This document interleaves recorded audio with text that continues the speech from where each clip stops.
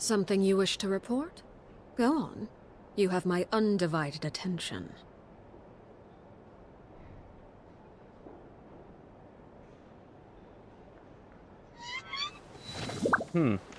That's weird. Ah, there we go. It fixed itself. I was staring at YouTube's live stream dashboard and nothing was populating, so I'm like, what, is my stream actually up? Apparently it is.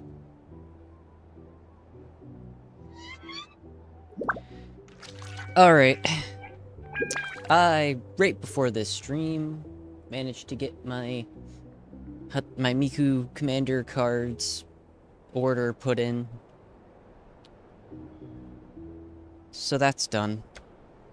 Probably. We'll get an order confirmation at some point, probably. And I'm gonna try and fix this. Hold on. Give me a quick second and I will re-chat. There we go. There we go. That's what that's supposed to look like. User. Oh, that's funky. Oh, that's real weird. Where are you? There we go. Everything is fixed. Okay, not everything is fixed. Now everything is fixed. Okay. I got some sleep, which is pretty nice. We like sleeping. I have determined that for the rest of this... Oh, it's not finale. So, if we take... It's finally... Staring into my eyes finally is we're here. ill-advised. I can't promise you'll like what you see. So we should be roughly at the end of Act 4. Remember, of 10. I took a look, and supposedly, all of the acts after this, with the exception of Act 7 and Act 10, are roughly 2 hours. Act 7 is the longest, at somewhere between 5 and 8 hours. Act 10 is a bit less than that. This is a thorough plan, but I do have one last question before we take action. How can we be sure that our enemy won't leave the designated area? Great question. Albedo's been hard at work analyzing Rarer and the Wild Hunt's behavioral patterns. His conclusions are as follows. Firstly, from the earliest known confrontation until now, Rarer has never displayed any ability to manipulate the dimension of space. So it's unlikely he has any power in that domain. Secondly, he seems to have a particularly strong vendetta against our group. If we put him in a fight-or-flight situation, he'll choose to fight every time. Thirdly, finally, and most importantly, he is consumed by hatred, both for the moon and for his enemies. Turns out, we tick both of those boxes. We have a reincarnated moon in our ranks, and a spy who accessed his private memories without permission. He'll be baying for blood, not looking to escape. As someone who's had their fair share of interactions with the Wild Hunt, those all seem like valid observations to me. Understood. Then I will defer to the verdict of the group. Well, everyone, that's the plan in full detail. Albedo and Durin are carrying out their part as we speak. Plan approved. Scheduling. Okay, any firepower you need, I got you covered. Let's light this baby up. The Frost Moon Scions are behind you as well. And the rest of you?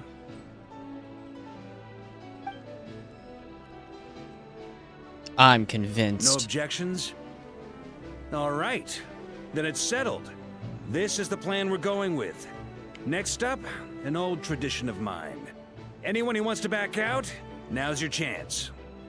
Wait, we can still back out of this? Everyone says things they regret, right? I don't want anyone feeling trapped because their mouth said yes before their brain had time to think things through. A very people-first approach. I hear that's common practice in the Knights of Favonius. Heh. Who'd you hear it from? D-Luke? Shh. We don't use people's real names at work. This contact will be known only as Owl, please and thank you. This plan can only work if everyone does their part. Flint's and I will absolutely support it. We shall indeed. You'll be glad you accepted our help. Also, you are the last person I expected to see here, Miss Dory. It's not often I get called Dory in a work context.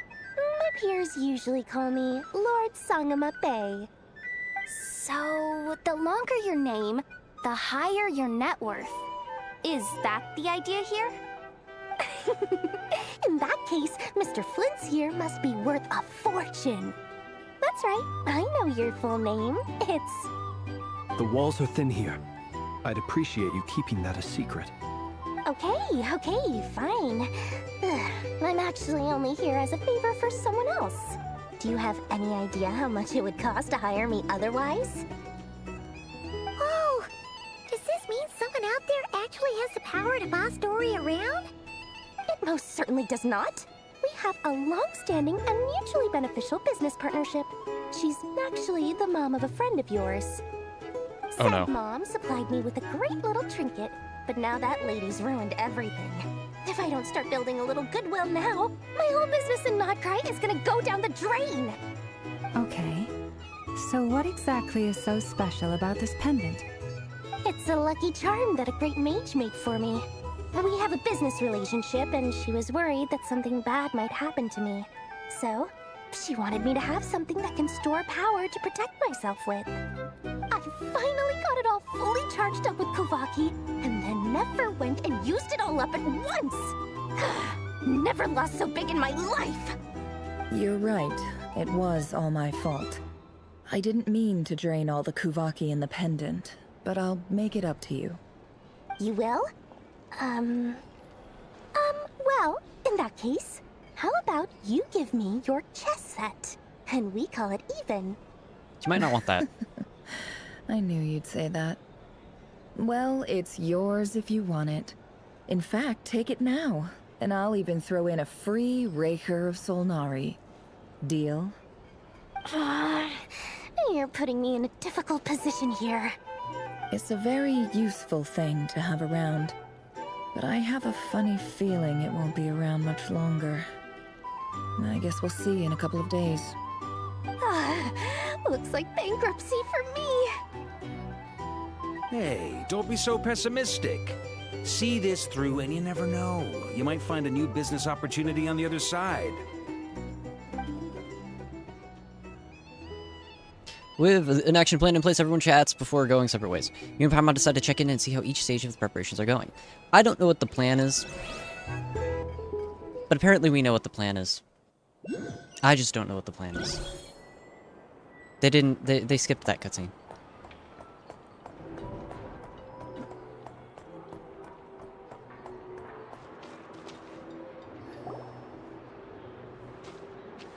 Dory, how are things going? Feeling ready? Oh, I was born ready. We only have 2 days. You think Lord Sangama Bay would let an opportunity like this slip by? Don't forget, when something's in high demand, the people with the goods on hand get to charge the highest price of all. Even higher than the sellers taking advance orders. Ta-da! See? It's right here! Oh, it's so pretty! Did you make it? I had no idea you were so skilled with your hands. No, I have a supplier. We go way back, so he made me a very attractive offer. Aha! No wonder you were talking about lucky charms at the meeting. You've been getting Kaveh to make them for you. That's not the full story. It actually started a while back as a project between me and the Dendro Archon. Mage Alice once warned me that this world won't stay safe forever. There may come a day when everyone faces a great crisis. I passed this on to the Dendro Archon, and she secretly brought together a research team made up of Sumeru's top scholars to invent a technology that could keep people safe. I won't go into the details because it's all very complicated, But if you want to know more, you can ask the Dendro Archon about it sometime. Anyway, point being, it was the Dendro Archon who asked Kaveh to build this little contraption. As one of the top Kasharu War talents, he was the obvious choice. Took him long enough. He stressed over it for ages. Must have gone through at least a dozen designs before producing a final product. But that's Kaveh for you. Marak delivered it to me a couple of days ago, along with a letter from Kaveh. Could I ask why I'm sending this technology to you? And what's your proposed use case? Has it been approved by the relevant authorities? So nosy. My fault for sending him the research permit to begin with. Surely Nahida must have told him you were involved in this project. He was probably just nervous because you're always so secretive about your business. Could be, could be. Anyway, I just replied, let's hope there never has to be a use case, because it would involve grave danger. Fair enough. But it sounds like he was just being cautious. He probably felt responsible as the one who made it. Or maybe he was asking as a favor for his housemate. He's done that before. Not sure why, though. His housemate doesn't seem to really care that much about this kind of stuff. Either way, all's well that ends well. I'm just glad to finally have my hands on the product. I wouldn't want to be without it, given the potential dangers that lie ahead. Huh? What does that look mean? Paimon's just super surprised. This must be the first time we've ever seen you actually get serious about something. This is not the Lord Sangamo-Bay we're used to. Well, a long time ago, I made a promise to myself. I promised that I was gonna live every day of my life with a big beaming smile. Obviously, Mora plays a big part in that. But there are always gonna be times in life when you have to give something back. That could mean paying back a debt, returning a favor, or showing some kindness. Alice has been a huge help to me over the years. She was the first investor I ever had. And I want my investors to know that Lord Sangamo-Bay is the best in the business. And more than that, no one knows what the future will bring. Whatever happens, I want to make sure the Dendro Archon and all of Sumeru is prepared to face whatever comes. So back to the pendant. You never intended to ask for it back, did you? Oh, that? I was just making sure Nefer and I are square. Don't be thinking it was some sort of benevolent act. I'm no saint, so don't treat me like something I'm not. My priority is doing the business that I want to do. So long as my conscience lets me, but it usually does. That's the Lord Sangamo-Bay business model. Alright, if you say so. I do say so, and that's the whole point. I'm a businesswoman. Don't go trying to figure out what kind of person I am. You'll exhaust yourself. Much easier for everyone involved if you just take my word for it. Oh, and could you two help me get this stuff where it needs to be? Thanks so much. You're my favorite assistants.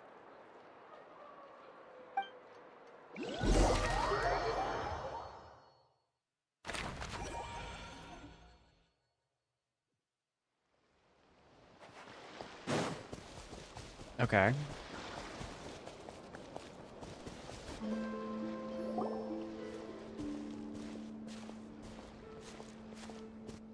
Traveler, Paimon, it's good to see you.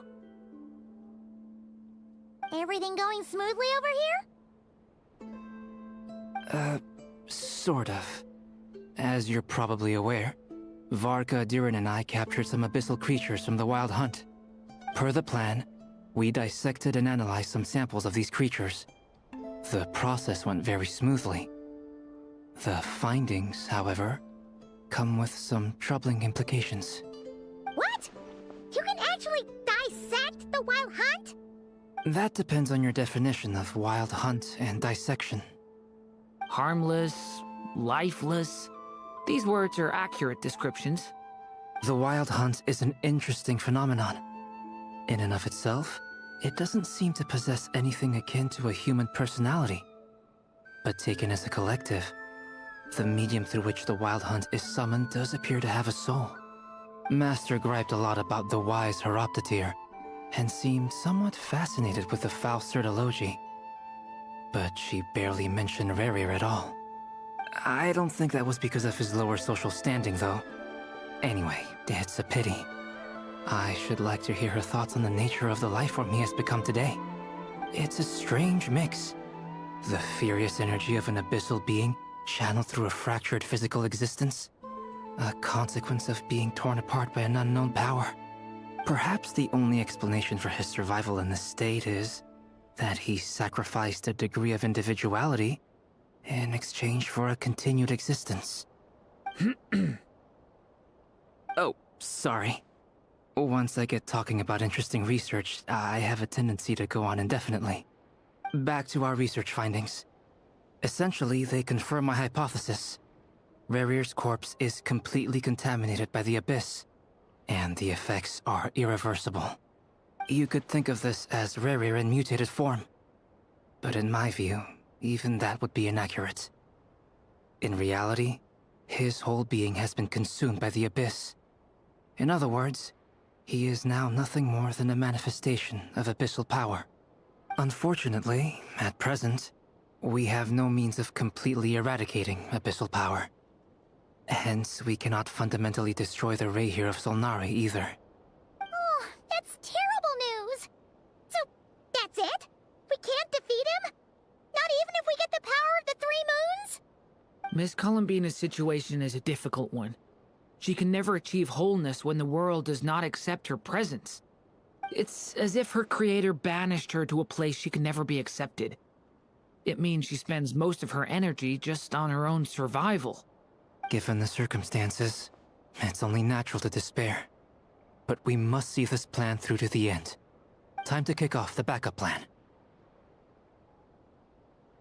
Oh, Paimon almost forgot! This is for you. Dory asked us to bring it. Ah, how wonderful. Well, thank you for making the trip. Durin and I will be heading off shortly. I'm sorry I won't be there to protect you in person this time. Please be careful. We will. All right then. Stay safe.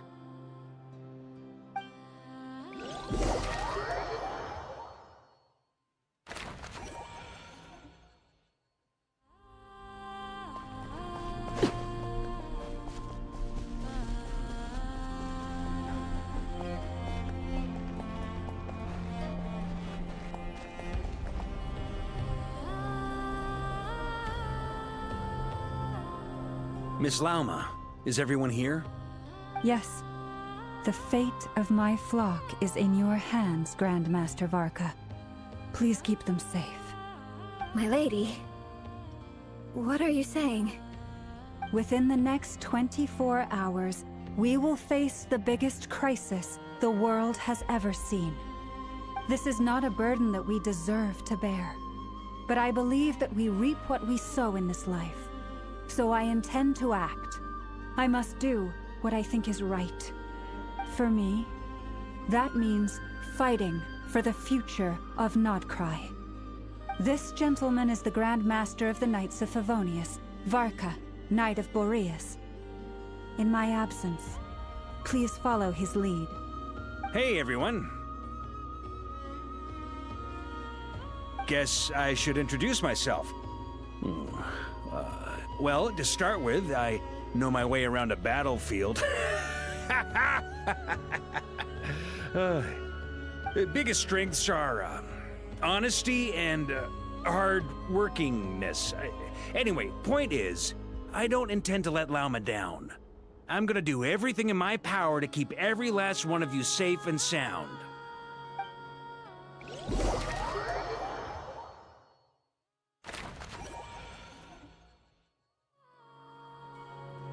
I'm missing a chest. Interesting. Ah, something with which to commemorate this occasion. That moment when it's like, ah, I'm doing the story. Why is there an icon for a chest that I never picked up?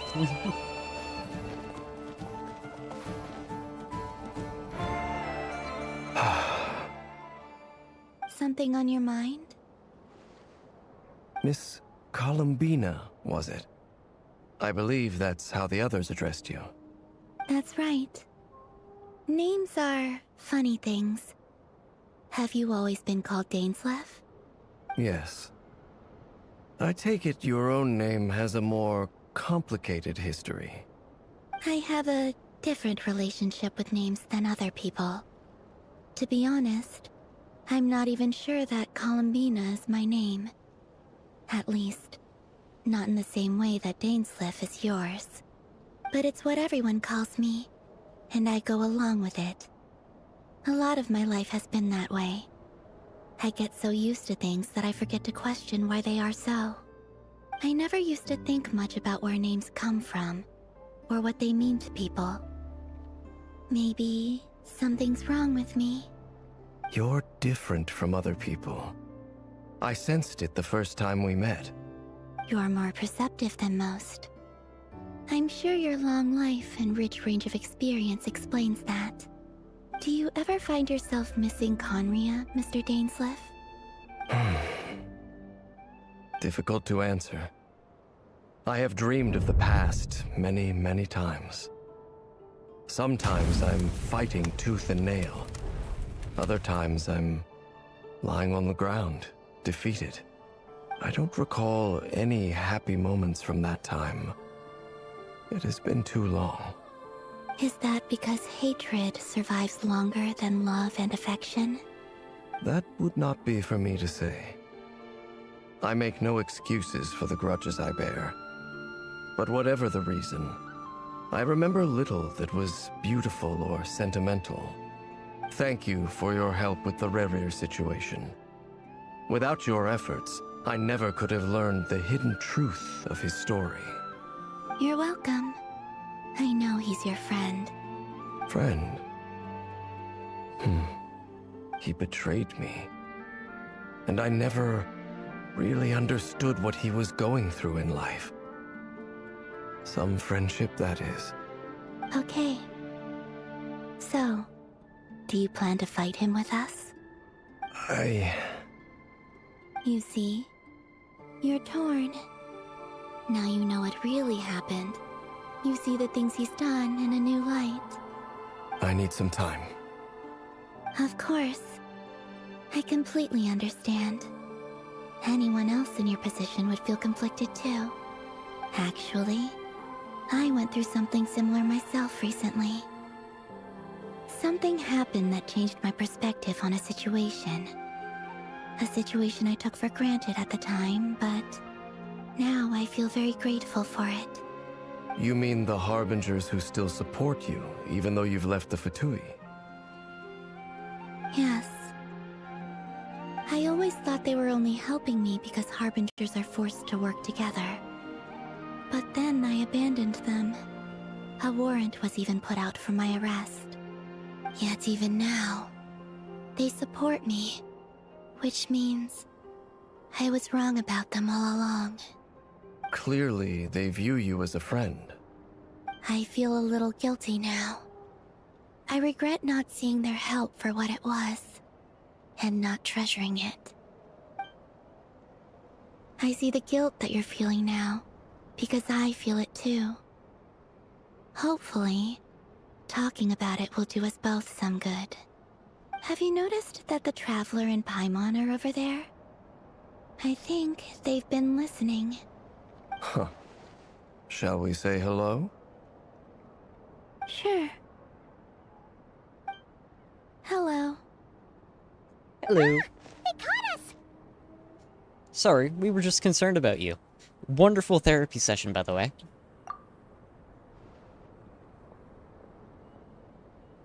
I apologize for making you worry. No doubt you wish to know where I stand on the plan to take down the Rerir of Solnari. I'm afraid I need a little time, but I will seriously consider joining you. You will?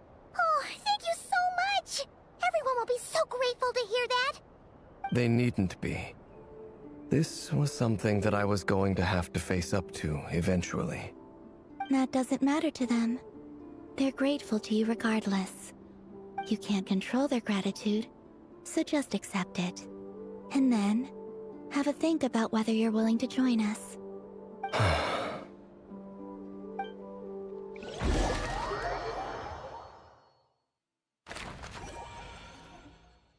It's nearly showtime!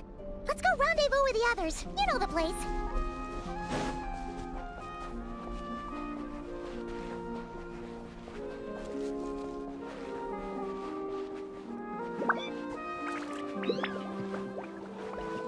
I don't actually know the place, but the marker tells me.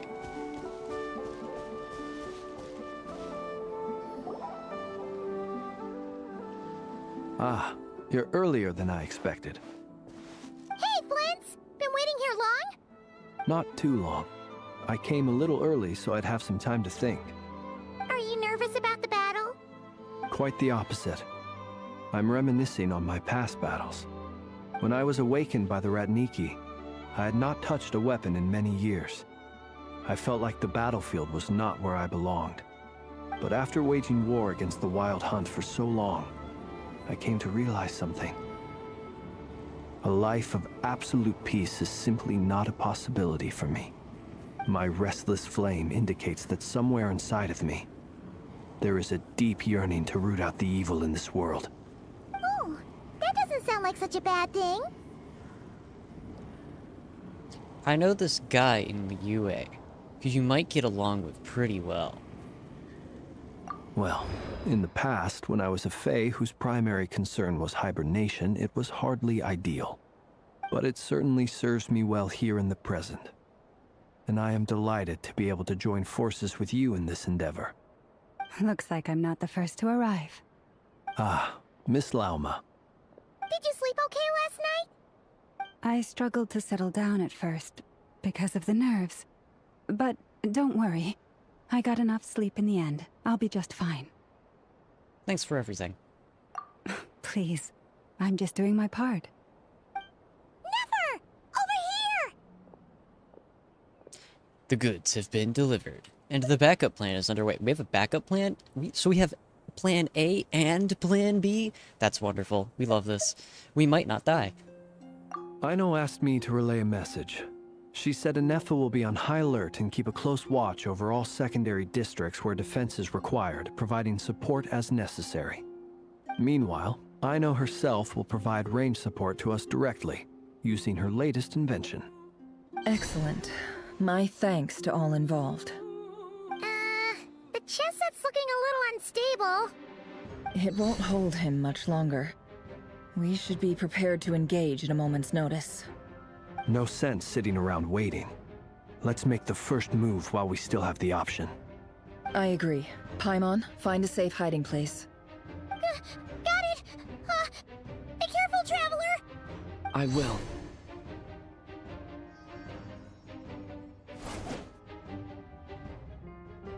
Everyone, take your positions as soon as the battle starts. Every ounce of strength we have in our bones, let us bring to this fight. Ready? No. Let's go. We're doing this anyway. I've seen all your futile ploys before. You have become the authors of your own demise. I wouldn't be so sure about that. You are merely a moment of sport before I tear down the moon. Good luck with that.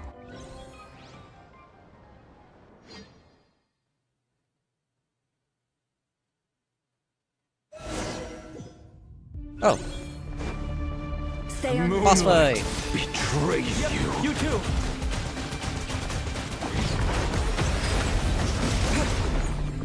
Move.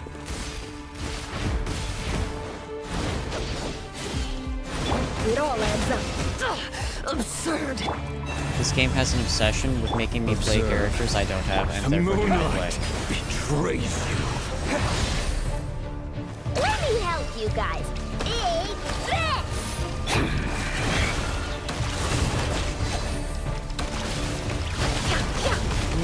Hunt them down. Shameless. Dendro Kickboxer.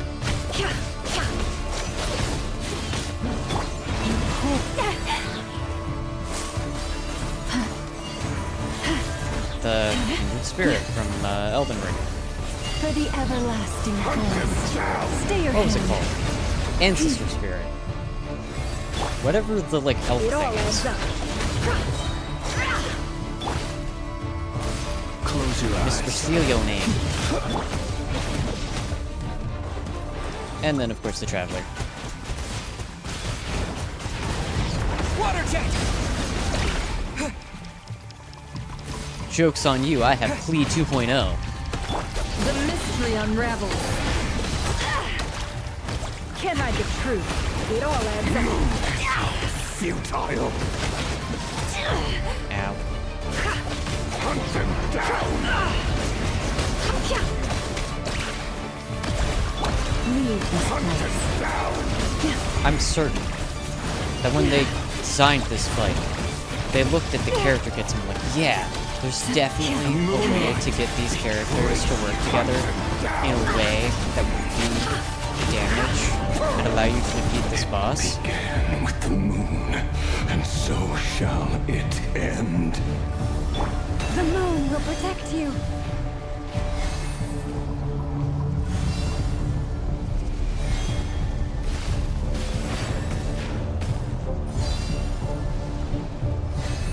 Move.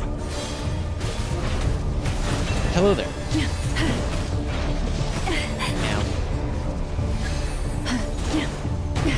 A grave transgression. act a what? Observe. Ow. Oh, this. Steady now. Ow. Do you see now? Haha. From here, when will it be as you foretold? I don't even need to follow the hunting, just look for where the attacks are coming from. The moonlight betrays you. Foul spirit is not welcome here. Protect us. I need to heal up a little bit. One of these characters is a healer, I know it. Just don't remember which one. Close your steady now. Pretty sure it's Launa, but I don't know which of her skills actually heals. Ah, I'm on the wrong side of the wall. I thought it was on the other side.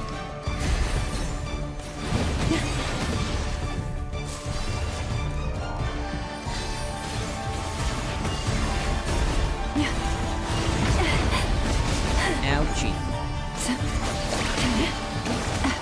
Flins, you do something. Observe.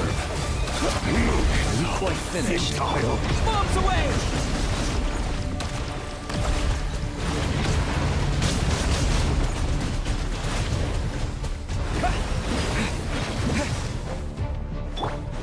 The deception ends here.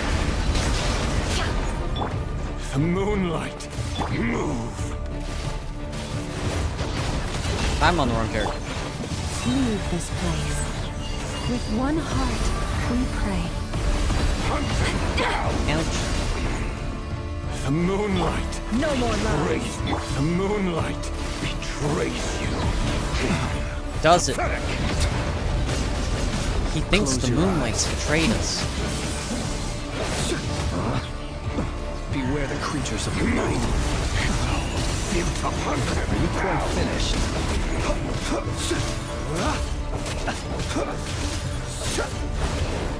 The moonlight betrays you. Hunt them down. Move. It all adds up. Can't hide the truth. Forest, protect us. Your little game of heroics is over. Who wants to go first? No. Get out of my sight! No! We've been Death is within separated! my grasp! You okay?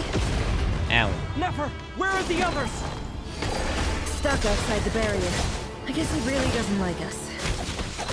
I told you before. Knowing too much is always a death sentence.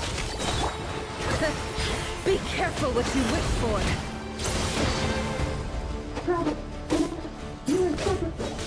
You've gained the Moon Knight's blessing. Cool.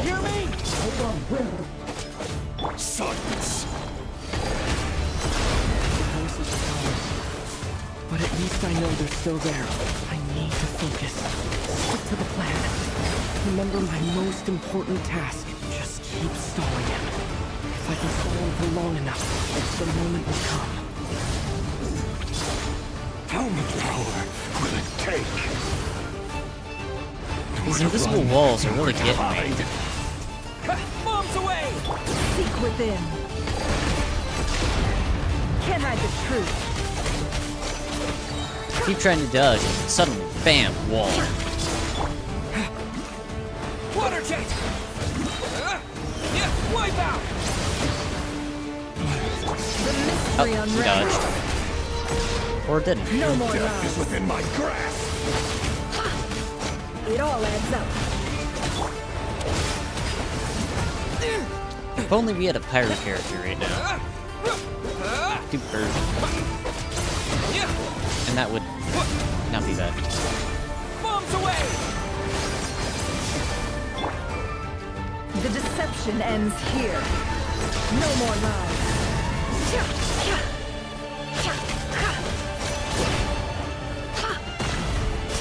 Oops, forgot to follow it.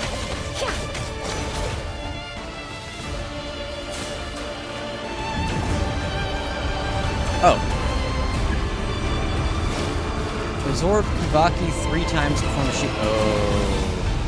Oh. 1, 2, 3. Now what?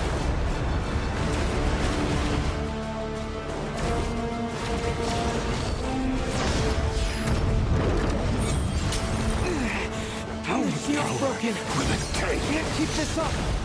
Ouch. Don't push your luck.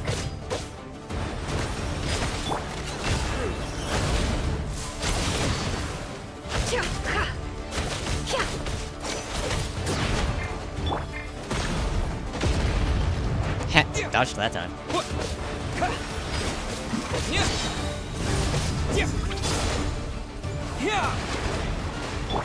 No more lies. Seek within.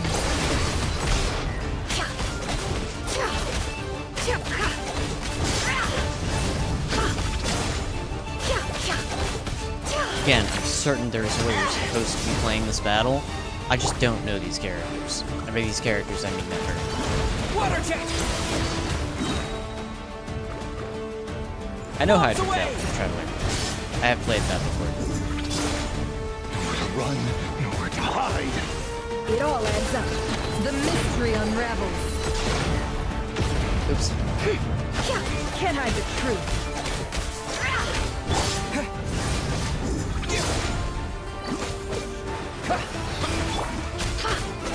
It all adds up. Seek within. I love my iframes. Water jet! Oh. How unfortunate. Okay, that one's new. The mystery unravels.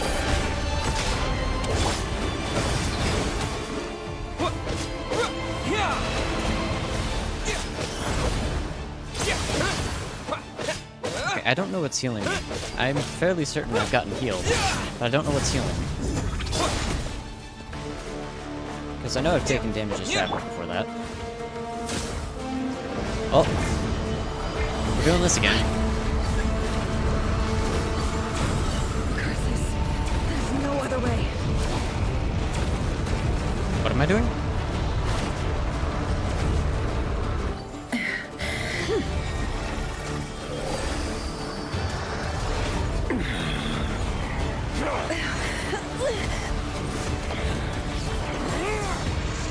Uh-oh.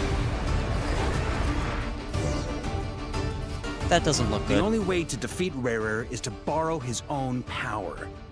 That means Columbina will have to disappear while you two bear the brunt of his attacks. You have to hold on. Find a way to keep him focused on killing the two of you.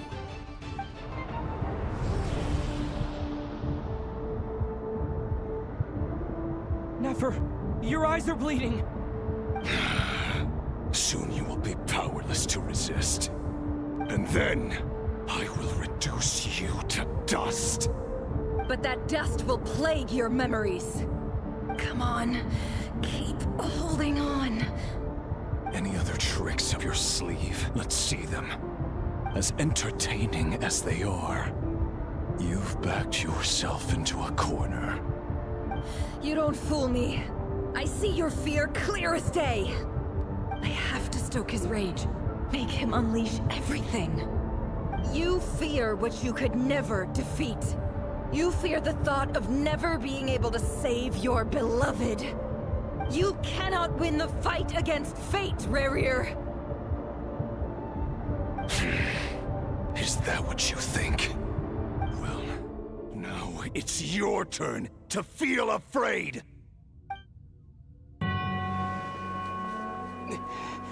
You fear the sound of your own name? Is it us you hate? Or is it what you've become? Let's see what becomes of you! I think the answer was yes.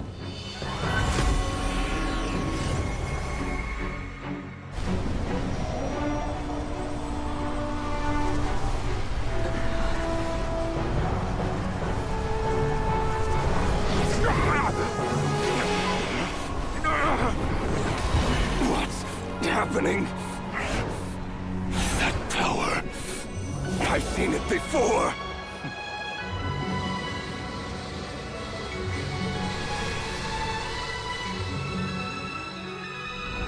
His power is on another level.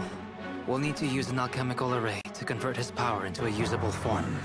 Then quickly channel it into Columbina, rendering her powerful enough to compete with him. I'll join you. I can help. If I release enough abyssal energy into a confined space, it'll create a potential difference, allowing us to extract a huge amount of elemental energy. Next, I'll synchronize with everyone's minds using Pyro, then give you temporary access to their abilities and fields of view. But it won't last long.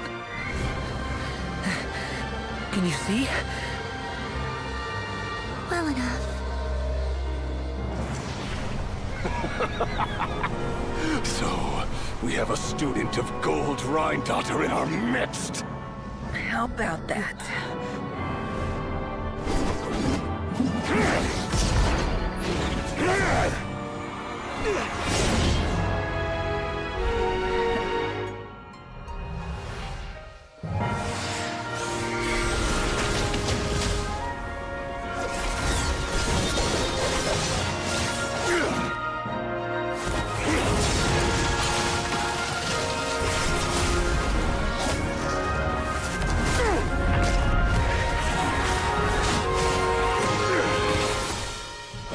You use my own power against me? Just like how you stole Kuvaki. Look familiar?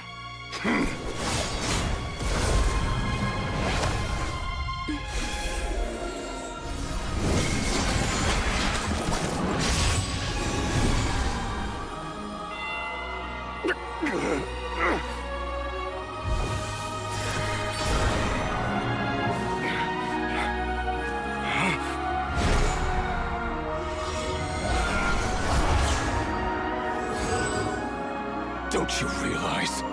You don't have the power to hold that gate open. I don't, but someone else does.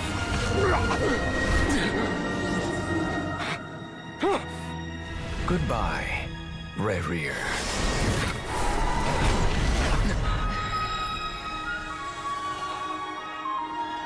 Wow, that was cold. We won.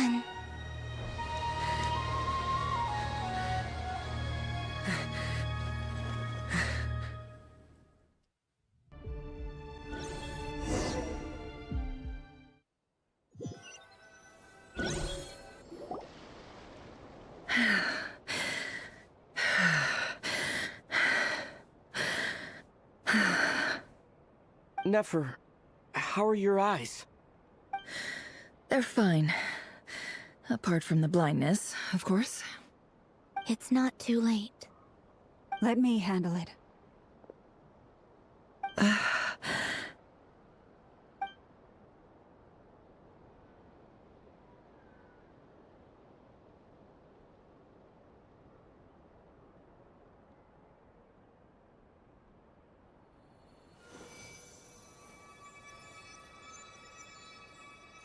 Miss Nefer.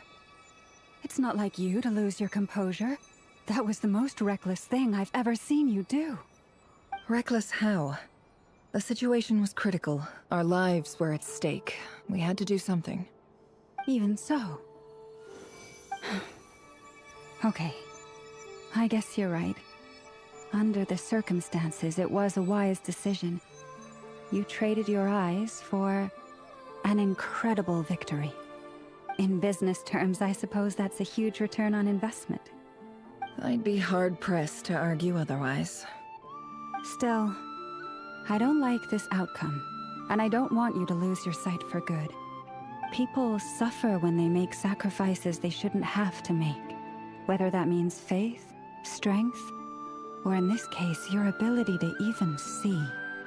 I had hoped you could win without sacrificing so much as a single hair on your head. Thank you. Really. All done. Don't try and open your eyes just yet. We'll see how you're doing in a couple of days. Until then, please follow your recovery plan to the letter. I'll send full details through Yehoda. For now, just get yourself home, relax, and rest. My dear friends, we have fought bravely and achieved a spectacular victory. A dark cloud has been lifted from the skies of Nod Krai. All in this land will be grateful for what you have done. The moon will remember this day. Thank you both. Yehoda shows up and helps Nefer home, and you, of course, have Paimon to escort you back.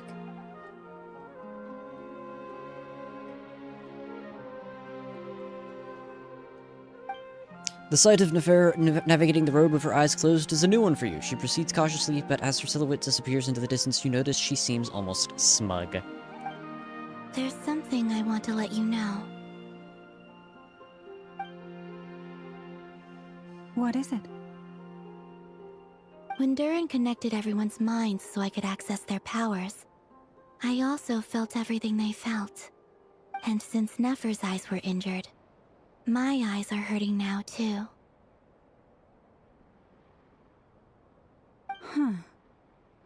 Hold on. Let me try. I only feel the pain. There's no actual damage. I just thought I should tell you. You're right. There's no damage. That's a relief. But I must say, I'm surprised to hear the Kutar share something like this with me. In the past, you never used to open up about yourself. Things are a little different now from how they were. I'm learning to share how I truly feel with my friends. Friends? You have no idea how glad I am to hear that. You can't help but break into a smile at the word friends, as a warm, fuzzy feeling fills your chest.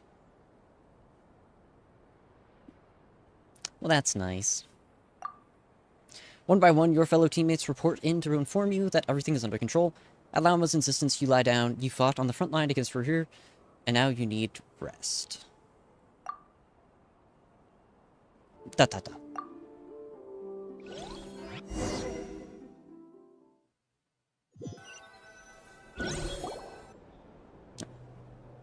Oh, where's Paimon?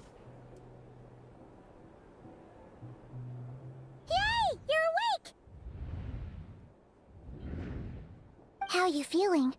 Any aches and pains? Did you sleep well? I'm doing all right, Paimon. No need to worry about me. Phew! Well, that's good. Paimon's been sitting on the edge of the bed worrying about you for ages. You slept a whole day and night. Poor Paimon had to eat all by her lonesome. Glad to hear you didn't starve. How was the food? Well, it wasn't the same without you there to share it. Honestly, Paimon just can't relax when you're not your usual self. She couldn't enjoy the food and settle down to sleep. Well, I'm back to normal now. swung by earlier. He said to tell you to head to the tavern when you woke up. Varker and the others are organizing a victory feast, and they want to celebrate with you. He also dropped off some medical supplies, but you seem fit as a fiddle, so guess you won't be needing those. If you're feeling up to it, let's head over now. Wouldn't want to keep them waiting.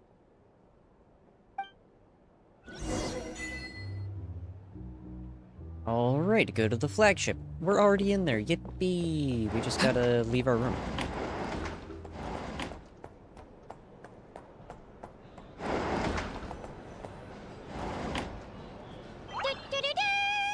We're here!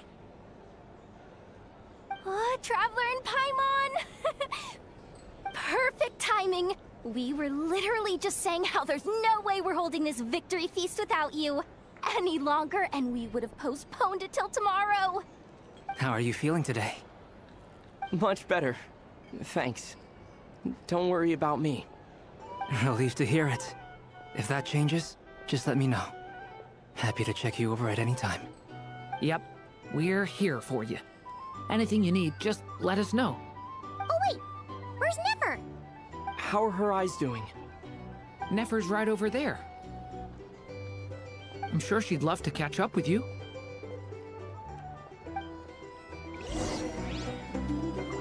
Okay.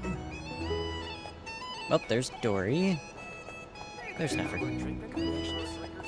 Well, you still have us. That's probably good.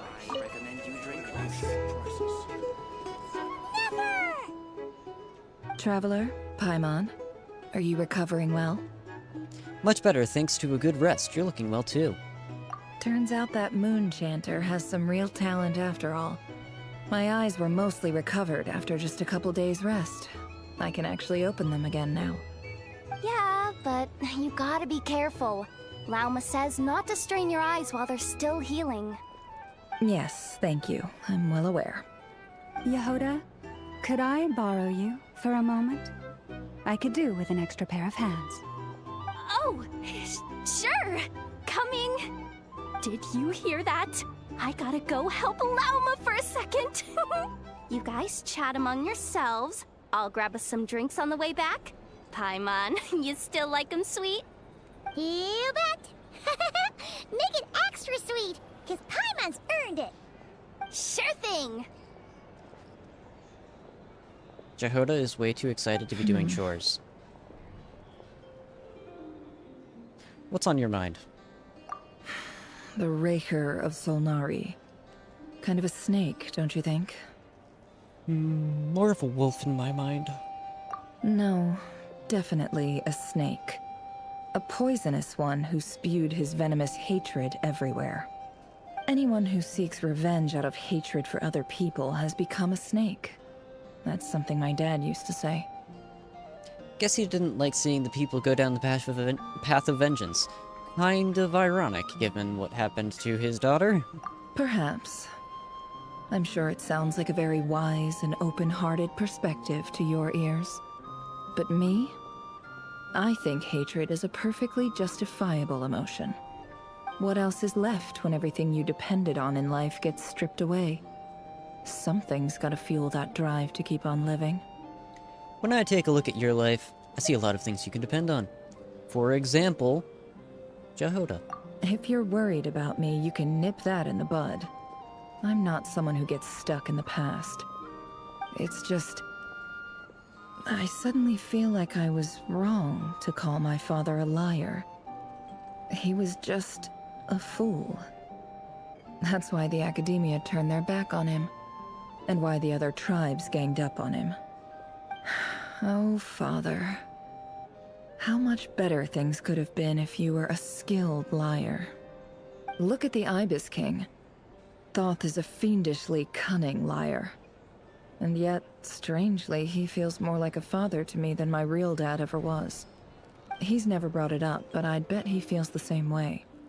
Why else would he give me the power to perceive the truth, while at the same time training me in the art of deception? Sadly, I've never heard the Ibis King's voice. What's he actually like?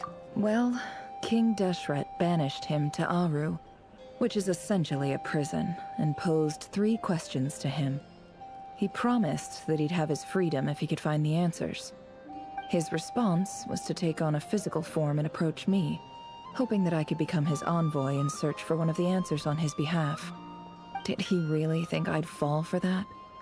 He's stuck there. He can't make me return what he gave to me. You definitely sound like a father and daughter. So that's enough for you to decide he's nice, is it? He's a prisoner, and he was scared. So he decided to perform some good deeds to win people's approval. He lives in fear because he's a deceiver. How is Rerir any different? You can't work as a spy your whole life and expect a happy ending. It's preposterous.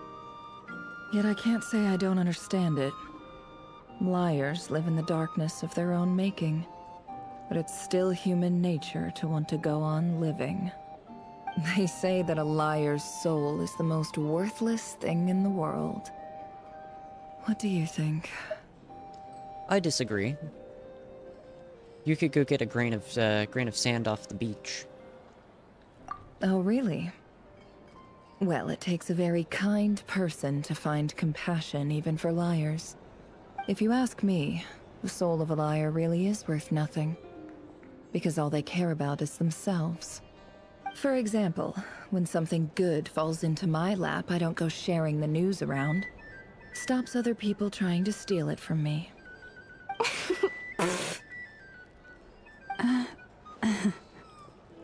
I have a feeling some people over there may have overheard that. So be it. They have sharp ears. I can't keep anything from them. Is that your way of saying you've warmed up to them now? Oh, is that what it looks like? What it looks like is you're starting to see us as your friends. Well, you all know my past now. And I can't simply eliminate everyone who knows too much. So I guess I just have to put up with you. For the foreseeable future, at least. When you find yourself in a situation you can't control, the safest play is to keep calm and start monitoring everyone involved like a hawk. In the intelligence world, you need to have a sense of perspective and play your hand accordingly. If you understand what's at stake, please ensure my secret is safe with you. I trust you'll respect my wishes as a friend. But don't forget, I will also be watching you like a hawk.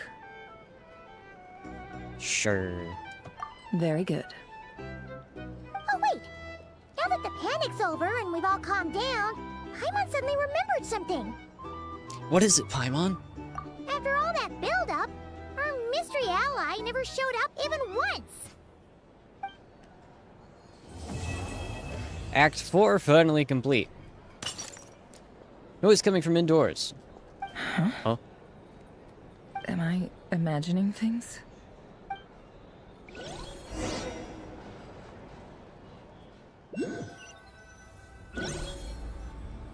So, that close colleague who stayed behind with you? What's he been up to recently? Don't know, don't care. I get more normal human interaction from hanging out with Bosco too than him. Although, now you mention it, he hasn't bothered me in a while. I wonder if... If he's disappeared without a trace, it's the biggest gift he ever gave to the world. But I somehow doubt that's what's going on. He won't lie low forever. So we'd better stay on guard.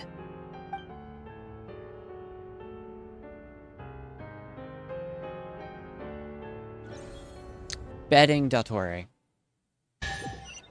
That's my bet. Listen to what everyone is talking about.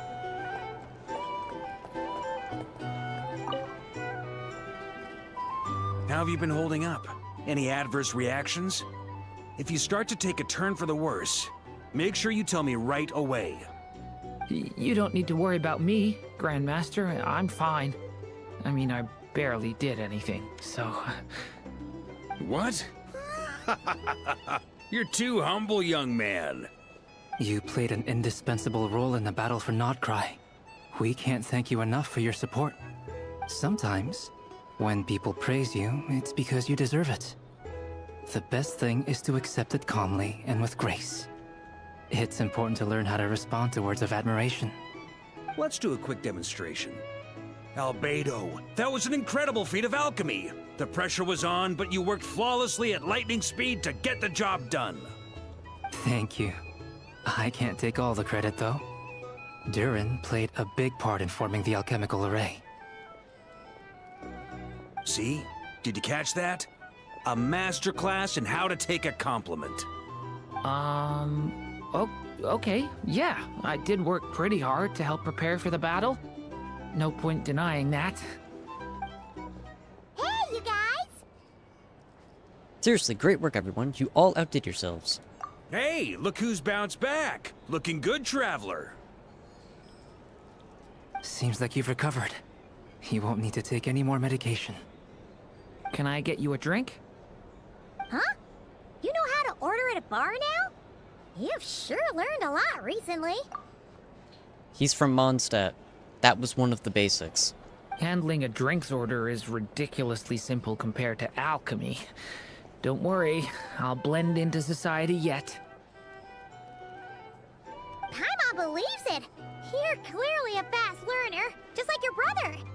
To be totally honest, though, Paimon didn't quite follow all the details when you first explained the plan to us. Don't worry, that's completely understandable. Unless you're a student of alchemy, it's hard to grasp the principle and how the process works. To put it in the simplest terms, we saw how our enemy stole the power of Kuvaki. And that gave us the idea of stealing his power to turn it against him. When facing an enemy you have no hope of defeating, it's best not to engage them in battle. So, instead of looking for a way to overpower him, we decided to help Columbina get strong enough to at least stand up to him in a fight. For this to work, we had to analyze his modes of attack, confirm who his main target was, and make sure that he wouldn't go beyond the range of the alchemical array. For added security, we prepared a total of 4 arrays. But to mitigate the impact of the battle, we identified one location in particular as the ideal spot, which is where the confrontation took place. The alchemical array absorbed his abyssal power. Then Durin processed it to render it usable by Columbina. That power enabled her to do what would otherwise have been nigh on impossible. What surprised me was that Dainsleif actually agreed to join us. Given his history with Rerir, he had every right to sit this one out. But we're extremely grateful for the decision he made. Confronting a former friend in battle, that can't have been easy. It must have been a painful choice to make. But I'm sure that making a decision was far better for him than staying in limbo. Absolutely. He was torn between 2 paths, but in the end, he made his choice and stuck to it resolutely. He doesn't strike me as the sort of person who'd stay trapped in limbo for long. Anyway, however you cut it, everyone gave a stellar performance. And now, it's time to kick back and celebrate.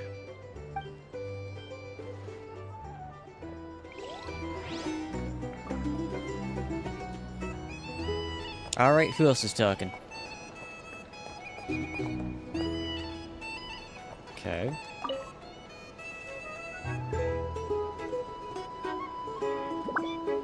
Ah, Lord Sangama Bay. How lovely to see you. I must thank you for the device you provided. It was an enormous help. Would I be right in thinking that it was developed by the Academia? Why come and ask me when you clearly know already? I mostly came to thank you. That's more like it. A little gratitude goes a long way with Lord Sangama Bay. Play your cards right, and you might even stand a chance of becoming my long-term supplier.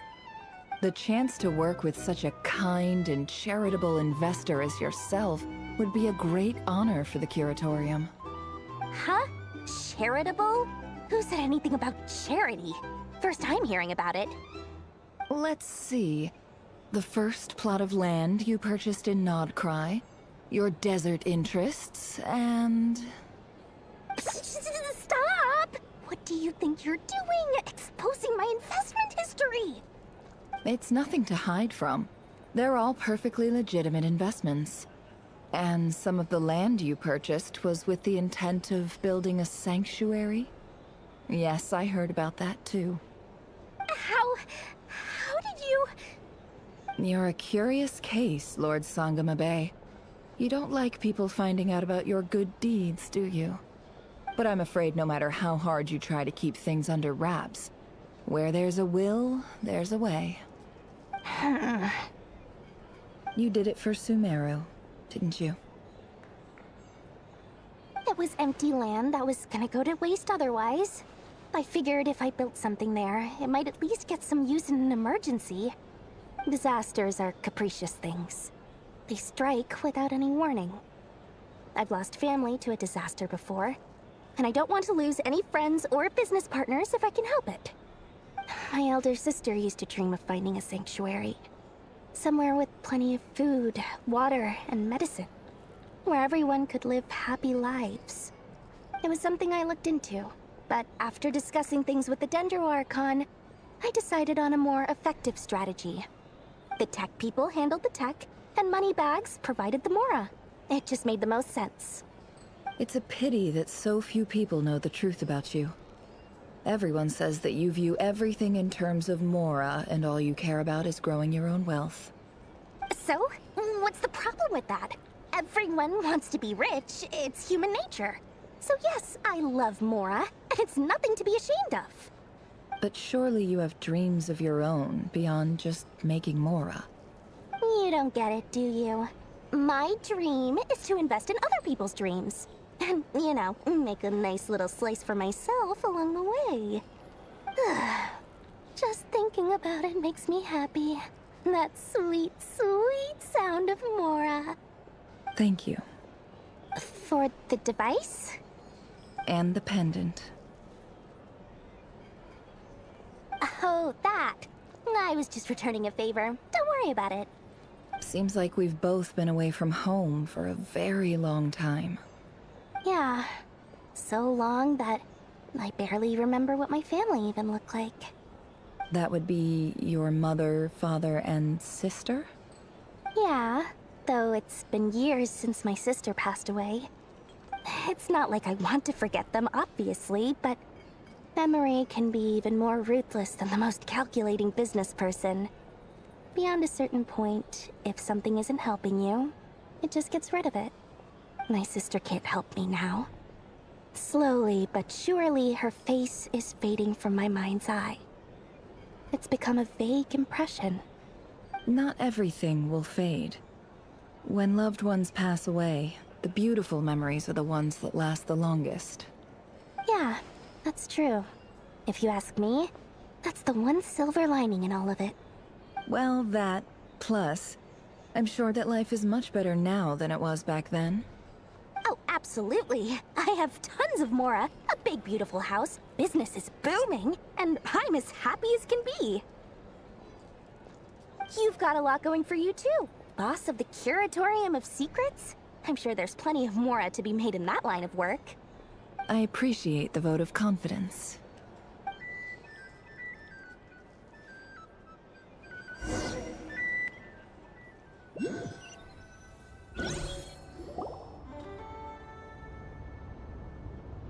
That's the only reason you're here.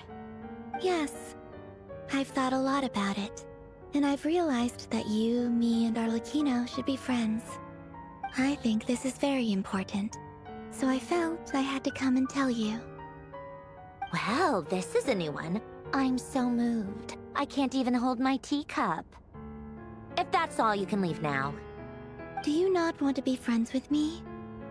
Or is it that you prefer being co-workers? What is this, Columbina? Are you deliberately testing my patience threshold?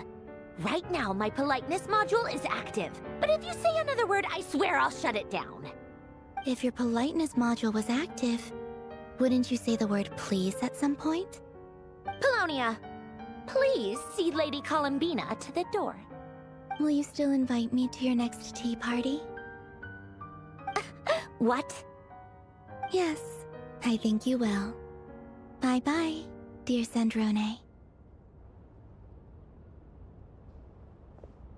I can guarantee that they are friends, because that is friendship level of rage baiting your friend. I know, because my friends, we all do that to each other. Catching up with a friend.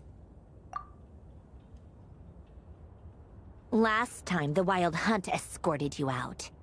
Would you rather I handled it myself this time? We just wanted to, see how you were doing now that it's all over. Why?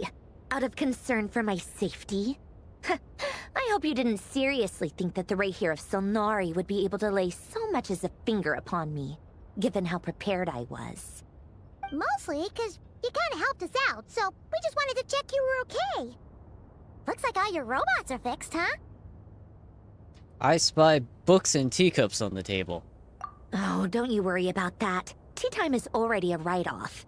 The visitor before you managed to kill my appetite. If you're in the mood for tea, go ahead and help yourself. Otherwise, it's going to waste. My coasters are still missing in action, though. Use this notebook instead. Whoa! Pretty hefty notebook. Look at all those calculations. You can ignore those. They're just dumb scribblings. I doodle and write in my free time. Sometimes I remember the distant dreamlike past. Sometimes I imagine the far-flung future. And other times, I grit my teeth and note down all the crazy nonsense going on in the present. Some people do the crosswords in the newspaper. This is my equivalent of that. Trying to predict the future is like daydreaming. And writing about the present just makes me furious. The past is my favorite. If nothing else, it's already set in stone, so I don't have to rack my brains trying to figure it all out. Huh. Although, having said that, the only vaguely interesting memory in my past is probably that guy they call Lord Artificer. Lord Artificer, you mean Elaine... Guillotine? Who else? Pretty much all the mecha and Fontaine are his personal handiwork. Wait, are you saying you know him? Like, personally? As a friend? I mean, I guess we were friendly enough. I'm fairly certain he probably built her. So you've actually met him? Yep. In fact, I'm probably the only normal person left who knew him at all. We used to chat occasionally back when he was still around. Before he passed away, he asked me to destroy all his manuscripts. I honored his request, but I did read through everything first before destroying them. As a friend would. I mean, I couldn't let the genius of Lord Artificer Alain Guillotin disappear like that. Would have been such a waste. So, that's where the formulas in your notebook are from? I just told you. Those are my equivalent of crossword puzzles. They're just dumb formulas that I solve for fun when I'm bored. Alain's work was like epic poetry. The formulas in my notebook are just silly little riddles in comparison. Not that there's anything bad about them. I mean, at least, solving those riddles isn't going to hurt anyone. Except me, 'cause I lose a few brain cells in the process. Anyway, while we're on the topic, I might as well tell you about what happened to him and his friends. Alain Guillotin had two close buddies, Renee and Jacob. They spent their childhood years together in the Narzissenkreuz Institute. They were all quite competitive, so there was some rivalry between them. But it was a friendly rivalry. But beneath the friendship and the rivalry ran something deeper, a sense of nostalgia for the past. Unfortunately, childhood would end. The prophecy would come true. The apocalypse would arrive, and the future would never be. A mad dream that would normally only capture the minds of lunatics began to take root in their hearts. A dream of saving the world. And if Renee and Alain had been people of lesser wits, that dream would probably have ended up as something for them to joke about in their older years. But alas, they were some of the sharpest minds around. They nurtured that dream with the full power of their intellect, and it grew into something that ate away at their souls. The first of them to fall under its spell was Renee. Against Alain's wishes, he persisted in experimenting on a mutual friend of theirs to try and save their life. Alain did not approve and parted ways with Renee. It's complicated. Alain wanted to believe that Renee only did what he did for the sake of their friendship. But when he told me about what happened, I could tell he still had some suspicions about Renee's motives. Perhaps the seed that would grow into a nightmare had already sprouted in Renee's mind. Even then, the next time they met, Renee's soul had been completely engulfed by the dream of salvation. His futile attempt to change the tide of fate only resulted in a wave that swallowed up the world, even before the apocalypse came. And although that wave died down eventually, I hear that it just recently came back with a vengeance. As I understand, Renee wanted to live out his dream of salvation once more. But I'm told that the attempted resurgence finally died out for good. At long last, Renee awoke from his deluded dream. Though of course by then it was far too late. What do you think of Renee? Do you admire his transcendent genius? His view that any price was worth paying to achieve the lofty goal of saving the world? Or do you despise him? Dismiss him as an evil madman who wrought havoc on the lives of everyone around him as he pursued his delusional dream? Same difference, really. Just a matter of perspective.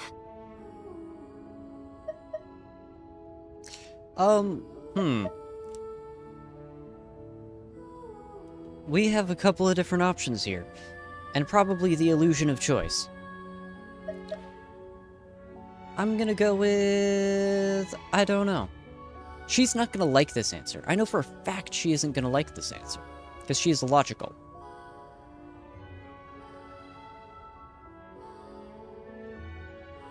But this is probably the best answer.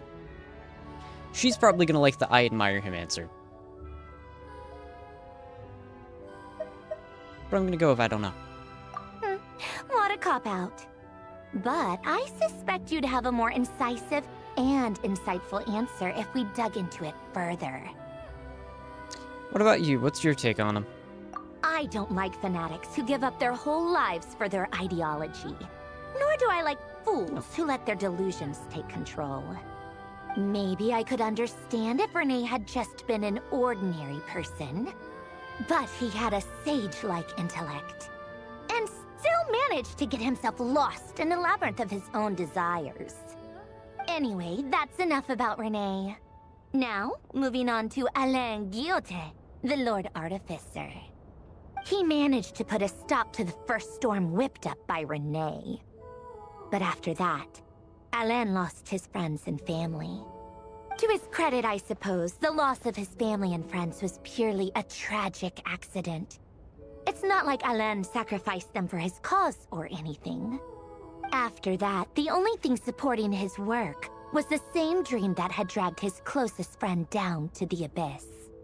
But although the desire to save Fontaine drove him to found the Fontaine Research Institute, Alain continued to reject any form of transcendental knowledge or power.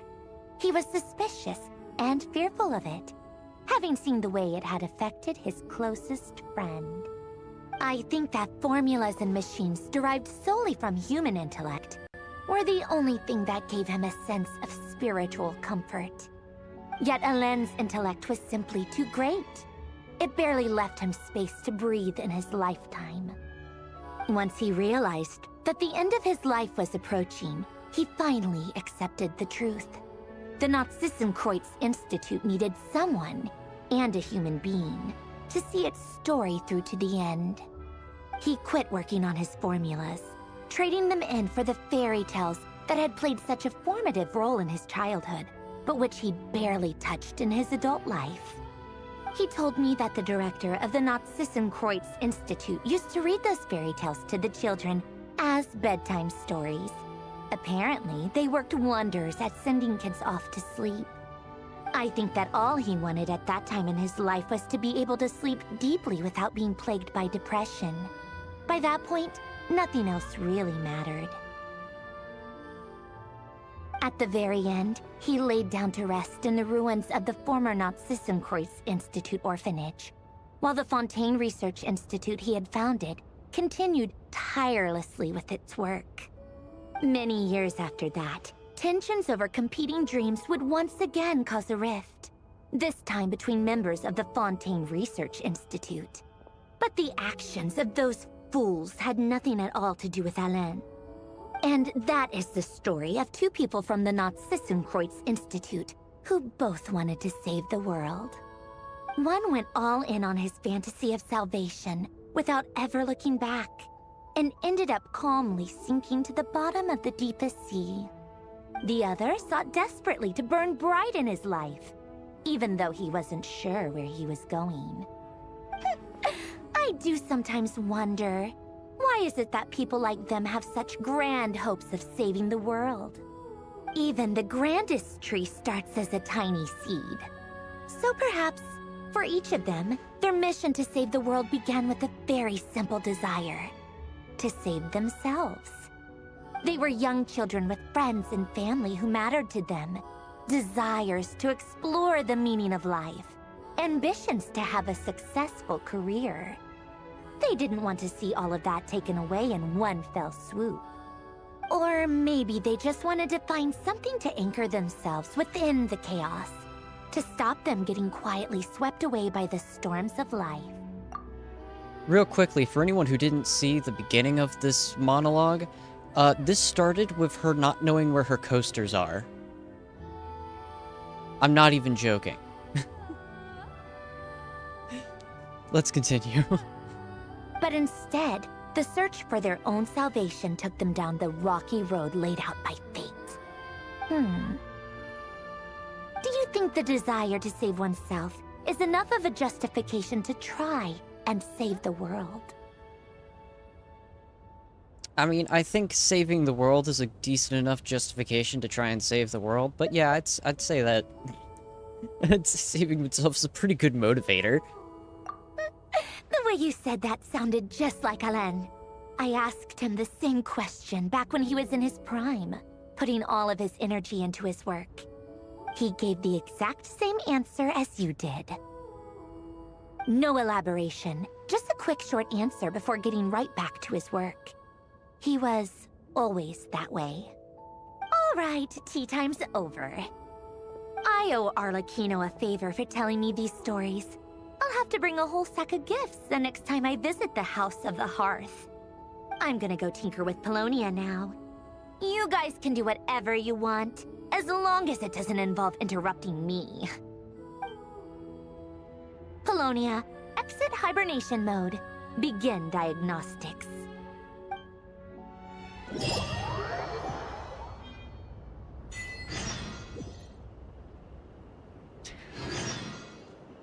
And she likes to pretend she doesn't like us.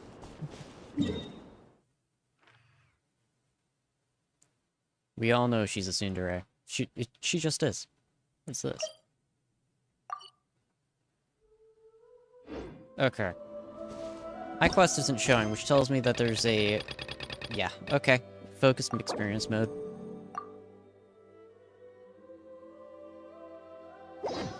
Keeps leaving focused experience mode. Each time I complete an X. Oh, what? There we go.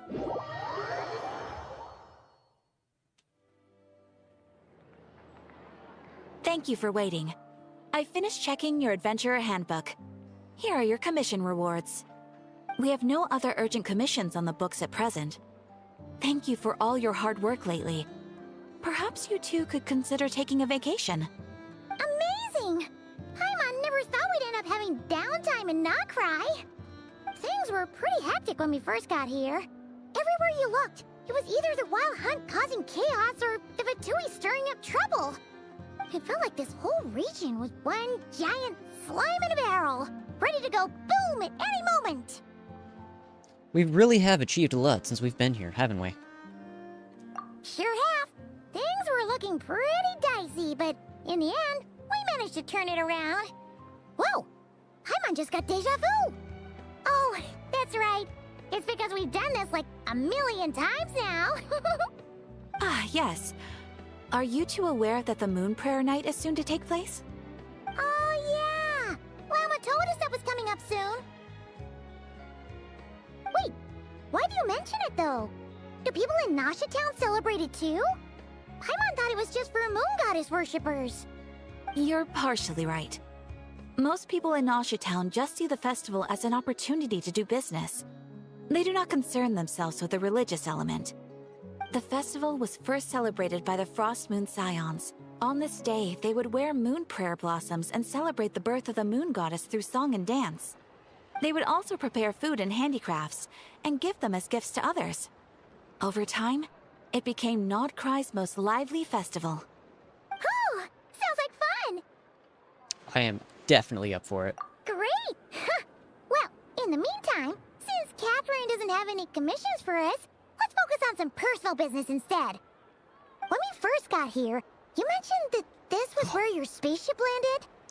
We didn't get to follow up on it at the time, because we got wrapped up in that whole rare situation, but now we can finally start investigating it properly. We're finally going for the spaceship. I've been waiting 20 hours for this. 20 hours of live stream time, approximately. I think. Well, there's a what did I just say? Except we have no idea where to start. You'll find something you weren't looking for.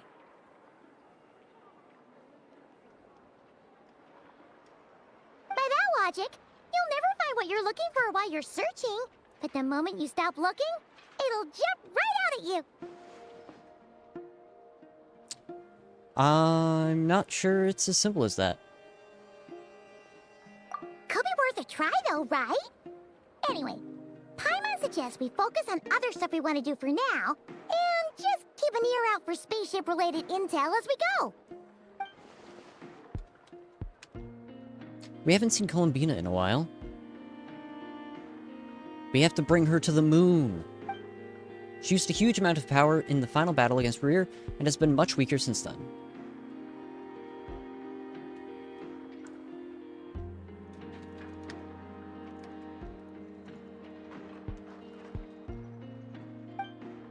I don't know if I can do anything to genuinely help her, but surely a little chat can do no harm. One other thing that concerns me is we've seen no trace of the doctor so far. What's wrong? He looks super serious all of a sudden. I was just thinking about Columbina and the doctor. Huh? Paimon gets why you'd be concerned about Columbina, but what does the doctor have to do with anything? We learned back in Natlan that he's been investigating the moon, but he's been suspiciously absent so far. Oh, that's true. And now that you mention it, we're definitely overdue for a showdown with the Fatui. It is weird that he hasn't shown himself this whole time. What could he be up to?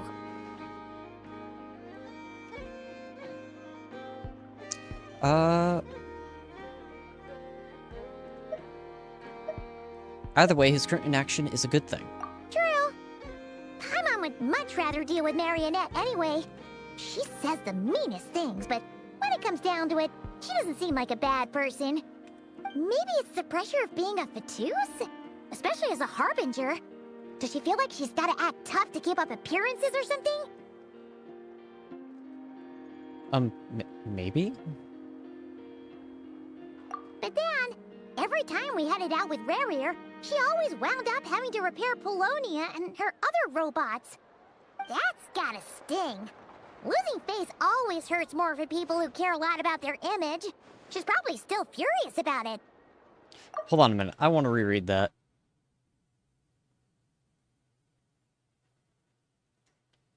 Paimon's catching on to the fact that Marionette is a tsundere, but Paimon also kind of forgotten the fact that Marionette Snezhnaya kind of built all of the Catherines, so I have a feeling she might have heard that. What? Relax, she's not even here!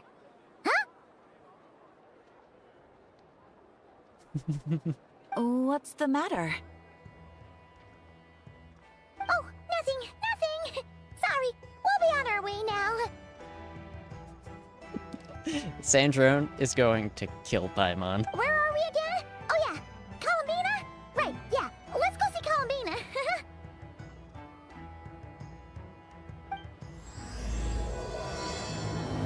Act 5, here we come.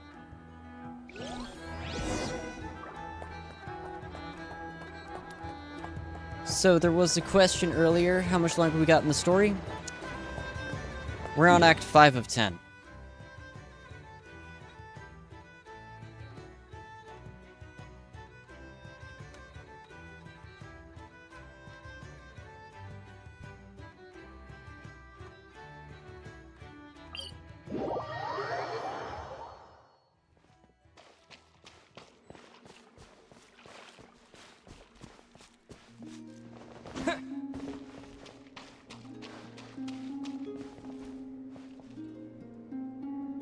I just noticed the fact I'm playing as Traveler.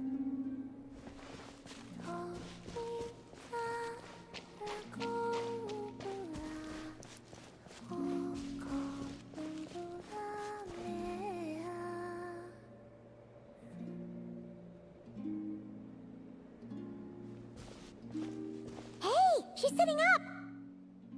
She oftentimes is, whenever we come down here. Is me sitting here a rare sight? No, we just thought you'd be resting. Perhaps I would have been, were it not for the sudden arrival of some unexpected guests.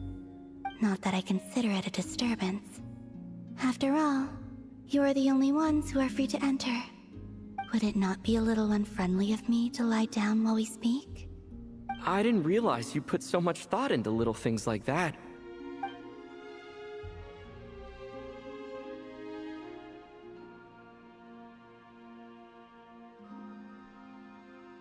Only sometimes. There have been moments lately where I think about you and your companions. They are warm, mysterious, and cozy memories. Very few of my past memories are anything like that. Chat, she's thinking about us in her free time. They say that travelers return home bearing bags full of souvenirs. But my luggage was empty, and I believed it would stay that way. Return home? So, you're still planning on returning to the moon? Yes. This planet continues to reject me, reminding me that I do not belong here. If I remain in Teyvat, there will come a day that I disintegrate. And I don't mean reduced to dust, or turned into food for the flowers. I mean, I will cease to exist entirely. Get this lady on the moon. Well, we're sure gonna miss you. But it sounds like we'll have to say goodbye. How do you intend to return? The moon prayer night is soon to arrive. On that day, the moon will be closest to Teyvat. The Kuvaki in this land will reach its peak at that time. I merely need to grasp the tide, and with relatively little effort. Oh, Paimon gets it! It'll work like a slingshot! You make it sound like she's gonna get blasted up to the moon. If I did that, I suspect I would crash into the false sky. I will be using a much gentler approach. But I do like the analogy. It's fun. You see? She gets Paimon's sense of humor. In the blink of an eye, the time has come to part ways. It does feel that way, doesn't it?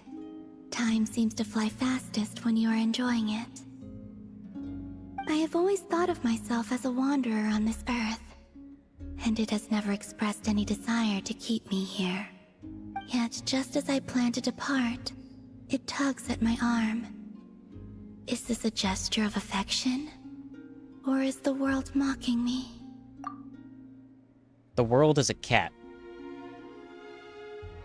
If you've ever owned a cat, you understand what I mean. Oh. Were you hoping I can answer that? Yes. You are a traveler, so you must have a lot of experience in this area. Then, what I would say is, enjoy the moment. That's right! Don't overthink it! Happiness is happiness and joy is joy! The point is to enjoy it, not analyze it! I see. Then what I would say is, even though I am very tired right now, I am still happy. I can't tell from the tone of your voice. Oh, really? You don't think I sound happy? I'm just kidding. I could tell you were in a good mood today from the moment we saw you. Ah, a joke. Albeit not a funny one. Anyway, I assume you're here about you-know-what. Give me your hand. Yeah, after all, if we get the spaceship, we can visit her on the moon. Actually, it's not that. There's something else we wanted to discuss with you. Oh. Then, do you still want to give me your hand? Yes. Or not? Sure.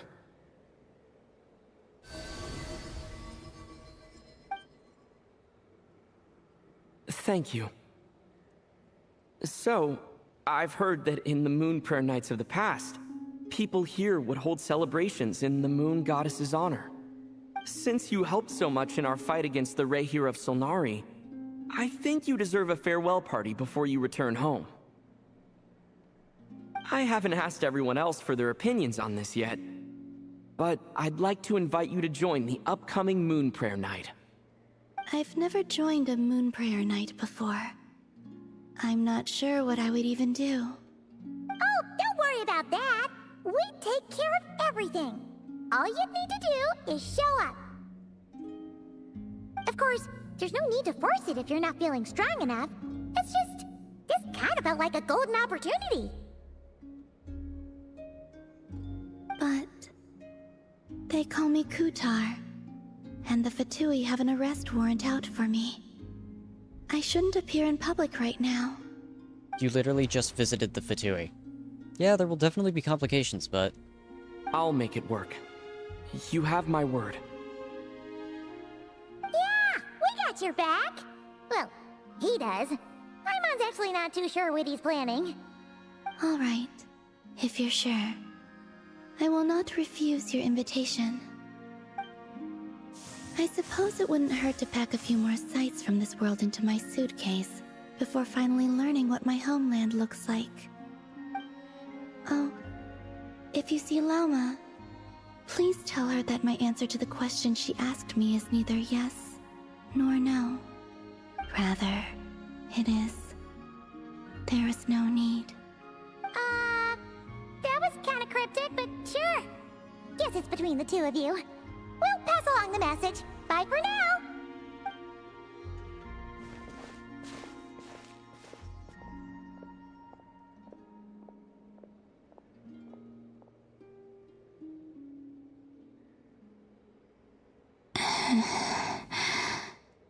And also, I do not know. Since she's agreed to join the festival, let's go see who else wants to take part. I'm gonna be honest. Gotta be the person most familiar with the Moon Prayer Night. We should start with her.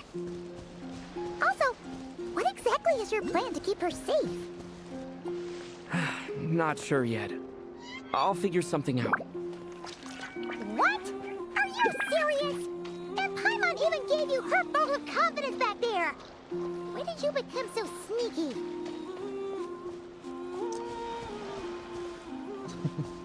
As I was about to say... what was I about to say? Oh yes, I just now have an image of Columbina just getting, you know, slingshotted up by, like, one of the lasers and just slamming into the sky, like a glass ceiling, just bang, and falling down. I don't know. That imagery just kind of is now in my head.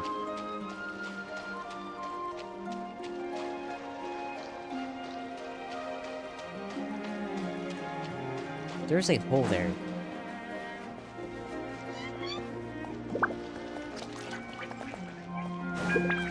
Sanctum of the Oathkeeper.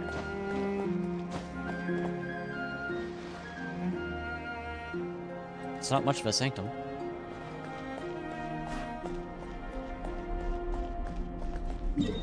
Looks like a starter Minecraft house. Built into the side of a wall. Where I have to go? Here's where I have to go.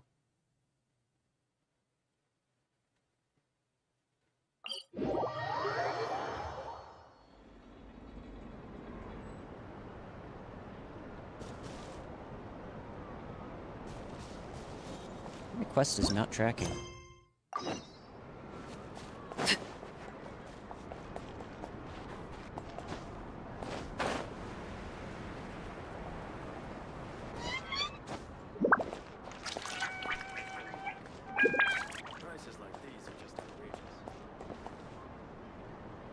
Hey, Llama! It's us! Huh? Varka? What are you doing here? Beats me. I had a bit too much to drink last night, and when I woke up, I was on Hisi Island. Mr. Varka is helping to oversee Nasha Town's preparations for Moon Prayer Night. He is here to go over some details regarding the decorations and custom cloth designs. Right, yeah, that too. What do you mean, that too? So preparations are already underway. Yes. Celebrating this festival is a long-held tradition here in Nod Krai. On this day, the crescent moon at the top branches of the verdant crest turns into a full moon, and the moon prayer blossoms bloom with a special radiance. Our people take these to be blessed omens. It's an especially welcome event coming off the back of all that nasty business with Rare. Everyone got put through the ringer recently, and now they're looking to turn their fortunes around. The big shots in town all agree that a big, lively celebration is just what we need to rebuild people's faith in this place. No wonder Catherine said that people weren't so bothered about the religious element. That's right. It's become more of a local custom by this point. The celebrations have little to do with whether the religious stories behind this event are true or not. Even the Frost Moon Scions are eagerly awaiting the coming of Moon Prayer Night, despite now knowing that their past beliefs were founded on a falsehood. That's fair. It's a bit like the Lantern Ride in Liyue. It's a chance for people to enjoy themselves, not debate the existence of the Adepti. Although in their case, the Adepti definitely do exist. We've met quite a few of them. Oh, one other thing. We just went to see Columbina. We went ahead and invited her to take part in the festival this time. Hope it's okay. Wait, so... you mean she agreed to it? Huh. That's quite a surprise. Then, I suppose that she intends to return to the moon on that day. Oh, yeah! It's kind of a complicated process, but basically, it's like a slingshot. She probably shouldn't have endorsed your metaphor. I understand. In truth, I had a feeling that she might make such a decision.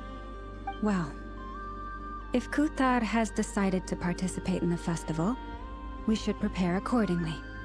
Yeah, exactly. She was saying how it could be risky for her to show her face in public. We were wondering if there was any way we could hide her. Unfortunately, the people who carved the statues did an excellent job of capturing her likeness. It will be very challenging to hide a goddess whose face everyone is so familiar with. Darn! We may have bitten off more than we can chew here.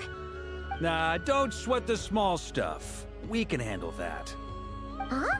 Are you saying you have a plan? Not as such, no, but the most important thing with a festival is to keep the mood light and your spirits up. You can't go preparing for a festival with those long faces. You'll never convince anyone to enjoy themselves. The Mostetter spirit is strong with this one. He is their leader. As it happens, I agree with Mr. Varka. Let's start by making our appreciation for Kuthar the beating heart of the festive atmosphere. And who knows? Once we get the ball rolling, perhaps everything will just fall into place. Hey! Did you catch that? Llama said the thing! Or close enough, at least. I'm looking forward to the Moon Prayer Night already.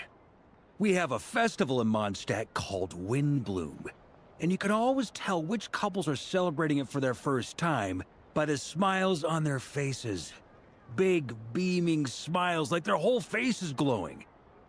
And I have a feeling we'll get to see that same smile on the Moon Goddess's face at this festival. Not quite the same, surely. Anyway, I'll take care of business in the city, but I'll have to leave the decor up to you and the Frost Moon Scions. No one else can capture that traditional aesthetic quite like you guys. But lastly, there's the final key element that brings the festival to life. Companionship. We'll take care of that part. Before you leave, let me show you something that we've been preparing. Mr. Varka had asked to see it already, so you may as well tag along. Also, I have some further questions about Kutar's decision. Right, she had a message for you.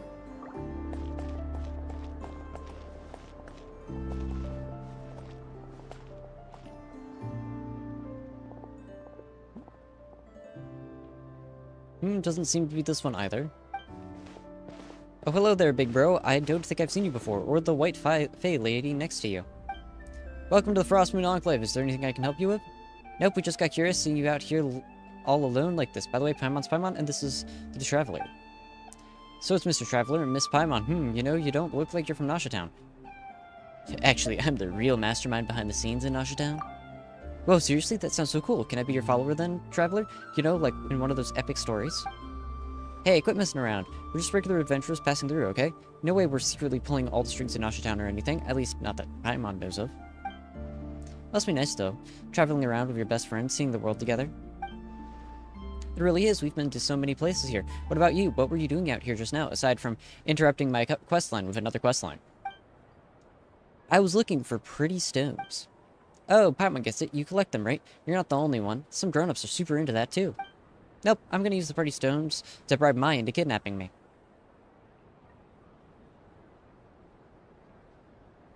This has gone from 0 to 100 real quick. Okay, that makes it... Wait, what? Seems normal enough for Nod Krai. No, this is not normal, even here. You've never heard the story of the legendary thief Reed Miller and the Fae Princess, but Mai told me it's super famous outside. Come, lady with moonlit eyes, let me sear your heart with this jewel that matches your gaze, and whisk you away from this gilded cage. I'm not really sure what it means, but if you give someone something they like, that means you can go on an adventure with them, right? That's not what that means at all. That's right, that's how I lured Paimon onto this path. Hey, don't teach kids weird things. Just because Paimon loves your cooking doesn't mean our friendship started with kidnapping. Well, I mean, I did kidnap you from a river.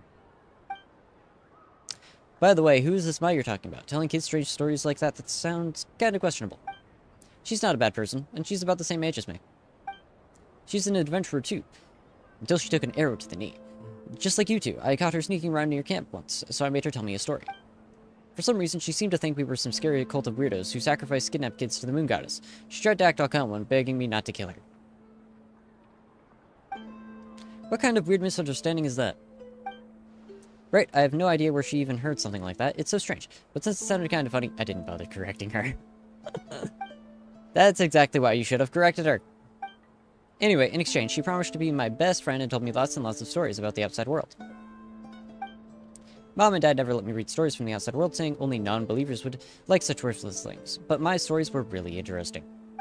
Like the fisherman who fell in love with a fae, the thief who died 3 times but escaped from the lady of the underworld thrice, and the changeling who long become human.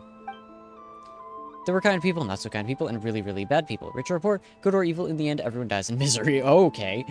Okay, yeah, your parents have a point. Those are pretty messed up. Yeah, definitely not the kind of stories you tell kids. But I'm not kidding anymore. Miles said that the outside world is way too dangerous for someone like me.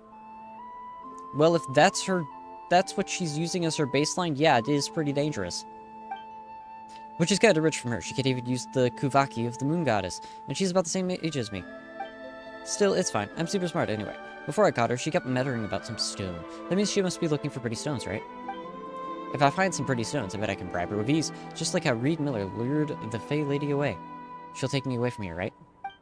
Can you not say bribe like that? You're just giving your friend a nice gift. That's totally normal. No need to make it sound so weird. Well, we'll be looking around this area anyway, so if we find any pretty pieces, we'll bring them back to you. Wow, really? Thank you so much.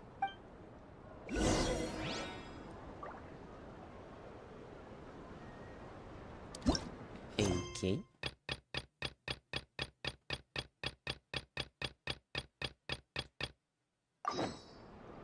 Back to this. Huh? What's this? These sure look like they're having fun. I believe so. Kuhenki seem very skilled at playing drums like these, although I'm not sure where they learned it from. Maybe it's an innate talent? In their eyes, they're probably just playing with toys.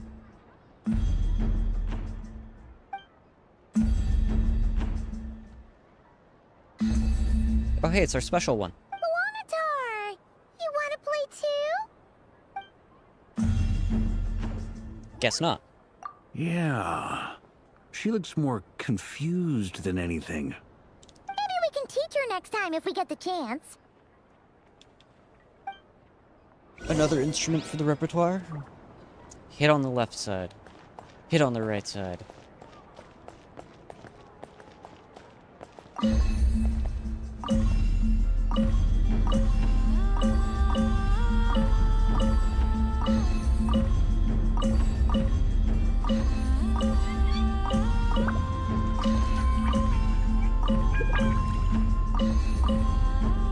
At least they're having fun. Where am I going? Floaty things. Moon veils. We hang them from buildings in the city during the festival. When you look at the sky through them, it creates a lovely misty effect.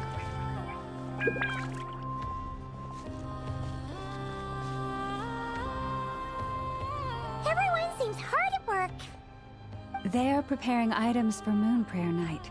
For instance, the sculpture being made over here, Mr. Varka and I were just finalizing the details of where it will be placed. Ah, there she is. I didn't know the finished article would be so large. Not to worry, though. All the necessary arrangements have been made. Just let me know once it's ready, and I'll get some people to ship it over. You have my thanks. And over here, we are preparing a very traditional confection. Oh, look at all these colors! It looks great! Can Paimon try one? Of course. I have a feeling you'll like it a lot. You bet! Sweets and treats are Paimon's favorite. If you included those in the Feast of the Moon, I bet Paimon would have joined the Frost Moon Scions by now. There will also be verdant crests like this present in Nasha Town during the festival. The timing of Moon Prayer Night is not completely set in advance. We make a rough estimate, then observe the changes in the verdant crests and moon prayer blossoms to guide us. As such, the wait itself is a fun feature of this particular festival.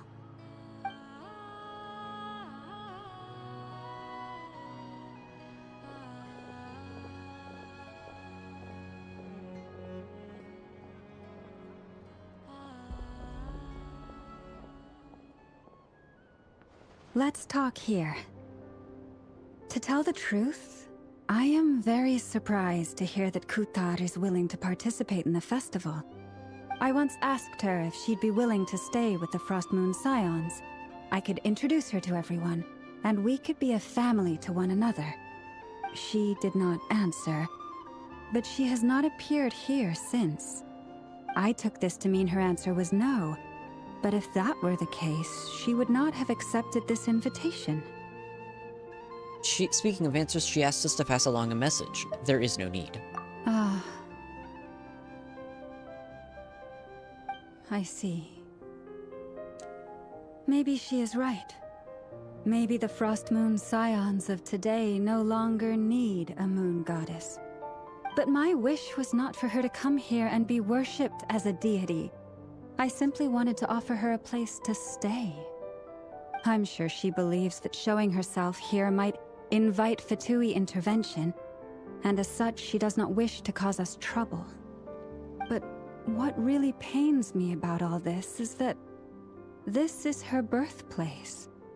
She ought to belong here, yet no one has been able to grant her shelter. I think I'm qualified to weigh in here. When someone's about to depart on a long trip, what they need is blessings, not burdens. We should wish her the best, not make the journey harder than it already is. Anyway, she's agreed to attend, hasn't she? All we need to do is simply respect her decision. I see your point. Yes, she will soon depart after all. Our job is to leave her with some happy memories. Besides, who's to say her journey to the moon is a one-way trip? It's not like she can't come back and visit if she wants, right? Paimon agrees wholeheartedly. Festivals are all about having fun, so let's keep it simple. All right, I'm gonna head back to Nausea Town soon. Want to come with? I'm guessing you have some other folks to visit there. Sure thing, let's go! Bye for now, Elma! Thank you all. Goodbye. Goodbye. Traveler needs blessings, not burdens. It sounds good in principle, but will blessings alone be enough for Columbina?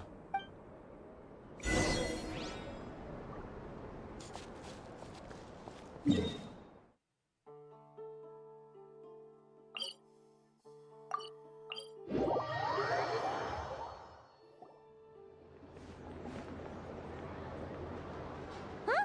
Hey, over there! It's Durin and Albedo with Flint's! What could they be chatting about?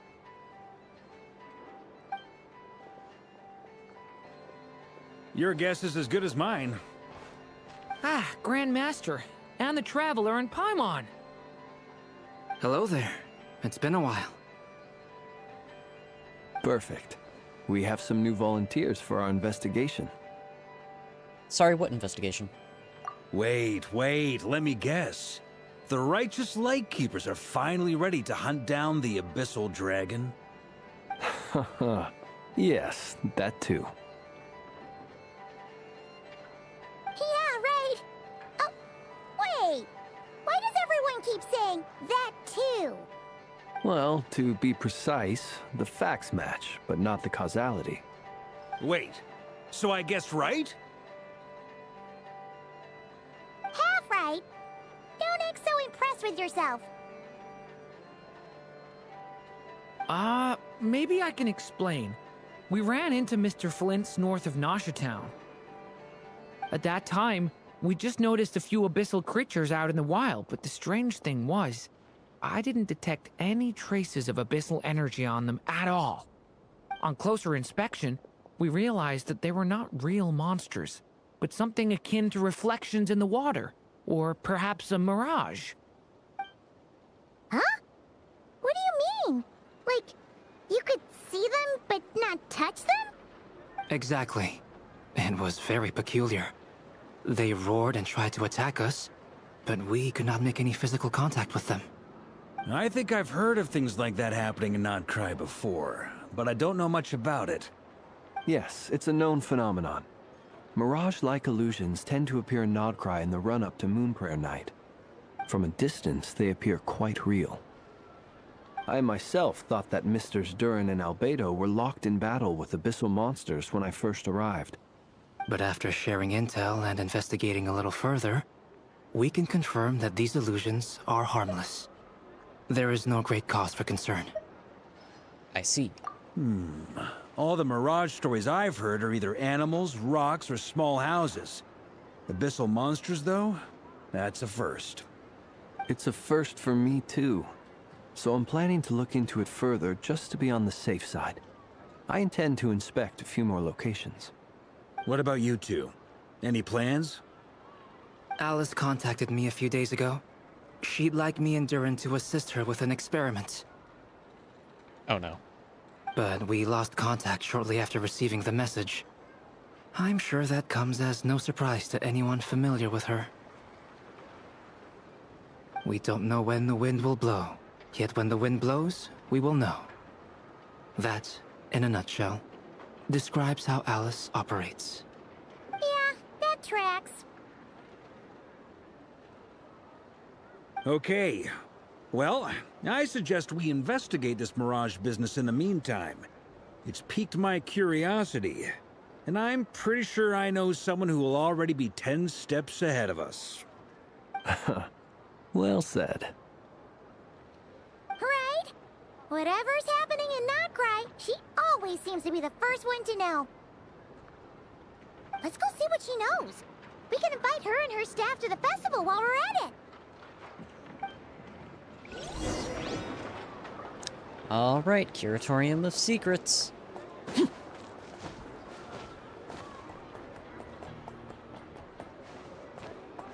Oh, right, I never switched my party back.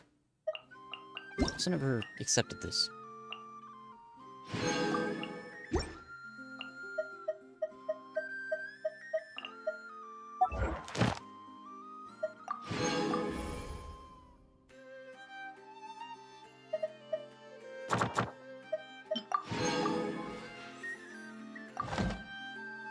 Alright.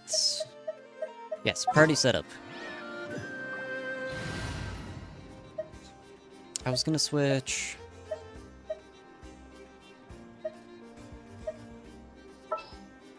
You have Allow Columbina. me to lend you some moonlight.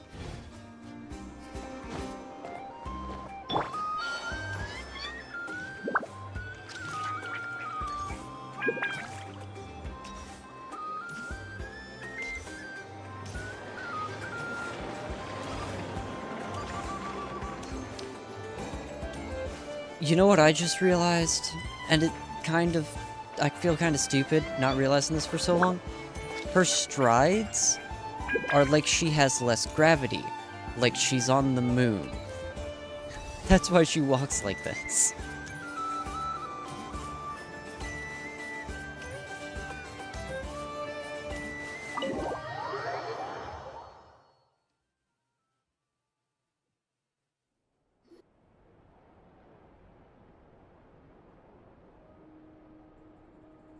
You're right, I have noticed. There's certainly something a little fishy about this situation. Only a little, though. Records indicate that this phenomenon can occur in the days before and following Moon Prayer Night. That said, it has always been a rare sight in the past. The odds of encountering these phantoms are similar to looking up in the night sky, happening to see a shooting star, and managing to make a wish before it disappears. But this time, either everyone's getting lucky, or they're appearing far more frequently than usual. Yehoda's out gathering intel as we speak. In the meantime, let me check off some points of interest. First, the Abyss. The ones we saw seem to be abyssal monsters. Indeed. But we have identified one location where many more of them have made an appearance. And not just monsters, but human phantoms too. Given the scale and nature of the phantoms, it's almost as if someone's last memories are coming to life. Or perhaps the memories of multiple people. Oh. So you mean the phantom monsters are hunting down the phantom humans? Exactly. The phantoms can interact with each other, but we have no means of intervening. In addition, some of the human phantoms would seem to be from the very distant past. This is clear both from the clothing they wear and the stories they tell. They claim to be from Hyperborea, a name which I've heard from Lauma before. If this is true, it means they must be from 6,000 years ago. Did Paimon hear that right? 6,000 years? It sounds like this merits further exploration. That'd be a big help. I'll leave it with you, Albedo. My knowledge of ancient history is non-existent. I used to doze off every time the pre-Knights of Favonius era came up in class. It's quite a miracle that you were able to understand these phantoms' speech, given how long ago they lived. I suppose you're right. But I'll leave the archaeologists to ruminate over that conundrum. As an intelligence broker, my sole interest is in the value of the information I gather. Which, in this case, hopefully means earning myself some good favor with our dear Lady Moonchanter. So calculating. Whew, this intel broker logic always catches Paimon by surprise. Sounds to me like we could split the work up. I think the abyssal phenomenon is best left to Albedo, Flint's, and me.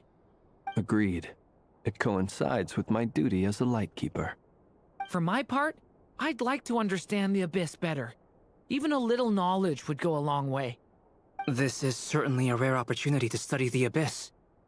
But even rarer, perhaps, is the chance to make contact with the Ancients.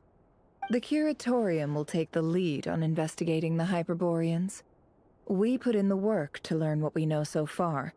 It seems only fair that we get some quantity of exclusive intel.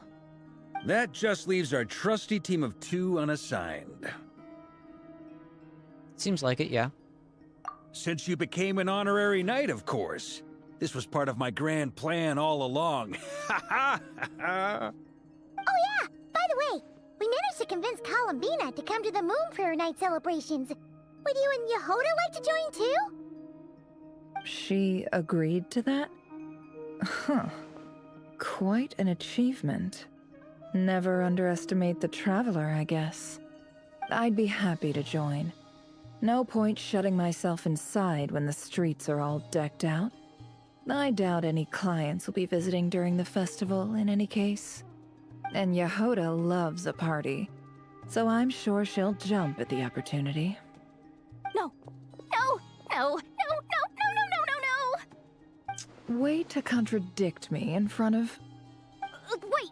No, that's not what I have bad news, boss. So many people. All right, everyone inside. Quick.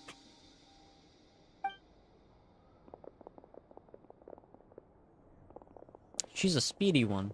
This is gonna sound crazy, but hear me out. I saw one of those phantoms at Star Sand Shoal, and it was some sort of flying ship. It's the spaceship! Like, a spaceship? A spaceship at Star Sand Shoal? That's gotta be the one you came to Tibet in. You said you saw the same thing through the moon marrow, right? Huh? You already know about it? Ugh, I thought I was gonna blow people's minds. Turns out I'm the last to find out. Wait, back up. You came here in a spaceship? Now my mind is blown! What's it like on the inside? Was it like flying through space? I want to know everything! This is still a huge discovery on your part. Maybe that's a conversation for next time. This is still a huge discovery on your part. We've been looking for this all time. Why is... There we go. Hold on a minute.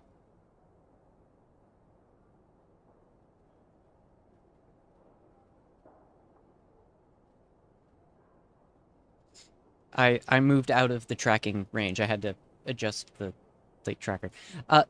Wait. Yeah, no, maybe this is a conversation for next time. This is still a huge discovery on your part. Yep, exactly. Huge discovery. You're the best, second best intel broker in the world. After your boss, of course. Wow. Really?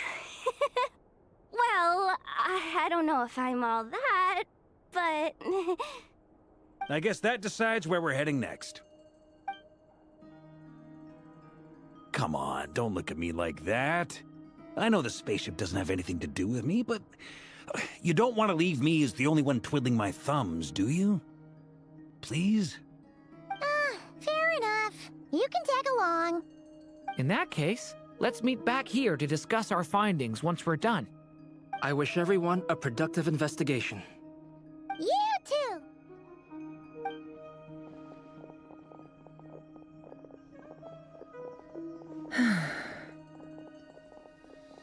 What's up, boss? Aren't we gonna head out?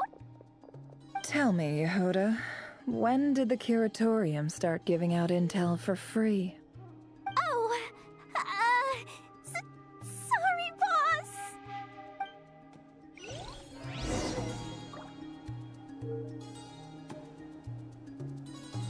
Poor Yehoda. Poor Yehoda. She's trying her best, man. She's just,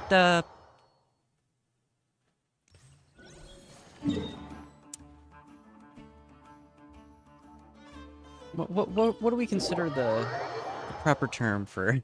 Taking shelter and listening to the rain cleanse the earth makes me feel safe. Like being home. Wow. So that's where it was.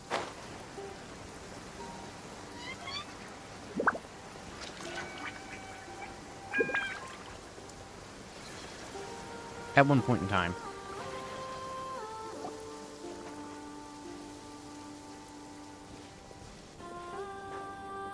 Well, what do you know? Yehoda was right on the money.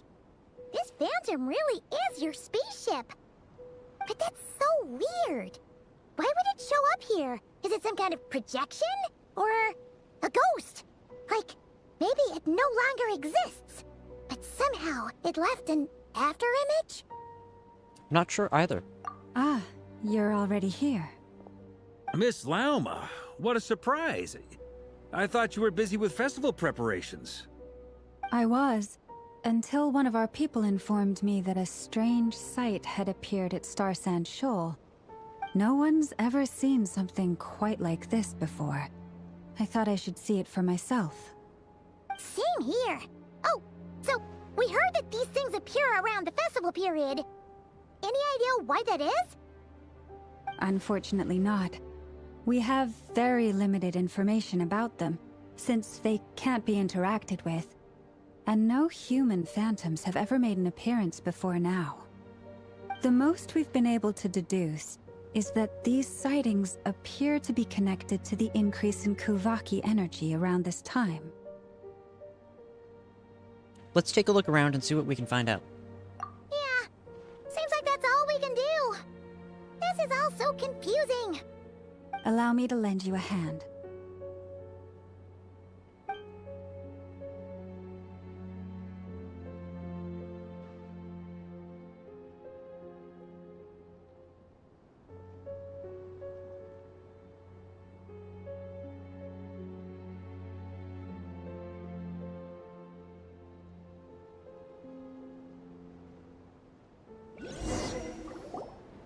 Everyone, our friend here should be able to provide us with some information.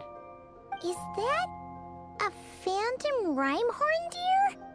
I've heard about how the Frost Moon Scions live in harmony with the animals and can even communicate with them. That's coming in handy now, for sure. Okay. Yes, I understand. Then how about this?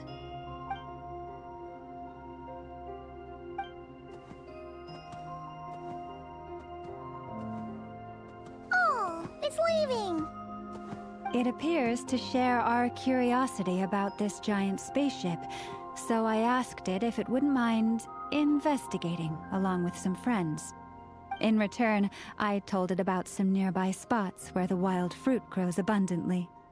We may live in a different era from these phantoms, but I trust that the terrain, climate, and ecology here are more resistant to the effects of time than some things are. Let's give You'd them be a surprised. moment and hope for the best. After a few minutes. All back together? Must have been a lot of fruit. Indeed. Now let me ask them some questions.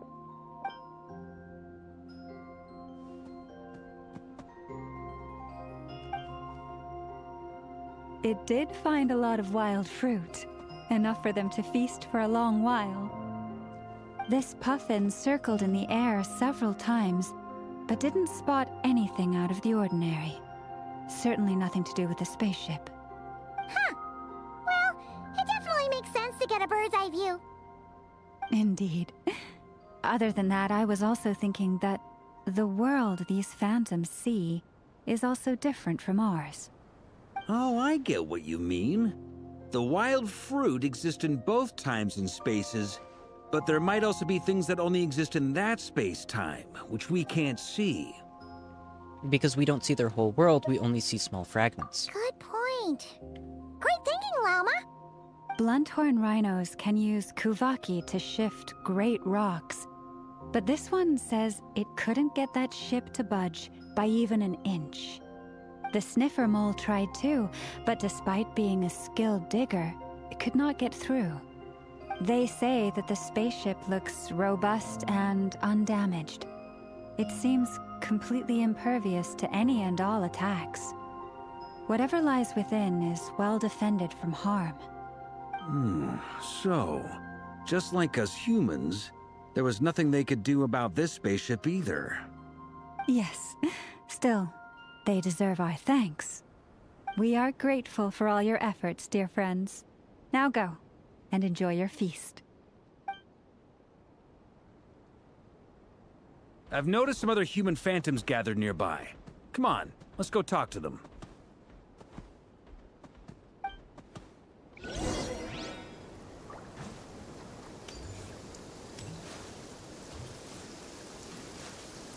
I wonder if we can walk on it.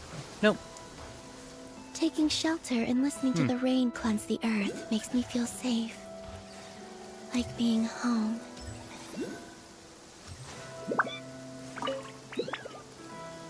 What is this thing? I've never seen it move, and there's no way to get inside. Goodness knows. My grandpa says it's been sitting here at least since his grandpa was still alive. What about his grandpa? Did he say anything to your grandpa's grandpa about it? Huh? I don't know. In all likelihood, it was here back then too. Hard to imagine something this huge could move. Guess that means that as far as they're concerned, this ship's been around a long time.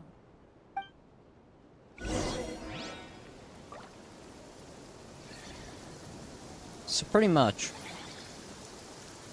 the Traveler had been here for a lot longer than he thought. Listening to the rain cleanse the earth makes me feel safe. Come on, brothers. If we can get even a small chunk off of this thing, it's gotta be worth a fortune. Today is the day we strike it rich. Huh? You mean Paimon? Yes, brother, I shall join you. Let's make our fortune. We should go with them. What the? This thing is crazy tough. I can't even scratch it. What's it made of? Sorry, brother. Looks like we'll have to seek our fortunes elsewhere. Enjoying yourself? I was just seeing if I could influence this phantom's perception by playing. But nope, no dice.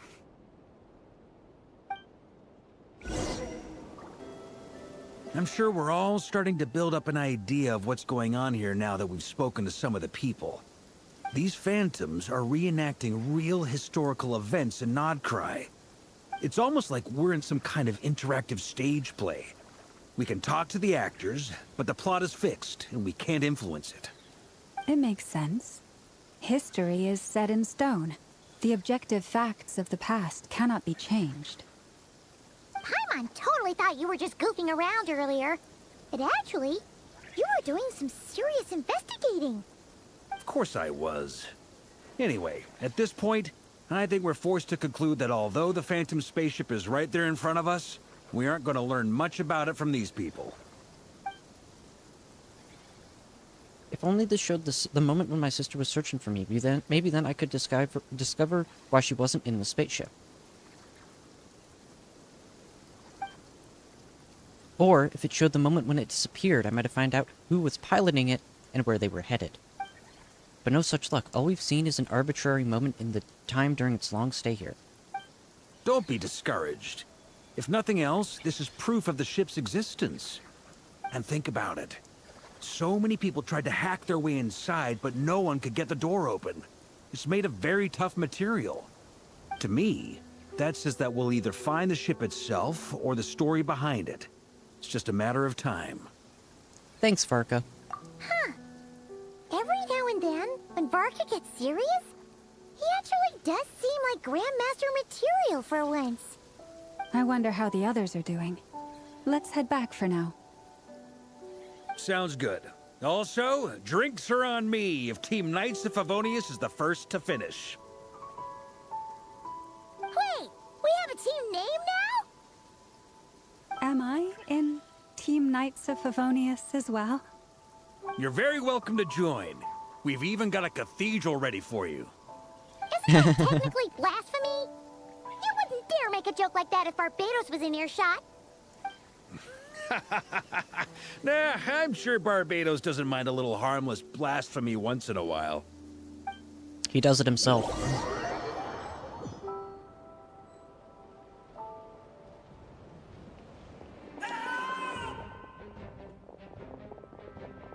Oh, no! Get away! Oh.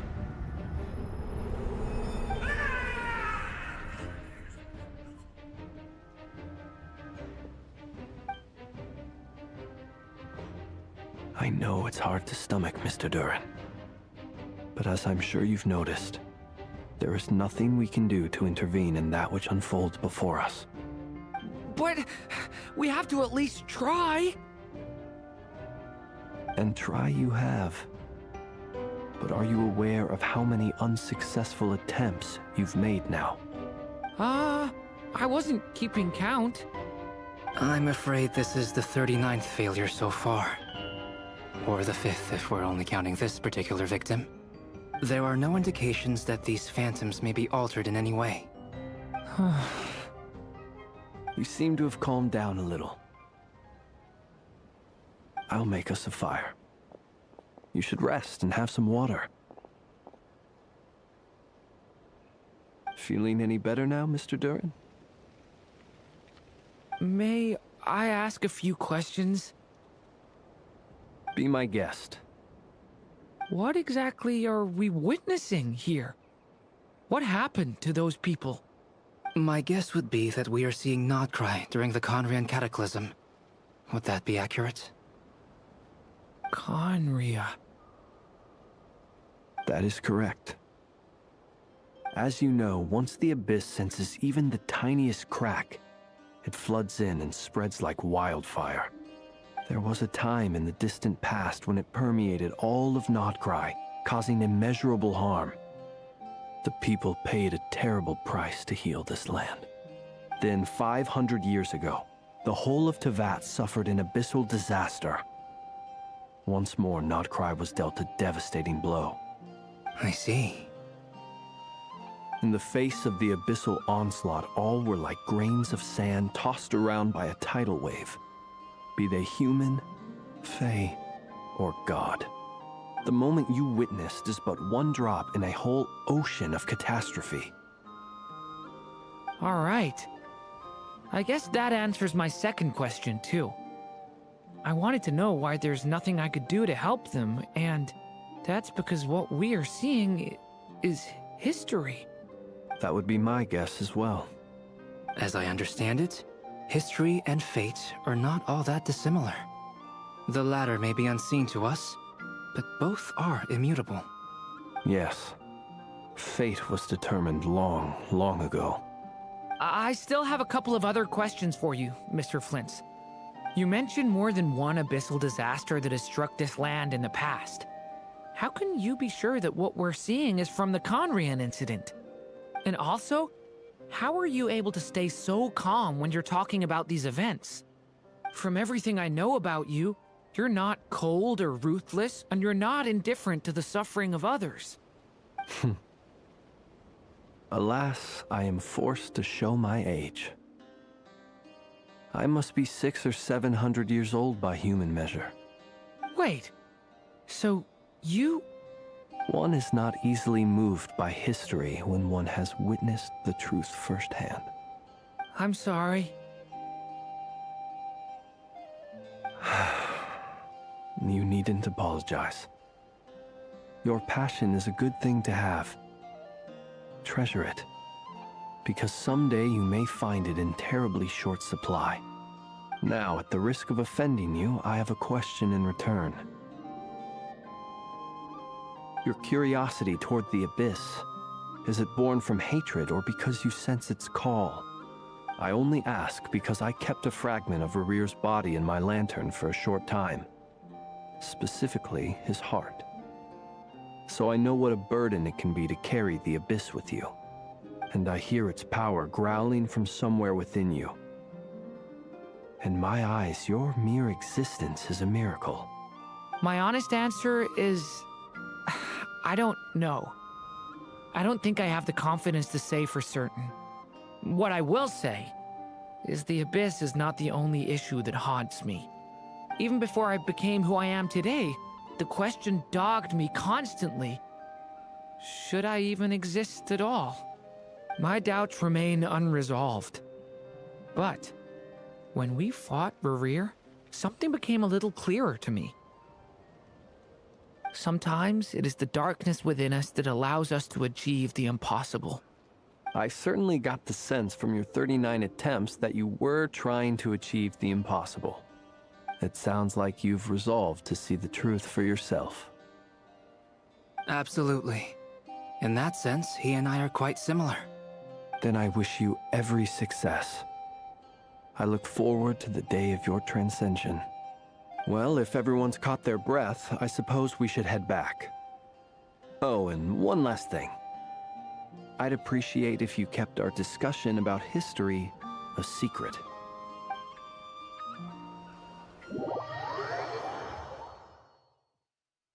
Yep. Incredibly, our separate investigations led us all to the same conclusion. Hooray for consensus!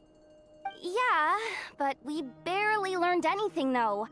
I totally thought this would be the mother lode. Talking with the ancients? I mean, come on! But nope, all we got was useless snippets of conversation. And all this stuff about moons and hyperopia. What a load of baloney. Seems like people back then had a few screws loose. I understand your frustration. We found the same issue. Each phantom only showed a very brief moment in time. There isn't much value to be found in these miscellaneous fragments of a civilization's history, no matter how glorious it may have been. If there's a silver lining, it's that these phantoms are harmless to the present reality. They shouldn't get in the way of the festivities. Paimon agrees. And not just because it's the first thing she understood in this whole conversation. You look disappointed, Nefer. Is something the matter? What do you think? We all worked our tails off, but the only one to gain anything from it was you, Lady Moonjanter. Well, please do share the Hyperborean records with me.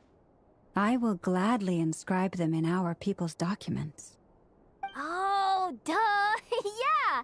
That was it! Hyperborea! Hyperborea. I'm serious. Only an expert in the Frostmoon Scions and their history can turn these records into valuable research material.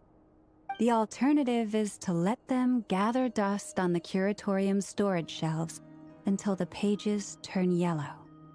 Nefer, you're wise enough to know that cooperating and sharing the profits is the best course of action here. Well, that goes without saying. Sure, let's do that. Huh? But didn't you say we aren't supposed to give out intel for free? Sorry. Shutting up. Now is not a good time to push Nefer's buttons. Anyway, back to Moon Prayer Night. I'm thinking that we should prepare something a little special, aside from the usual decorations and so on. You mean a parting gift? Can't go wrong with food. Although, does food go bad on the moon? Perhaps a lantern would be a better choice. It might be dark up there. It could prove difficult to light a lantern on the moon. Magical stones might serve that purpose better. What about a clockwork mecha model from Fontaine? I've got a whole bunch at home. I use them for fighting practice in my free time. None of these sound like things she would be even remotely interested in. But we don't interact with her enough to know what she likes. Yeah. It would really save us the guesswork if someone could find out what she's into. Wait, what the? Traveler? They're all looking at you. I'll find a chance to ask her. Great! Haha, problem solved. Now, I need to stop by Dory's. Gonna need her help sourcing a bunch of stuff for the festival.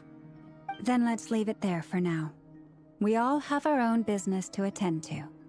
Traveler, If you find out what Kutar likes, let us know right away. Gotcha.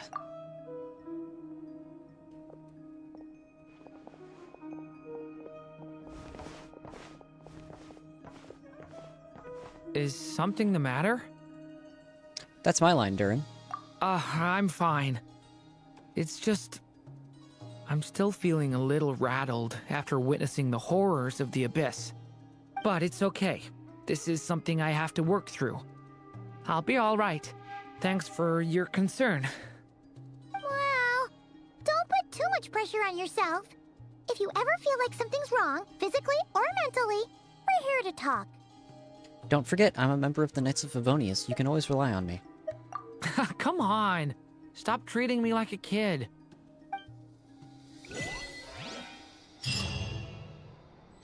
Alright. Next. Ripples that will never reach. Go meet Columbina. Okay.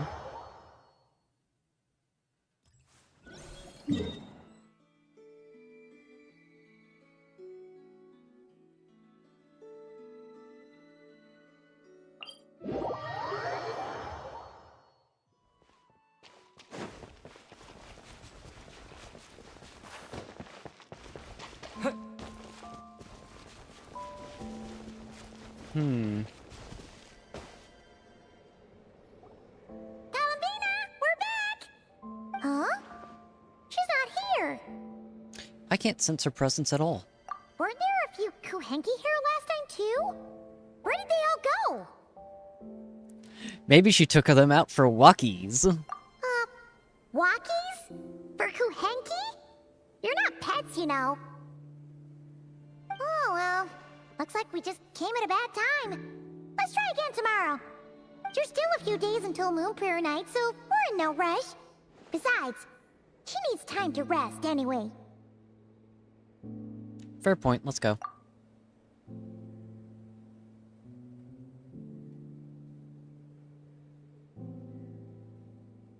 Columbina! Are you back yet?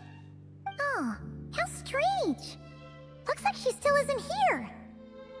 Also, the flowers are changing color. This is a bit odd. Right? It's not like her to spend so much time outside. Especially since she's worried about attracting unwanted attention.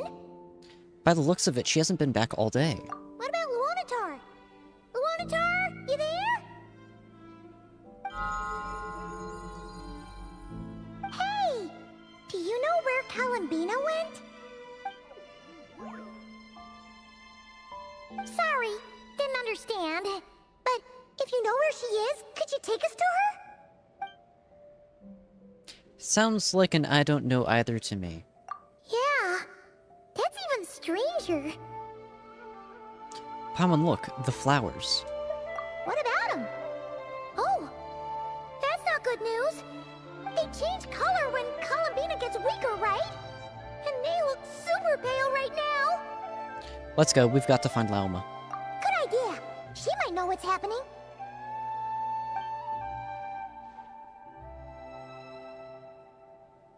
Lauma! Ah, it's you. How is Kutar? Is she okay? She's missing. No, she hasn't. I came here to check on her after I noticed the flowers had changed color. Based on past precedent, she must be very weak right now. Even getting up to walk would be a struggle. It seems unlikely that she wandered off outside. Not to mention that she doesn't do that at the best of times either. So yeah, this is super weird. Has anyone approached Silvermoon Hall lately? No. Very few people are in the know about Kutar's whereabouts.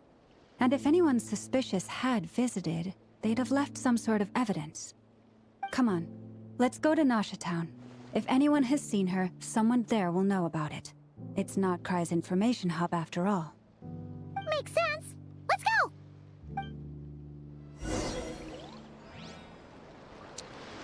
go!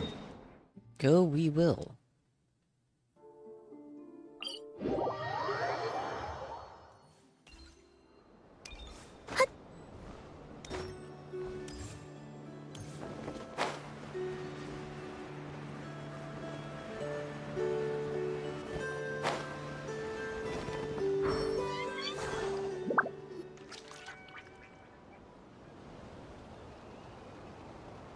moment. Is it just Paimon, or is this stall kind of suspicious? It's never been here before, right? No, I don't recognize it. Alas, your free and easy adventure time is over. Now, prepare to face the final boss of Nod Krai. Whoa! Where'd that voice come from? Not sure, but it's definitely hostile. No, no, no, not that way. The final boss is right here. The sniffer mole? That's the final boss? Surely not. Also... That voice is awfully familiar. Okay, the jig is up. I'll stop teasing you. Turn around. I'm right behind you. It seems I've managed to leave quite an indelible impression, even though you've never seen my face. Oh, nothing could make a great mage more pleased with herself. Oh my. It's the Dodo King! And most importantly, mother of the most adorable Klee.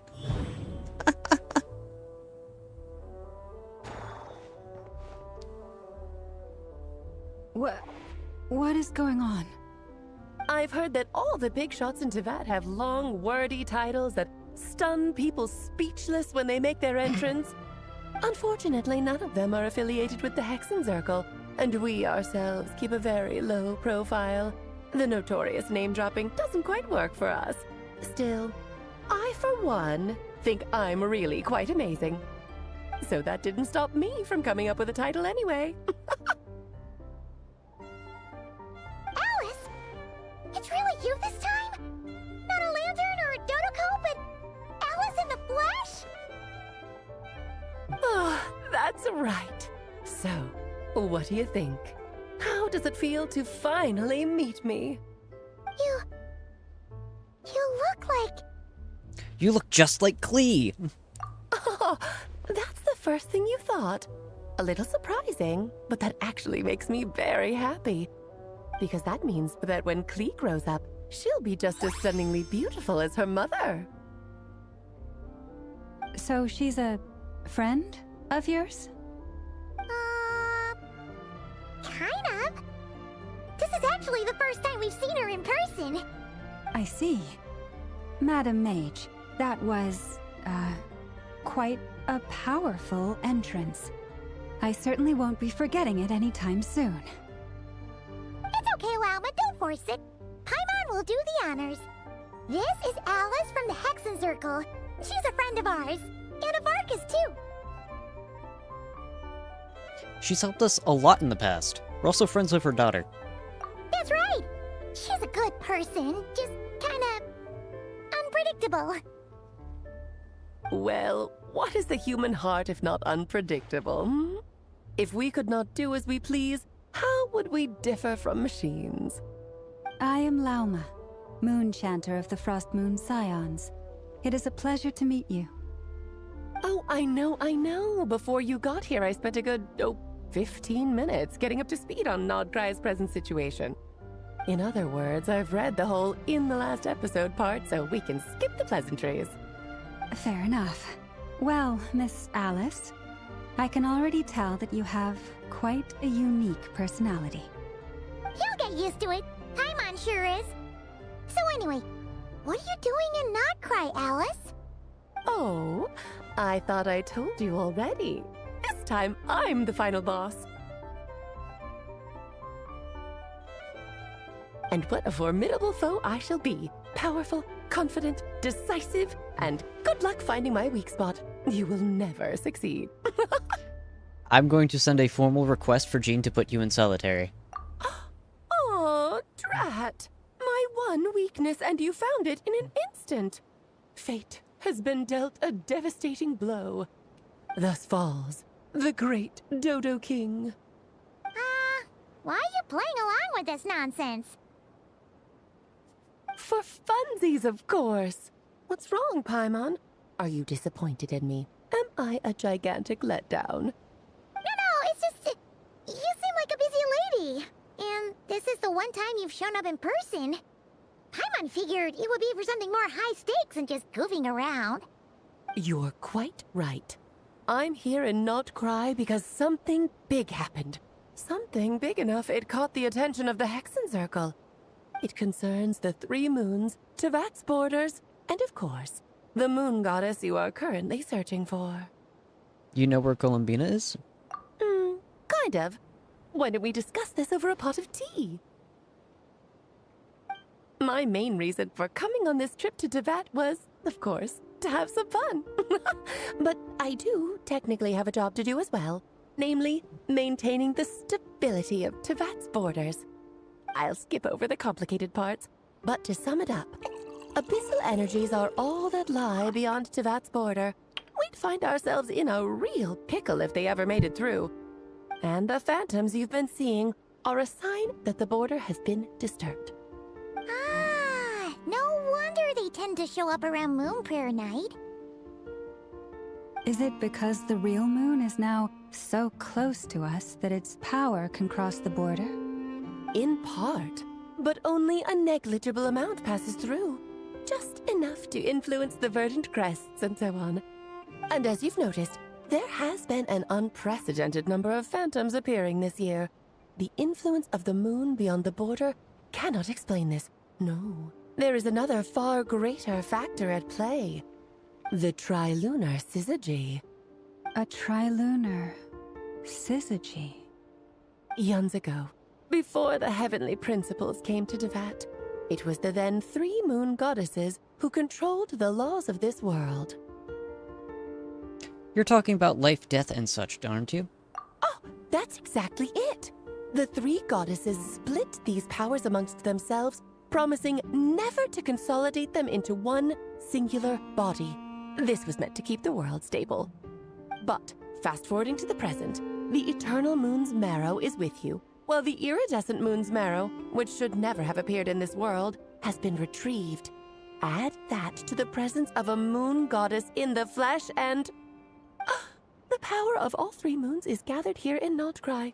There hasn't been an event like this since the War of Funerary Flame. And it's having a noticeable effect on Tevat's borders. Why are you so concerned about said borders, if I might ask? Because I wish to give my darling daughter a peaceful, sunny environment to grow up in. Is that a good enough reason? Kinda sounds like you're dodging the question, but it does make sense. Well, that's one reason anyway, and the most important one. The others are a little complicated to explain. For instance, cleaning up after dearest Miss R. Albedo could tell you more about that if you're curious, but right now, I have a more important question to ask you. Why are you collecting the moon marrows? Columbina wants to use their power to return home. I see. Nicole told me about that legend once. Nicole? You mean Mage Anne? Oh, so you remember. We heard her voice in Fontaine. Yes, of course. That was a story about fate, her area of expertise. But back to the story of our dear moon goddess. I'm afraid her intended method of returning to the moon is unlikely to work anymore. What does that mean? She may be missing, but she hasn't gone anywhere. She has disappeared. Oh. Once long ago, the damn these things go so fast.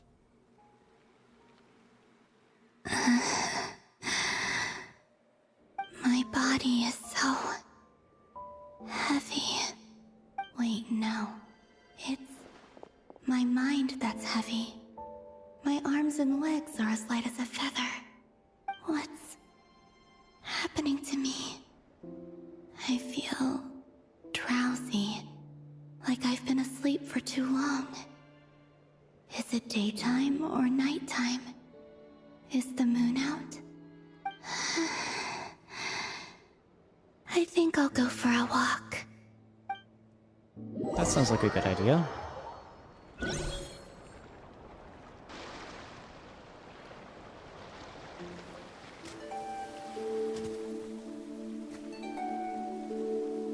Are you out for a walk too?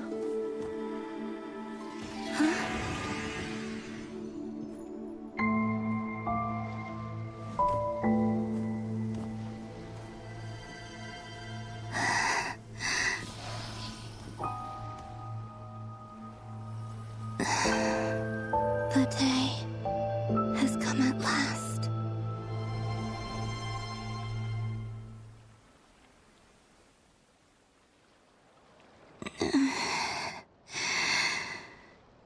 Have I grown so weak that I can't even sustain my physical form? But Moon Prayer Night is nearly here. I was so close to returning home. Death is near. Is this how it ends for me? Will I return to the moon after I disappear? Or... I don't want it to end like this. So far, at least, I still exist. Even if not physically, I can still feel. But as my power wanes, I'm sure that too will fade. I suppose I might take one final look at this world. The world where I was born.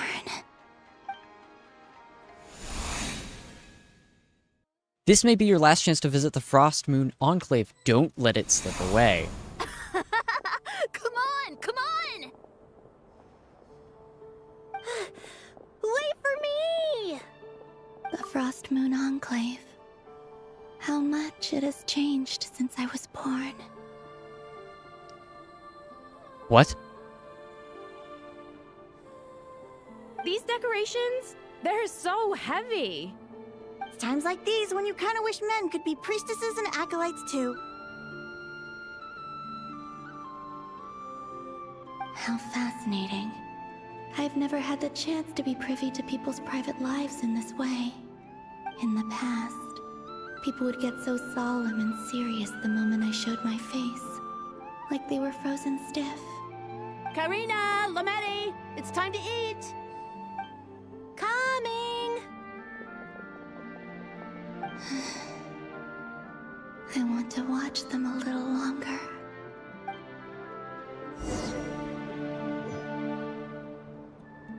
Wow. Okay. I think this really hurts by the fact that I know that Hoyoverse has no qualms with killing off a playable character, so she is not safe.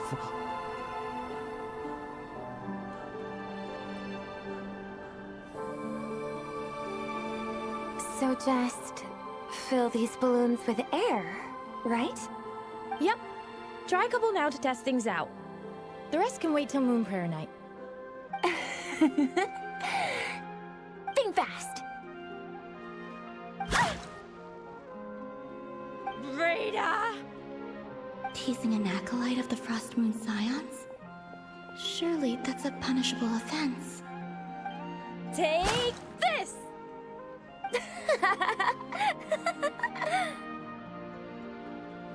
Huh? Alright, enough horsing around. Lady Lauma gave us a task. We should get back to it.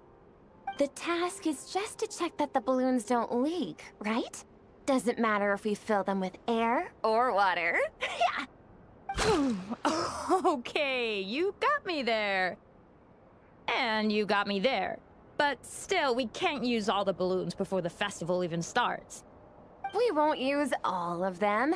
And as long as Lady Lauma's trusted acolyte doesn't snitch, this can stay as a little secret between friends. A couple more can't do any harm, right? Oh, you menace.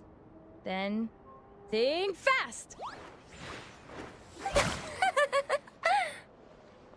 Is pumping a balloon full of water really so much fun?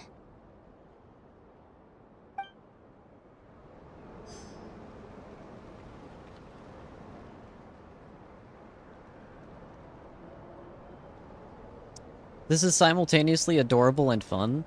Columbina's getting to learn a little bit about the world, but she also is, like, literally dying.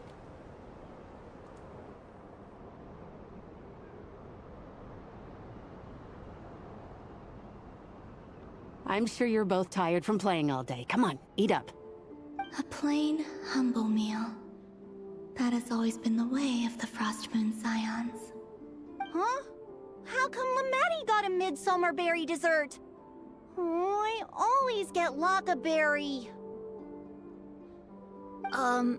I don't mind sharing. You can have a bite of mine if I get to have a bite of yours. They're sharing food? I've never shared food with anyone before. Even at the Harbinger tea parties, everyone just ate off their own plate. And when I couldn't finish my food offerings from the Frost Moon Scions, they'd leave the leftovers out under the moonlight for the animals to claim. Hey! That was 2 bites! Oh, then you can have another bite of mine. Oh, you too. Oh, don't fret now. Here, have some of Granny's too. So this is what it means to be family.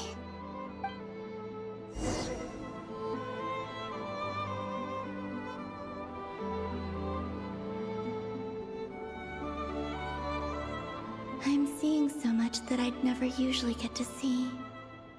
They'd never act like this when I was around. It's nice, being able to just watch people in peace in these final moments. What a rare opportunity. I think I'll go take a look around Nasha Town, too. Maybe the Traveler will be there.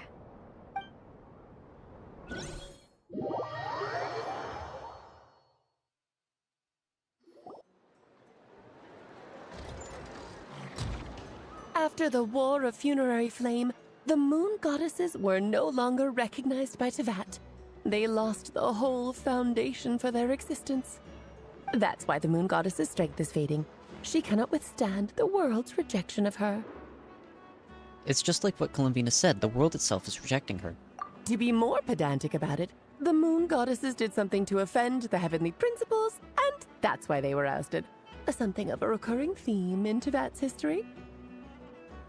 Theoretically, speaking so candidly should put me in their crosshairs too, but they can't tell me what to do. I'll say whatever I want. Anywho, the Moon Marrow energies were but a drop in the bucket for her, and that battle against the Ray Hair of Solnari only weakened her further. Fortunately, it happened close enough to Moon Prayer Night when the Kuvaki concentration here is high. That's the only reason she managed to survive this long. What do you mean, fortunately? You said she disappeared. We're too late. Oh, what a headache. I thought this was all common knowledge. I guess I have some more explaining to do. Okay, buckle up. It's time for another lecture.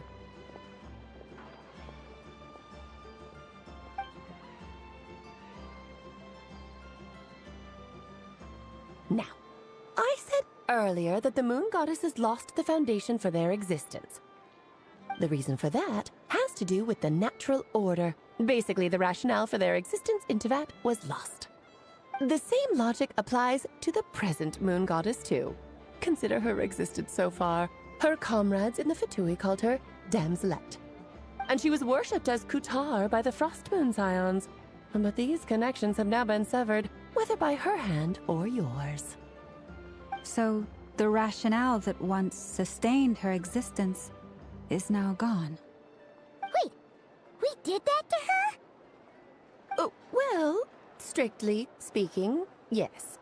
But let's not start pointing fingers, shall we? I'll only end up as the big bad villain, and that's not the kind of final boss I want to be. Hopefully that means you have a plan. Of course I do. I'm only the greatest mage in the whole entire world. Now, if you wish to find your Moon Goddess, there are 2 problems we need to solve. Firstly, we'll need to strengthen the connection between her and Teyvat, at least enough to sustain her until Moon Prayer Night. Strengthen her connection? But does that mean I'll have to rally all the Frost Moon faithful behind this? I'm afraid a bygone faith and a former home won't be of any help to her now. Do you know her name? Her name? Yes. Names are very important things. A name is a fundamental concept that anchors one's entire existence. I asked her once, but she said she didn't know. Then your first job is to find it. As a Moon Goddess, I'm sure she must have a name she identifies with. Neither Columbina nor Kutar is her true name, and she's never really accepted either of them. So, finding out her real name is enough to sustain her existence? Yes, I know it sounds like a small step, but every journey begins that way. So for now, that's all we need to focus on. The second problem is with her plan to use the moon marrows to return to the moon. Unfortunately, piercing through the false sky will take an enormous amount of power. Given her current condition, she won't be able to provide anywhere near enough power, even if she recovers her physical form. But no need to fret. Nicole's the expert in this field, and I'm sure she'll figure something out. Wait, Mage N is going to help us out too? That means we've got 2 Hexacircle mages on the case. This is turning into a pretty big deal. Actually, this is more of a side quest for me. Like you said, I'm a busy lady, so I can't stay for too long. I'll have to return to Tevat's border soon. Thanks for telling us all of this.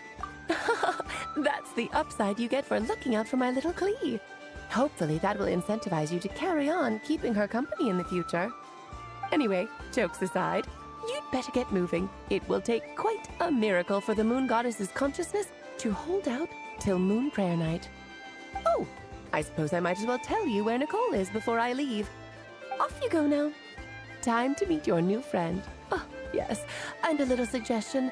Don't forget to mind your heads. What? I wonder how Durin's doing. I should really go see him before I head back. You really are super busy. I most certainly am. There's so many children I have to keep tabs on just in Mondstadt. Durin, Albedo, Venti, Varka. There were some unexpected names in there. Klee didn't make the list, huh? Of course not. Klee is my pride and joy. I have no qualms about her, because she's the best child in the whole wide world. Yeah. Klee's a little angel. I'm glad you agree. Well, all the best. See you when I see you.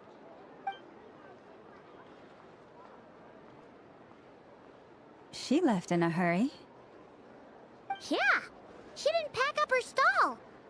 Should we handle it for her? I doubt that's necessary. I must say, I'm now very curious about her daughter. Klee, wasn't it? What's she like? That's a long story. Come on, we'll fill you in as we go. Klee likes to fish with explosives.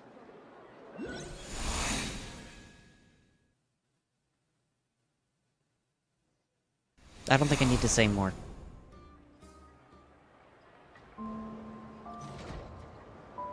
What a lively place. I've never experienced Nasha Town like this before. Hey, you old geezer! Your hammer's rusted through!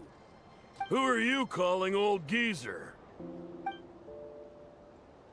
Are they quarreling? I'm looking right at him! You've really gone downhill since giving your daughter free rein in the workshop. Can you even swing a hammer anymore? It shouldn't take you days just to fix a single chair. You might as well use that hammer to massage my back for all the good it's doing. Don't run your mouth, or you'll get a back massage that'll put you in bed for the rest of your life. Look, the materials haven't arrived yet, all right? You know how busy it gets in the days before moon prayer night. I'll bet you send all the materials to your little princess. Blood's always thicker than water, huh? All right, you've made your point, Uncle Koski. As soon as the materials arrive, fixing your chair will be the #1 priority. And Dad, if you've got time to chat, why don't you lend me a hand, See? Lolka knows what the score is. I guess they're friends. But the way they spoke to each other was so ugly. Then again, it wouldn't be the first time I've seen something like this. Columbina! Sing outside my door in the middle of the night one more time, and I'll unscrew your vocal cords. You hear me? Oh, Zandrone. So that was her way of trying to be friends with me. What a pity. I won't get the chance to say any ugly things in reply.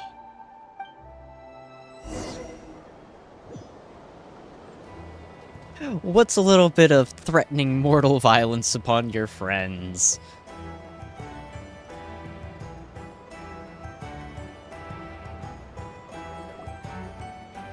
Hey, have you decided what to give her for Moon Prayer Night? I sure have. She's gonna get the surprise of her life when she's least expecting it. Then I'll whip out the ring and pop the question. The surprise of her life. What a fun turn of phrase.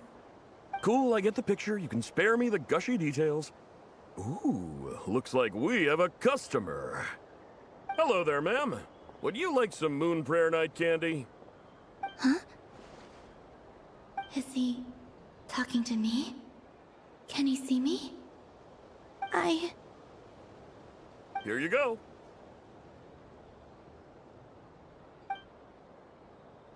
Oh.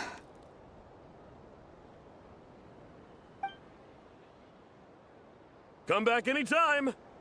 Right. Now, where were we? I don't know why, but I still held out hope.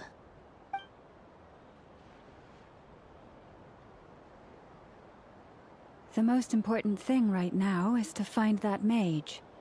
This name thing seems super important too, but where do we even start looking? I'd better go pay the Fatui a visit.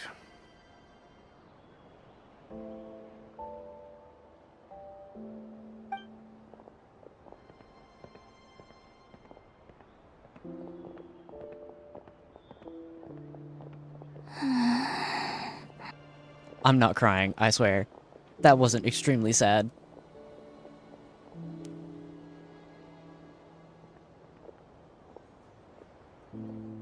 Columbina?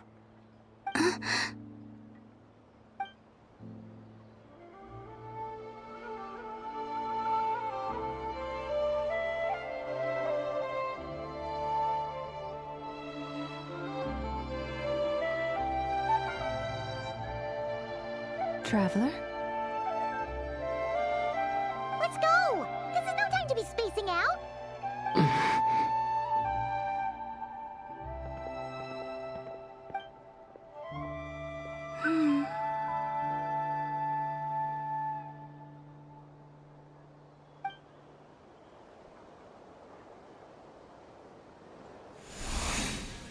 Maybe it's not so bad just quietly staying by their side like this. Oh my gosh.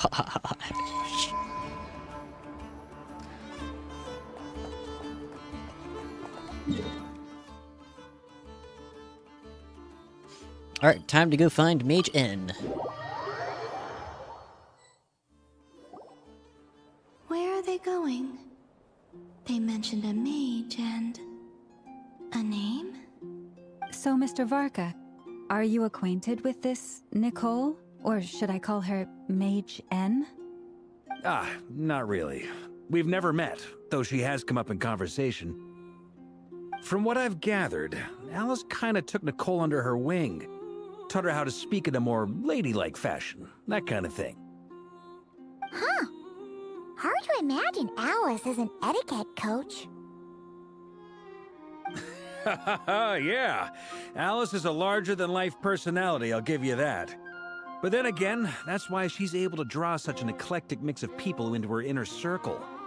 If I remember correctly, being an interesting person is actually one of her main entry requirements. So, if you ever wanted to join the Hexenzirkel, I'm sure you'd both be eligible to apply. Hey! Don't go around making promises on Alice's behalf! I wouldn't dare. I'm just trying to paint a picture of the Hexenzirkel for you. Okay, sure. Anyway, since none of us have ever met Nicole, how are we supposed to find her? We can't just go up to every woman in sight and ask, "Hey, are you Nicole?" Maybe something she's wearing will give it away? Like, a wind bloom pinned to her chest or something. Wait a minute. Alice never said Nicole was from Mondstadt. Oh, true. What about a tea set? I recall that each mage has their own cup. That would be this young lady, then?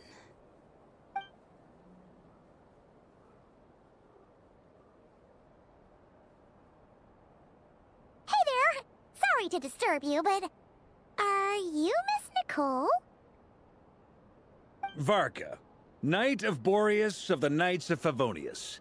Alice might have mentioned me before. Mm-mm.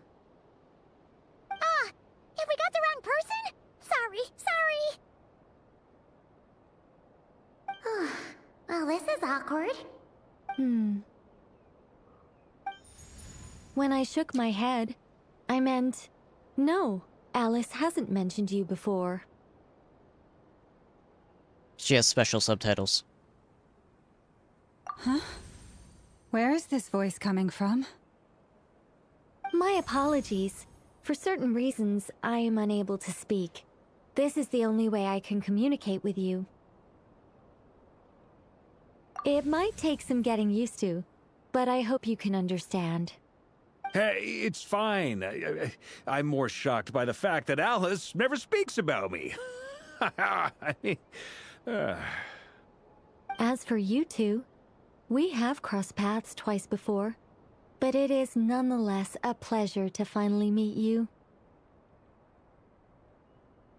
Oh, it's really you! Thanks for all your guidance in the past. You're quite welcome. This time, things are different. We have reached the unwritten pages of the story. You might say that we stand at the crossroads of fate. Oh? Now then, allow me to formally introduce myself. My name is... No, stop!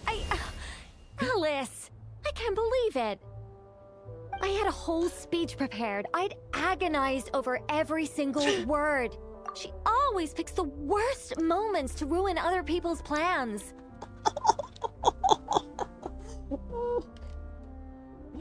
Alice had her fourth wall breaking. I didn't even get to read what all of the things it said were. I'm gonna have to go back for that. Where are we? We're 3 hours into this live stream? Okay. Someone write that down. I need to come back and rewatch this. I'm so sorry about that. Alice took the liberty of devising some bespoke self-introduction magic for each member of the Hexen Circle. But I could have sworn I deleted all of the triggering conditions for it. How did it bypass everything? Oh gosh, this is so embarrassing. This is a very different side of Nicole than what we're used to. Is she not used to face-to-face interactions? Don't worry about it. We've seen that introduction magic once already, so it wasn't too much of a shock. Please go on, Miss Nicole. We'd love to hear what you have to say, or, well, communicate. Huh? Are they talking to this lady? But... Will you all promise to forget that horrendously embarrassing introduction? Sorry? Embarrassing? When? Among the words that hopped out just now, I saw angel. Yeah, no, okay, good enough. Yes. My name is Nicole, and I am one of a very few angels who have retained both their preferred form and their power. The Traveler Checks and out. Paimon should be no strangers to this concept. There is another of our kind in Natlan. They call her the Lord of the Night. Alright! Paimon remembers her. But we've never seen her in person. Yes. Well, I have retained more of my power than she. It's because I don't have a long-term duty to fulfill. To be more specific... no. We'll be here all day if I get into the specifics. Moving on. If I'm not mistaken, you are here because you wish to learn how one might reach the moon beyond the sky. That's right. Is that something you can give us any guidance on? Yes, I do know a way. It began with the Hyperboreans, who lived after the War of Funerary Flame. Blank looks. Maybe I should start with the background of the war. Or maybe not. It shouldn't be an issue. I'll fill in the gaps for you when we have more time. Anyway, after that war ended, the 3 moons retreated to beyond the false sky. The Hyperboreans were humans I once aided. They accepted the civilization and creations bestowed upon them by the angels. But despite accepting many blessings of the angels, many among them still held on to their faith in the moons. They were reluctant to accept the new order, even after the War of Funerary Flame. They sought to contact the moon goddesses beyond the sky and receive their guidance. But all 3 had passed away by that point.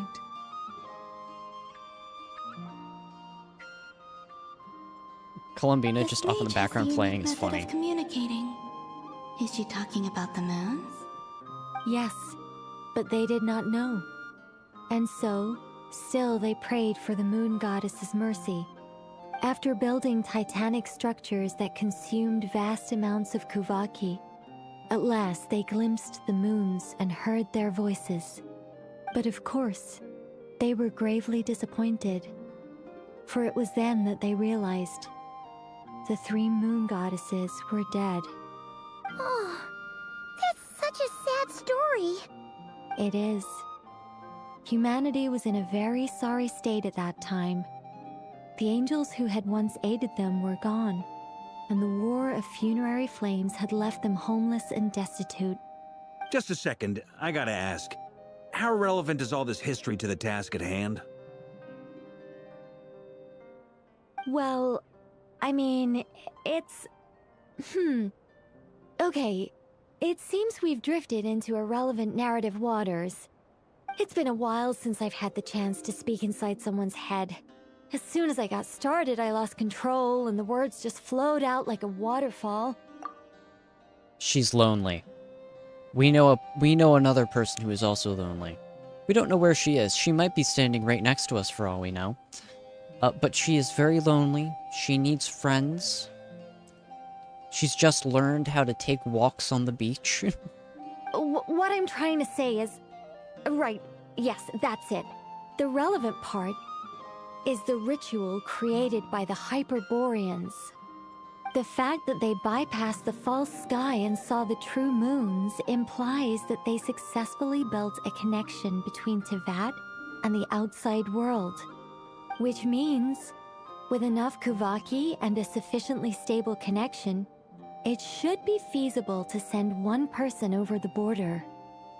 Okay, so they built some kind of portal? Oh, yes. A portal. Yes. Is something wrong? You sound disappointed. I just didn't expect you to summarize it so well. It turns out I could have said all that in one word, if only I'd managed to think of it. No, please, it's fine. This is invaluable knowledge. I'll be sure to record and preserve everything in writing. Oh, really? Well, in that case, I suppose I could backtrack and add some more detail. I did gloss over a few things so far. Whoa, whoa, whoa, time out. Let's summarize what we've got first. The Hyperboreans were the last ones to use this method, right? So we somehow need to find whatever structure they built and make sure there's enough Kuvaki to power it up. Luckily, we have the moon marrow of both the eternal and iridescent moons, so we're all good for Kuvaki. Which means the key issue we need to focus on is finding the place. Am I right so far? Yes.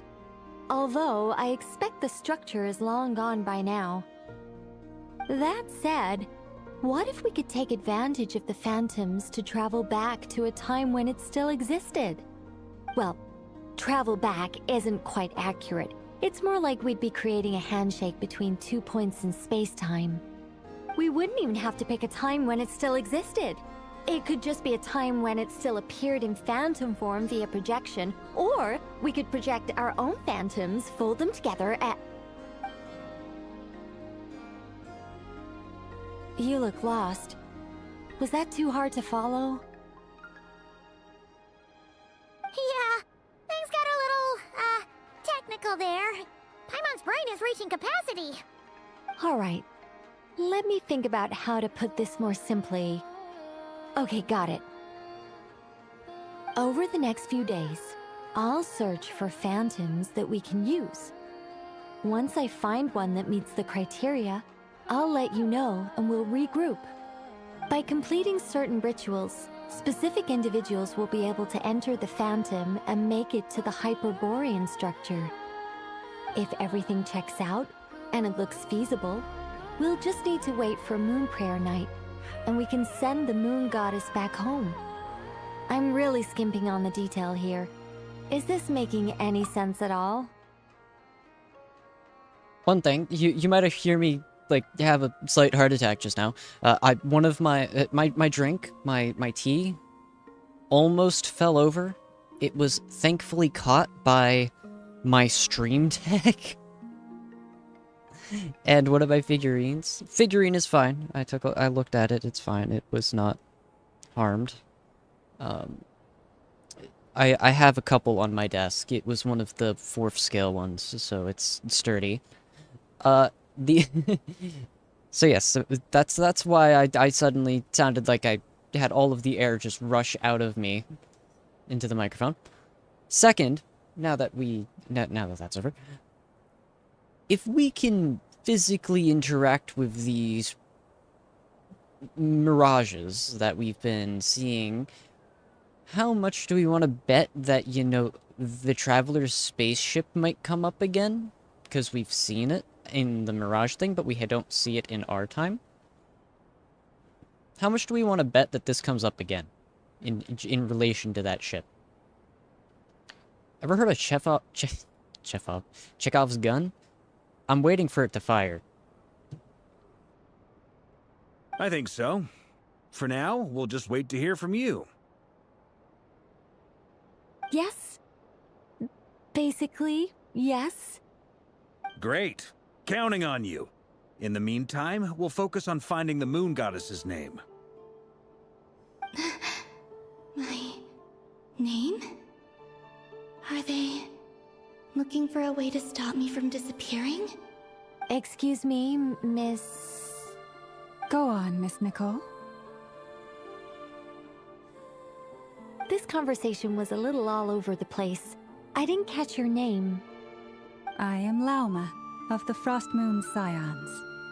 Ah, I did wonder. I noticed that you listened very intently when I spoke about Hyperborea and the moon's history. If you'd be interested, I'd love to visit you this evening and go through it again in greater detail. Also, if you were serious about making a record, it would be too risky to simply write down the raw details as is. I would suggest some tweaks. Maybe rewrite the stories as fairy tales or fables, perhaps even prayers. Anyway, we can cross that bridge when we come to it. So, see you later then? Oh, and no need to prepare anything. Just a cup of tea will do. See ya! As for what my favorite element to play with is... She seems friendly. It's just... It's so nice to find someone who's actually willing to listen. I've been dying for a chance to finally go through all this systematically from start to finish. Any longer and I'd probably start forgetting it.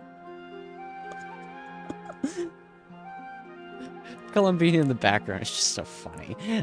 My favorite element to play with in this game is... honestly, probably Hydro. Hydro is probably the one that I like the most. It's always been in my party, in part because the best healers I've had and used have been Hydro.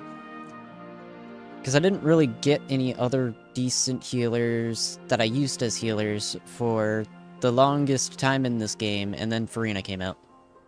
You make the stream feel really chill? You know,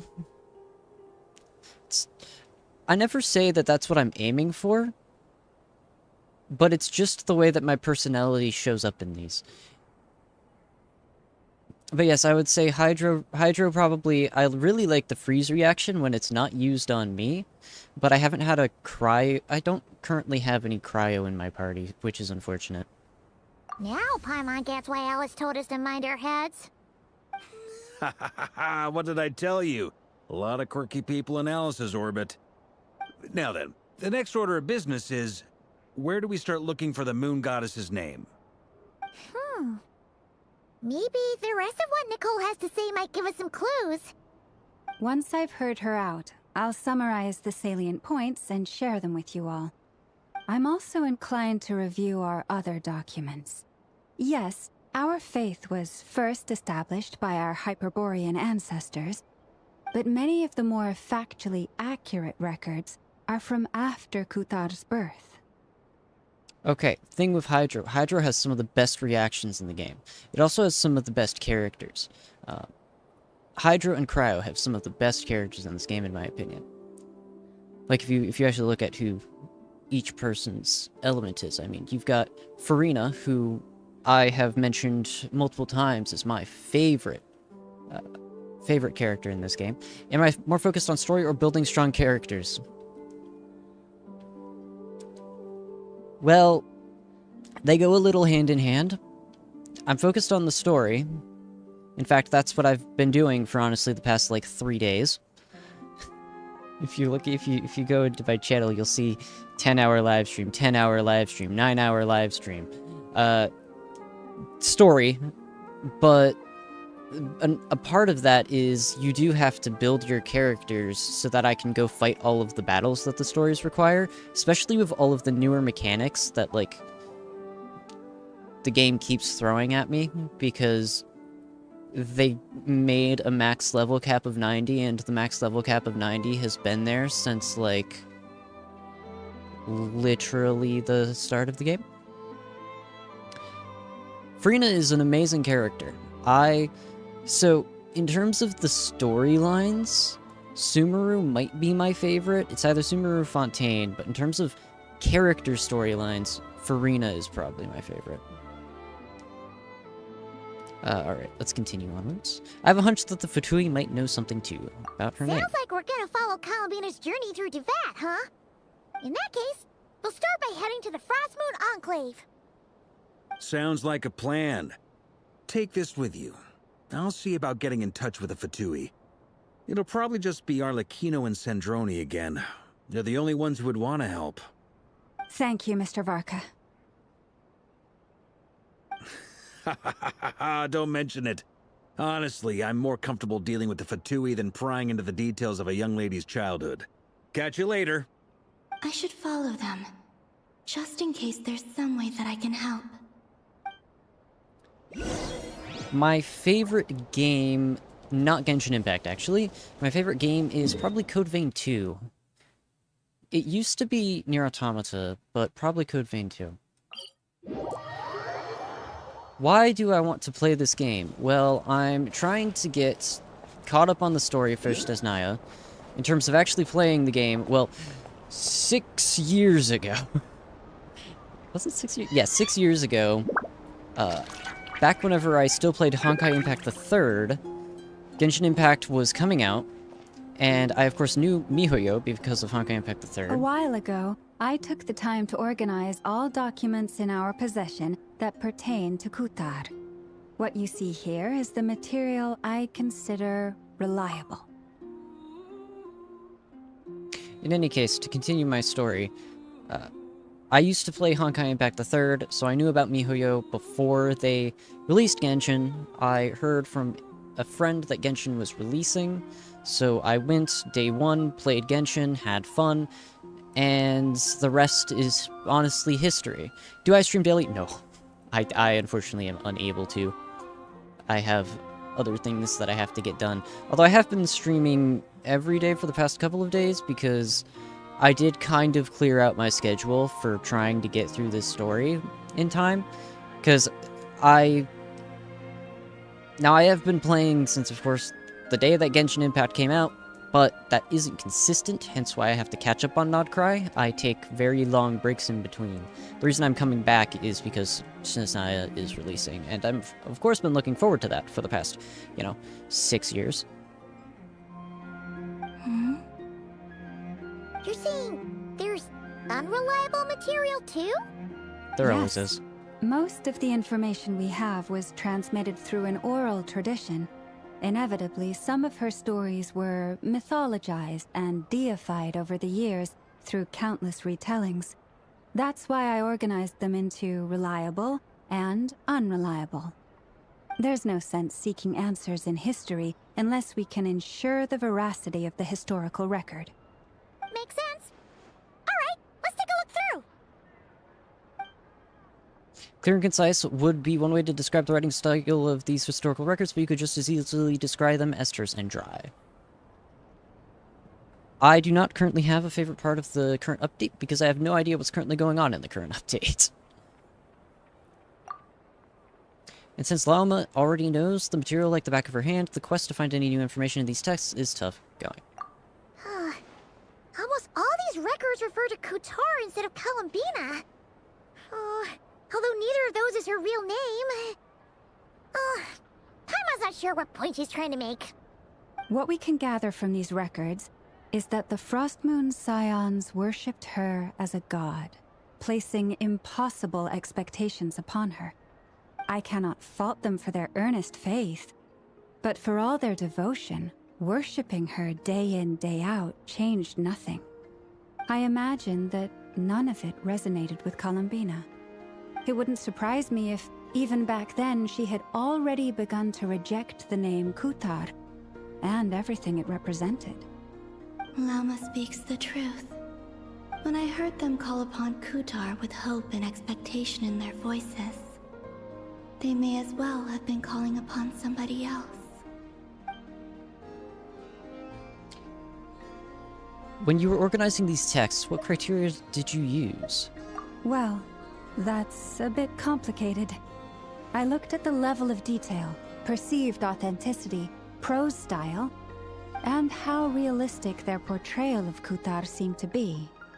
Amongst the Frostmoon Scions of today, only I know of her existence, and I alone have spoken to her face to face. As such, I know that there are certain things she simply would never do. That being said, I have sensed some changes in her lately. Changes? Me? Seems like this is getting us nowhere. For what it's worth, why don't we check the unreliable sources too? Sure. Give me a moment. I don't remember which philosopher said it, but to work is to live or something like that? Exerting but a fraction of her divine might, Kutar sheared a great mass from the snow-capped mountain and cast it into the sea, upon whose surface shone the mirror image of the moon. Thus was formed the island of Hisi. Yeah, right. That doesn't even begin to pass the sniff test. The 3 moons are naught but lies through and through. Only one moon has ever shone for us, and Kutar is her name. The subjectivity is strong in this one. We've heard something like this before in Natlan. Yeah, subjectivity. The vast majority of ancient texts are filled with fanciful tales like these. I trust you understand my criteria a little better now. Kutar did not speak, merely gazing into the distance in silence. And where her gaze landed, this was her prophecy. Clearly, whoever wrote this text never even met Kutar. Otherwise, they'd know that her eyes are always closed. What about you, Traveler? What are you reading? Seems like a collection of anecdotes. Come on, let Paimon see. The child wished to build a wooden nest with which to shield a fledgling bird from the cold. But being so young and lacking in strength, the child could not snap the branches from the trees. Kutar was passing by. Upon seeing the child, she summoned forth a Kuhenki, who built a beautiful nest for the child. I remember that. Not knowing the meaning of Kutar's divine intervention, the child dared not to respond. and thus ran home to call their parents. But Qatar was gone. The Moonshanter declared the event a miracle and took the nest as a relic, placing it on high for all to see. The child was named as one favored by the goddess and was greatly respected amongst the people. Yet, no further miracles were bestowed, and this matter was forgotten in but a few years. Huh. Any thoughts after reading that? If it's true, it gives off a somewhat lonesome feeling. Code Vein 2. Okay, so technically I played Code Vein 2 before it released, because I got the deluxe edition, so I had 3 days early access.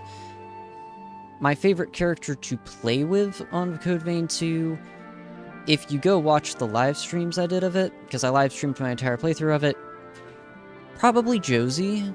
Josie was fun to play with. Holly was fun to have as a follower.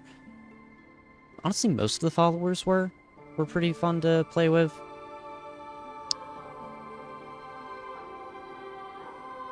In any case, it gives off a somewhat lonesome feeling. Yeah. Columbina probably just wanted to join the kid in making nests. Ah.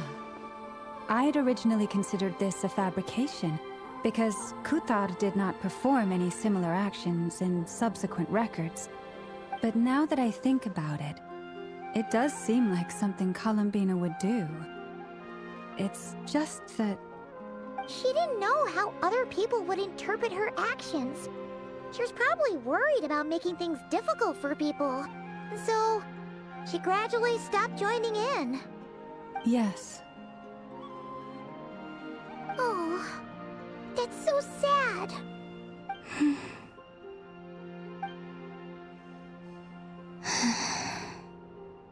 And now, I can make no such gestures of warmth, even if I want to. Poor Columbina.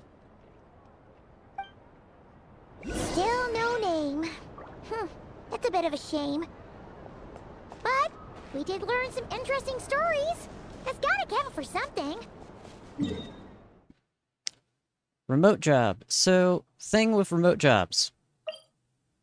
I have some experience with that. Barca said he was gonna set up a meeting with Arlecchino and Sandroni, right? Let's go back to Nasha Town and see how he's doing. Remote work is fun until suddenly something happens and you have to go drive into the location anyway. Fun in quotation marks, as far as fun can be whenever you're working. Of course, there are some jobs where, of course, you know, you can really enjoy what you're doing. Let's see. There's Barca. Oh, and it's Durin and Albedo too. Talk about coincidences, we meet again. Yeah, this is pretty much the same place we bumped into each other last time. I convinced them to stick around a little longer. We were all waiting on people, so I figured having a little company would help pass the time.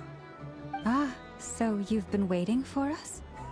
Does this mean that you've already arranged things with the Fatui? Sure does. Now you're back, we can go meet up with them together. How'd your investigation of the Frost Moon Enclave go? Well, we didn't find out Columbina's true name. But apart from that, it went pretty well. We learned some stories from her earlier days. Aha, just as well that I didn't tag along then. I'm sure our moon goddess wouldn't want every man and his dog knowing all about her private life. Still, desperate times, desperate measures, I guess. Someone had to do it. So, Barca was waiting on us, but what about you two? Are you waiting for Alice? Oh, no. We already met with her. We discussed that experiment I mentioned to you last time. Oh, and she also handed me this communication device. Oh no, not one of these things again. This looks familiar. I'm sure I saw one of these back on the Golden Apple Archipelago. That's right. I understand she informed you about the relationship between the phantom phenomena and Tevat's borders, yes? She wants me to help her with some more experiments on that front. She said that she'll contact me through this device with more information. Ah, I see. Following instructions and making observations. Pretty common research method. Takes me right back to Albedo's lab. Wait, then who exactly are you meeting? Someone you know. Albedo's met him too. But I don't think Miss Lauma or the Grand Master have been introduced. Introductions are overrated, especially in cases like this. It's you! So, it's not like the academia has prohibitions against going abroad. Also, I applied for leave. I forgot that I named him that.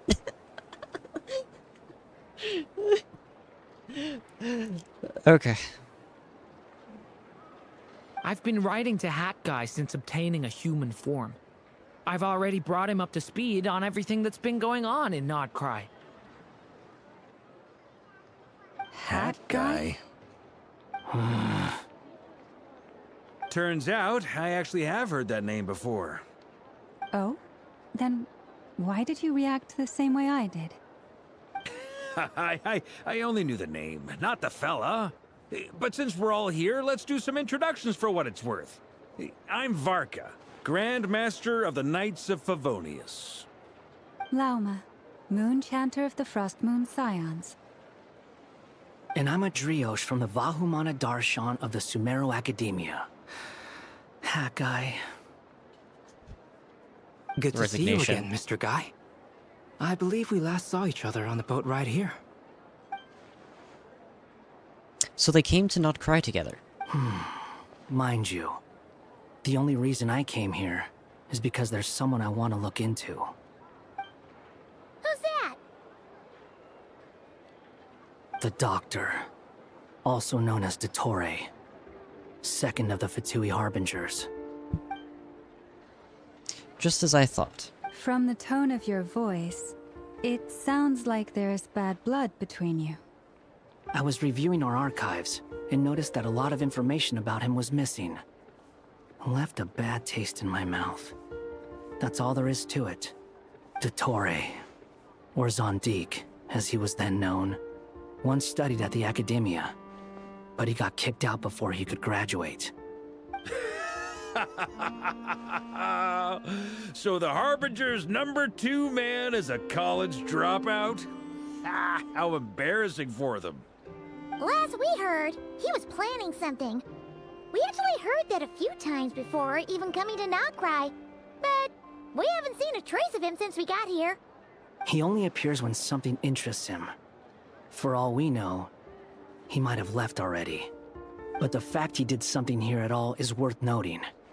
It'll fill a couple extra lines in his file. Why does it sound less like a file you're writing and more like a criminal record? Anyway, we were just about to meet 2 of the other Harbingers. Want to come along? You might learn a thing or two about him there. Sure.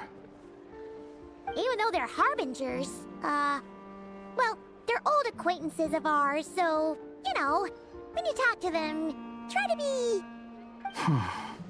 I got it.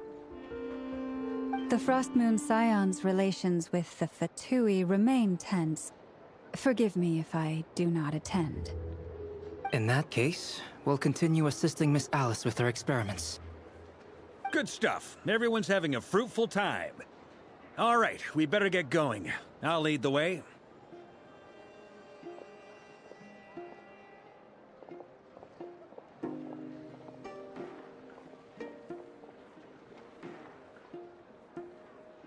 Hey, helicopter. Wait, hold up. That's one of the Melusines from... Is that what they were called? Yes, from Fontaine, back there. Hey, helicopter. Are you here for revenge? Well, yeah. That's obviously part of it. But I'm not the only one who has a score to settle with him.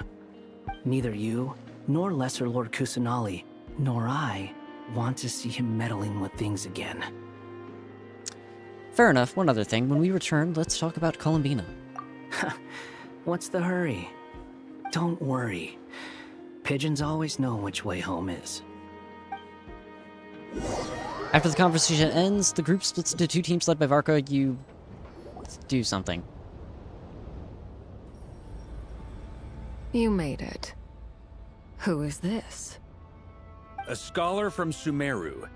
They call him Hat Guy. He's an old friend of the Travelers. Wait, this is the academia representative you wrote about? He doesn't exactly look the part. I believe this will prove my identity.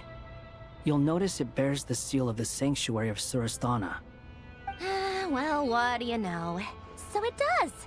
All right then. My mistake. It's fine. I expected as much. What? So as I mentioned in my letter, the Academia's got its eyes on Dottore. But this matter remains top secret.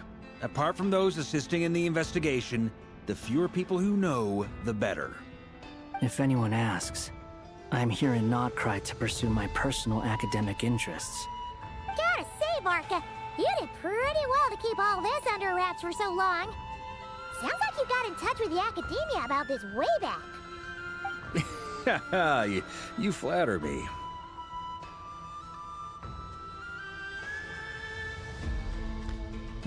You're all harbingers. What reason would you have to disclose information about Dottore? Where do I even start? Remember that time we fought Rerir at Star Sand Shoal? He sure let me have it then, didn't he? I'll bet Dottore had that all sketched out, with me as his convenient little pawn. He could not care less about us if he tried, but hey! The feeling's mutual. Does Dottore really strike you as the sort who values his relationships with his colleagues? Fair point. Definitely not. Which is why I always keep my guard up whenever he starts making suspicious moves. To that extent, our motivations align. On top of which, I consider you trustworthy people. Now, back on topic. In the wake of the Reikir of Solnari episode, Snezhnaya and I grew suspicious about Dottore's complete inaction during the entire affair. So we tried to find out what he'd been up to, but unfortunately to no avail. He never lets anyone in on his plans. The more he cares about something, the more secretive he gets. Indeed. Perhaps he believes that by keeping a low profile, he can avoid trouble. But that trick isn't going to work on his colleagues. Yeah, I mean, he's been researching the ancient moon's remnants. And he's been trying to get his paws on the moon marrows. Only an idiot would believe he doesn't have something more planned. With this in mind, I returned to Snezhnaya and relayed my thoughts to Her Majesty the Tsaritsa, entreating her to have him recalled. That's pretty direct. Did the Tsaritsa agree? Yes. I made it abundantly clear that the Fatui's business in Nod Krai is almost concluded, and we do not need 3 harbingers in this territory. Her Majesty concurred. Accordingly, Dottore has returned at her orders. I imagine he is continuing with experiments, which no one besides he would ever have any interest in. Common sense might mean nothing to him, but he's not stupid. He knows that no good can come from opposing the Tsaritsa. Smarts alone won't get him all the way. He needs the Rooster's resources and Regrator's Mora, both of which the Tsaritsa can strip from him by waggling a finger. But doesn't he have a track record of publicly following orders while going against them in private? He probably has it down to a fine art by now. Wouldn't put it past him. We worked together on a research project once. Only briefly, but it was enough to show me that we're fundamentally different people. He has no interest in doing things methodically, stage by stage. His thoughts jump all over the place, and the moment his curiosity is satisfied, or he gets the results he wants, he disappears. The only similarity we share is that, once we set our minds on doing something, we will see it done, whatever it takes. Oh, we definitely saw some of that in your battle with Rerir. You got so competitive. Ugh, do not remind me. Then I believe we all concur. Dottore will not simply give up. Fantastic. Now this is turning into a whole day of unpleasant memories. Ugh. Are you talking about the moon marrow stuff? He also strikes me as the kind of person to disregard experimental regulations, ruin all the equipment, and go way over budget. Then leave the first person he can find to deal with the fallout. Exactly! This one time, he was running some high-temperature experiment and the substance exploded.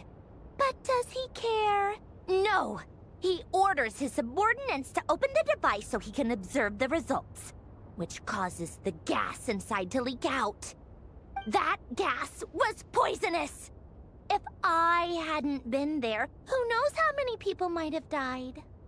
And after all that, he left! While I was still cleaning up after his mess. What a waste of time, he said. Waste of time? The nerve! He wasted my time! You've been bottling that up for a while, huh? Hat guy, I must say, you seem awfully familiar with internal Fatui affairs. Especially when it comes to Dottore. Thank you, Lady Harbingers, for providing such valuable information. I have no other questions for now, so I'll be on my way. Wait, what? You're just gonna leave? You're welcome to join if you want. Ugh. Just when Paimon thought he'd finally mellowed out. He makes quite the impression. I'll say. I've met tons of headstrong people, but not many of them would join me in bad-mouthing Dottore. Anyway, back to the main agenda. Barca, you said that Columbina has gone missing? Or rather, disappeared. Yeah. We're working on building a connection between her and this world. The simplest method is to find out her real name. I've actually asked her that question before, but she said she didn't know. Considering our relationship, I doubt she was lying to me.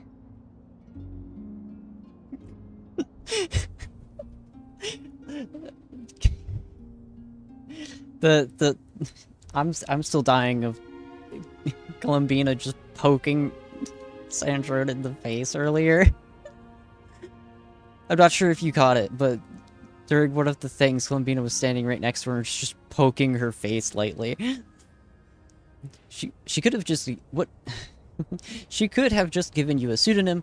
What did she do while she was with the Fatui? As far as I recall, she was never dispatched by Her Majesty to claim a gnosis or anything like that. The Tsaritsa's plans had long contained a place specifically for her. I always thought that was weird. What could she do that the rest of us couldn't? Knowing what we do now, it's probably something related to Kavaki, right? More than likely. When she first arrived, Columbina would often go to Her Majesty and ask when she could start the task assigned to her. But Her Majesty always gave the same reply. The time has not yet come. So she spent her days in Snezhnaya doing basically nothing. The Tsaritsa has summoned a beautiful blind maiden to be a harbinger, giving her the third seat by virtue only of her enchanting voice.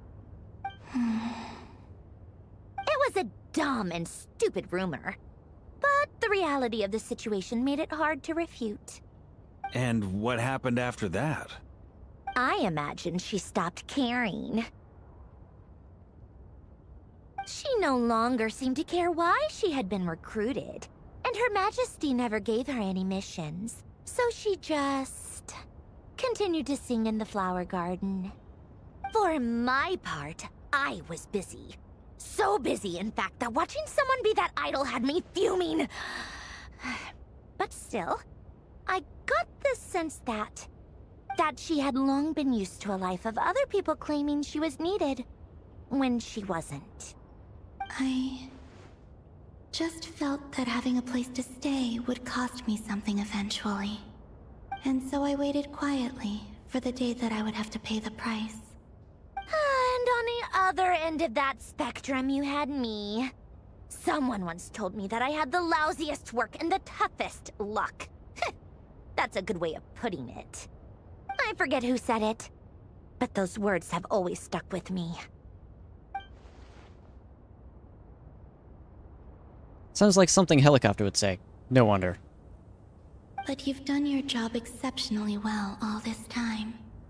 Because at heart, you are a conscientious person. Thanks for telling us all this. What is it? Something come to mind? It's nothing, I'm just even more eager to learn her name now. I want to shout it to her from the rooftops. Oh boy, that's embarrassing. That makes sense. Nothing screams you are needed like your name shouted from across the town. Well, good luck with it. But if you ask me, Columbina is still the most shoutable name. I'm just so used to it now, after all the arguments we've had. I can't be bothered trying to remember another name for her. Nor I. Sandrone. Harlequino. You chat further about interesting moments from Columbina's past. Huh! It's a Sealy! Does that mean Nicole has news for us? Ladies, I thank you for your hospitality. If the chance ever comes up, I definitely owe you both a drink sometime. I'm sure it will. You can make your own way out. Heck, you've been here enough times, you probably know your way around better than I do. Take care, everyone. We'll be in touch if the situation changes. Okay, time to do what adventurers do best. Follow that Sealy!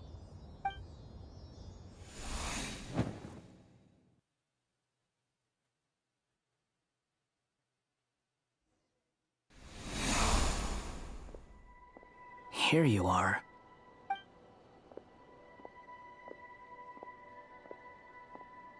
Oh, hat guy. How come you're back so soon? Did things go all right with the Fatui? Fine. Dotori's been summoned home by the Tsaritsa.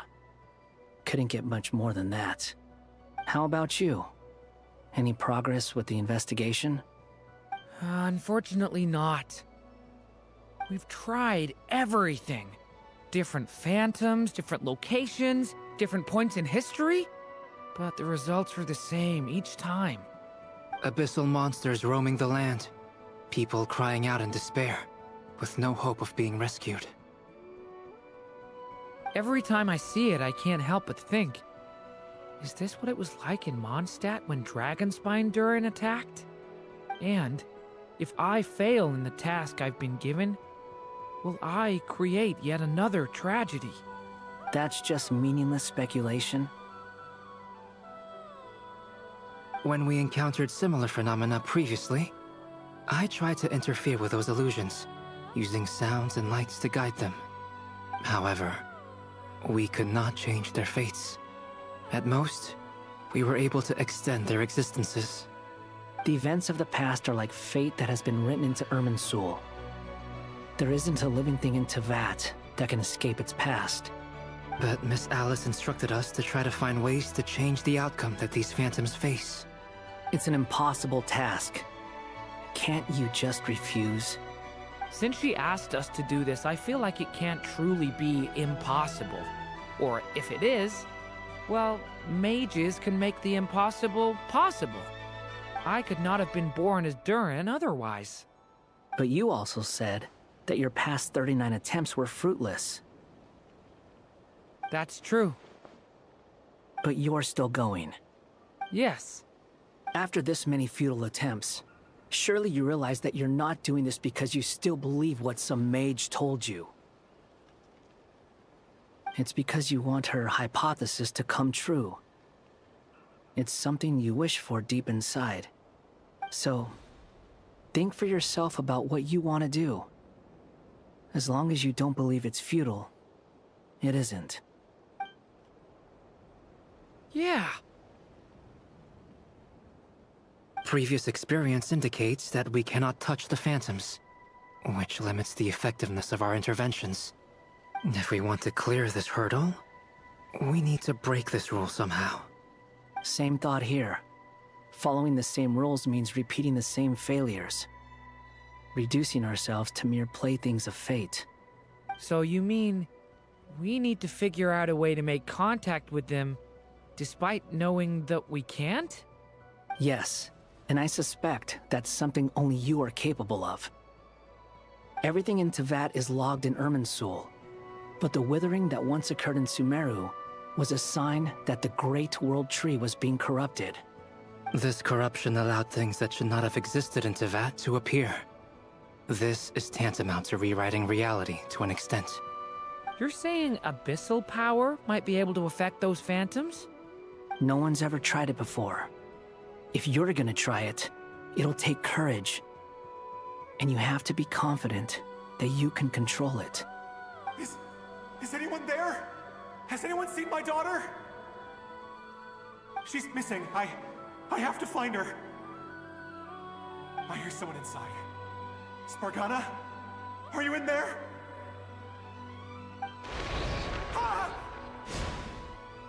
If I can use my abyssal powers to warn him that there is danger here, maybe it'll change his decision. Maybe he'll stay away. Yes. The important thing is not the nature of the power, but rather how you use it.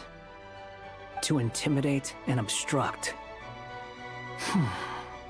Sounds about right for the Abyss. Let me try. I should be able to influence that thing. Have you seen a little girl? What? Make use of the stone pillars.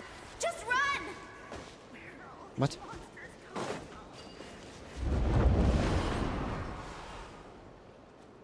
I hear someone inside. Spargana? Are you in there? During can use the power of the Abyss to affect the world in which the Phantom is located. For example, using it on a stone pillar will create a barrier with the Intimidate and Obstruct attributes, which in turn will affect the choices and actions of the human Phantom. What is this? Looks dangerous. I should get out of here.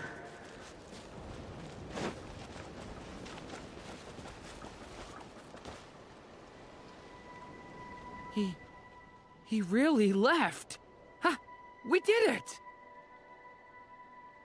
Yippee. Don't celebrate too soon. Follow him. See what he does next.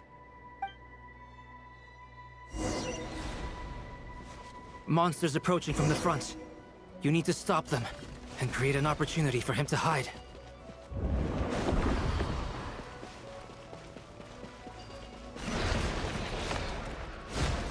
Ah. Help me! The Phantom has met its end and returned to its place of origin. Okay. Monsters approaching from the front. You need to stop them and create an opportunity for him to hide.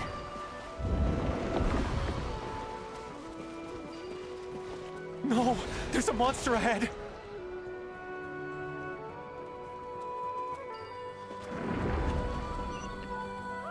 Wait, is that the barrier I saw earlier? Why is it appearing now? It's as if someone's controlling it. You may or may not be controlling it.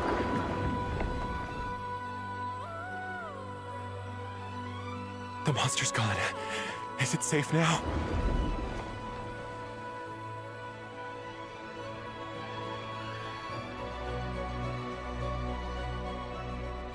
The barrier's gone too. How odd. Anyway, I guess I'll keep going. Quickly, let's keep up.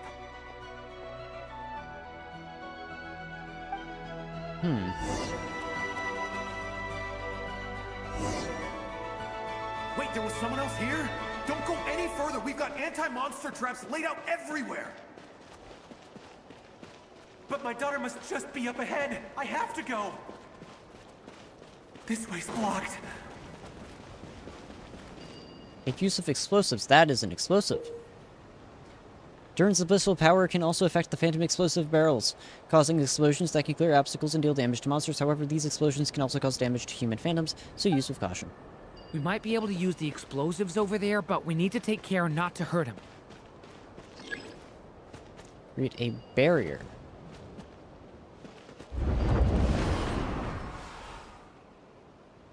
I'll use the barrier to keep him at a safe distance.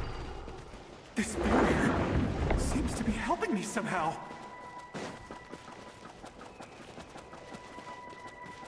Hey! Hey! Wake up! Oh, no good. Gotta keep moving ahead.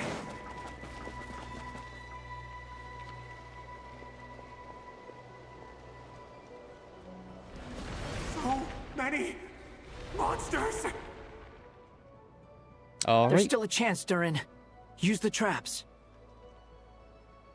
It's time to use explosives against the weird monsters.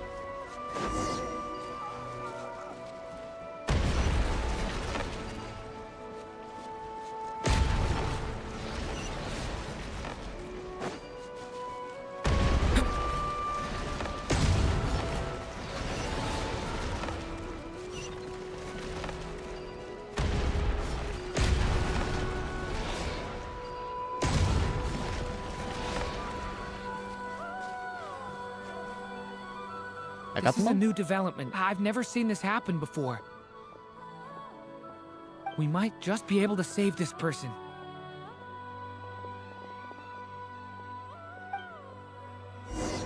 Okay.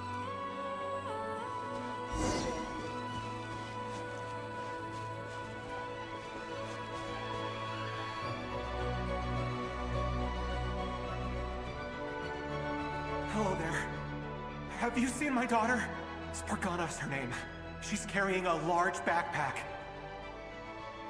Get out while you still can, you fool. You won't find any survivors here. But I can't just leave her here.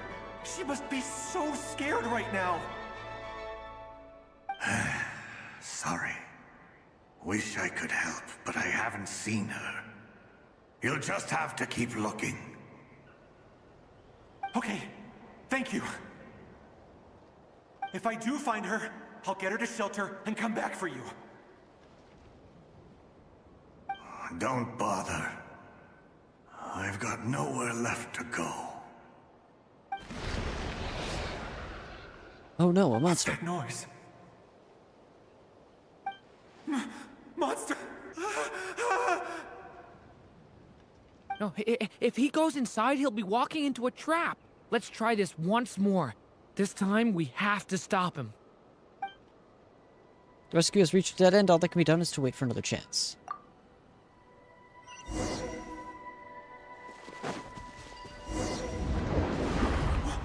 Why? How will I know where Spargana's gone like this? You know what? I'll trust this strange barrier. It's gotten me this far after all.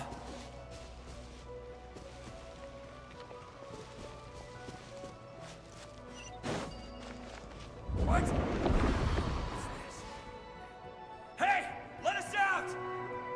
Spargana, are you there? I feel like I missed one.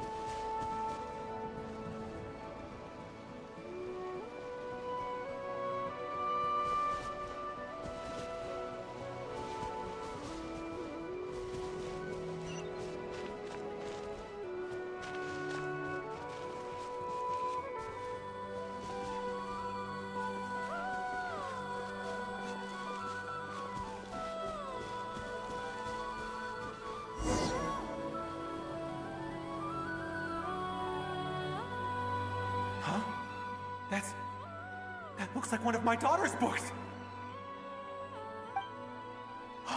Thank you. Thank you. Yes, it's one of hers for sure. That's her name on it right there. She left her backpack here. Uh-oh. Durin, just like last time. Use the explosives.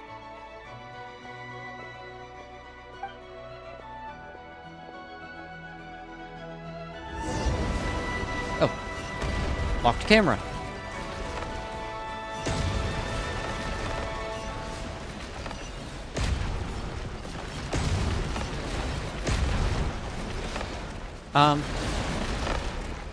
I happen to be out of explosives. It won't work. There's not enough left. If he makes it in, he'll die. But then, this clue could be the key to him finding his daughter. It might not be the only one. Better he misses that clue than loses his life. I guess so. Yep.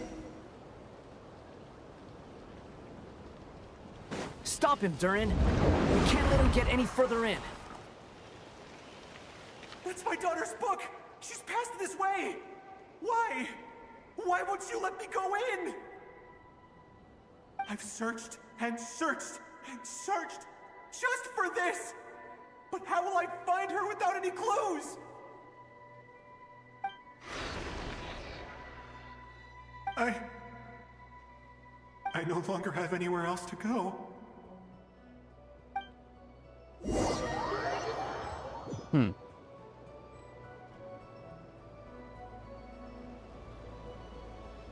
I'm sorry. I'm so sorry. He refuses to go anywhere else. Whether he opens this door or not, all that awaits him now is death. We couldn't change his fate. Albedo? Hat Guy? Let's try one more time. I don't know how we're gonna do this, but I don't want to give up either.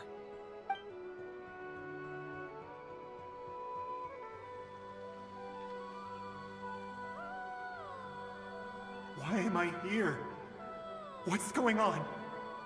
All these scenes running through my head. Where are they from? Huh? What's going on? His reactions have changed. How many times have I... What's happening to me? Huh? Wait. Who are you? You can see us now? I feel like I always could, but that I only just realized you were there.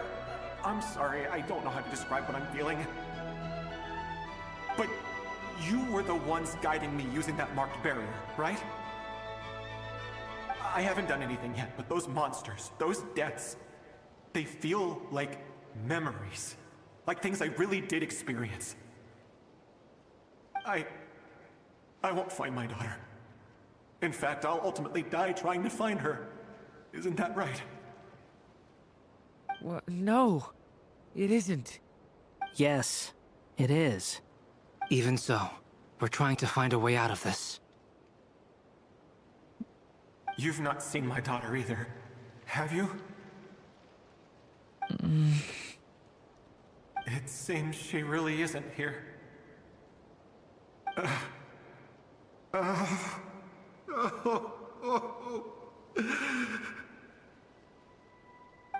I'm sorry we couldn't help you.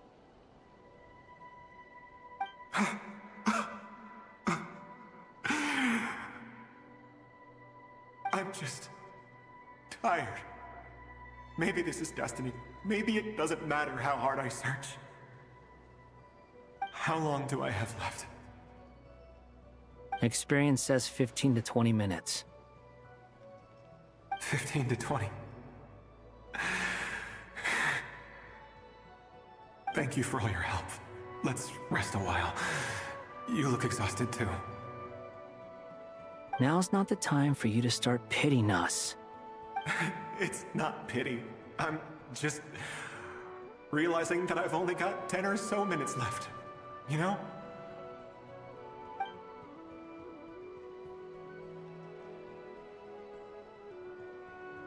You say you're from Mondstadt, yes? A place with windmills, where people enjoy limitless freedom? And you're from Sumeru, where they've built an academy into a giant tree? Yes. It seems you've never heard of either place. Those names are unknown to me, I'm afraid, yes. Have you heard of Hyperborea?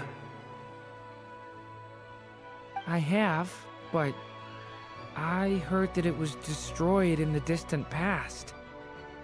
I see. That was where my ancestors once lived.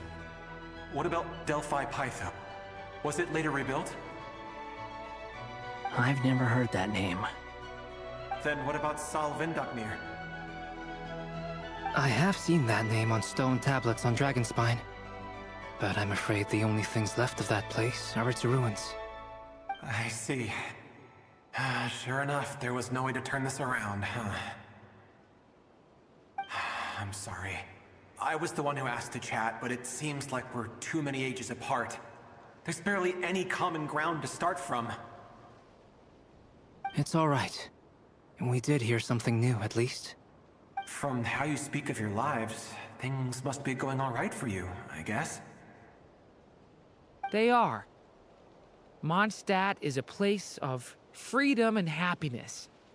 There's a lot of good people in the church and the Knights of Favonius, and even outsiders find that it's an easy place to feel at home.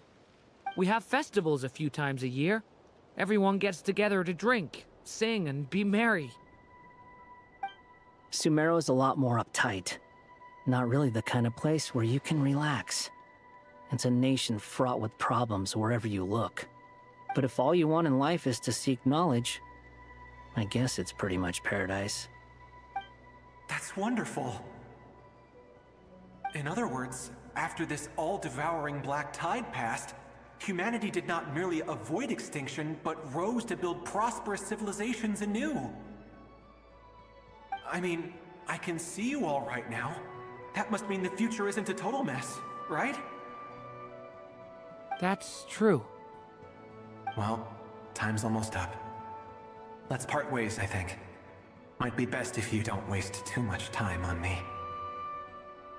The chances are slim, I know, but I'd like to spend these last few minutes looking for Spargana. If things work out, I'd love to tell her about what I've heard. May we meet again. Well, or not, most probably. In that case, may your wishes come true.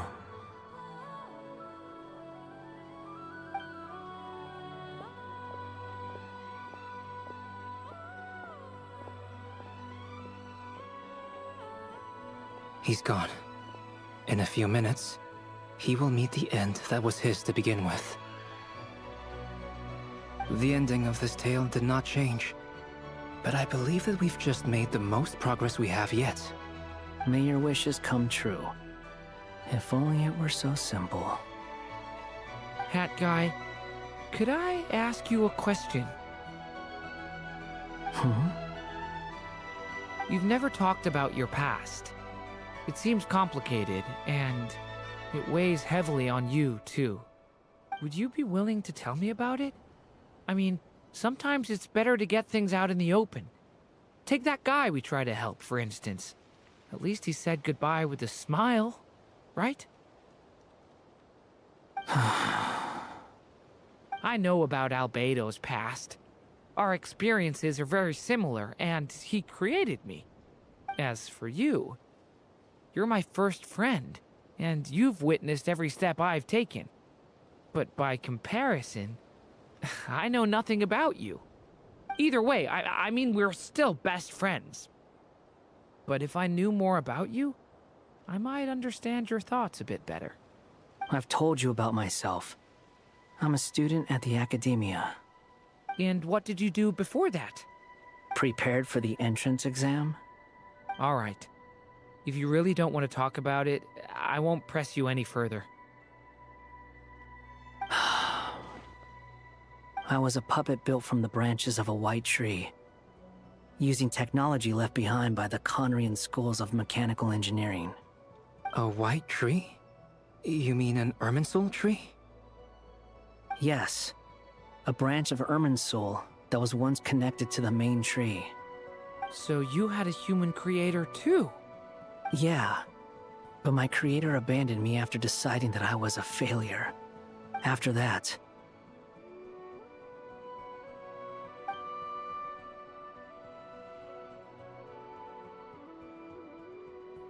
Durin. Resisting the influence of the Abyss, suppressing the urge to destroy, trying to do the right thing. None of these things are easy. But no matter how hard they are, trying to rewrite past wrongs is far harder. You asked me if you would create a new tragedy if you failed. I told you there was no point speculating about that. But the real answer is, yes, you absolutely will. That guy. But at least you've got people here to help steer you away from the wrong path. So, just keep aiming towards the light. I will. I promise. Alright, break time's over. Hello? Durin speaking. Hello, friends, it's me. What have you been up to, I'm detecting some unmistakable fluctuations here at the border. The amplitude isn't particularly high, but they're completely different signals from the ones before, and the scale is comparable to those I've detected previously. Alice, we were unable to save that person. However, he appears to have retained a portion of the memories gained through that cycle, and was able to hold a conversation with us. I see. Well, that is rather odd indeed. It definitely merits further attention. Could I trouble you to keep trying the same approach? I need to gather some more data. Counting on you. I should probably have Nicole come and check this out as well. Act 5 is complete! Yippee! We're halfway done!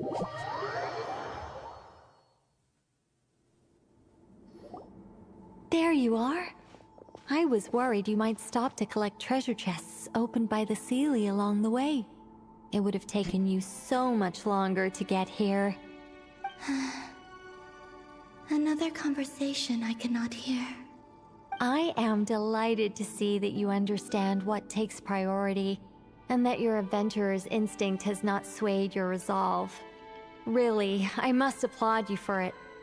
You should know. Paimon's head.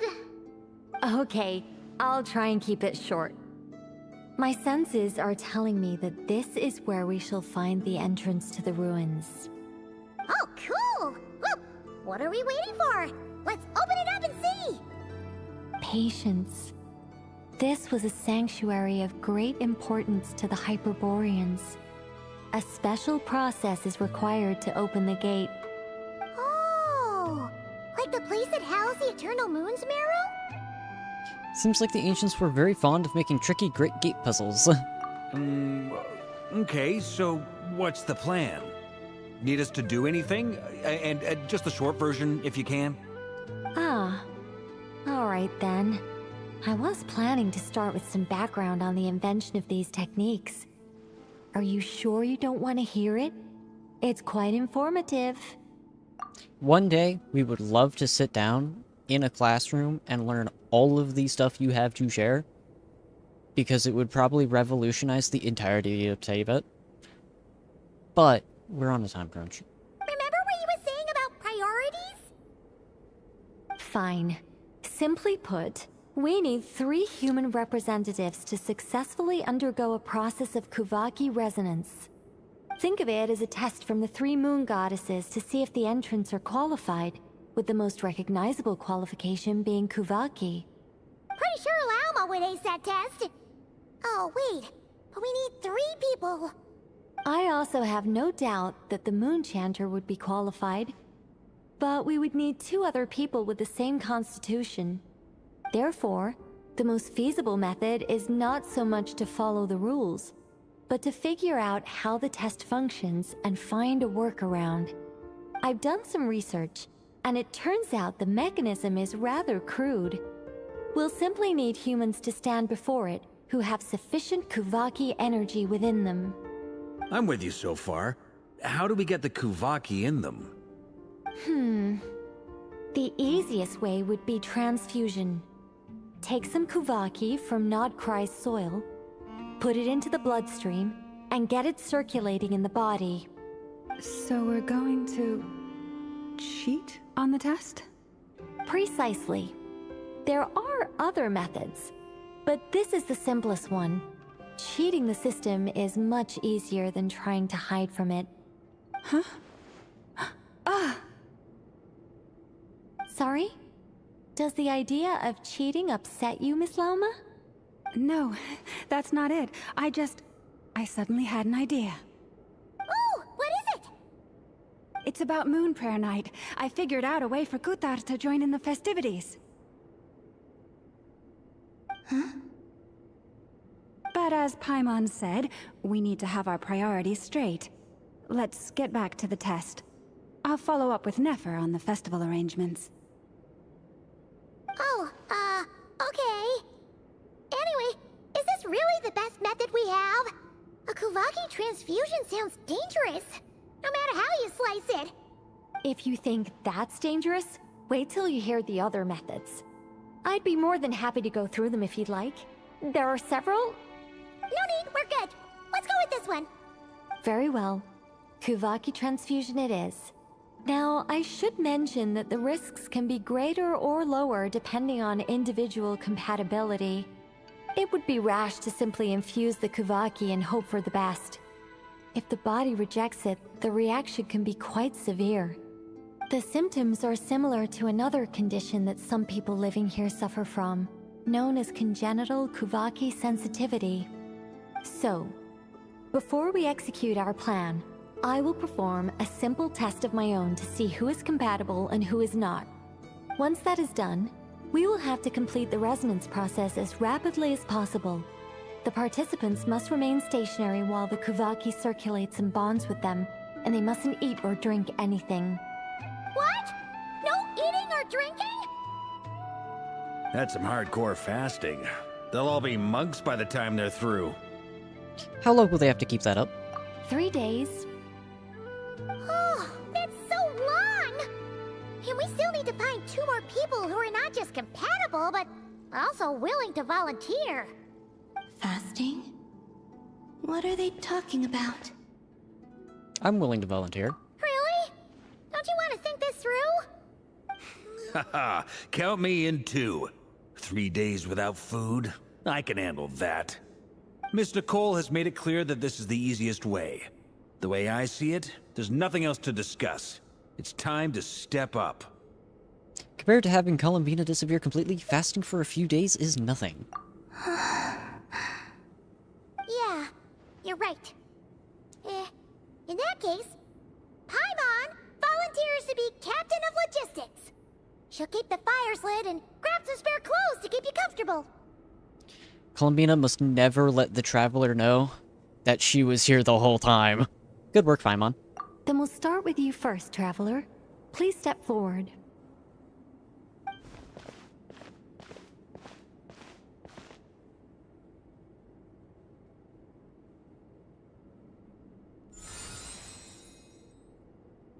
How's it going? Do you feel anything? No. How about now? No. And now? Still nothing.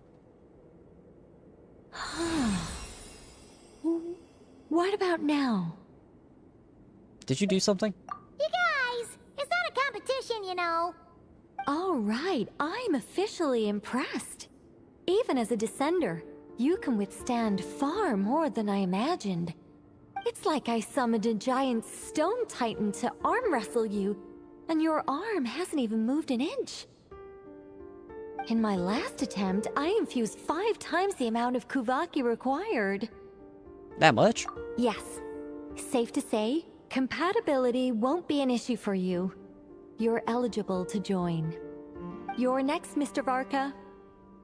Sure, here goes nothing. All right. I'll start where we left off. 5 times the required Kuvaki dose. Whoa, whoa, whoa, hey, wait a minute. How's it going? No, not great. I kind of want to puke. Feels like I've been drinking too much. A few bottles of wine, then a big stein of Dark Horse. Some hard liquor from Leo I mixed in. You think this is funny? I just lost to a young lady in an arm wrestling contest. I'm never gonna live that down. My apologies. I'll lower the concentration and try again. Oh. you going now? I'm not as dizzy as last time, but I can still feel it pulsing around. In that case, you wouldn't be an ideal choice, Mr. Varka. Let's try someone else. Okay. Let's go ask some of our other friends then.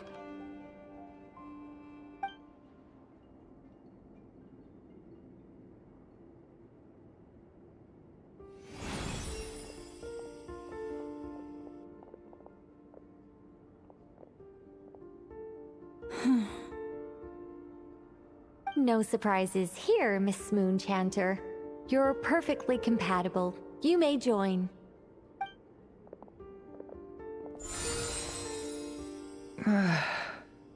I'm getting a slight headache. Shame. You were so close.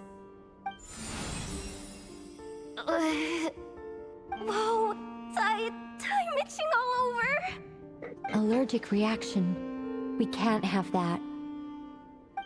Huh? Well, are you gonna start a what? The Hexenzirkel is an organization that cares for and protects children. We will not have them do dangerous things. Not even tests.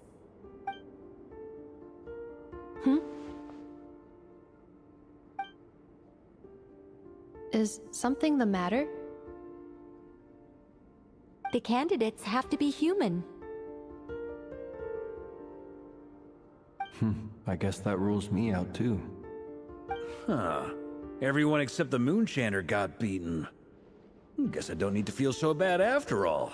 I mean, looks like this isn't gonna be as easy as we thought. Perhaps I could ask for volunteers among the Frost Moon Scions. I'll see about talking to some trusted Lightkeeper colleagues. Itlua springs to mind. In fact, I think we had some former Frost Moon Scions join our ranks recently.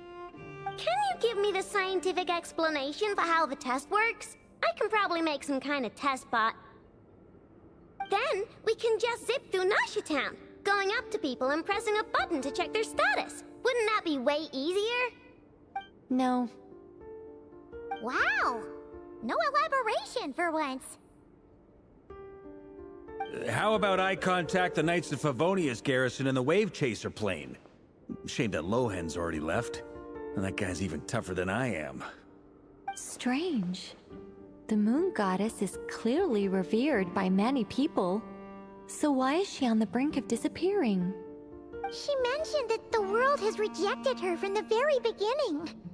And when we fought the Rakhir of Solnari, it seemed like she exhausted her power for our sake. Also, Paimon's not sure revered is the right word for how people feel about her. Gratitude, certainly. For my part, anyway. It's basic reciprocity. She helped us, so she deserves our help in return.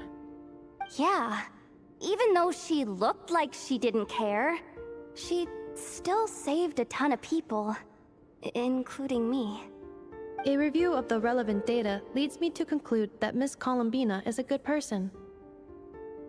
Yep, you bet!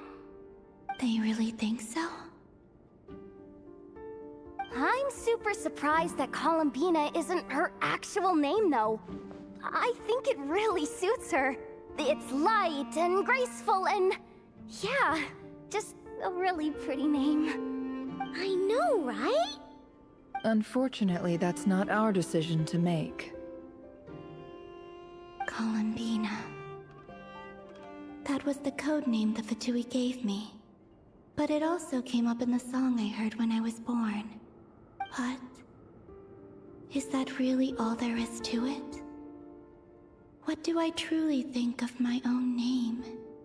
Is there anyone left who will still call me by that name? She told me to pick whichever name took my fancy. Why did I pick Columbina? Maybe because I felt she never wanted to become Kutar and be worshipped as a god. Moon Prayer Night is getting closer by the day. We're running out of time. We need to look for other candidates. Then allow me to try. I had a feeling. What are you doing here? You contacted your friends via the Adventurers Guild. Snezhnaya has been keeping an eye out for something like that. So she informed me. Since I have the ability to accommodate a moon marrow, I should prove to be a suitable candidate. Arlecchino. When can we begin? I see. We can begin right away.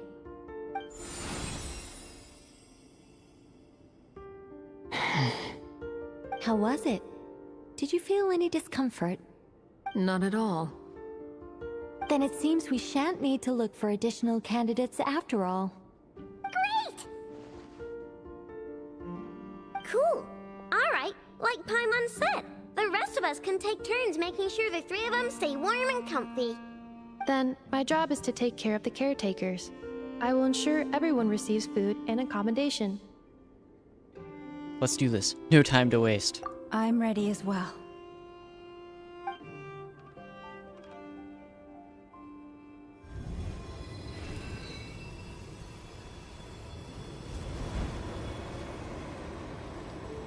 All this to open a door.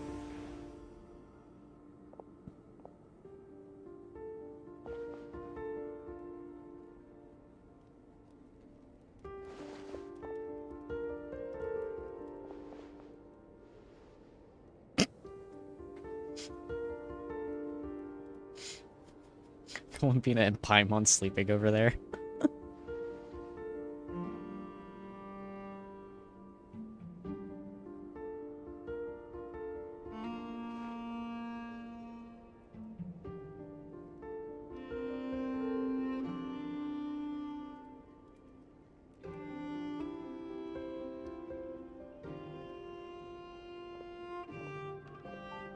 The work is done. The sacred scroll shut. The stars grow dim, the people silent. The white sun sets, the silver moon rises. O path to the temple, appear now before us.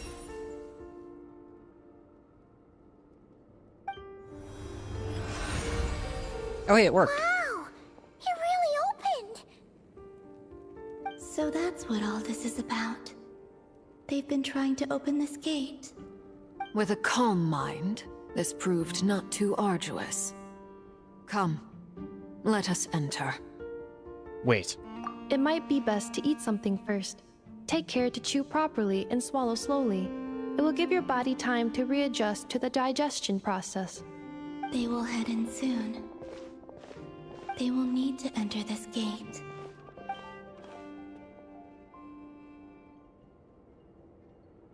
Huh? I cannot pass through. Is it because I have no physical body? It has been 3 days. My strength has all but completely faded. Can I really hold on until Moon Prayer Night?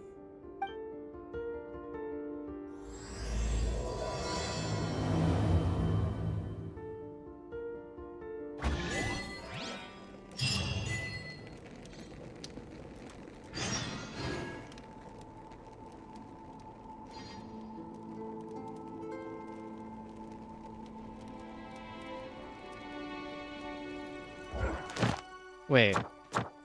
When did we finish Act 5? Right, I remember when we finished Act 5. Never mind. Okay. Sorry, just a lot in between the two quests. Okay. Well, before we go off and continue into Act 6, I have gotten a message that there is food waiting for me. So I am going to go grab my dinner, bring it back, and then, just like the rest of our party, I will be all rationed up and... Okay, I don't know how I was going to describe this. In any case, I will have eaten, which will make life a little bit less painful going through this. So, I will be back in a little bit.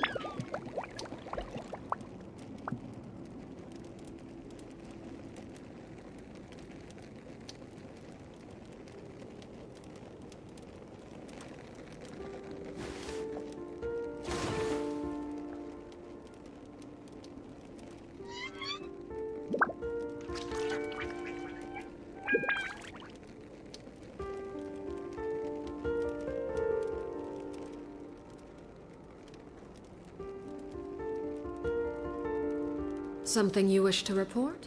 Go on. You have my undivided attention.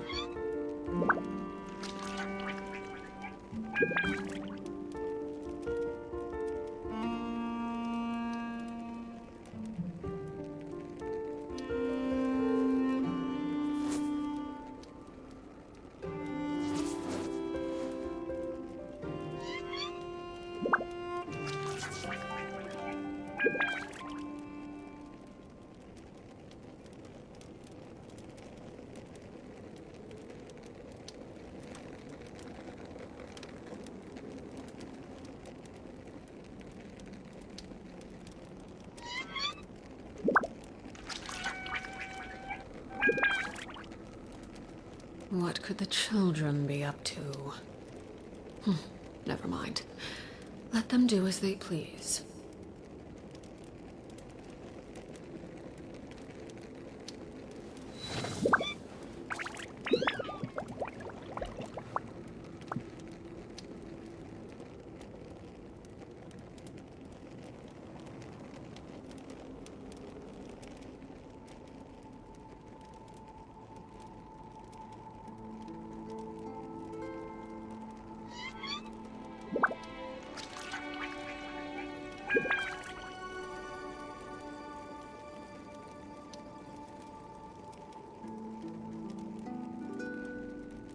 You know, I think this Arlecchino's idol right now fits this little situation way better than I was expecting whenever I left here. She's got a little chair for the feast. And I've got a little... It's not exactly a feast. I've got a little bit of food for myself that I can eat while we go through what I am going to anticipate. Even more cutscenes. Probably a little bit later. It's really hot, so I'm gonna let it cool down for a little bit before I actually eat. But it is in front of me, so it will taunt me for the rest of this live stream, I guess.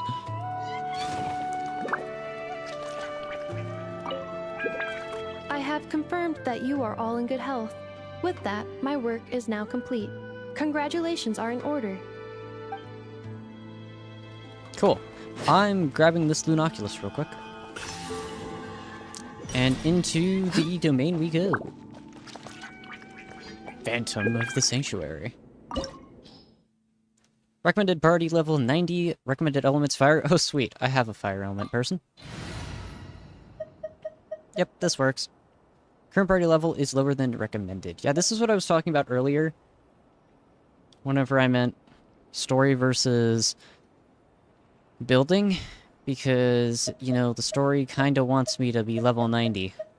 So, of course, Arlecchino and Farina can carry this party for the most part, but still.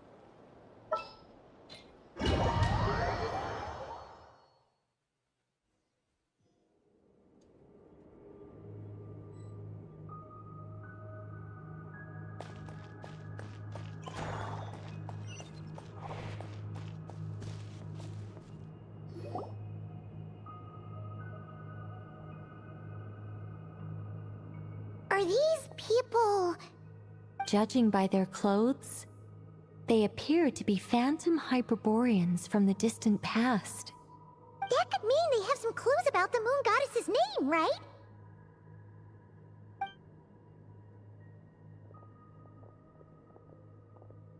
Hey there! Could you tell us what the moon goddess's name is?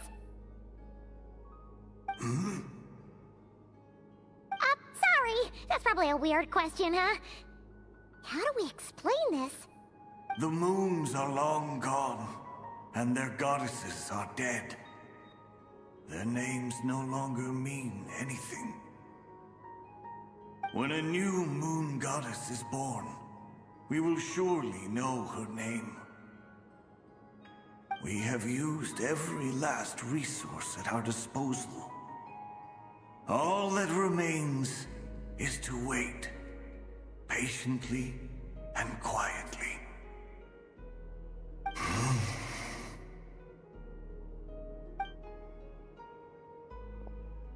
Were the people of the past all this devout? It looks like this phantom doesn't intend to converse with us any further. Surely the new moon goddess he speaks of must be Columbina. Alas, Kuthar's birth came long after the age in which he lived. Salvation did not come.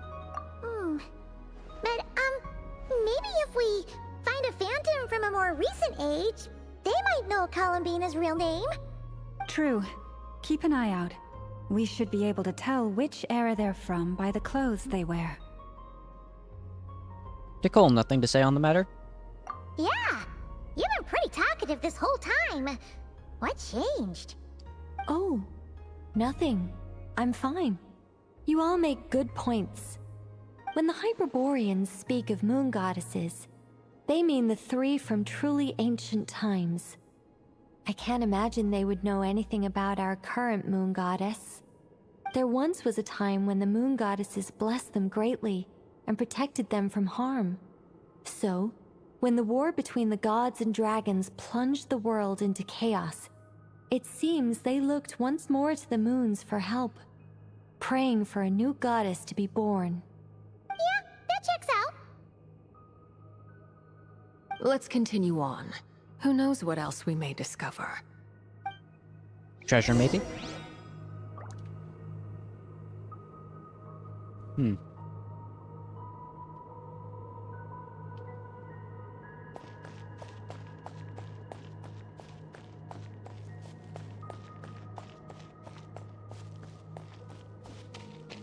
Also, of course, the devout. I'm pretty sure this is like some holy sanctuary to them or something. Not a problem. Try this. How did that door suddenly collapse? Magic. This device was maintaining the door's integrity. Remove the core, and the device stops working. What is that? Is this our destination? Impressive. More precisely, this is a device that will help us reach our destination. Let's go. We still have a long distance to cover.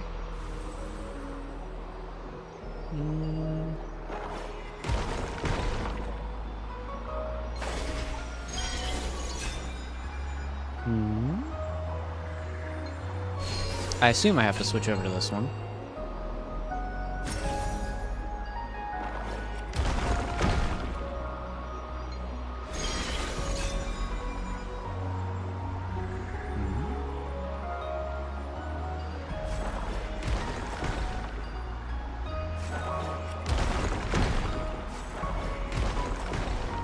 Three in quick succession. Trying to make sure I'm on my toes.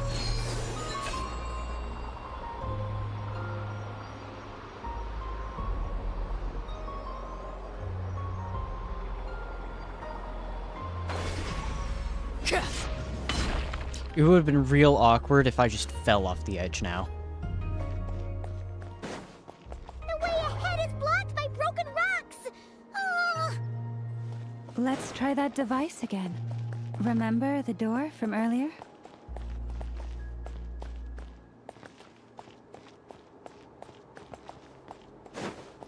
How do I pick this up?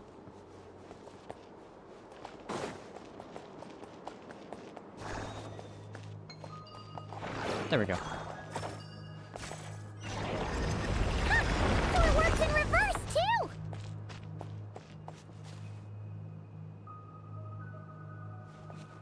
It's always murals. Always random murals.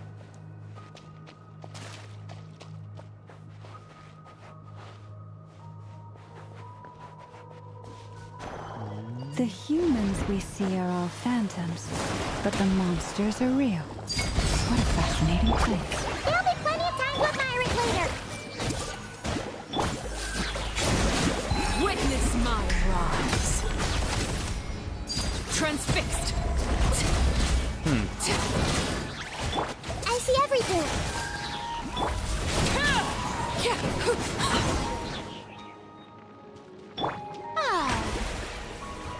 Examine the painting on the wall. Not exactly a painting, but okay.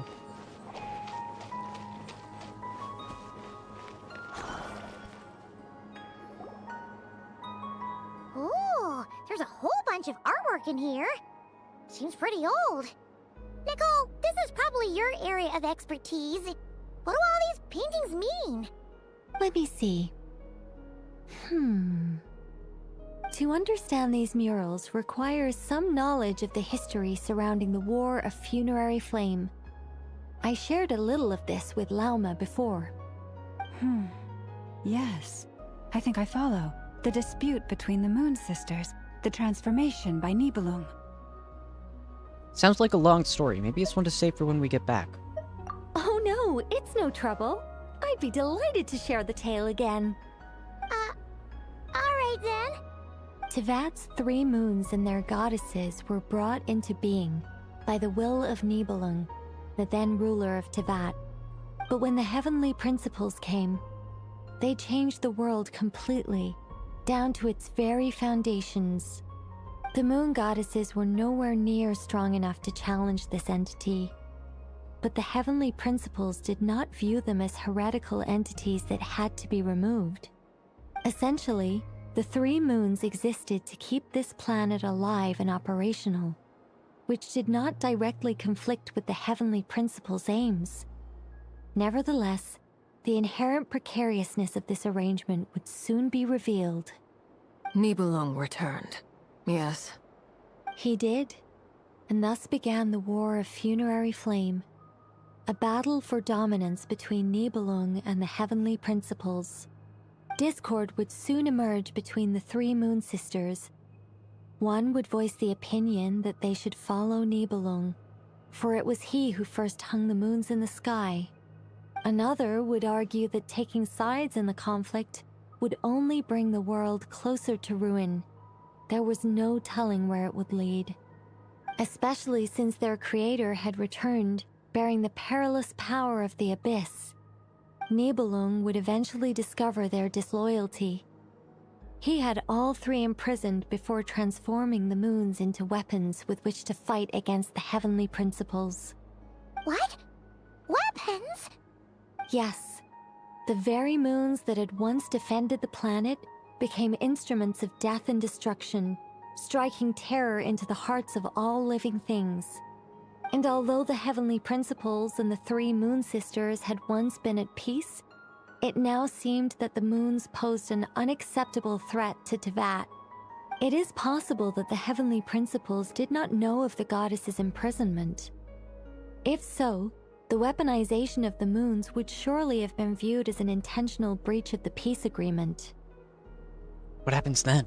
Regardless of who knew what, when, the heavenly principles shattered 2 moons and flung the other beyond the skies. Whether the goddesses managed to escape Nibelung's captivity after his fall, nobody knows. But this much is certain. From that day on, the moons no longer belonged to Tevat. The rejections slowly drained their power until eventually they passed away. So that's the full story. You say the moon ceased belonging to Tevat from then on. Why then would Columbina be born here? That is perhaps due to the lingering connection between the Frost Moon, which was not shattered, and this world. You could see it as the 3 sisters' dying wish. They never desired war. All they ever wished for was to protect this land. I see. If the final fate of the 3 goddesses is as you say, then Columbina faces the same grave danger. Our investigation has yet to bear fruit. We must hurry. Yeah, you're right. Let's keep going.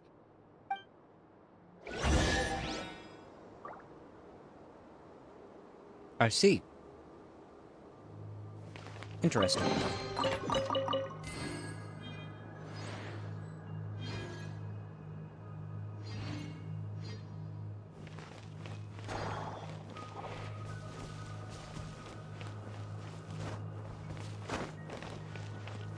So, that, if the Heavenly Principles was the one that destroyed the moons, and we know that the moons were destroyed by Descenders, that means the Heavenly Principles is a Descender. Which makes sense, because we know we know Descenders as beings that are from outside Tevat. And very clearly, Heavenly Principles is not from Tevet. So that makes sense.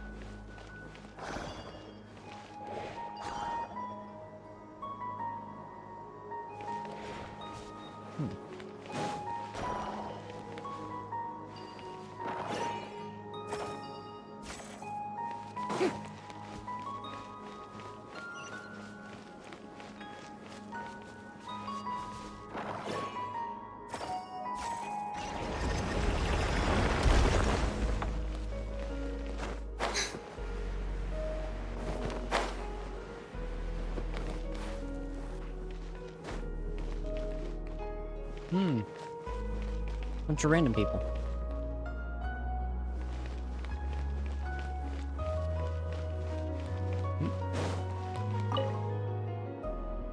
The shelves are stacked with books. Unfortunately, none are related to the birth of a new moon goddess, and there's no mention of a Columbina.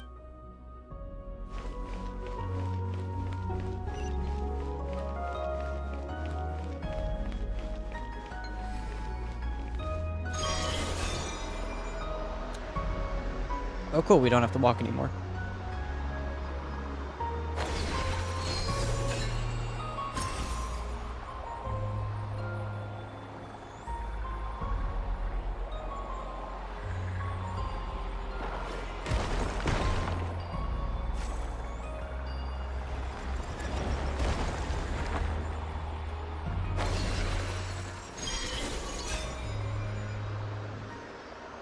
The plot thickens.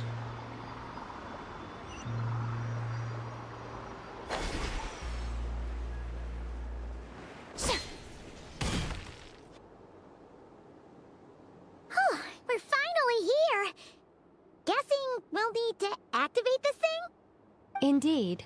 I was a little worried about that at first, but as we got closer, I sensed that the Kuvaki within it flows unimpeded. It should be functioning normally. The only issue is how to activate it. It's looking a little worse for wear. What about the cores from some of the other devices we've seen? Can we repair it using those? In all likelihood, yes. I imagine that would have been the Hyperborean's backup plan. Let's look for some cores.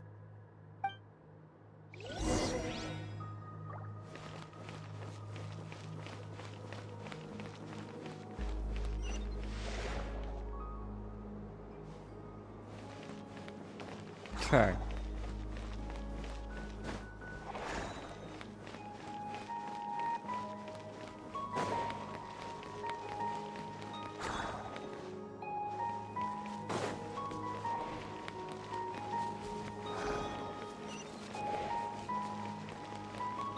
Oop.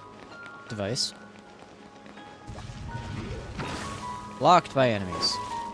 Overruled. Go on. Everyone hold hands.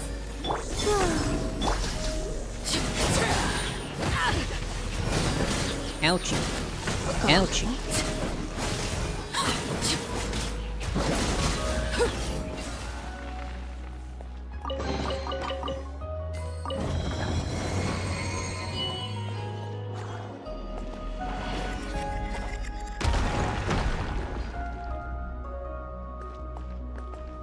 Okay, how do we get this? Oh. What?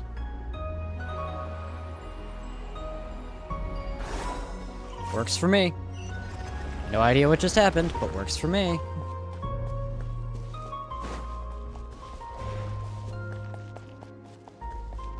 Paimon found a core! But how do we get across? Walk up, then jump down. You'd think Paimon would know by now. If there is something, there's a way to get to it. Eventually. That way to get to it might be behind about 7 different quest lines, but there is a way to get to it.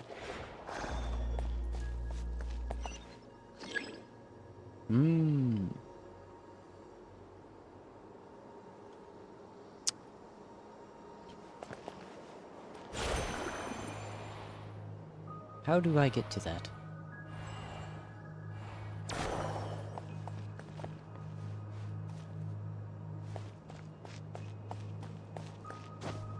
It just told me what what I'm supposed to do.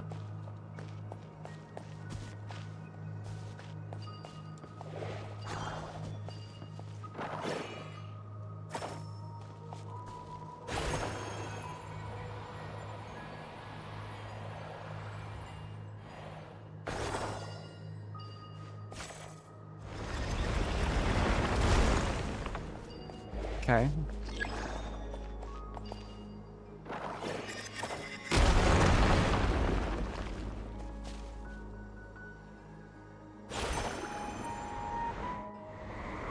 How do I go down?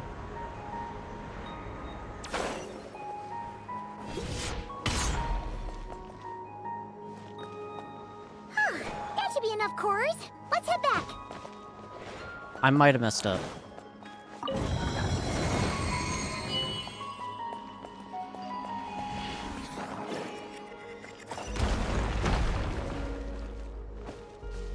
I might have messed up.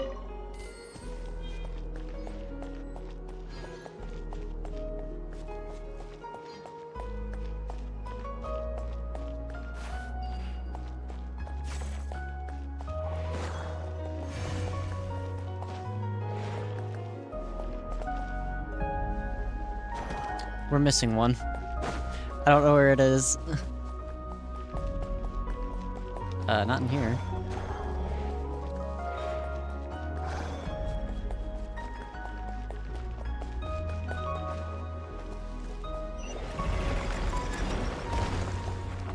There it is.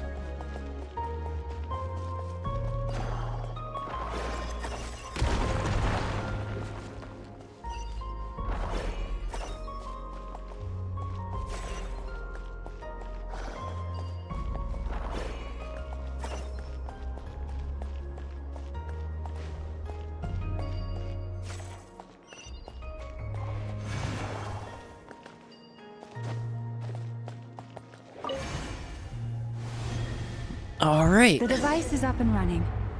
It's hard to believe that the ancients were capable of constructing such things. Paimon sees our destination! It's right up ahead! Yes, let's go.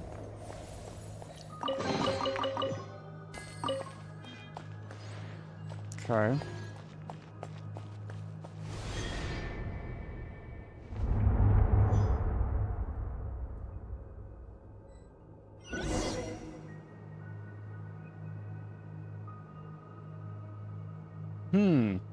It's the moon.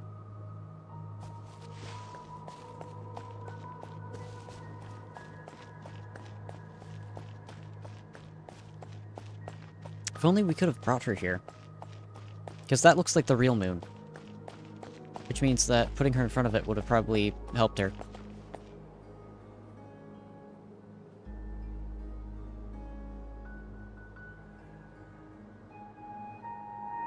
This is where the people of Hyperborea communicated with the moons. We need only place the moon marrow upon this platform on Moon Prayer Night, and we shall be able to open a portal to the moon and send our moon goddess back home. The assumption being, of course, that we can find her first. I've got a question. The moon is beyond the sky, right? That's right. You want to know if it's safe there, don't you? Exactly, it might have been corrupted by the Abyss. And yet, she has no choice but to return. You know this. Oh, that's not the only issue here. This is the end of the line, right? We've explored everything we can. And despite looking at historical artwork and talking to people from Hyperborean times, we're still no closer to learning Columbina's name. If it's not too much trouble, could you tell me exactly what Alice said to you about finding her name? Oh, sure. What she said was... Then your first job is to find it.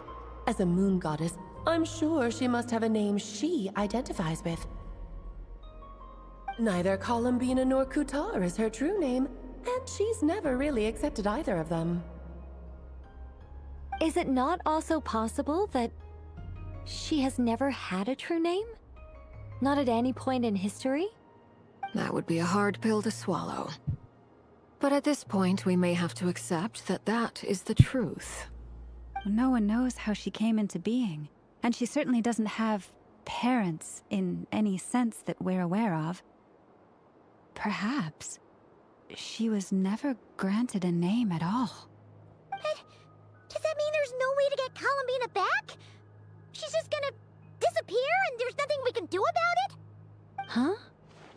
Wait, why all this pessimism? Was it the way I phrased this question? You all seem to be taking this in completely the wrong way. I think the point is that it's the name that she identifies with.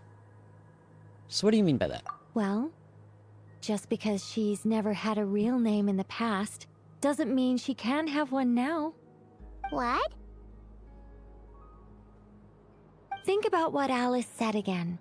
She never once said that you'd have to find a new name, did she? Are you saying what I think you're saying? You want us to grant her a name? Yes. Names are anchors that connect us to the world. If she doesn't have one already, then all we have to do is create one, no? It's like... yes. Traveler, when you first arrived in Teyvat, do you think you would have turned around if someone behind you shouted, "Hey, Tumaini"? No, I would not. But what about now? It depends where I would be. I understand what you mean. Life is a long journey. Even the friends and family by our side can change over time. When people call you by different names, what matters isn't so much the words themselves, but what they symbolize. And of course, whether that resonates with you. Lumine. So, close your eyes and picture the moon goddess in your mind. If you were to call out to her in this moment, what would you say?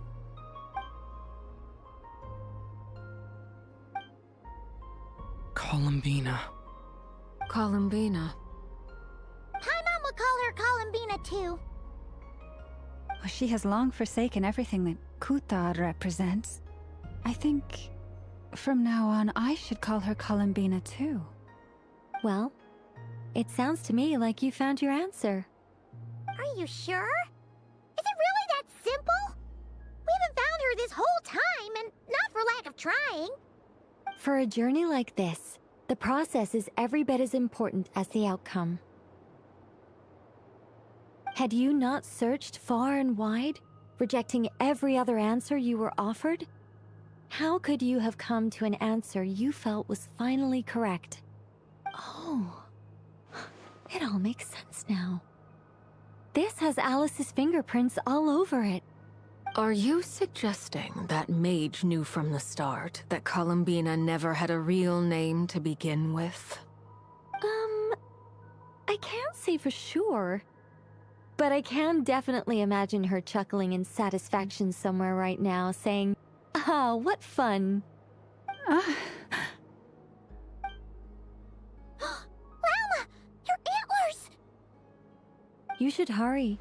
The festive moon has begun to rise. Do not worry, for when you called the name Columbina just now, I could sense that the power within was enough to summon back the moon goddess. Cool. The power within what? The name? Yes. So, the thing is... What's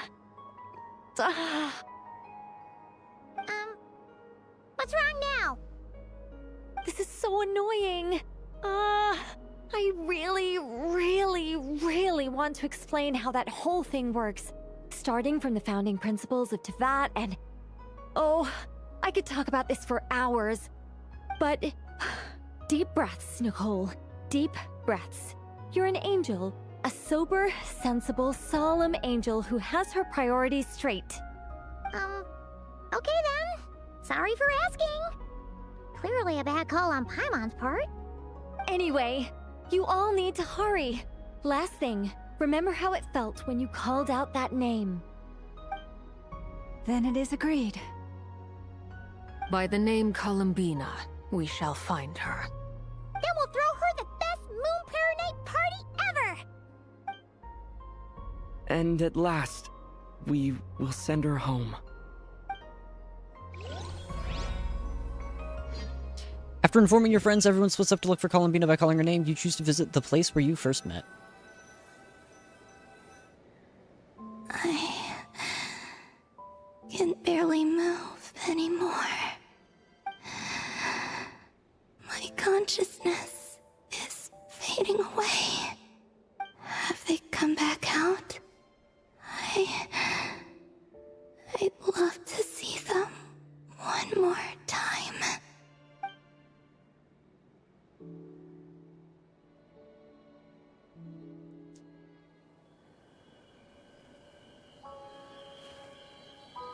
They didn't make it.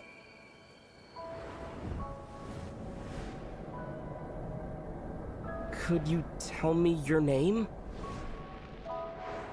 My name is... Columbina!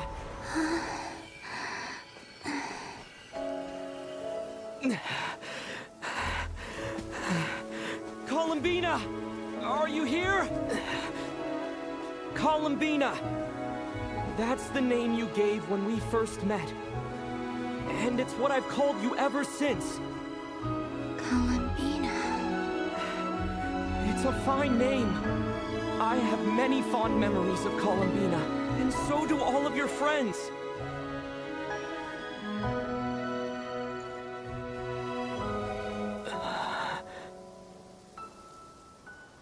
If you like this name...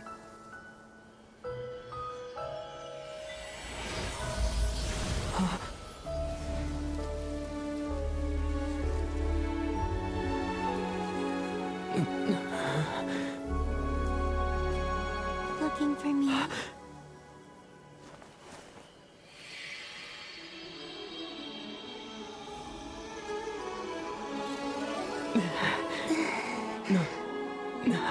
I like it. You can carry on using it. My name is Columbina Hyposelenia.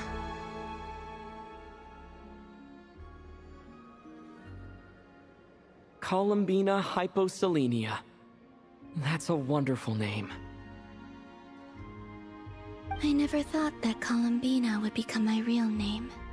But after I met you and my other friends, the things that this name stood for slowly began to change.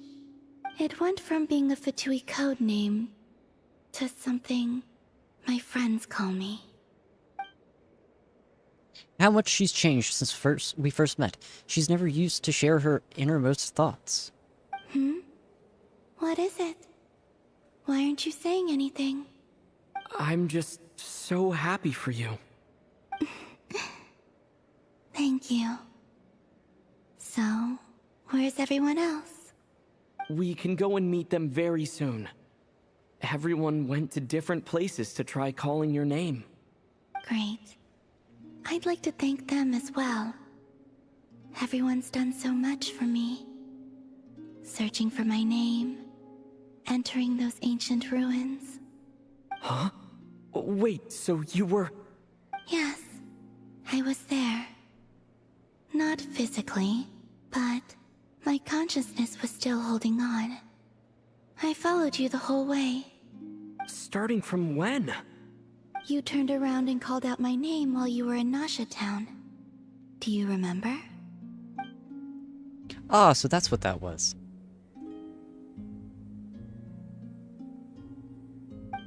I could have sworn I felt someone pat me on the back, and deep down, I think I knew that it was Columbina. Let's go. We don't want to keep them waiting. Sure. In that case, come with me. But... Before that, could you call my name one more time? Congratulations, traveler, you have rizzed up the moon goddess.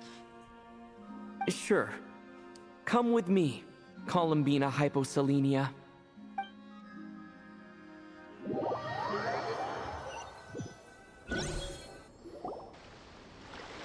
Columbina spreads the good news to your friends by way of small animals and kuhenki. But since not everyone speaks critter sign language, some friends took longer than others to get the message. Columbina. Oh, this truly is wonderful. Llama, I can't breathe. Ha ha! Just in time for Moon Prayer Night. It's good to have you back, Miss Columbina. Yeah, we were worried sick. Thank you, my friends. With your help, I now have a name that belongs to me. Columbina hyposelenia. Where's the second half from? You added it yourself? That's right. It means... born beneath the moon. Yes. And by extension, it can also mean born beneath this world. A fine name. Now, as much as it pains me to interrupt this beautiful reunion, I feel obliged to remind you that the Moon Prayer Night celebrations in Nasha Town have already begun. Don't you want to enjoy the festivities? There's so much to see and do. And some of the ambient lighting and entertainments were sponsored by the kind souls in the Hexen Circle. Nicole? Why have you turned into Dodoko? So you're Miss Nicole. Thank you for helping us, and for helping me find my name. It's nice to finally hear your voice. You're quite welcome. Guiding lost people to hidden treasure is what we Seelie do. And if you ask me, spiritual treasures are far more precious than material ones. Chests are all well and good, but this was what it's all about. Ah, so satisfying. Anyway, I had to go help Alice. It seems like she ran into some trouble. That's why I couldn't be here in person. But don't worry, we're with you in spirit. We'll be celebrating right along with you. Keep an eye out for the Hexen Circle's festive stalls in Nasha Town. I think you'll like what we came up with. Alice said she even managed to rope B in this time. The Frost Moon Scions have also prepared various attractions. I believe Aino, Ineffa, and their crew are setting things up as we speak. On that note, Nefer, about that request I made. It's all in hand. Yehoda is on site to ensure that everything goes off without a hitch. Wonderful. In that case, Traveler? Got it. Huh? Come on, Columbina. It's time to celebrate the best Moon Prayer Night ever.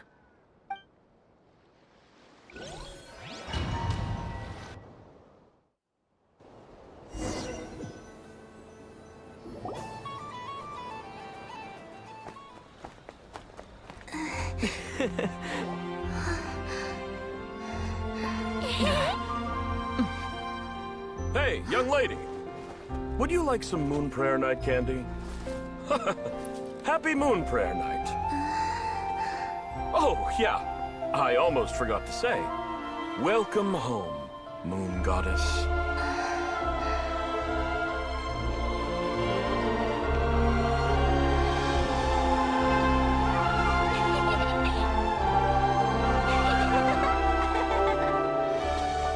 Welcome home, Moon Goddess. Welcome home, Moon Goddess. Welcome home, Moon Goddess. Turning Nasha Town into her home is a festive gift. A rather brilliant idea. Perhaps this is what Nod Krai, Columbina's home, should have been like all along.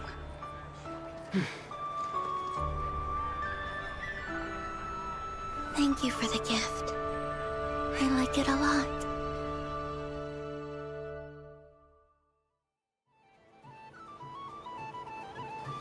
This feels like the surprise of my life.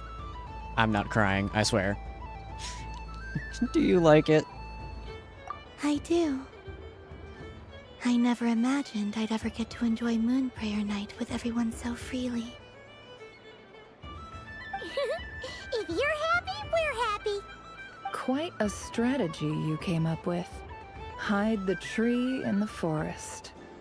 It's not your usual style, Lauma. Is there something about Moon Prayer Night that enhances what's in your head as well as the antlers on top? Apparently so. It even inspired a perennial penny pincher to use their resources for a greater cause. It truly is a magical festival.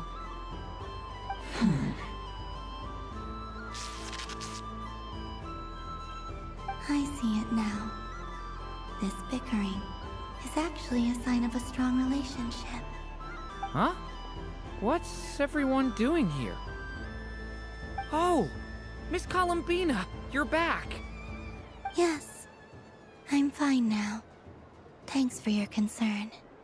How's your progress with Alice's assignment? Very well indeed. I've never heard her sound so excited. Isn't she always quite excitable?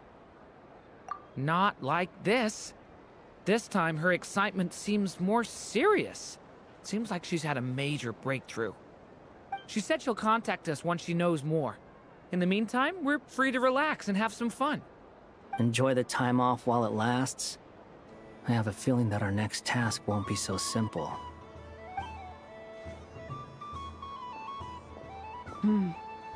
I should go. I still have a few things to attend to at the Frost Moon Scion's stall. And I think I'll take a look around. With any luck, this once-in-a-year festival will come with once-in-a-year opportunities. Hold up a second. Where's Varka? I believe he made a beeline for the flagship the moment he entered Nasha Town. Ah, that's Mondstadters for you. They know what they want when festivals roll around. Goodbye for now, Columbina. I hope you have a wonderful night. I will.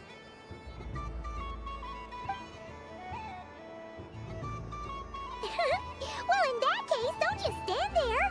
Get out there and have some fun. You'll definitely get a warm welcome at every stall.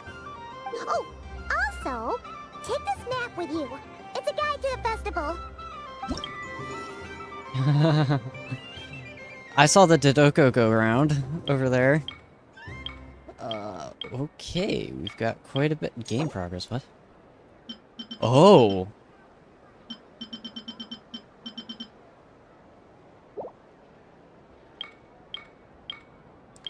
Wait, this is like a regular, like an actual regular limited time event. The next banners are going to be 2 characters you want. I saw one of them. Hold on, wait. Alright, now I gotta find out what the upcoming banners are. I saw the ones that are coming out for the... What is it? 7.1? No. 8? Are we at 7 or 8? I can't remember. I think it's 7.0.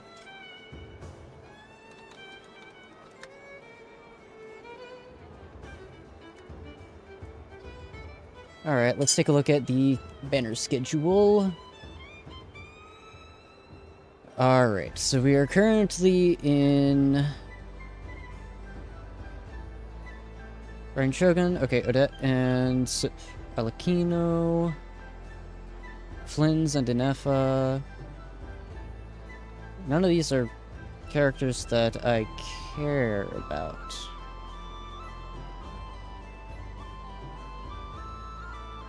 Alright. Yeah, so, I'm good. Because I don't care about any of these characters, I don't think. To get them, at least. Because I already have Arlecchino. I don't care about getting Odette.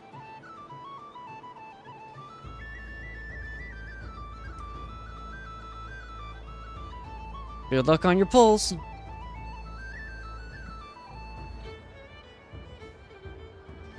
If they announced Sandrone or Saritsa, I would care. But Sandrone's banner just happened, so she's not coming back around for a little bit. And the Saritsa, they're probably based off of previous years. She's probably not coming out until the second or third updates, depending on which... It seems to get later depending on how long it's been since the game came out, because Venti came out first banner. That's when I got Venti. Which Zhongli was, I want to say the third banner of the game, because I think Klee was 2.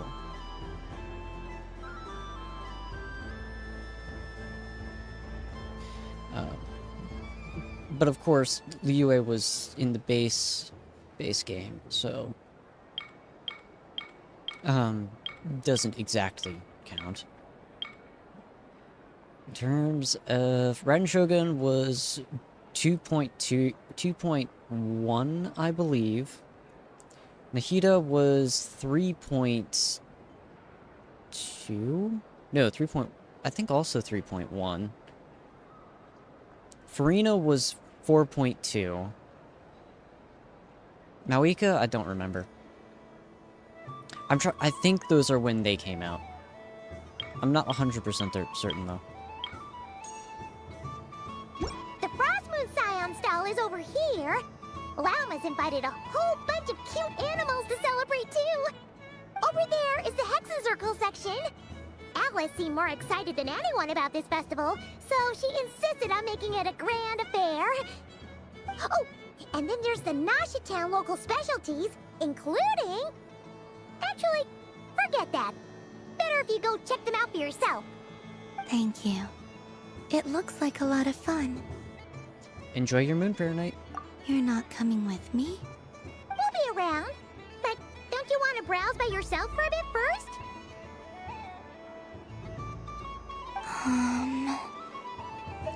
We'll be nearby. Yep. If you find something you like and want to try it out together, just give us a shout. We'll be right with you. Otherwise, just relax and enjoy yourself. There's so much on offer, so try to experience as much as you can. And don't forget to stuff yourself with all the delicious festival food. We'll probably run into each other while you're browsing. All right then. Off I go. Have fun. Where should I go first? This must be the mage's stall. It feels like...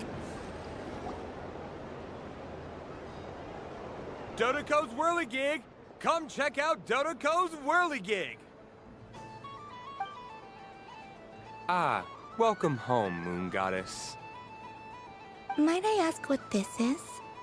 Ah, it's a very special amusement sponsored by the great mage herself. Ride on a soft and furry Dodoko and embark on an unforgettable adventure. I say that, but I'm just following a script here. Who is this mage, anyway? And what the heck is a Dodoko? I'd like to ride. No problem. But, are you by yourself? Is that not okay? Oh, no, it's fine. It's just that each Dodoko can accommodate 2 passengers. Would you like to bring a friend along? My friends... That should do it. Now, we just need to get everyone else to draw something on it too. But we gotta keep it a secret from Columbina. Traveler. Look at his face, he's like, I've been caught. Yes. I want to go on that ride. Will you join me? A spinning Dodoko? Ah, I see, it's a ride for 2. Sure. Let's go then. One moment. Don't worry. Paimon will do the rounds. You go have fun. Thanks, Paimon. Paimon's being our wingman for a minute. Nothing, let's go. All right. I think we have to wait in line over there. Please take your seats. For safety reasons, you mustn't try to leave the ride before it comes to a complete stop. All right, you're all set. I wish you both a wonderful journey. It is the dating sim time. You can always rely on Alice for weird and wonderful gadgets.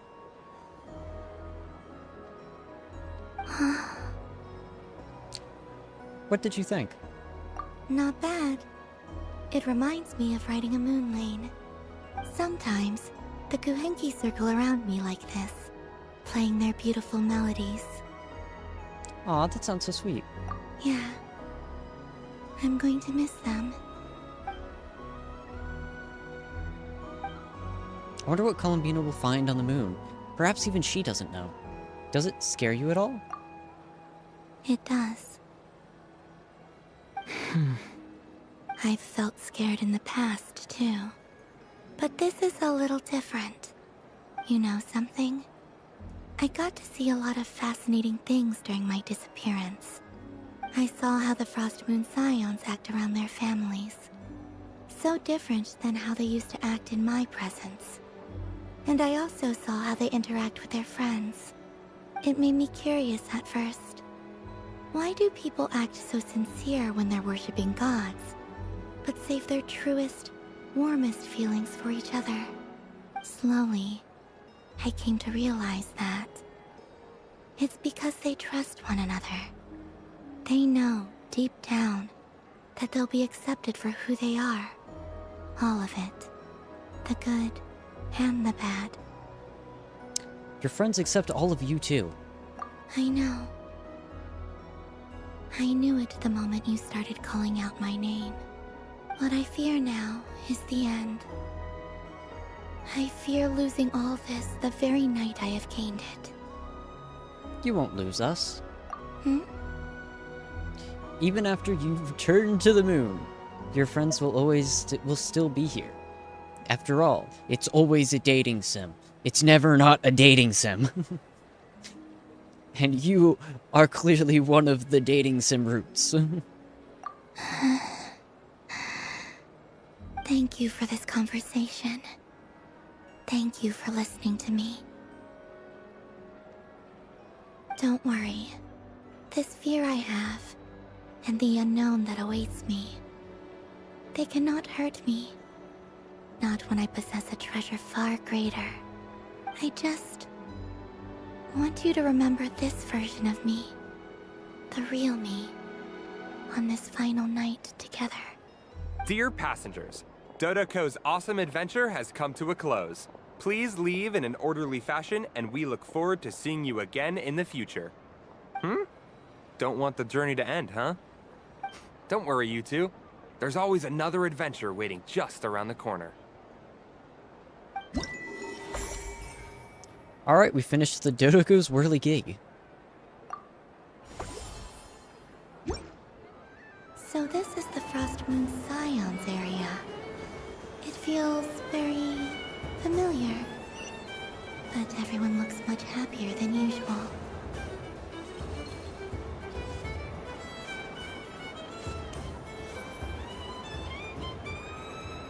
But I was aiming right at it! Aw, what a pity. I saw it with my own eyes. You were so close. So very close. That's not true. It dodged out of the way right as I was about to snag it. I'm sorry? You heard me. This paper frog can move. I swear. Dear, oh dear, what are you saying? How could a paper frog move? Unless you believe there really is magic in this world. But even if I, the mere humble merchant that I am, knew such magic, surely I would not use it on a paper frog. I'd sooner give Mora legs, so it could walk right into my purse. My dear customer, why not have one more try? This time I'll give you 12% off, a very generous discount for one of my most regular customers. Just think about how much experience you have under your belt now. You're sure to win the next one. Darn, I used up all my coins. I'll be right back. Just gonna fetch some more from my house. Take your time, but don't take too long. This event is Moon Prayer Night only. Miss it, and you'll have to wait a whole year before I'm back. Next customer, please. Welcome. Dory, stop scamming children. Hello. Whoa, what's this big one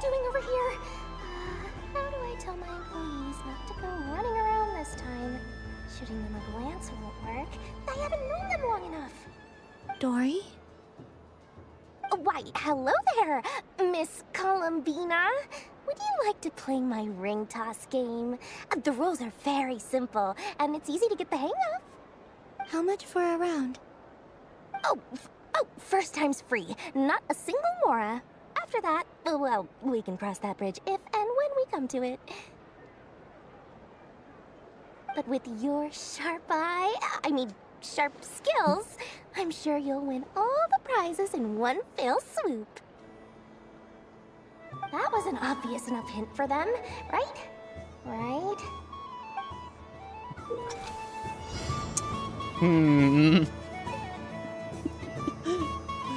Okay, hold the ring toss button to aim at the prizes. Columbina will toss a ring when the button is released.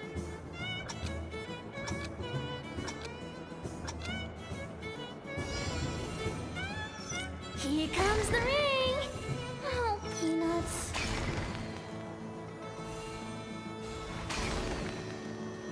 Change tracks. Roselle, should we move or not? Just a tiny bit. All right, then I'll... Oh, sugar plums, not the clock hands. How do I move the legs again?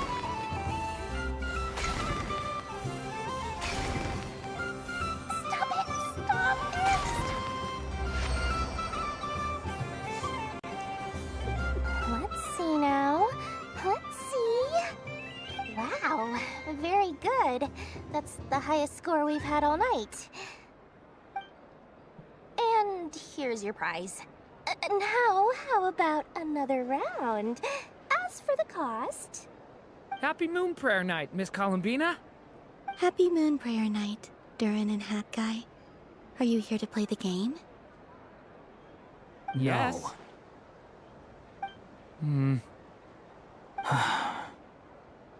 You said we were just coming here to say hello. I did, but then I recognized a few more people as I got closer. Do my eyes deceive me? Is that... It's our little dragon! He's all grown up! Someone's popular. Well now, since you came all this way, why don't you try out this lovely game we have going? First try is free! He'll have a go. I'll pass. It's only one free try per customer. You can't give your try to him. I'm aware. How has Elder Almond been lately? He's in great shape. He goes for a run in the forest every morning to stay fit and healthy. He tried to go boat racing with Firecracker a while back, but he couldn't even make it onto the Lotus Leaf. Firecracker was in fits of laughter. How about you, little dragon? Can you still fly? Yes, I can. But you've become less chatty. Has growing up been tough on you? We call that maturity. You know, the thing people sing about. The knight wields a sword of stone to defend those hearts that are made of gold. Stone is very heavy. That's what keeps him from talking too much. That's awesome! I want to be a knight when I grow up too. Ring, here I come!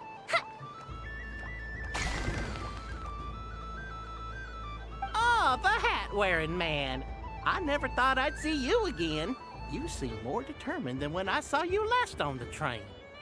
If you say so. Oh, I do say so. The people you once helped see it clearly. It's because you are once again on the right track. May the engine in our hearts propel us to the station of our dreams. I can move! I can move now, Roselle! What are you doing, running into the rings like that? You got them all so quickly!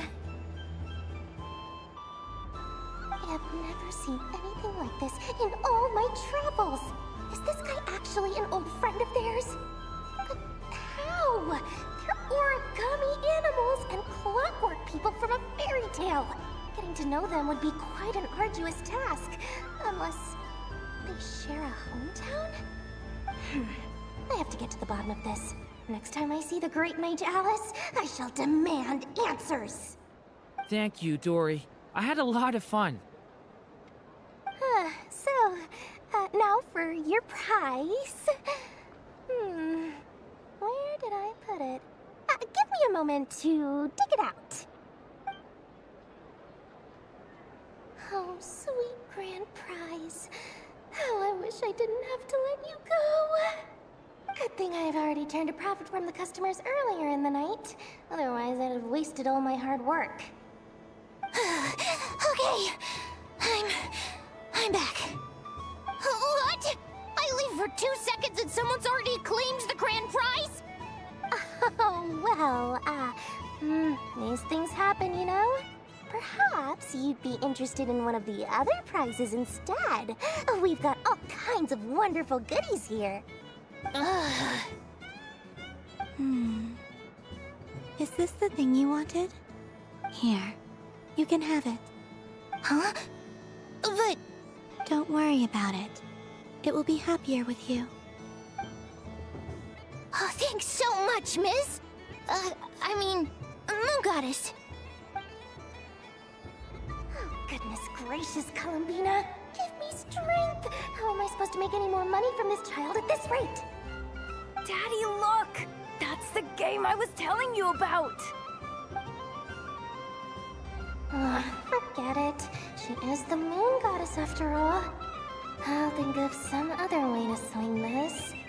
Maybe I can try to hook this new kid. Huh? Oh, someone already won the grand prize. You can take mine if you want. What? Why? Why are all these bleeding hearts coming here to ruin my business? Happy Moon Prayer Night, everyone. Happy Moon Prayer Night.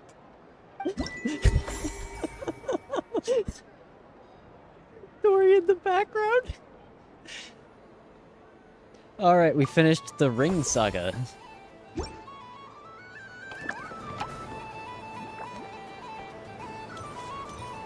Okay.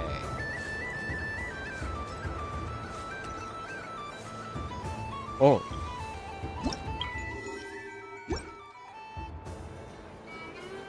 Let's get a photo.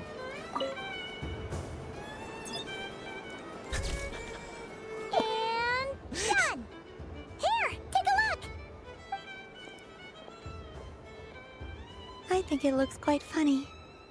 Me too. Oh, Paimon thinks it's super cute.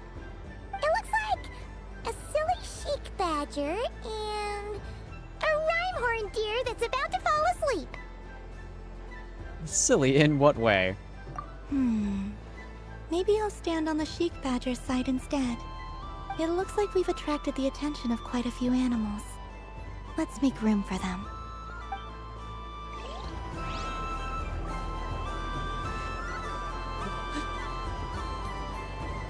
Oh man, I've gotten so many things where I've thought, oh, this might be the next thumbnail. There are so many attractions here. Since I really I see something. I might as well make the most of it. I see something on the map. It can't be. I don't see her. Where is she? If you look on the map, Syndrone's icon is here.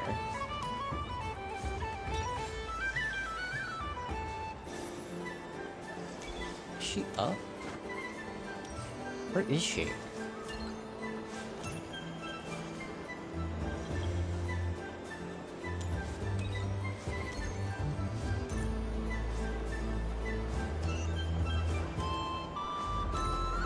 What's this? Should I give it a try?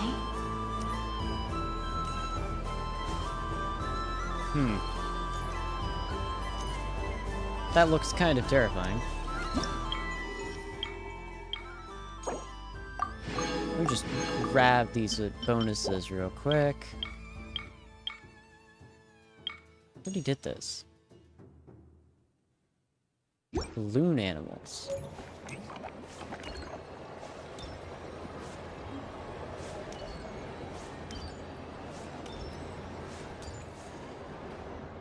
Sunny days! I prefer sunny days. Ah, well, you are as warm as the sun itself, Moon Goddess. Very well. I believe your spirit animal has to be this most adorable chic badger. Wow! Thank you, Mr. Talking Magic Lamp.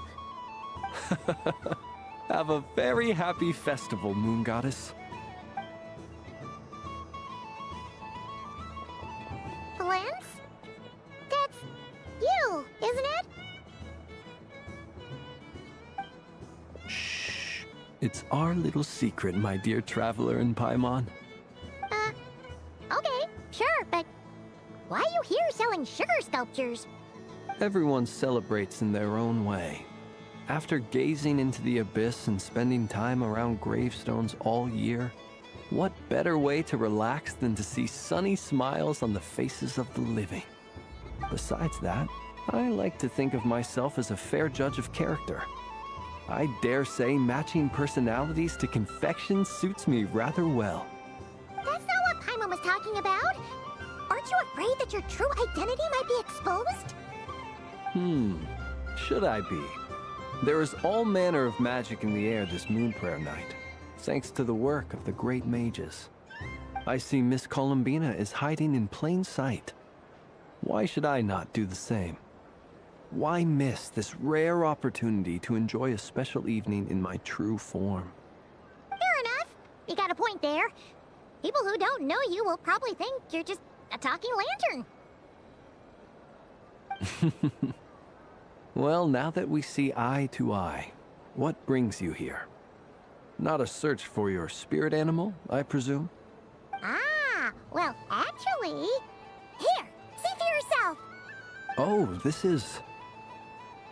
How wonderful. A beautiful idea. Yeah, we just met Barca, and he said that having everyone draw their own section was kind of boring. So, he did your bit for you. Ah, Varka. Ever the maverick. I see his artistic skills are truly one of a kind.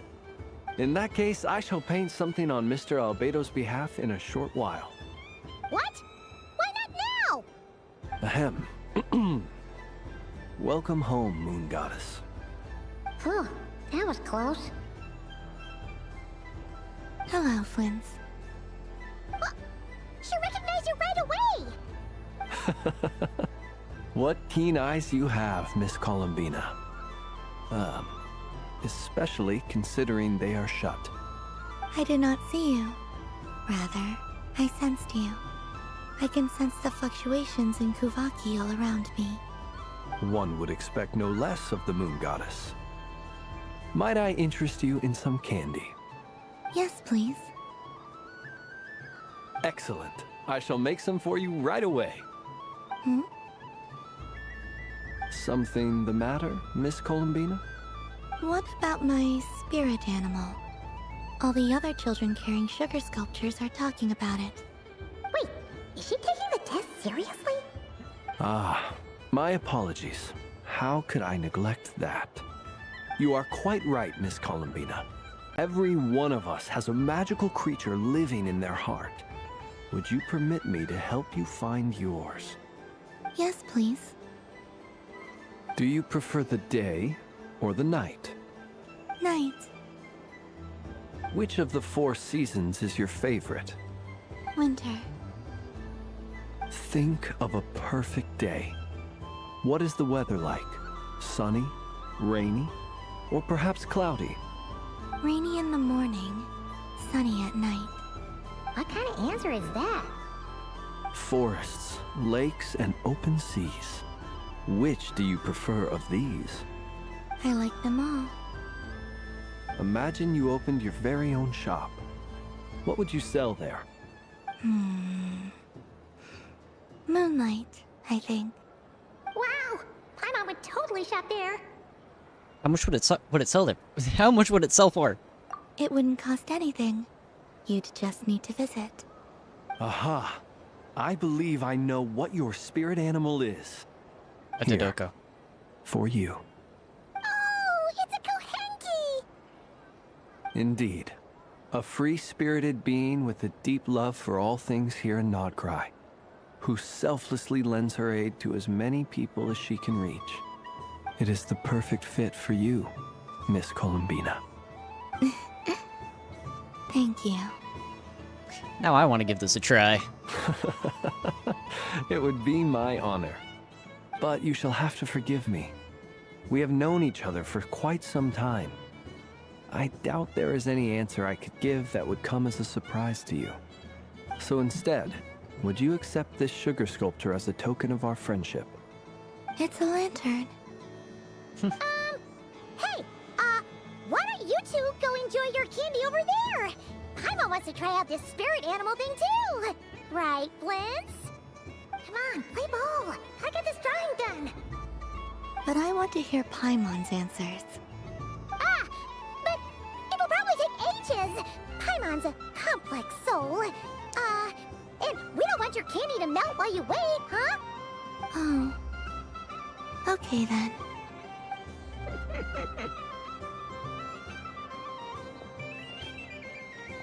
Phew. Nice excuse, Lady Paimon. That was some quick thinking. Yeah, no thanks to you. A little help next time. Her... her spirit animal is gonna be a chicken.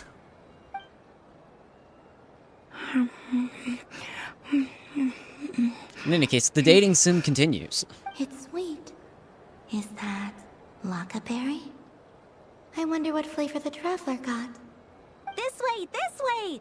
It's the candy-selling lantern! I'm coming! Of course. Traveler, maybe we can share? Share? Yes. I found out recently that people share their food sometimes, so I'd like to try it. Or... is that a no? No, we can do that. Thank you.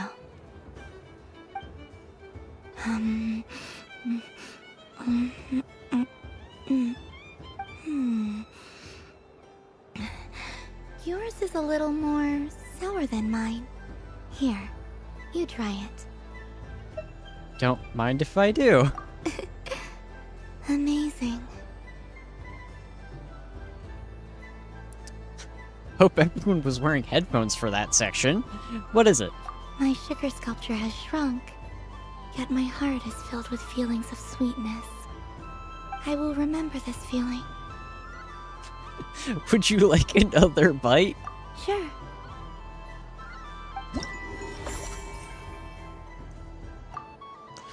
Oh boy.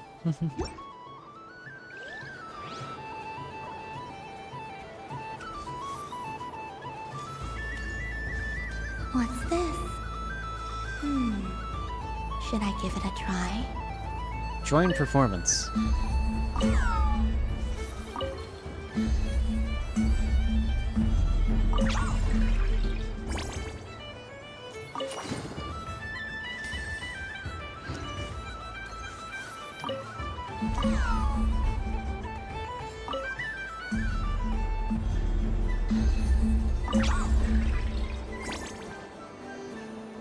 That's cute.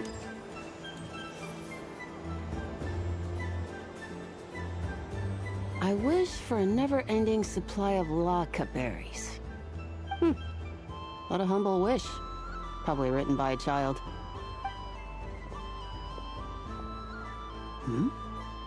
Is that Lauma the Moon Chanter?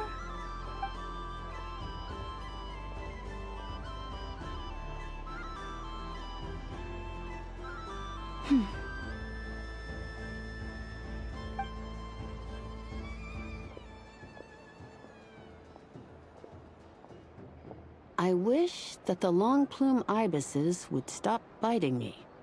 Oh dear, poor Lauma. All right, I'll write that one down for you.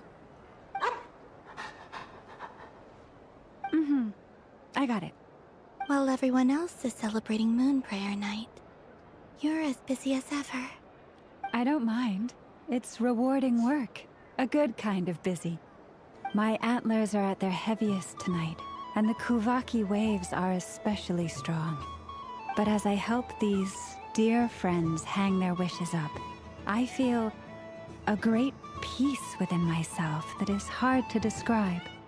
You see, they are all such beautiful wishes, and they are ones that we can fulfill by our own strength. Do you blame me, Llama? I want to hear your honest answer. It is by the help of so many people that I can return to the moon. But I feel as though I've hardly done anything in return. You've done plenty, Columbina. I say this in earnest, both as someone who knows your history, and also as a friend who has seen what you've been through. What about as a moon chanter? I feel proud to honor our moon goddess's wish. And I'm sure any moon chanter in history would have felt the same way. Thank you for your kind words, Llama. But... Since you asked for my honesty, I won't lie to you. My feelings are mixed right now. Besides pride, I also feel... I suppose it's a reluctance to let go. Once you return to the moon, we will be far apart and separated by a false sky. I'm sure those of us left behind will gaze up at that sky, yearning for the moon once in a while, just as you used to do. I will miss you, Llama. I will miss you all. I hope to stay in touch. I will try and find some way to send messages down from the moon. I'm just saying, we make Teyvat's NASA program, set up a moon colony. Hear me out. Perhaps you could use Kuvaki. I've heard Yehoda say that signals can be sent using long and short waves, or strong and weak lights. That sounds a little complicated. What if we forget what the signals mean? We could prepare a codebook beforehand, but... You're right. It wouldn't really suit you. Still, whatever happens, I believe that you will find your own unique way of communicating with us. And now that I think about that, my heart feels lighter. Because you trust in me? Yes. I have faith in you, and in the power of truth. In my experience, the truth tends to be difficult. But that's what makes it stand out from what is false. So I'm confident that your thoughts and your love will shine through the curtain of lies. We will know it when we see it. Thank you. Now, could you help me hang up my wish? Is this? I wish that all who dwell in this moonlit world can find a place to belong. And I wish that I shall one day see my friends again. It's 2 wishes. I hope that's not too greedy of me. Not at all. And I think you speak for us all with the second one.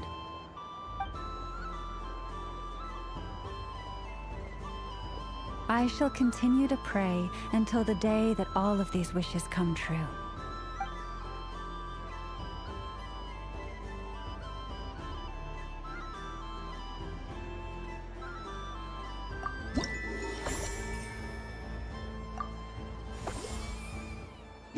All right.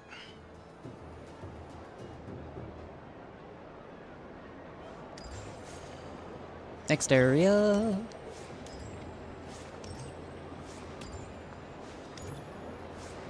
Alright, we've done the Dodokos. We've not done that. I am because those are 3 great mages. I'm very intimidated by that still. Done this one. I haven't talked to Catherine yet. Happy Moon Prayer Night, adventurers. May you have a lovely evening. Well, we talked to Catherine now.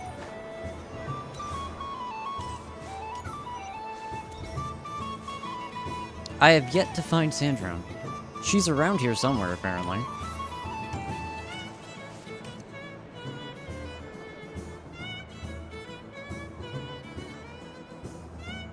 Well, well, look who it is. I heard someone went and disappeared on us the moment we let her out of our sight. They looked all over for you. Frankly, I didn't think you'd be back for Moon Prayer Night. Were you worried about me, Snezhnaya? You would like that, wouldn't you?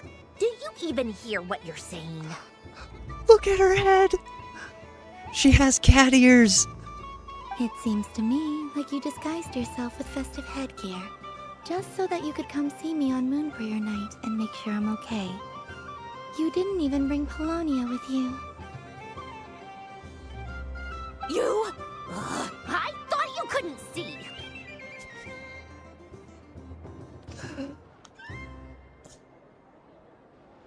I cannot. But I sense the confusion of those around us rippling through the Kuvaki currents.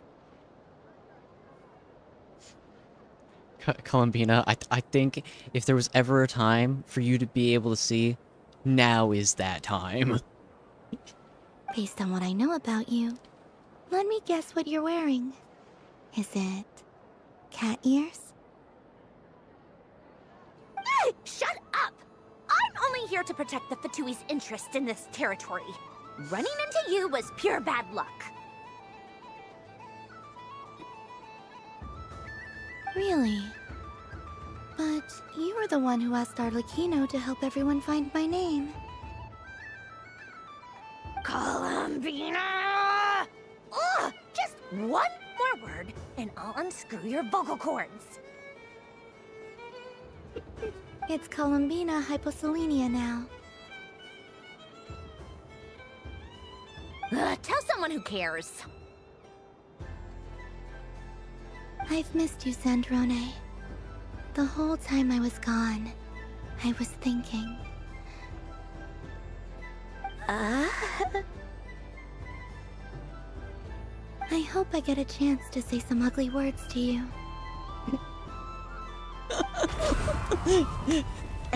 Is that supposed to be a joke? Anyway, let's go play that game.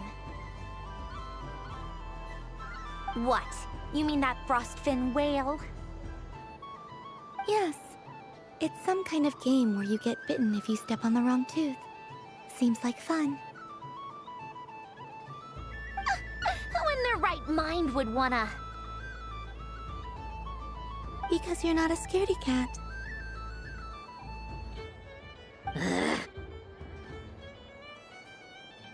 Gah! Fine! You wanna play? Let's play.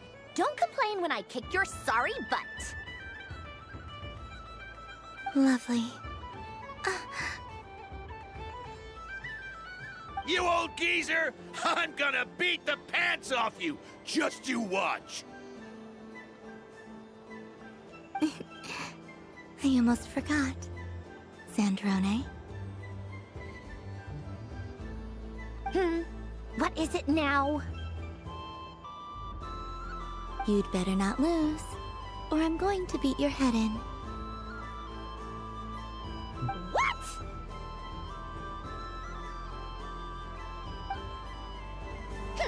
Allow me to demonstrate since I'm feeling so nice.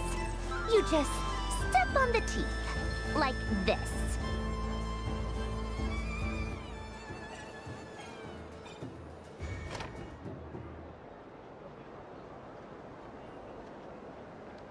Which should I pick?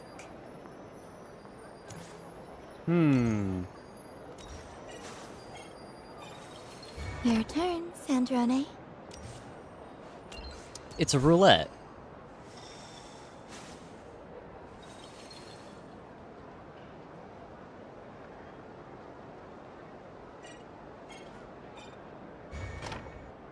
Don't come crying to me if you get bitten. Nope, not that one. I want the corner one. There are less and less teeth remaining.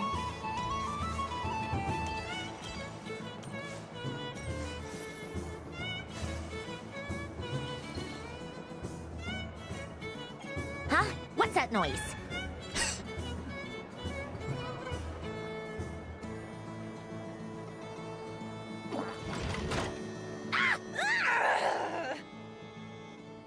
Hold on. I need this screenshot. There we go. I'm gonna need that for later. I think that's gonna be my thumbnail. I think you might have picked a bad tooth, Sandrone. Shut it! Do you need any help? It seems like you're stuck. Oh, hold on. There we go. Let me just save that as a screenshot. Perfect thumbnail. No! It's just a blasted toy! How is its grip this strong?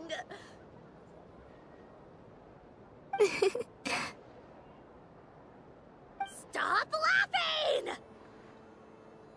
All right. Well, you lost. So just like I promised.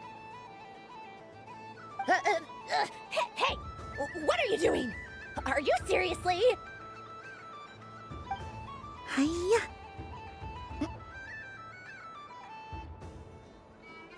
I need...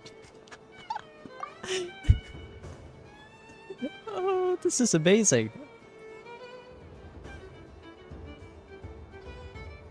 Oh, I grabbed the wrong thing. There we go.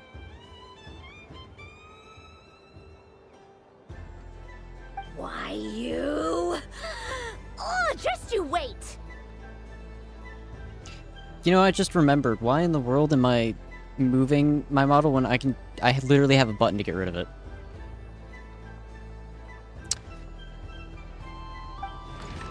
Rematch! Are you all right, Sandrone? That was quite a strong bite. Are your clockwork parts? Quit your fussing! I don't need it! All right. I'll go first this time.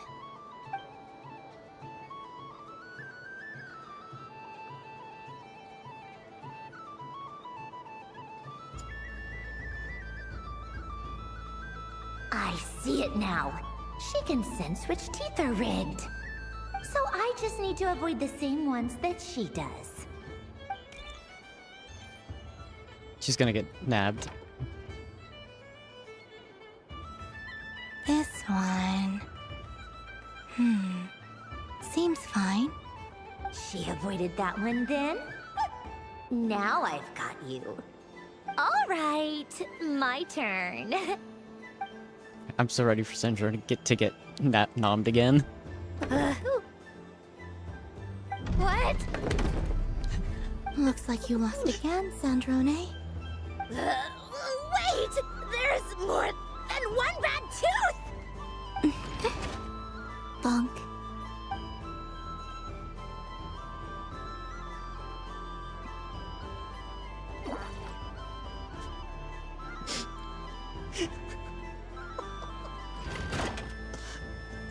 Stupid game! What idiot came up with this? Are you alright, Sandrone? You said some nasty things just now. Oh, I'm peachy. Should I let you bonk me on the head as well? Ah, forget it! Come on, bonk away. It can be your consolation prize for losing so badly. I told you, forget it! Gah, you've always been so annoying. Singing right outside my door, inviting yourself to my tea parties, going AWOL. And now you're off to the moon or something. Of all my days with the Fatui, the times I spent with you, Arlecchino, and Rosaline, they were my favorite. I will not forget them. Just as I shall not forget this moment. We'll always be friends, no matter where we are, right? Who'd want to be your...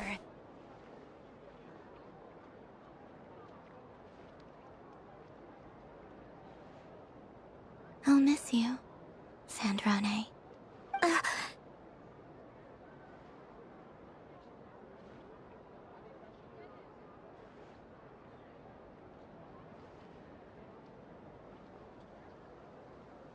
Goodbye, Snezhnaya.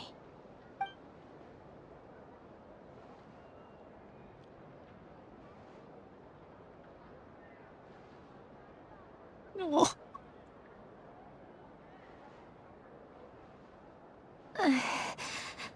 I'll miss you too, Columbina. Sorry, what was that? Ah! Yeesh! No need to freak out. What's wrong? We've been looking everywhere for you. What do you want? Oh, nice ears. They really suit you. What do you want? This. Huh? It's your turn to draw something. You're one of her friends too, aren't you?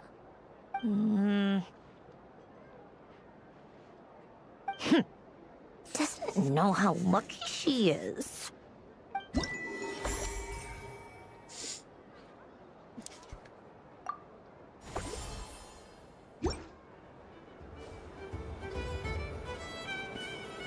That was adorable.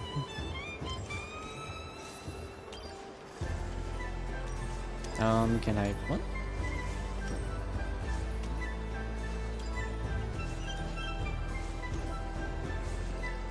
This looks like something. Moon Prayer Candy! Beautiful, tasty Moon Prayer Candy!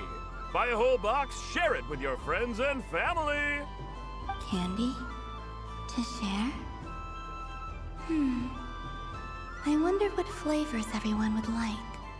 Welcome home, Moon Goddess. Fancy a box of Moon Prayer Candy? Sure. I knew you would. Now, what flavor would you like? I'm not sure. What flavors do you have? Is this for yourself or as a gift? A gift for my friends. Ah, I see. In that case, I'd recommend apple, lockaberry, or midsummerberry. Those are the most popular. Do you have nocturnal blossom flavor? Huh. I've seen couples give those as gifts before, but I did not know they were edible. No? Okay then. Moonfall silver? You did say this was for friends, right?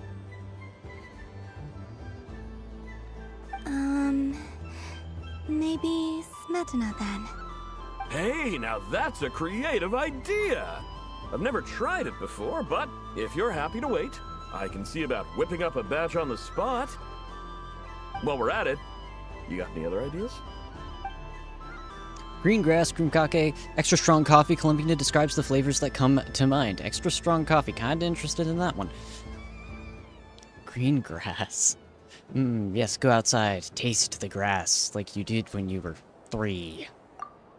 The scent of exotic candy soon draws over the nearby children who've excited to form a line. Before long, everyone is brainstorming new ideas for flavors.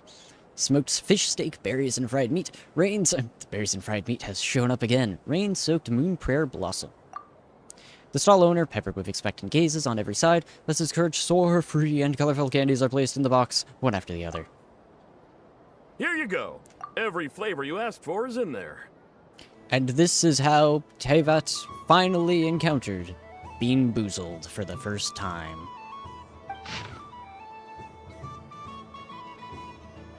Thank you. Haha, I should be the one thanking you! You brought me a whole bunch of new business. It's like a genuine blessing from the Moon Goddess. I hope you and your friends have a lovely night. If only he knew. Alright.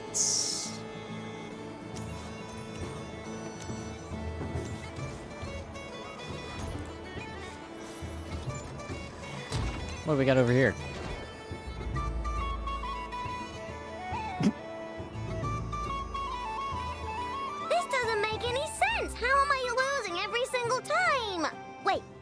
Neffa, you're cheating, aren't you? Yeah, that must be it. I am not cheating, Aino. Uh-oh, sounds like Neffa's turning into a big baloney bot. I think it's time for some serious maintenance. Moon Goddess, help me. Miss Columbina, Aino is attempting to cheat. What the? I'm not the cheater. You're the cheater. How dare you throw it back at me?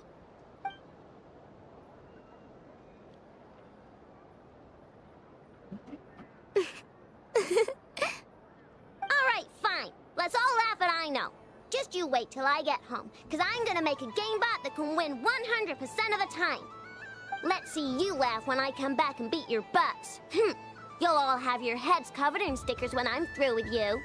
We came to check everything was okay after all that yelling, but,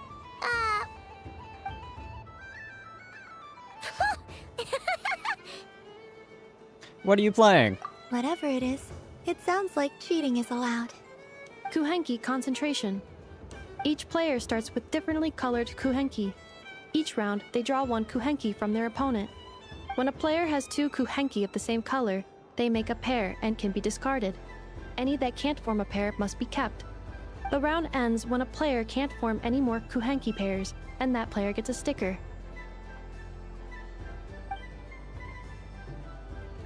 Oh, ours is here. Can 4 people play as well? That is fine, so long as the turn order is fixed beforehand. Alrighty then. In that case, the 2 of us will join as one team. Okay, but if you lose, you're both getting stickered. I don't want to hear any excuses. Sure. And if we win? If you win, only one of you gets to sticker someone else. I have taken to calling this. I know logic. Hey, lay off me, alright? Okay, so we're starting the game from scratch again, which means all my stickers so far don't count. Looks like Luonatar is the Kuhenki of honor for this game. Anyway, let's go clockwise, starting from Inefa.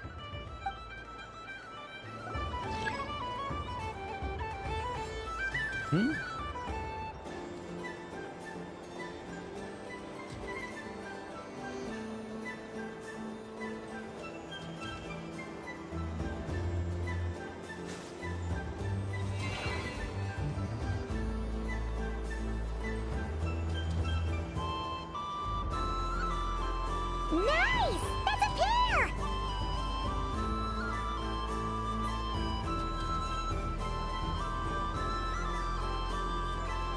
Go, go, fly!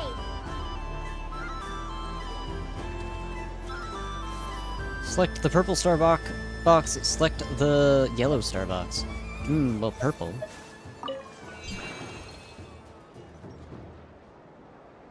Go on.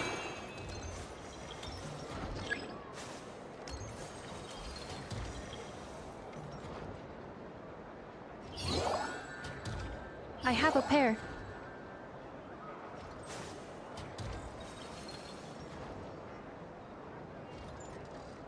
Uh-oh! We gotta pick up the pace!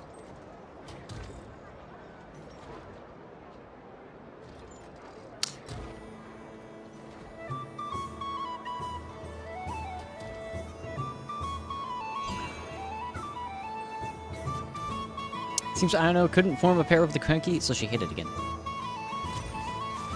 Purple star box. I win.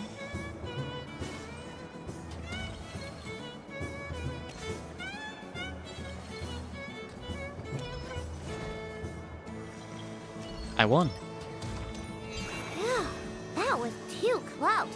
I thought I was gonna lose. Good luck, everyone. Aw, we're out!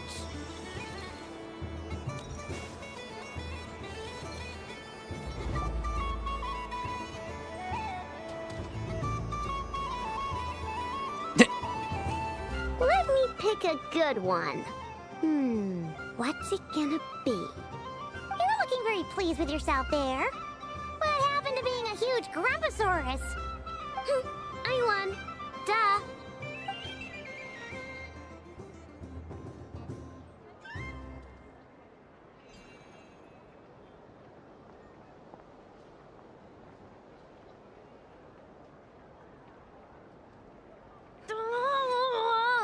Me again? Don't fidget too much, Aino, or the sticker's going to fall off. I don't care. If it falls off, it falls off. If a pair of Kuhengi get discarded, why not a pair of stickers? Huh? Huh?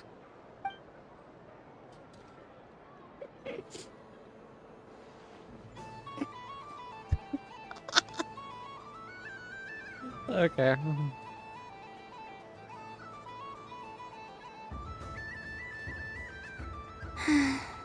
I've lost. Sticker, sticker, sticker! Ready?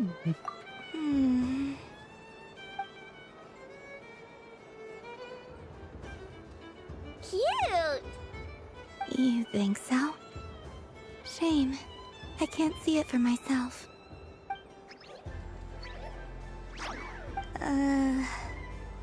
What did Luanatar say?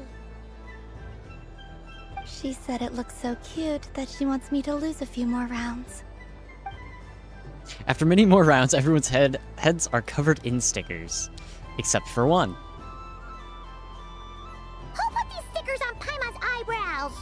Ugh, she can barely see! Alright, now, I think we got enough evidence to prove that there's a serious problem here. Agreed. Yes, I agree as well. The culprit is... Inepa! Culprit? What did I do? Quit acting dumb, Inepa! You're not wriggling your way out of this one. I've been watching you. Not only did you remember whose side Luanatar started at, but every time someone drew a Kuhenki, you were logging it and calculating every last possibility. Which Kuhenki pairs were gone, who had what color Kuhenki in their hand, even our facial expressions. You were keeping track of it the entire time. Exactly! What Aino said! Putting aside the fact that running calculations is not against the game rules, do you have any evidence to support your allegations? The evidence is your eyes were shining. But that's not against the rules either. So she admits it. She certainly does. Alright, everyone grab a sticker. It's time to get Inepa back. But... Take that!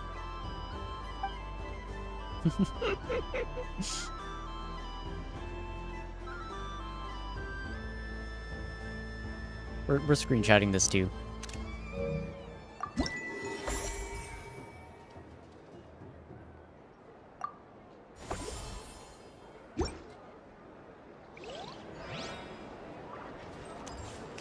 Alright, who are we missing?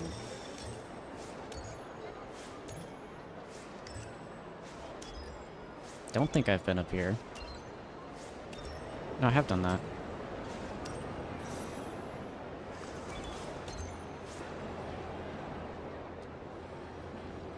Wow, the Frost Moon Scion stall looks kinda plain, but it's pretty cool once you get into it.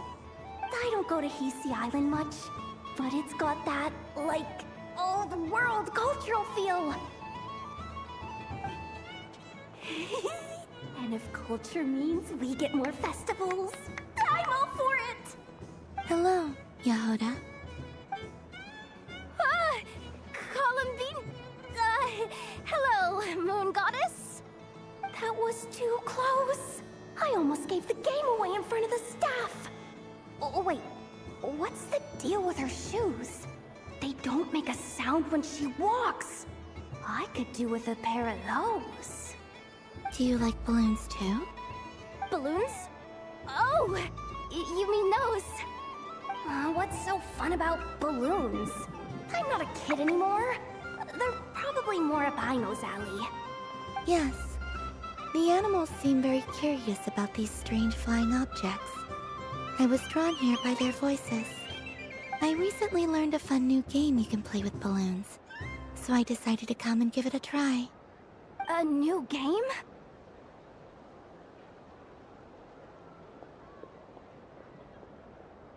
Hello.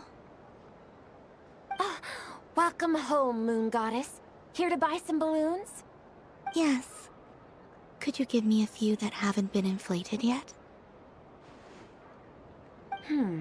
Are you sure? I guess it's not a problem, but... Yes, please. Thank you. Uninflated balloons? But those are just little rubber pouches. What does she want with those? Would you like to play the balloon game, Yehoda? Huh? Sure. I guess. How do you play it? Wait here a moment.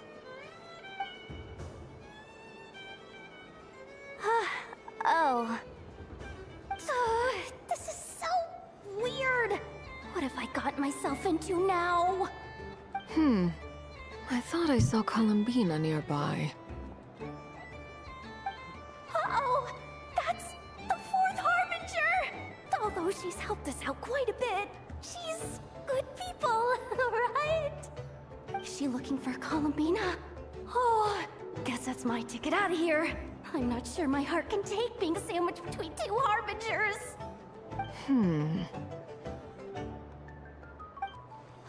Which stall is she checking out? Oh, it's that other Frost Moon Scion's one. Try on the headgear, see what it's like having antlers or animal ears for a day. Oh, I wouldn't be caught dead wearing that stuff. So embarrassing. I have enough gear to carry as it is. Wait, what? She put it on? How peculiar. This would take some getting used to. I wonder if this is what it's like for Lynette. It really suits you, ma'am. What is this? She was so intimidating a moment ago, but now, dang, she's really rocking those ears. How does she make them look so cool? This.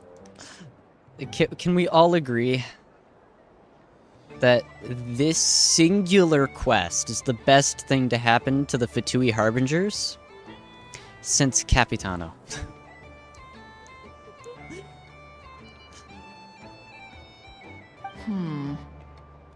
I suppose I may as well keep them on for now. All part of the festive experience. She's coming this way. How do you do, Miss Yehoda? Oh, jeez. Don't talk to me while wearing that thing. Where am I supposed to look? Oh, hey there. I'm looking for Columbina. Have you seen her? She just... Huh? Oh, wait. Is that what she meant by balloon game? Yeah. Huh? No fair! How come I get caught in the crossfire? An ambush from the rear? Is this a declaration of war, Columbina? Would you like to play too, Arlecchino? Seriously? Are they gonna start some beef right here, right now? Gladly. That said, I believe there is another who would like to join. Boss Nev! Thank goodness! You've gotta get me out of here! Things are kicking off big time! Hello there. I'd like 10... no, make that 20 balloons, please. Uninflated. What? Miss Moon Goddess, I hope you're prepared to pay the price for assaulting my employee. Welcome to the game, Nefer. Just to be clear, let's keep this a fair fight, okay? No strange powers, please and thank you. Naturally. Don't just stand there, Yehoda. Aren't you going to team up with me? Huh? Do I have to? Of course. Don't forget, the Curatorium has a reputation to uphold. I knew something like this was gonna happen.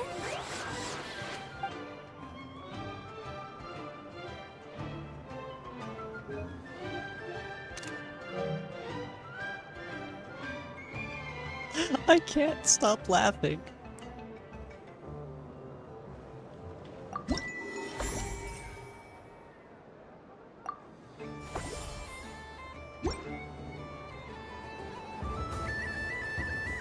Okay, one left.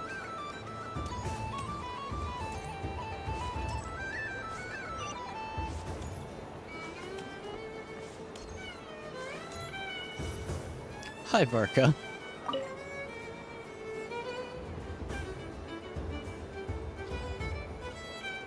I wouldn't say it's unfair, exactly. I mean, your voice goes right into people's heads. How would you explain that to the kids? You can't just explain it away as magic. Is something the matter? Ah, Miss Columbina! No, nothing you need to worry yourself about. Ah, impeccable timing. Stick around for a second, Miss Columbina. I need your input on something. This self-proclaimed Knight of Justice has yet to give me a satisfactory answer.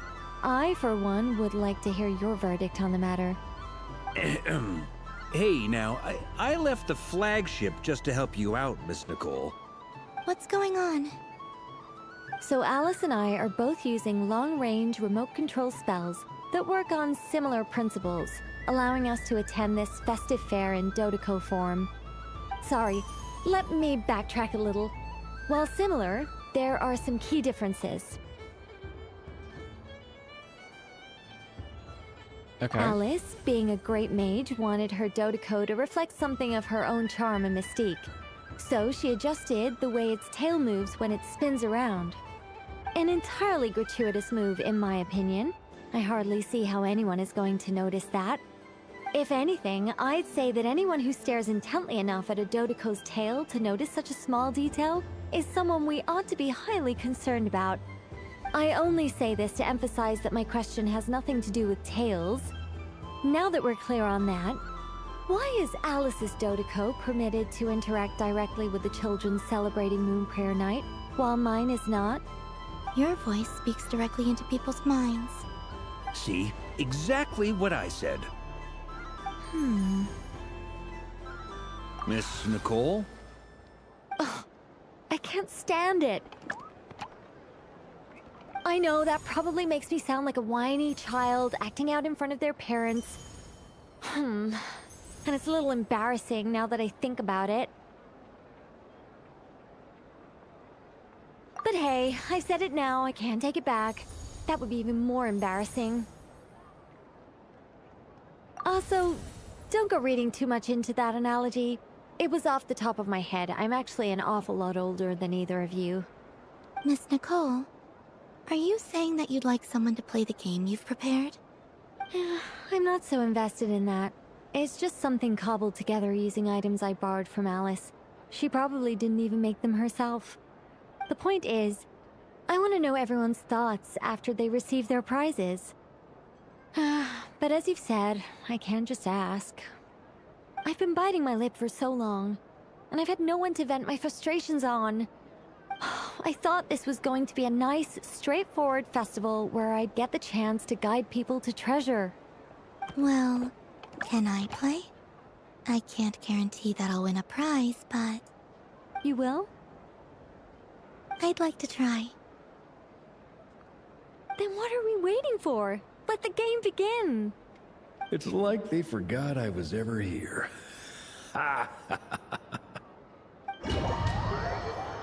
Okay, what game are we playing? What? Adjust the aiming line left and right, then press the launch button. Once you've selected your desired direction to fire the bouncing Dodoco ball. You can use the flippers to rebound the bouncing Dodoco balls and cause them to strike objects on the field, thereby gaining it's pinball. Bing bang did whatever that said.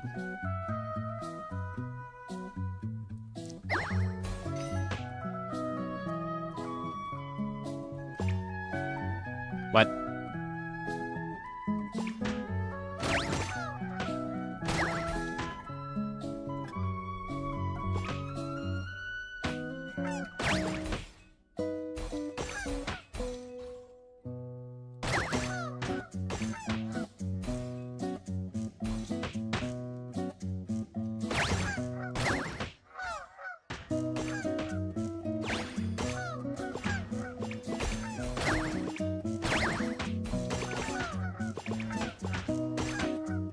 They added more balls.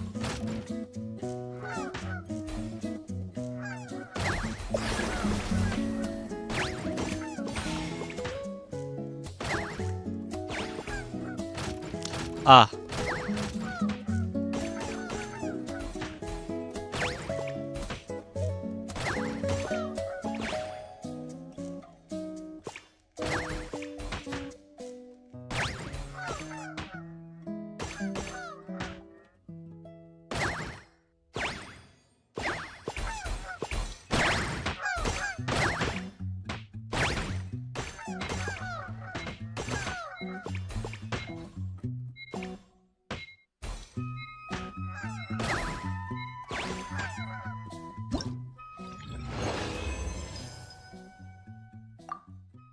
I hit try again.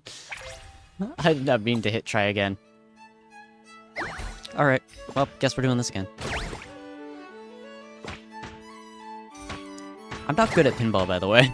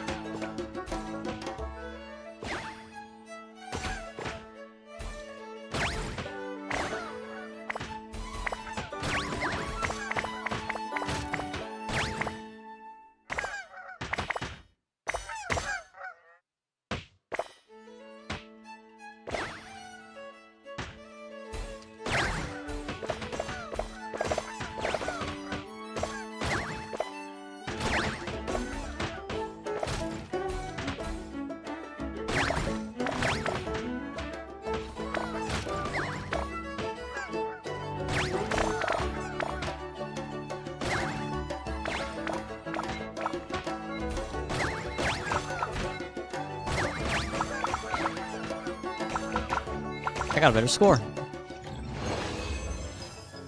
Alright, we're exiting this time.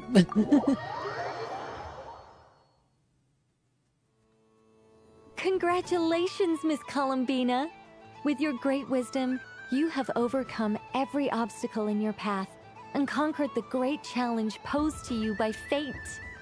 Fate? Pinball. Well, something to that effect. If you'd prefer something more poetic, it could be the icy winds, or the dawn. Anything you like, really. You could even go with the challenge posed to you by Dodeko, if that's what you're into. Anyway, you can take or leave my suggestions. Moving on. All my hopes are now resting on this. Can I open it now? Stop teasing me. Please, I'm begging you. No more talk. Just open it. Wow. What a lovely sculpture. Classic and cute at the same time. Thank you, Miss Nicole. I'll always treasure it. Ah, there we go. Music to my ears. You have my sincerest gratitude, Miss Columbina. Thank you for sharing your precious time with me and fulfilling my wish. Don't mention it. You've all done much to help me. And still, I'm the one receiving all these gifts. I don't suppose you'd like to play again, by any chance? Don't get me wrong, once is plenty. You're under no obligation to indulge me any further. And besides, I don't have any other prizes for you. Would you like some Boom Bear candy? Oh, I love the color of this wrapping paper. But the bow on that one is just so perfect. Oh, this is a tough choice. I know the wrapping paper doesn't affect the flavor, but it does set the first impression, which can influence your mood as you eat it. And actually, that does affect the flavor. I have to listen to my heart and pick the one that I can really build a bond with. It's the only way to eat candy. Oh, but look at the shape of this one. How lovely. Ah, this choice is getting harder and harder. The one in the big wizard hat is Alice.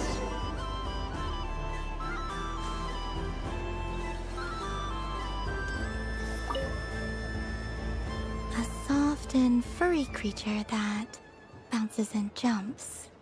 Welcome home, Moon Goddess. This one talks, too.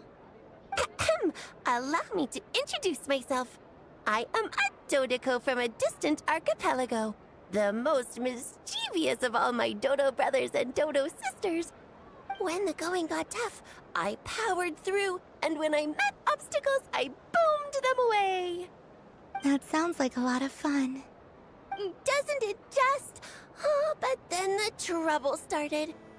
Recently, I found a lovely beach, the same beautiful jelly color as my hometown, and so I dove in to have a look. Only to find it overgrown with seagrass and nasty little spiky fish everywhere, looking to turn me into a Dodoco kebab. I made it back to shore by the skin of my teeth, but my tail was sorely hurt. Couldn't you just boom them away? Oh, I wanted to, believe me. But I've heard that you, Moon Goddess, can understand animal speech. The last thing I wanted was to cause a gigantic fuss and get taken to court by a school of spiky fish. I'd be driven out of these waters for good, and my winter holiday would be ruined. And so, dear Moon Goddess, I was wondering if you might lend me your allegiance. Are you roping me into a crime? Oh, let's call it a once-in-a-lifetime carefree adventure. Does that sound better? All the festival goers tonight are dressed up as the Moon Goddess. But there's nothing to say that the Moon Goddess can't disguise herself as a Dodoco, is there? Besides, this is your home. You should be free to be whoever you wish. I'm afraid I'm not well acquainted with Dodocos, Madam Mage. Oh, that's quite all right. We Dodocos are innocent, happy creatures with a free-spirited nature. Many, like myself, are mischievous troublemakers. Others are lazy souls who like nothing better than to lie down on a nice rock and take a nap. In our eyes, every creature who yearns for happiness and freedom is a Dodoco. But perhaps in yours, we Dodoco are a fluffier and more mischievous breed of Kuhenki. The Kuhenki. Yes, that is a much easier image to follow. Oh, wonderful! Then let's play! Grab onto my tail and follow me into the sea! Time to settle some scores with the bad guys! Alright, what is this?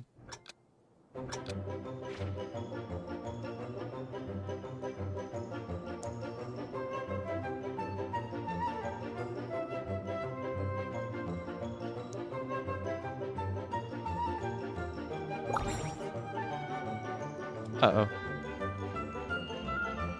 I think I figured it out.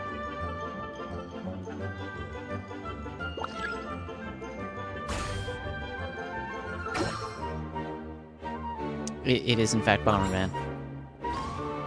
Oh, but it's Small Bomberman.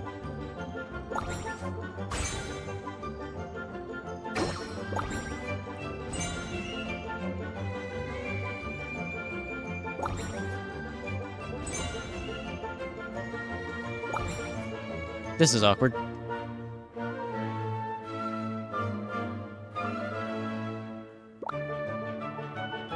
This is real awkward.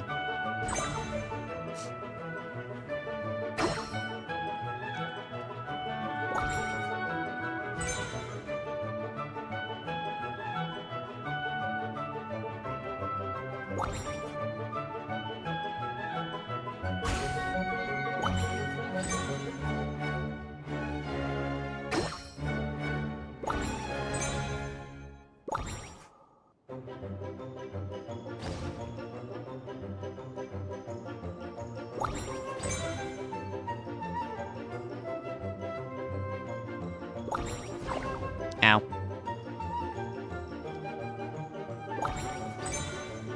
I win. Could have won better, but I won.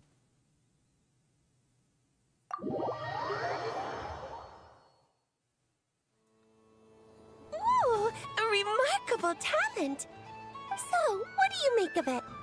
The use of Jumpy Dumpties doesn't come as naturally to me as Kuvaki.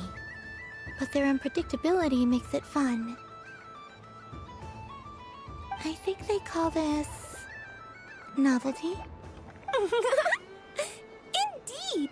And how did it feel blowing those pesky nuisances away? Not bad. Any guilt? What do you mean? Oh, wonderful! Lovely answers to all 3 questions. You've passed the safety test. Now I can give this special bomb to you as a souvenir. Remember, if you find any meanies living on the moon, you can use this to boom them into oblivion. I will. Not being guilty was part of the safety test? Any guilt blowing up those creatures? No. Perfect. Welcome home, Moon Goddess. Oh, you're the genuine article. Alice was right. This moon prayer night was worth watching after all. Another one that talks.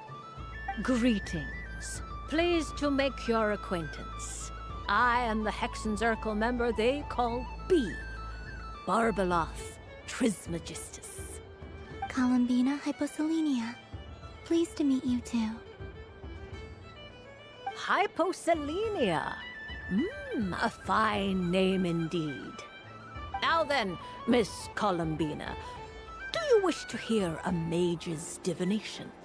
Divination? The Frost Moon Scions used to ask me what would happen in the future. Is this like that? From the perspective of the one seeking answers, perhaps. As you look to your journey ahead, if you seek to understand the unknown, resolve your doubts, and soothe the confusion in your heart, divination could be for you. The unknowns on my journey. Of course, if one wishes to peer into fate, then hydromancy is the more precise option.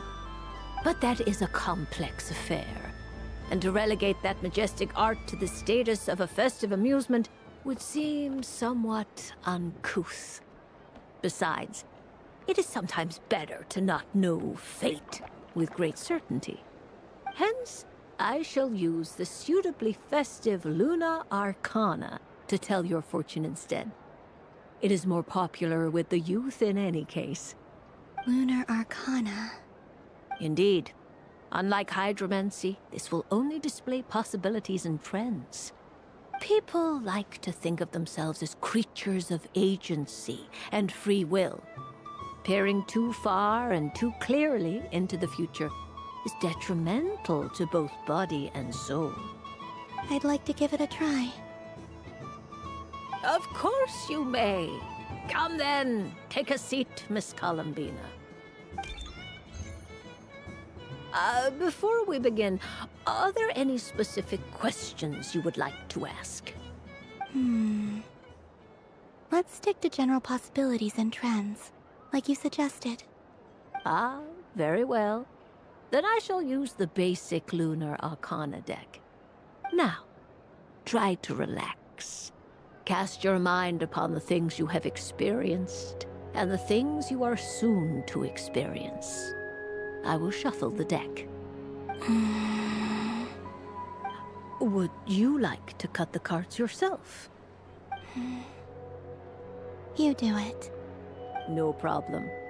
Now then, to make things easier for the seeker, that is to say, you, I shall decipher the cards from your perspective.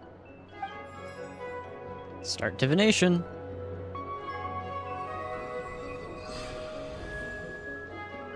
Please, draw the first Lunar Arcana. This represents destiny and is the foundation for the divination as a whole. Now, draw your second card. This will stand for the past, the sum of all your experiences that have come before. And now the third Arcana. This is the present, your interpretation of the current moment.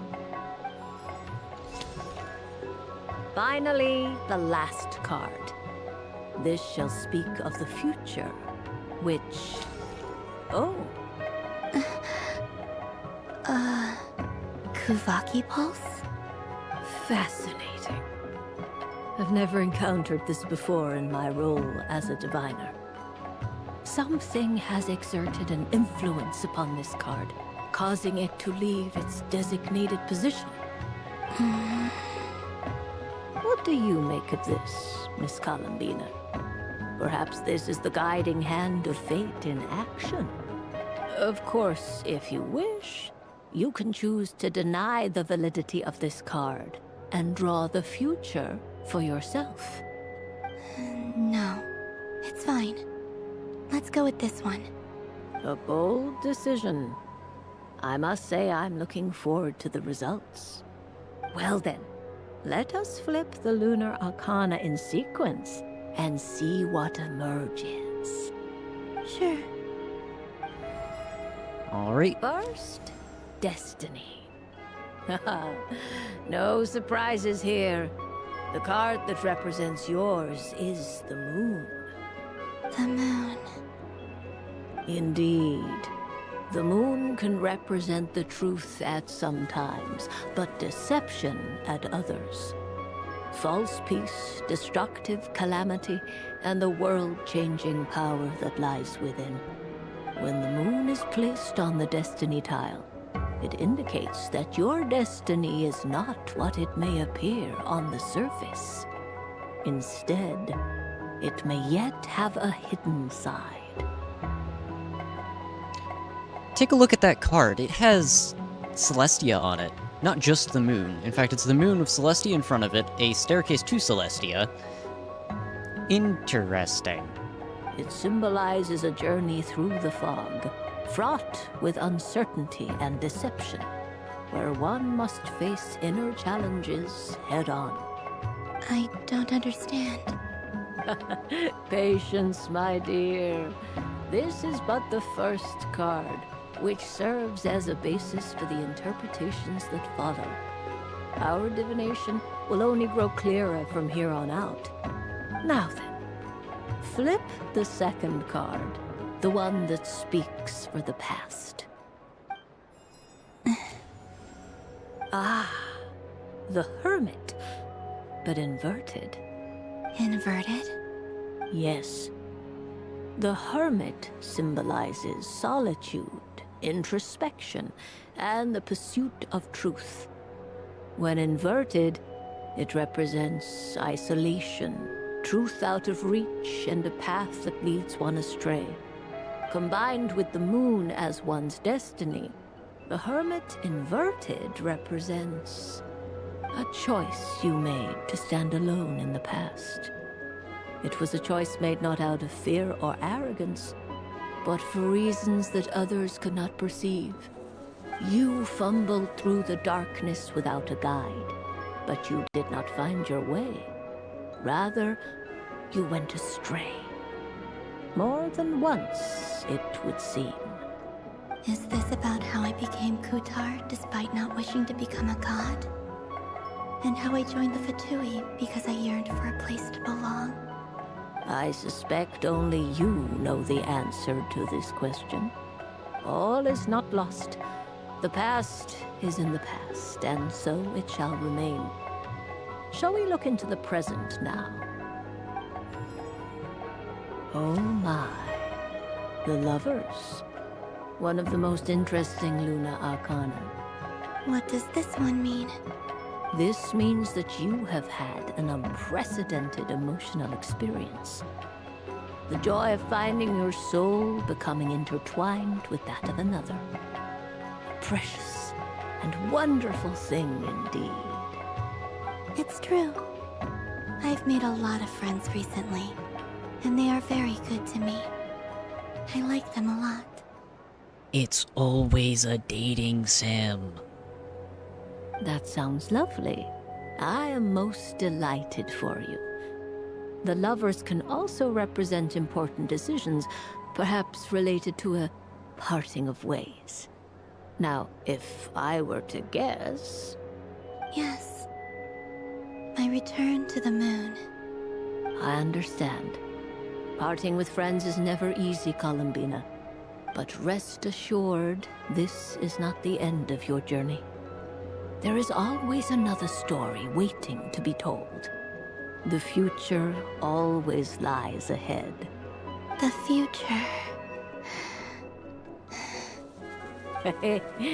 Well now, it's finally time to flip this most mysterious of cards. Why did it appear? And what does it wish to tell you? I'm ready. I'm not. Very well. Flip this card and see what lies on the other side. Oh. Miss Barbeloth? What is it? This card is death. That doesn't sound very good. It depends on how we interpret it. It is true that it can represent an agonizing death, a complete and utter end, but at the same time, it can also represent rebirth. Do not forget that your destiny card is the moon. That lends your future many different potential meanings. If death spells the end, is it unavoidable? As I have said, divination can only display general trends. It is a rough guide, but it does not show predetermined outcomes. Allow me to summarize it for you. In the past, you may have lost your way, but now you have gained new connections and new strength. You now face an important decision, one that may bring about a great change in what is yet to be. This change might, in turn, be the end of all things, or their beginning. But remember, everything is subject to change because of the moon present in your destiny. You must see the truth clearly and face your innermost thoughts. The truth. My innermost thoughts. Thank you, Miss Barbeloth.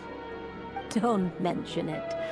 Some people dislike divinations, the fear of glimpsing an ending to their story that they wish was not so. But I can see that you're different. The result of this divination will not sway your decision. This is a rare quality, and one that diviners always hope to see in the seeker.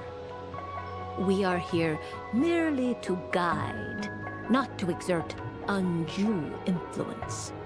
I understand. Go then and illuminate your future, Miss Columbina. The moonlight that shines from you now is most captivating. Aww.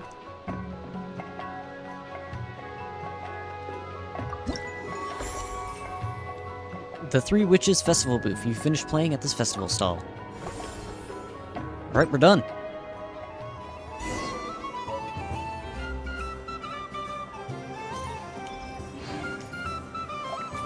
Oh.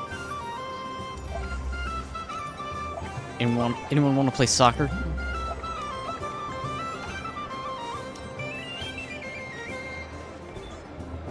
Alright. Continue enjoying Moon Prayer Night or talk to Paimon.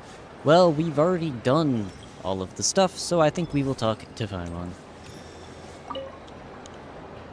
Traveler. Hey there, Columbina! Are you done checking out the festive amusements already?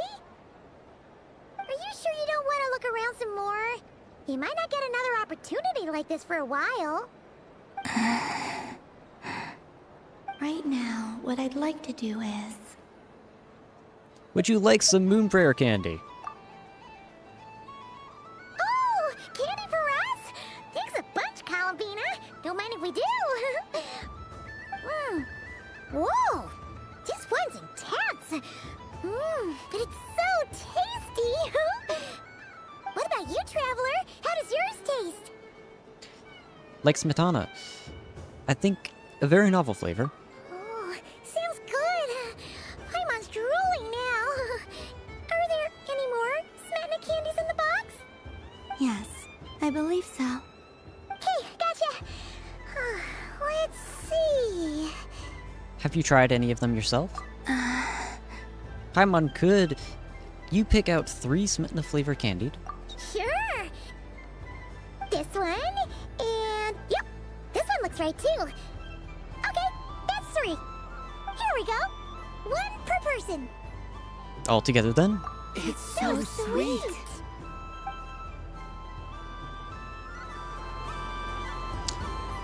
I am gonna go back and see if I can just give people candy. I've seen Linny and the other children play this game before. It would seem that it's not a bad way to relax, once in a while. Would you like some Moon Prayer candy? Candy? Would you mind if I took a handful extra? I'm sure the children will enjoy them. I must say, Columbina, you really have changed. You never used to show this much consideration for other people, even when prompted. I'm sure Snezhnaya would agree when I say, I like the present version of you better.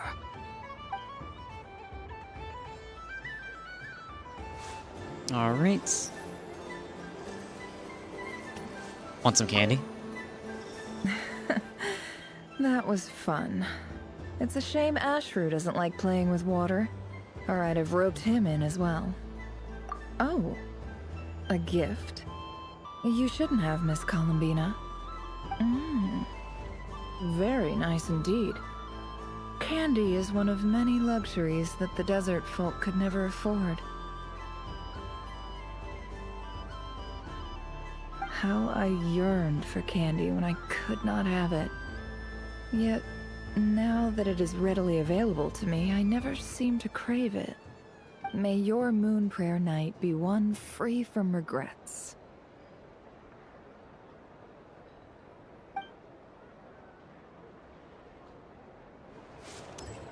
Want some candy? I just had a water fight with 2 Fatui Harbingers. Pretty scary, but also surprisingly fun. Aw, man, this feels kinda wrong. Like, shouldn't we be the ones giving you candy rather than the other way around? I guess I'll just take 1. What flavor is that? It tastes like getting a mouthful of muddy grass. After being rear-ended by a blunt-horn rhino, then face-planting the ground. I'll never get this taste out of my mouth. It's delicious.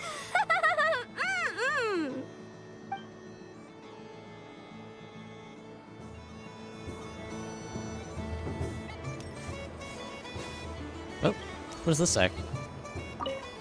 I wish that all who dwell in this moonlit world can find a place to belong, and I wish that I shall one day see my friends again.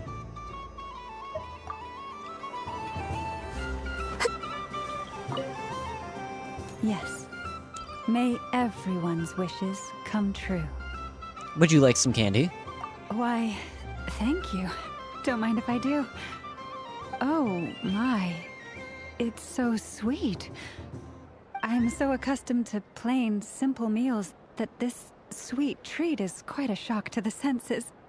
But I savor this moment in its entirety because it tastes like true friendship.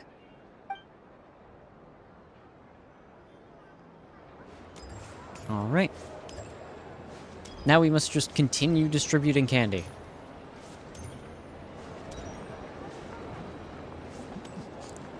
I want to see Varka's reaction to the candy. It'd be rude to just leave without saying anything. But at the same time, I don't want to barge into their lively conversation just to announce that I'm leaving. I guess I'll just wait a little longer. Huh? Albedo? This sketch is for you, Grandmaster. Oh, a gift for me. Thanks. Let's see what you've done for me. The North Wind left in the lurch. Varka, would you like some Moon Prayer candy? Ooh, I get one too? Nice, thanks. What is that? Oh, it's so familiar. Don't tell me. Oh, I got it.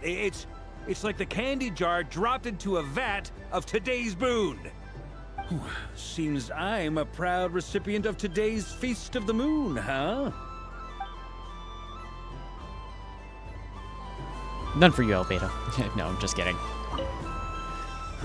Huh? Albedo? This sketch is for you. Oh, a gift? The North Wind left an alert. Thank you.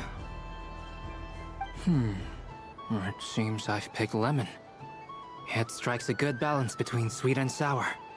This has piqued my curiosity. What if we were to add citrus and other spices, then enhance the flavor via caramelization? I wonder what the end product would be like. Perhaps I should take the time to try this out.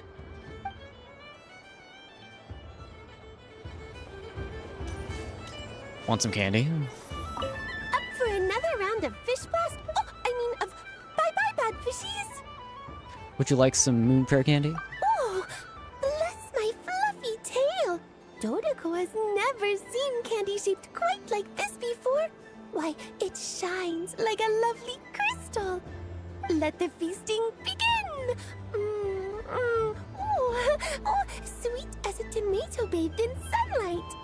Thank you very much. You truly are a friend to the Dodoko.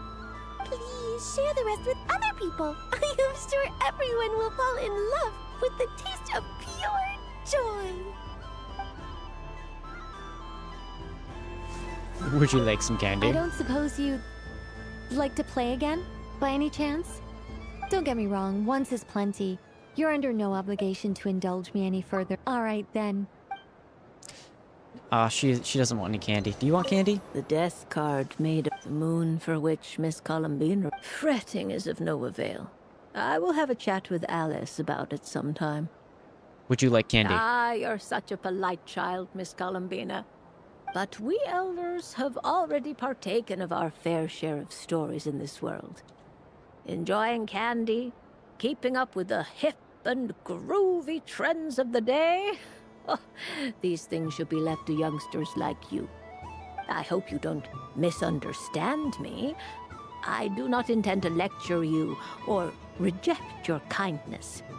It is simply that the mere sight of this candy is starting to give me a toothache. Yikes.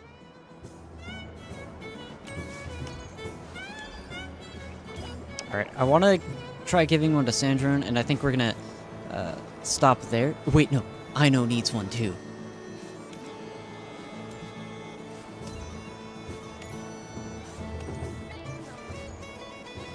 Want some candy, little child? I'm never playing games with you ever again, Inefa. Ooh, moon prayer candy. Sweet. Is it okay if I grab a whole bunch? Psst, Columbina, turn around. Use your huge cloak to block Inefa's vision. Yum. Oh, this one's even yummier. Oh, the flavors are blending in my mouth. Ew.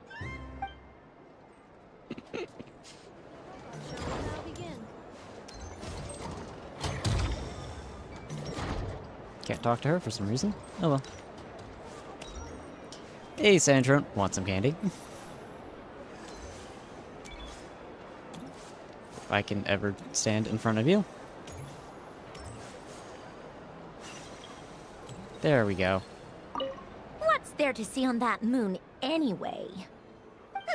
Let her go up there and cry alone. See if I care. Would you like some moon prayer candy? You're giving me candy? That isn't like you. This had better not be some weird prank. Coffee flavor? I thought you hated coffee. It's extra strong too. Huh. You didn't do all this just for me, did you? Hey! Don't take it away! I never said I didn't want it. I mean, you can't unmake the candy now. That's sweet. Alright, I've given candy to the people I wanted to. Paimon. I must speak with you. Traveler, Paimon. Columbina! Finished with the festival already? I think I've had my fill. Really? You're sure you don't want to have a little more fun out there? Final answer. I've done the stuff. Final answer. I did all of the different things. Wait. Reconsider. I need that pamphlet. I need the pamphlet.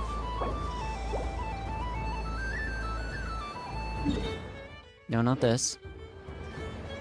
Sit.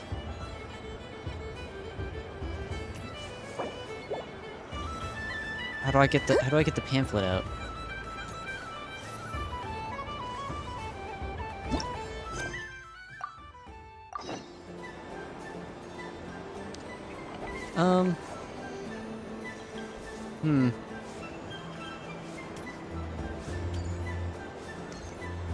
Because I want to collect all of those rewards. Wait, take balloon. Welcome home, Moon Goddess. Would you like to try on some animal-themed headwear? I always hear Llama saying how heavy her antlers are. I wonder how it feels. Let me give it a try. Oh my! It really suits you. Huh. It's a little itchy. And it's hard to turn my head. Should I keep wearing it? I'll keep it on.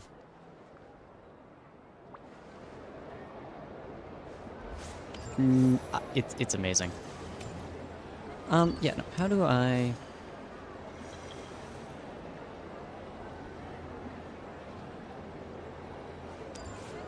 Yeah, how do I access the menu?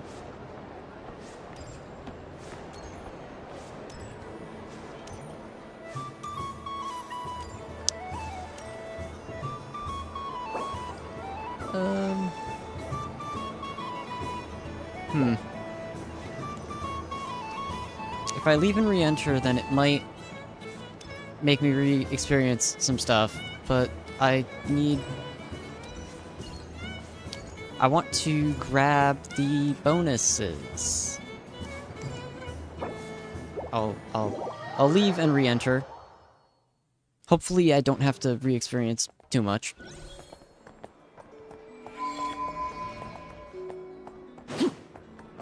Hold on, let me see if I have that pamphlet. No, that's the Little Witch's Dictionary. Story stuff. Let me use this. Okay. I can claim all of these. Alright, now that I don't have to worry about that, let's go back in. Alright, I have done everything. I even have the little crown on. Alright, let's go. Traveler, Paimon. Ah, let's go. Finished with the festival already? I am ready. Really? You're sure you don't want to have a little more fun out there? Final answer. As far as I can tell, I have done the things. Yes, I am sure.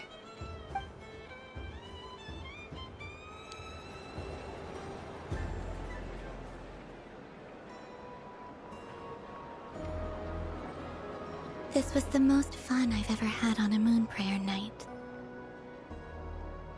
Everywhere I went, people were saying, "Welcome home," and there were friends at every turn. I only wish it could last longer than one night.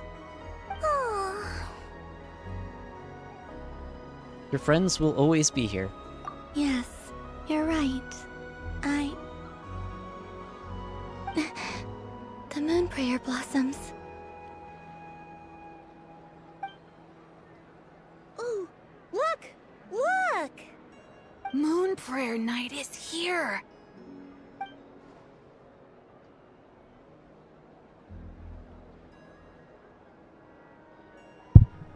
The moon. so beautiful.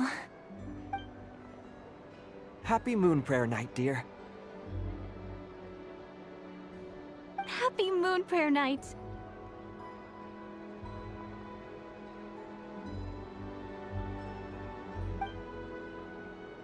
Happy Moon Prayer Night.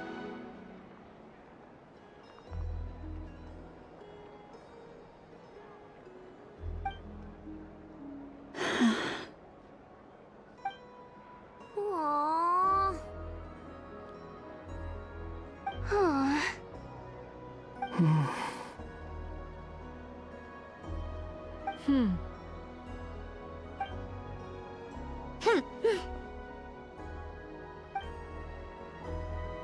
Time flies when you're having fun.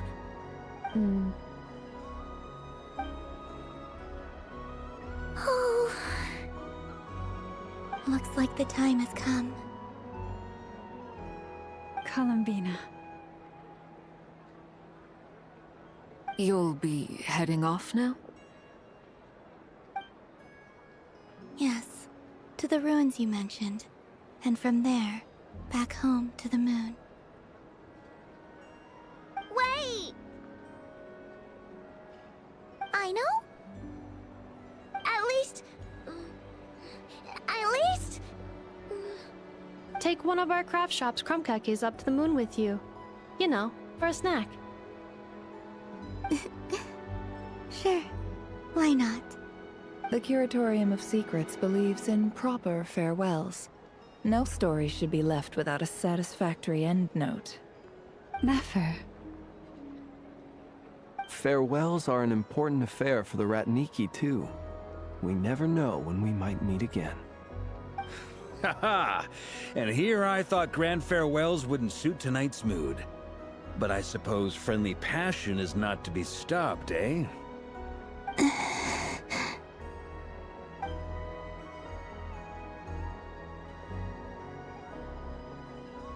We made a little something for you, Columbina. Ta-da! What is it?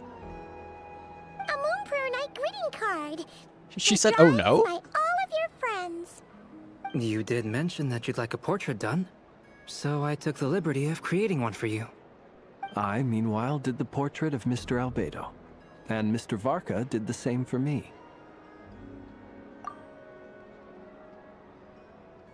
Look at that. It's amazing.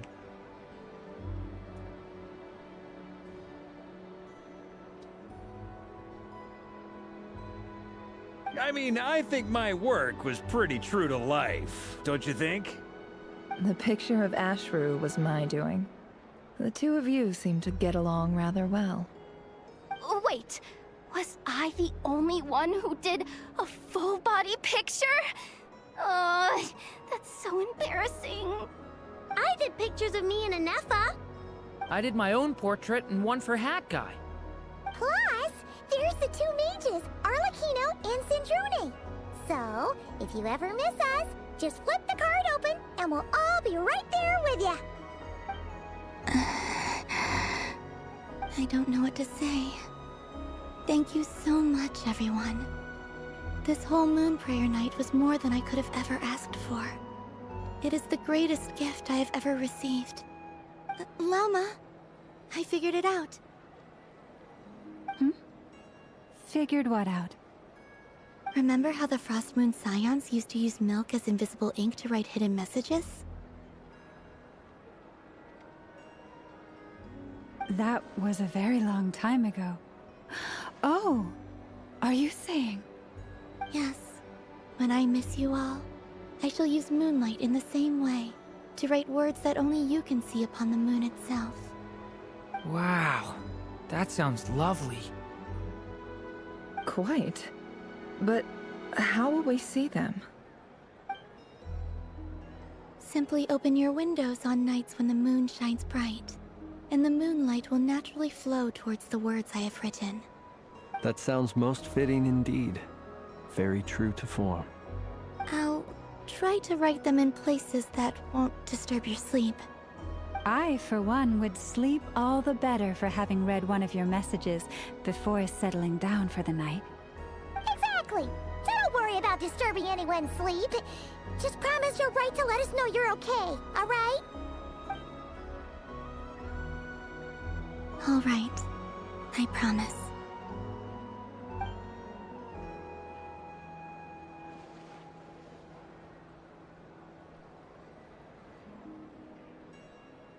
In that case, Columbina, are you ready?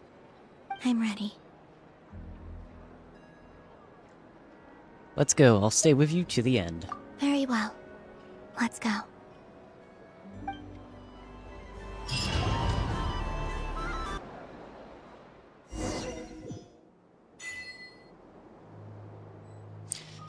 Set out on the path back to the moon.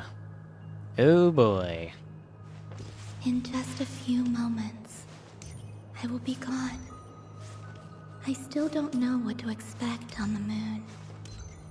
Will I really be able to send messages to my friends? The Kuhenki, the animals of Nod Krai. I'll never get to see them again. I wonder where I'll be when the next moon prayer night is. That was too fast.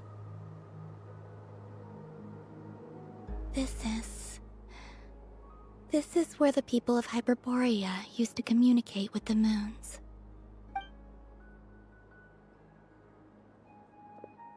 Eternal moon, frost moon, iridescent moon. When the power of all three converge, the gate to the moons shall open. The moon marrows are in position. Only the final step remains. I'm sure Nasha Town is livelier than ever at this moment.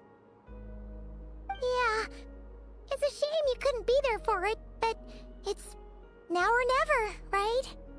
It's fine. I'm more than happy with this. My last piece of luggage. My only piece of luggage.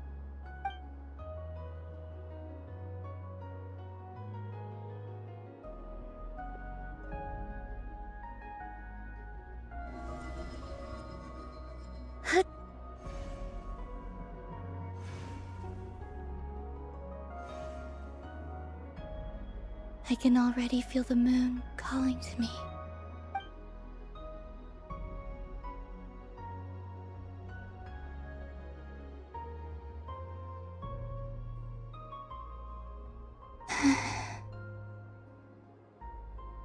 This ray of light will lead you home, Columbina. From now on, we will at last have a reason to pray to the true moon. Columbina. Yes? I'm listening. Be sure to come back and see us when you get the chance.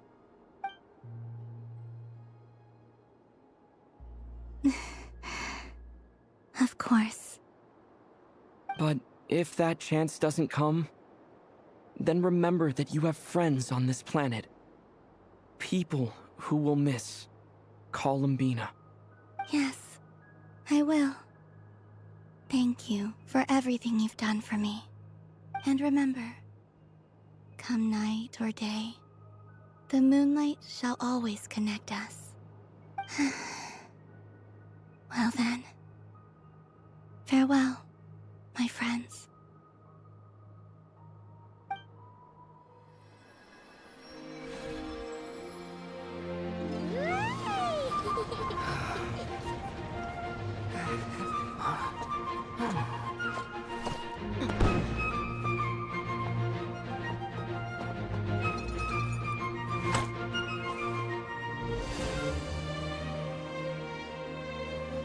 Thank you. This was my happiest night in Tevat. Farewell, Columbina.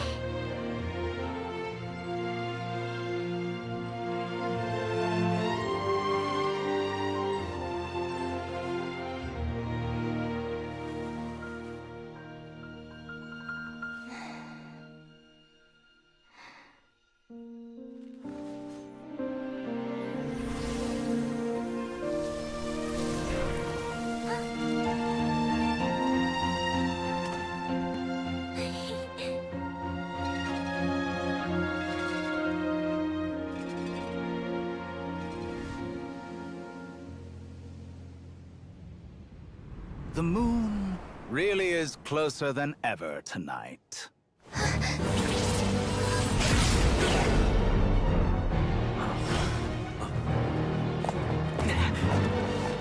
Columbina. All 3 moons in one place. Time for one final experiment. Reason, life, death, time, and space. They all believed I would fail.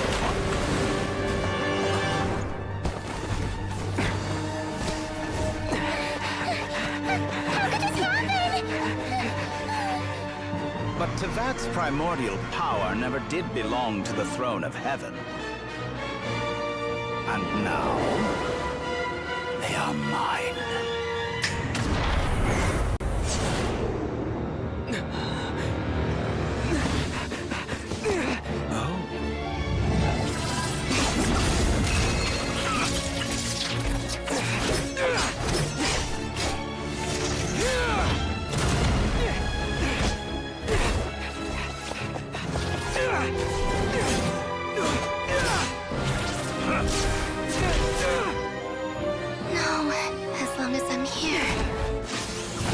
Is free to wield the 3 moons' power.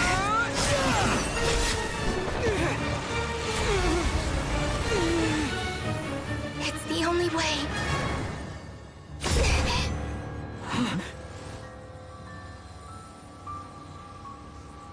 I guess I won't be going home today.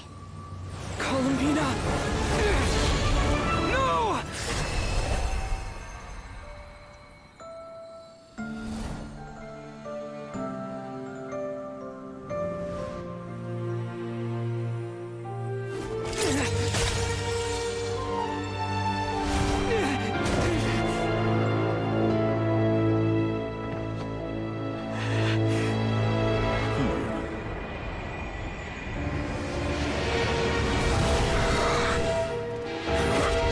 Stubborn world, do not try to control me!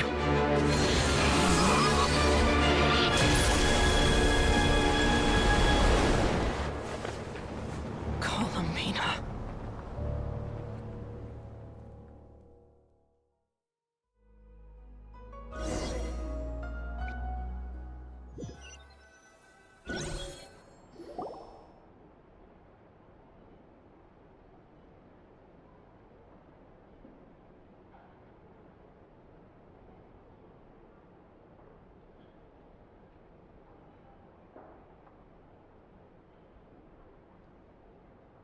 Are you all right?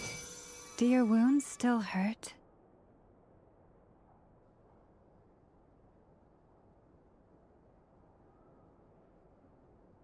I had someone prepare a little medicine that could prove effective. Take it if you need to. Thanks. But I'd rather talk about what just happened. And then go do unspeakable things. In that case, let me relate the contents of the call we made to Alice after the incident occurred. That Dottore is a crafty one. He distracted the Hexenzirkel by creating a huge fuss at Tevat's borders. I'd assumed that the cause was an abyssal intrusion from the outside world, which in fairness is a rather common occurrence. But after learning that you managed to influence the phantoms in Nod Krai, I realized that perhaps this interference could have come from within Tevat instead. But we weren't able to change their fates. True, you couldn't change how their stories ended, but you did build some variables around yourself. Variables? Yes. Things you heard that you could not otherwise have learned. Ideas that would otherwise have never crossed your mind. All these things are variables. Of course, most variables usually pale into insignificance with the myriad of possibilities floating around. But the moment you start treating them as building blocks and intentionally stacking them, that changes things. That's what Dottore did, and it's how he created the necessary conditions so that when you activated the portal tonight, it played right into his plan. However, we have no way of knowing exactly what he did. Yeah, we also need to ascertain Columbina's status. And that about sums it up. As I suspected, Dottore has disappeared completely. If it's any consolation, he wasn't able to control Columbina as he might have wished to. I'm afraid that's small consolation given the reason why. Oh no! To disrupt the Doctor's plan, she escaped into the moon's reflection. What? She did what? Wait, didn't any of you see her do that? All we saw was Dottore appeared and used some kind of power. The next thing we knew, he and Columbina were gone, and you were falling into the sea. I see. The Doctor froze time, which is why only I could move freely. From their perspective, the battle and Columbina's decision all happened in a single instant. So that's the power of the three rooms. But why wasn't I affected? Is it because I'm a descender? So, Columbina intentionally opened the moon gate and escaped into the same mysterious world as Rerir and Thalindis. Sounds like bad news.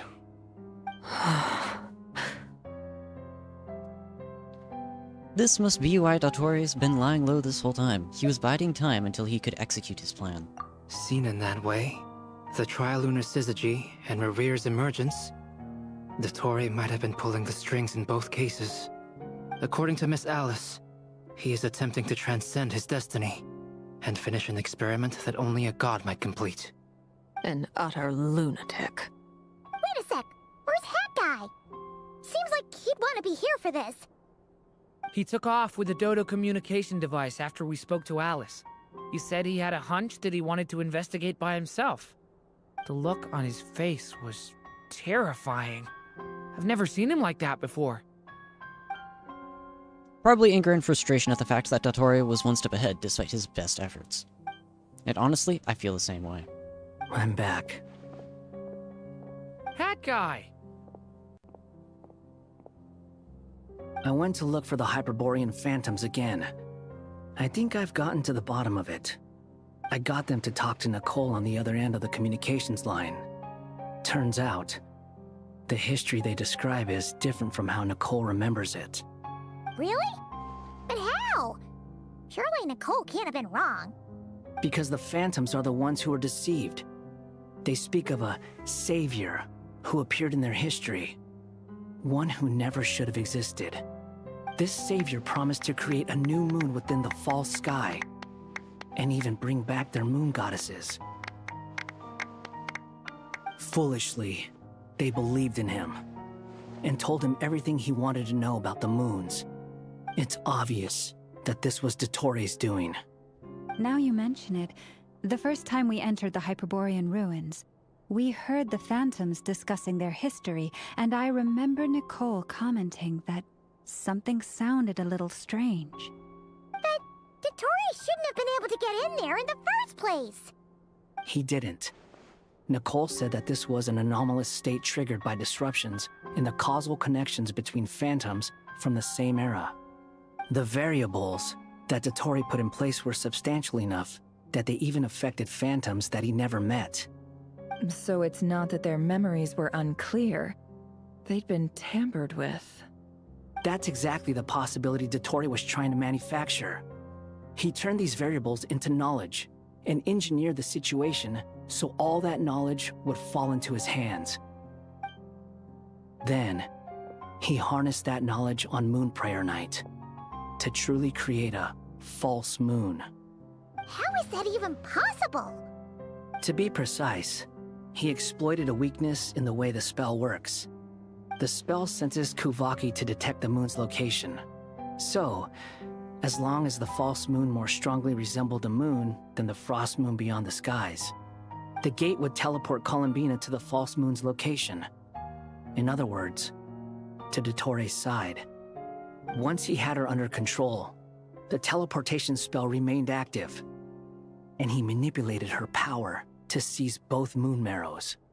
At that moment, the moon marrows disappeared right before our eyes. It was already too late, even as we were leaving the ruins. By then, Dottore had already amassed the power of all three moons. So, where does that leave us? What do we do I'd certainly like to know what Her Majesty thinks, now that the concerns I expressed to her have come to pass.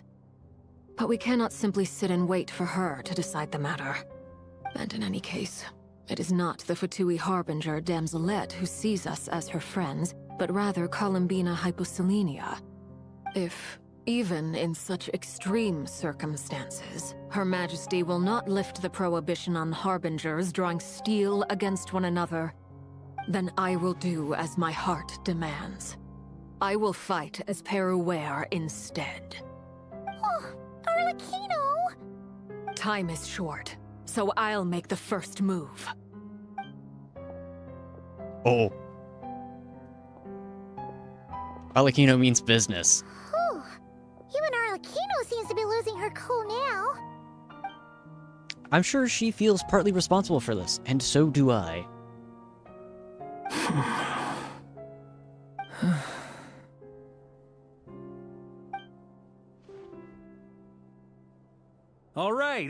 All right. Lose those dejected looks for a moment and let me get a word in. It looks bad, I won't lie. Very bad, in fact. So Dotori's pulled some real dirty tricks to gain the upper hand. For now. And yeah, it's to the point where even the mages say that his variables have affected destiny. I'm not so sure, though. Many have told me that Tevat's destiny is fixed, and that does appear to be the case.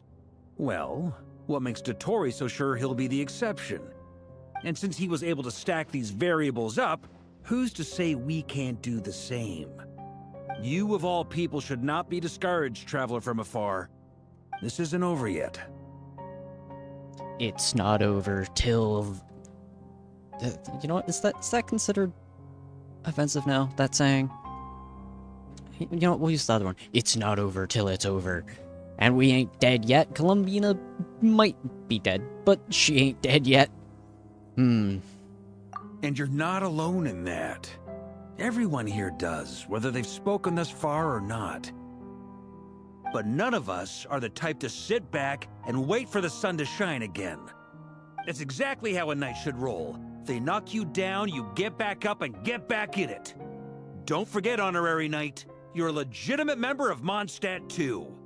Vark is right. This is far from over. Dotori's already way overdue a butt-kicking given his past shenanigans. And after this, he's earned himself a double dose. That's what I'm talking about. How's everyone else feeling? I think we need to call in some favors. I'll use Kuvaki to investigate Columbina's whereabouts. I am not ready to give up either. Leave the intel gathering to me. Whatever happens within Nod Krai's borders, when the Curatorium of Secrets wants to be in the know, we always find a way. Aino and I will do all we can to support you. We will attempt to reverse engineer Dotori's actions and seek a breakthrough that way.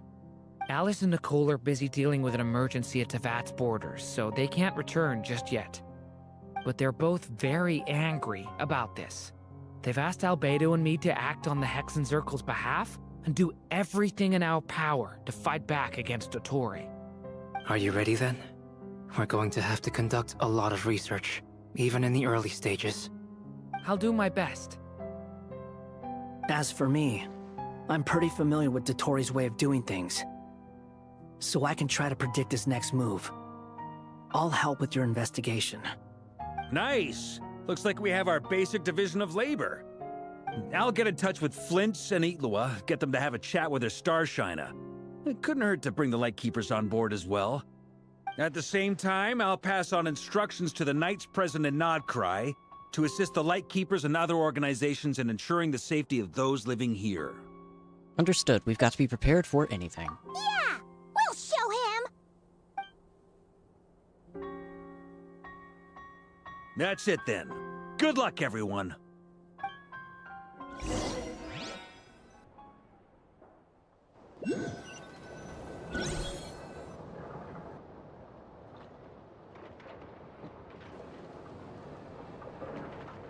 Columbina. I never thought that Columbina would become my real name. It went from being a Fatui code name to something my friends call me. And remember, come night or day, the moonlight shall always connect us.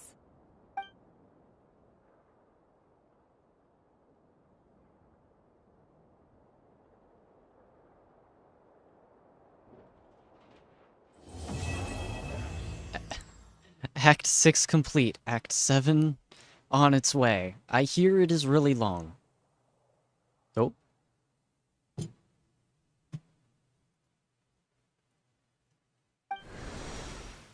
Oh.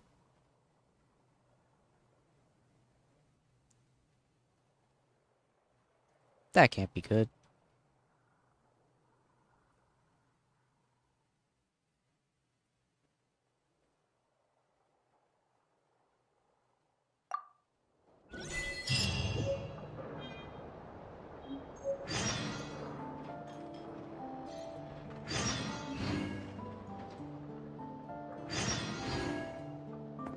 Well.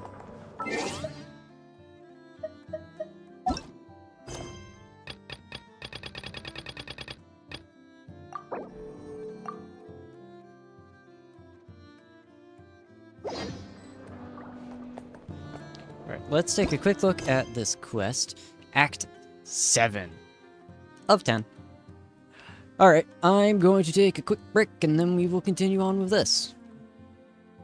Sounds good? Better sound good, because that's what we're doing. I'll be back in a minute.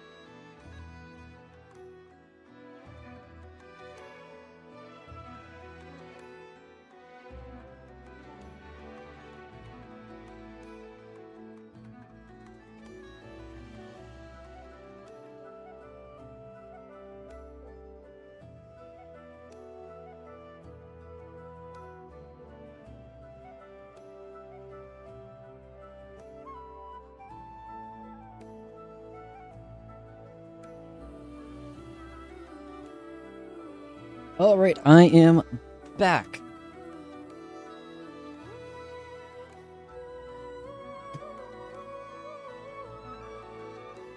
There we go.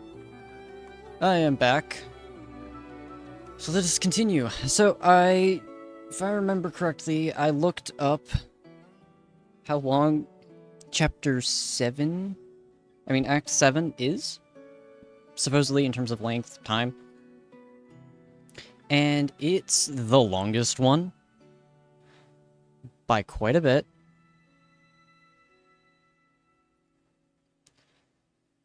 So I am highly anticipating that this stream will end before we finish it.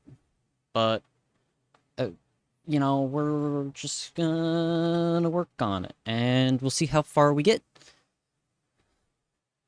I don't know if I will stream past 12 hours, because of course 12 hours is the cutoff, because YouTube, VOD, yada yada, you know. And I don't know if I will continue streaming past that. Like, I don't know if I will restart the stream or not. I might, I don't know. But that is something I would have to decide in like 5 hours, and then I'd essentially be locking myself in for another couple of hours. And I don't know if I will in a couple of hours have the motivation to get through all of it. But we'll see. And I would like to thank anyone watching the VOD for coming along with me on the journey. Anyone who's watching live, thanks for coming along on the journey. And let's go have some fun. And by have some fun, I mean we're gonna go try and, you know, save a moon goddess. Our girlfriend turned into the moon, but didn't actually turn into the moon. That's rough, buddy. I've been waiting to use that line for the past hour. It's about time we headed over to the Curatorium of Secrets.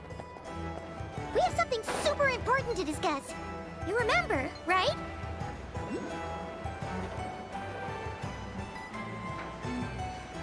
I might remember. Alright. Curatorium of Secrets. Right over here. This side door, if I remember correctly.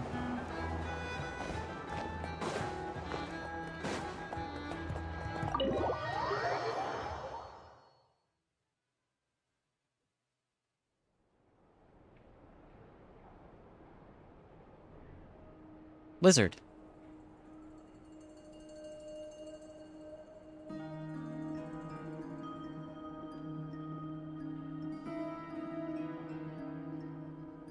Looks like the gang's all here!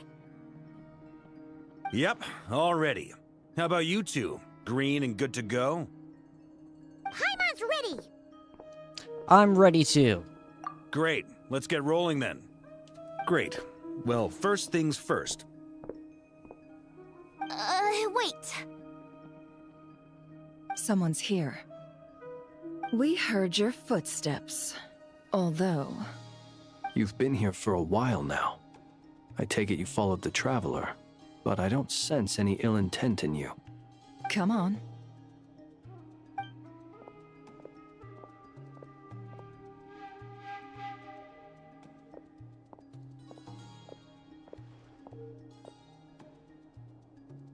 I figured it wouldn't take you long to notice me. I come bearing news from my lady, the Knave. Dottore went through the motions of returning to Snezhnaya, but it was obviously a facade. However, he has not returned to the Kuvaki Experimental Design Bureau, nor has he made an appearance in Nasha Town. Well, in that case, he'll be in his lab way up north. I always wondered why he applied for his own private pad. He was planning this all along. Tell them that Snezhnaya and I will go on ahead. If they still intend to pursue this matter, they should meet us at the research center in the northern tip of Nod Krai. Nice of Columbina's two best friends to think of us. We appreciate the heads up. Our sincere thanks to the Fatui for your aid. Lady Damselette may have left our organization, but at least some of her colleagues remain genuinely concerned for her well-being. Not to mention that the Doctor's increasingly cryptic conduct gives us great cause for alarm. We have crossed swords many times before, but it's not personal. We're just on different sides. We don't lack humanity. And so, as fellow friends of Lady Damselette, it's only right that you should be in the know about this.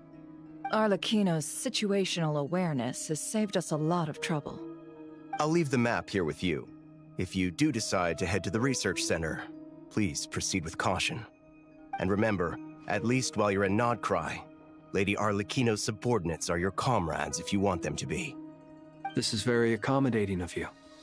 We can't thank you enough. Just doing my duty. I shall take my leave now.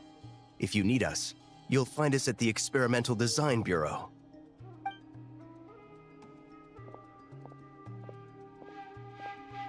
So, the doctors left the Experimental Design Bureau and headed to some research center up north. Marionette seems to think he's been planning this for a long time. But when did it start? Before he even arrived in Nod Krai? It seems his loyalty to the Tsaritsa is lip service at most. Behind the scenes, he may even be working against her. Whatever his motives, we know that he's decisive and incredibly ruthless. Facing him unprepared would be a recipe for disaster. At this stage, it's difficult to predict his next steps. I suggest we split into 2 groups. We need some people to stay behind and guard Nasha Town. Well, as much as I'd love to help, infiltrating research labs isn't really my area of expertise. But at least take Cool Your Jet's Ducky with you. It should be some help during the battle. And as for Miss Inefa, I suppose you will stay to protect Miss Aino? Detecting operational logic. Protect Aino. Priority. High. Just in case, Servarka, I think it would be best if you stayed behind as well. You can leave the research center to us. I mean, I would have said the Knight of Berea should probably be out on the front line, but okay, fine. Leave Nasha Town to me. Be careful out there, okay? If things get out of hand, fall back right away. Yehoda will be on hand to assist you. In my absence, she can handle any intel gathering work. You got it, boss. You guys make sure to get back here in one piece, all right? We will. Things are moving fast. We'd better head off soon if we hope to keep pace. This is going to be a very dangerous mission. Paimon, you should stay behind to help everyone here. So, it's infiltrate a secret research facility, or... Yeah, alright. Paimon will help out here instead. Sounds like it's gonna be a pretty intense fight. We all have to bring our A-game here. So, anything you need to wrap up before we leave? Note! While the Archon quest is in special phase, certain systems and functions will be unavailable to ensure you have the best experience. It is recommended that you experience the next part of the story when you have ample time to complete it.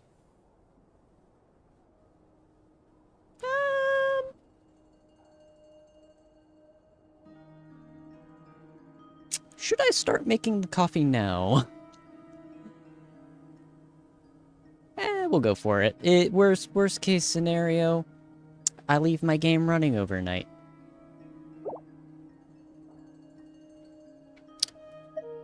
Nope, I'm good to go.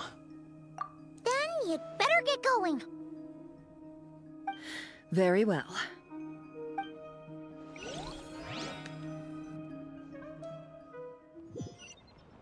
All these broken machines on the ground. Someone got here before us. Could it be Arlecchino and Snezhnaya? Judging by the red fires, I'm thinking we know the answer to that. I'm real quickly going to run down here and get the teleport point.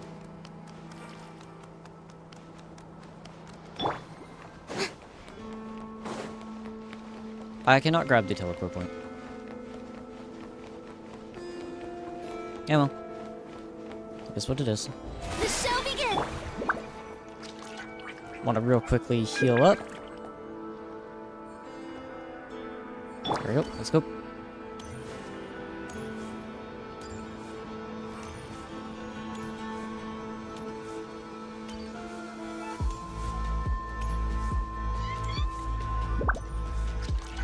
Enter facility.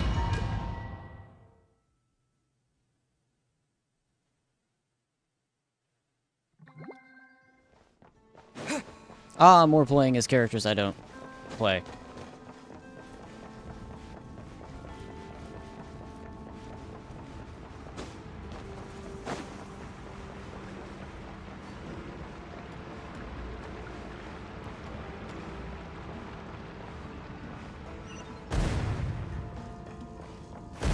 That's quite a welcome party. Hold on, wait. I have to use... What do I have to use for Cool Your Jets Ducky?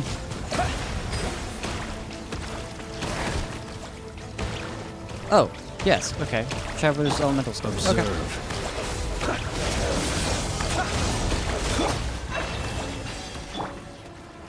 I got a chest out of that.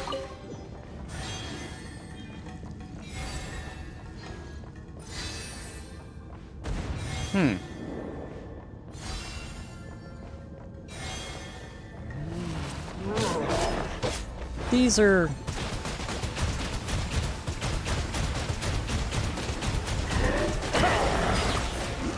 These are guys from the Wild Hunt.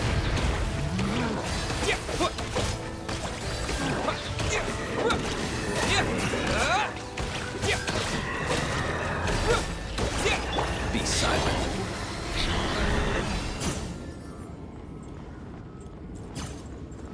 Get back! I said get back! Do you hear me? Why isn't it working? No! Don't come any closer! Don't! That's unfortunate.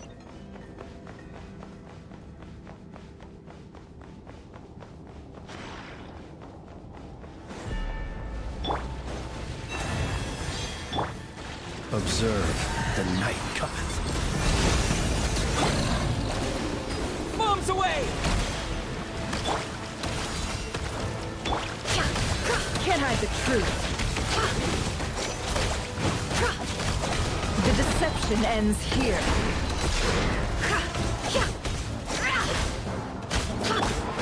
Go! You poor lost lamb.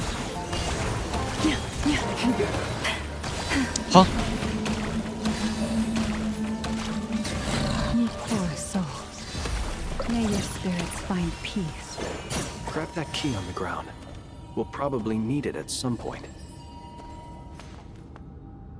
I didn't know I could do that. Watch out. Ugh, there's no way through. Let's go around.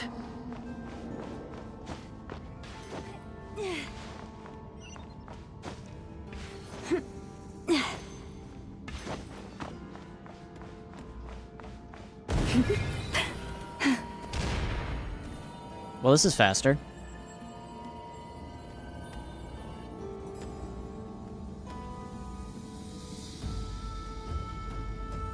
What the? Trespassers? Here? What's wrong with you people? We're looking for the doctor, and we understand he might be here.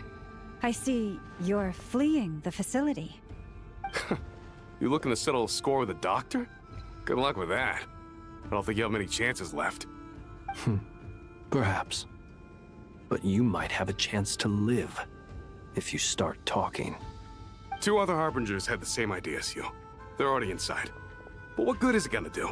The doctor wouldn't do something like this unprepared. Seems to me that you're not too thrilled about being his subordinate. Also, is it just me, or do I sense monsters nearby? If you'd prefer their company to ours, that can easily be arranged. We need to know what the doctor is up to. Please, if you know anything at all, tell me. This is about more than us versus the doctor. His actions could have consequences for all of Nod Krai, and perhaps even your homeland, Snezhnaya.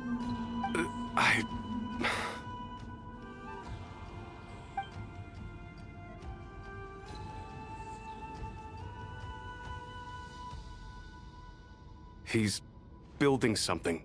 Ambitious doesn't even begin to describe it. Feels like this could be the big one. God knows how long he's been planning it. A while back, he told us he'd be returning to Snezhnaya. We weren't expecting him back so soon. This time he brought some gemstones with him, or something. 2 of them. The moon marrow spheres. He stole them from their rightful owner, Columbina. Oh, Lady Damselette? Last I heard, she left the Fatui. Before she went, she told us she'd finished what Her Majesty asked of her, and wished to focus on some personal matters. I remember thinking that leaving us might not be the best choice. I mean, I always looked up to the captain the most, and... Yes. Back when this all started, the higher-ups dispatched 3 units to Nod Krai to execute their plan. They were led by the Doctor, Marionette, and the Damselette, respectively. I was a part of the Damselette's unit to begin with. She never really interacted with us much. In fact, she seemed sort of detached from everything. Not because she was distracted, just felt like she was indifferent to the world around her. Like she had no stake in anything that happened. She always seemed like she was staring off into the distance. Almost as if she didn't see anything worth living for in the present, so she had to look further afield. That's right. She always used to stare up at the sky. The Doctor used to stand nearby and watch her.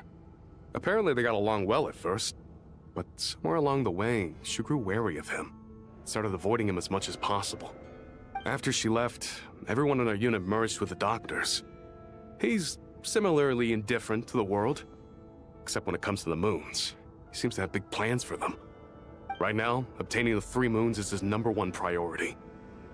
He even said, if he can only get his hands on 2 of them, he'll create a 3rd one himself. How would he create an artificial moon marrow? Maybe the knowledge he gained from the Hyperborean phantoms has something to do with it. Thank you for cooperating. We appreciate the level of detail. I get the sense that you'd serve under Columbina again if you had the chance. Would that be fair? No, she's no longer a Harbinger. As a member of the Fatui, my loyalty will always belong to the Tsaritsa. I'm only telling you all this because I don't completely trust the Doctor. His actions do not align with the goals that first brought us to Nod Krai. I understand. We'll do everything within our power to stop him. The Knaves unit is based at the Kuvaki Experimental Design Bureau. Maybe you can seek refuge with them. Well, now we know what's going on here. Artificial moon marrow. He's likely well on the way to completing it. Dottore's technological capabilities are far more advanced than I thought. I fear this could get ugly. Everyone, prepare yourselves.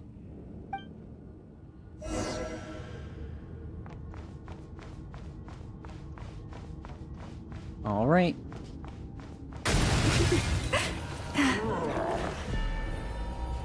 For the everlasting forest. Close your eyes.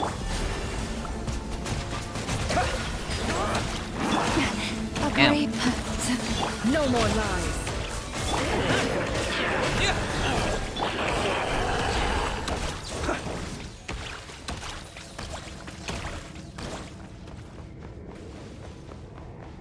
Reminder that that Dottore is a college dropout.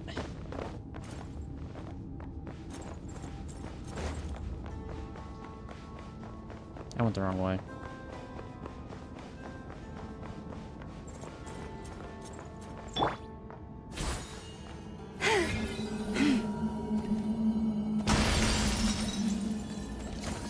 Wee. Hello.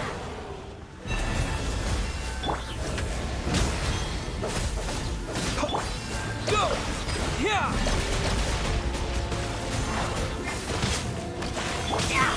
Ouchie. It all adds up.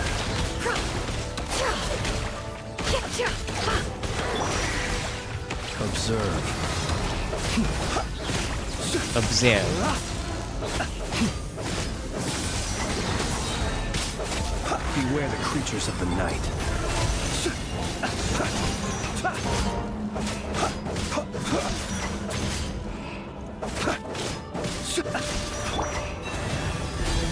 With one heart, we pray. Have I brought this on myself? That's not good. Yeah. Yeah.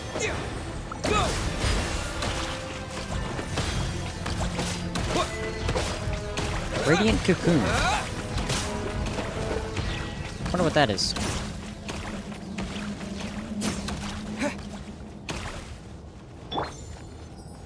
Lush as the moonlight.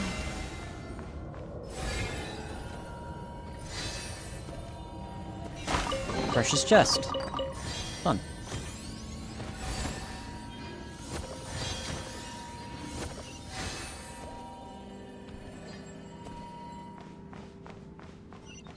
Wee.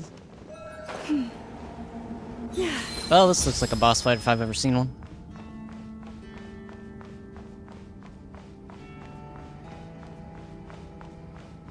Where do the other harbingers go? Welcome, one and all. I've been expecting you. I hope my humble research facility is to your liking.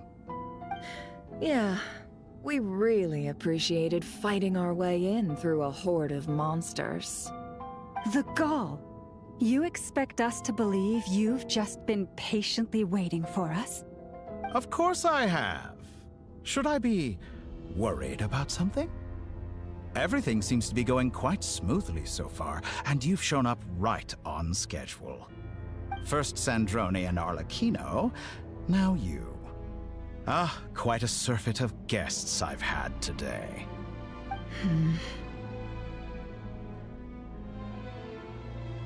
If you were looking for them, I should probably mention that Arlecchino disappeared as soon as she entered the facility.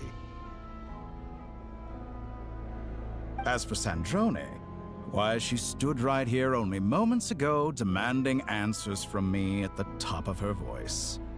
Hardly out of character. She never was one for basic courtesy. But I have to admit, I was a little surprised to see her showing concern for someone besides herself. Does everyone you associate with undergo such a change in temperament? Speaking as a researcher, I have to say, it is not a change for the better. It threatens one's ability to remain objective. Is this the 16th Doctor? No idea. He's really gone through a personality change. Where is Sandrone? Well, since you ask... So you've got your hands on the moon marrow, and now you're claiming godhood. Don't you think that's a bit of a stretch, Dottore? I must protest what you are insinuating with that phrase, claiming godhood. I am not claiming anything. I am stating a fact. You're a researcher.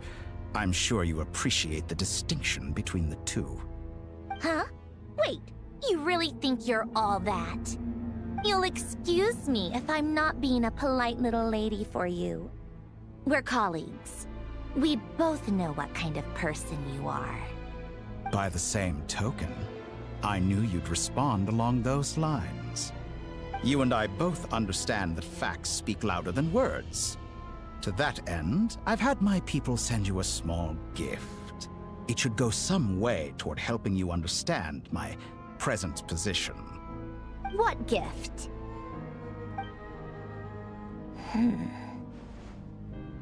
Where have all your troops gone? Who knows? Perhaps they are already marching toward a new world, following in the footsteps of an unknown god.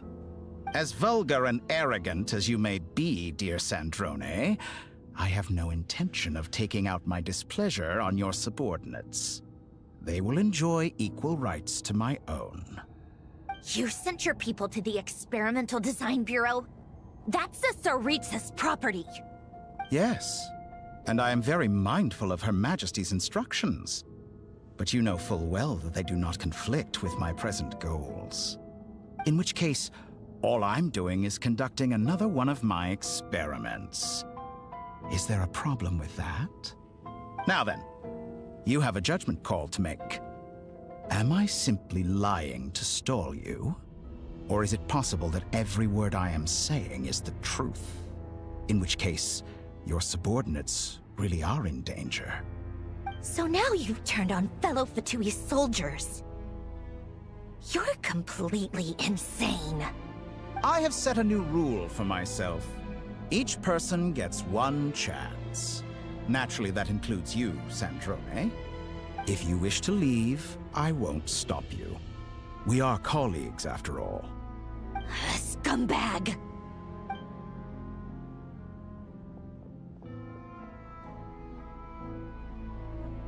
Still, I hadn't counted on Sandrone sparing any thought for the people of this world. Shame. I always found her self-centeredness to be one of her few better qualities. How can she ever hope to achieve greatness when she's so obsessed with protecting her little design bureau? It's more than a little disingenuous to speak of achieving greatness while taking hostages.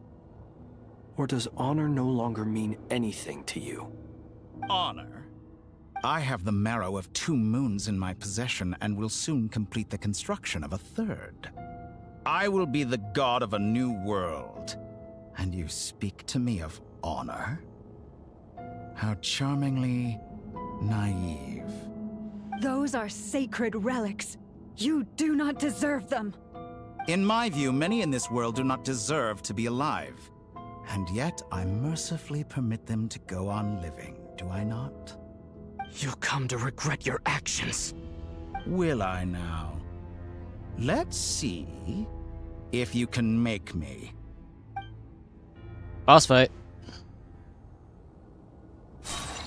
Forest, protect us.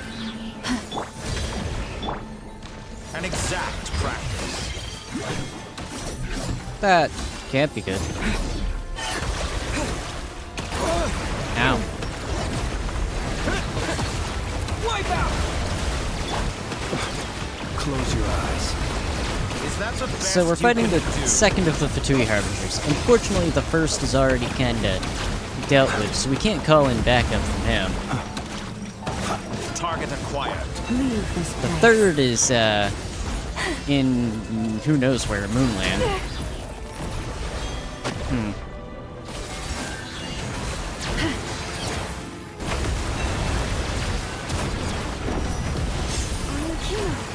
Thanks for the assistance. Arlecchino. They see you as an ally. What a farce. You're clearly here to destroy my research, not you. I say your research is more valuable than your life. Am I wrong? She's got a point. What? Lunar Charge or Lunar Balloon? I can do that. That's not the character I want to be. That is the character I want to be. Go, balloon. Close your eyes. Charge.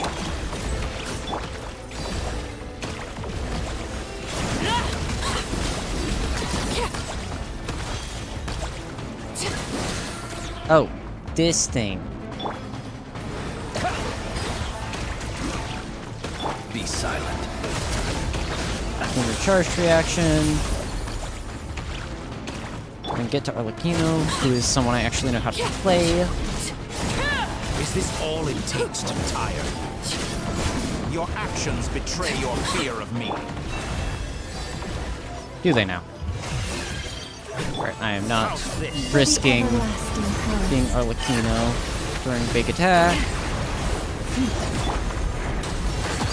Transfixed. This is where Heal. Do that. Observe. The long Get some attacking with our shocking boy.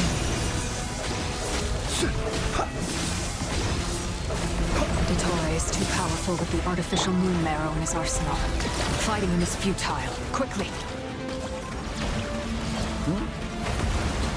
What are we doing?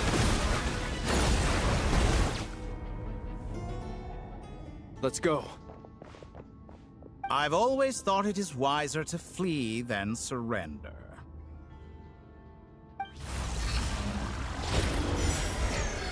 Watch out! What the? Forget about me! You should... Where's the Traveler?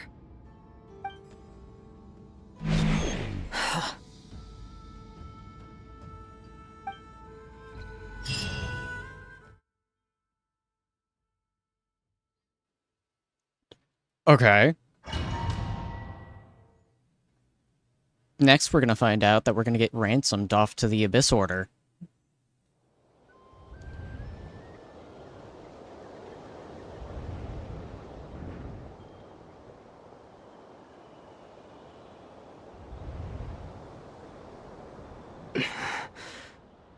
What just happened? Nasha Town? How did I get here? Strange. I remember being trapped by Dottore during the battle. And now all of a sudden, I'm here. Something weird is going on. I guess I'll start by exploring the area. Traveler? What brings you here at this hour? Huh? What are you in the mood for today? A hot dog? Or something else? We've got some special discounts at the moment. Want to see the menu? Sorry, I'm not hungry right now. Ah. Well, feel free to take a seat for now. Let me know if you change your mind. Everyone seems to be acting normal. Am I just overthinking? Oh, darling, look who it is. One of our regular customers. Get the traveler something to eat, would you, dear? Wait, why is he talking like that? Well, I'd love to, but can't serve a customer unless they order something. Anyway, I take it your business is wrapped up? Yes, thankfully. It was a long trip, and it's left me feeling pretty exhausted. But the upshot is, I won't have to leave again for a good while. We can have some quality time to ourselves. Wait, these two are a couple? I see some kids around too. I didn't know they had a family. Hey there! I haven't seen you in ages! What's keeping you so busy? I've been looking forward to playing with you again. Have we met? You forgot already? You're silly. Daddy brought you over to our house recently. We had some snacks together. What is she talking about? We've had a lot of customers over the last few days, so we've been real busy. And like my mom always says, some people are more than just customers. They're friends. Oh, another customer's arrived. I better go see what they want. This is all wrong. I never once heard the owner of this restaurant talk about their family. It certainly isn't a family-run business. And that child? I don't recognize her at all. Could this be a false memory? Very good. I knew you had it in you. Dottore! Aren't you going to try the house special? When What did is he it? show up? No. None of this is real. You don't seem to like it here. That's fine. We can change venues.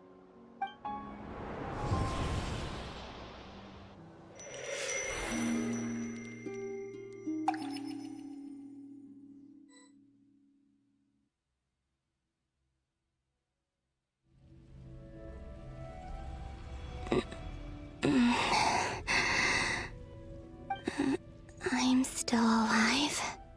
You're still Where is alive? this place?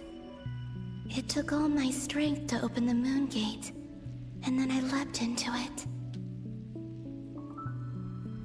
So this is the moon's reflection?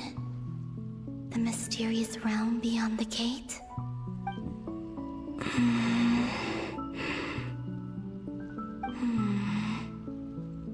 I can't sense anything.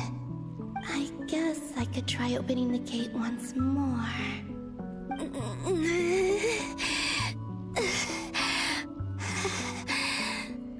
No response. Maybe this space can't be opened from inside. If this was the space that killed both Revier and his lover, then why am I unscathed? Perhaps it recognizes you? No, I'm not unscathed. Even the air here feels frozen in place. There is nothing here with which I can restore my power. I should conserve my strength and proceed with caution.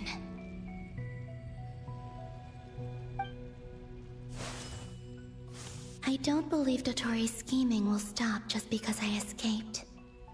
If there is any chance that I can get back to the others, any chance at all, I must return.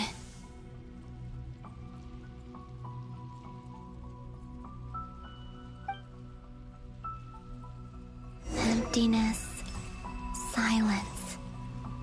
What is this place?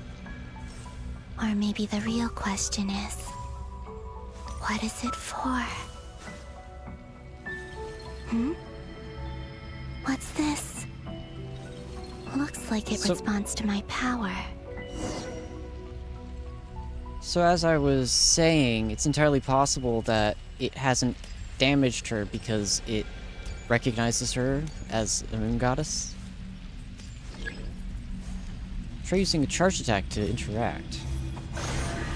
Golden. Like Kuvaki.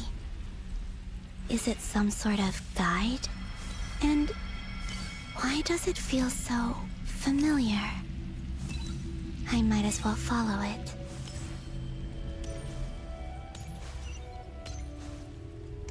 Might as well. Oh. Where does this lead? Could it be the exit?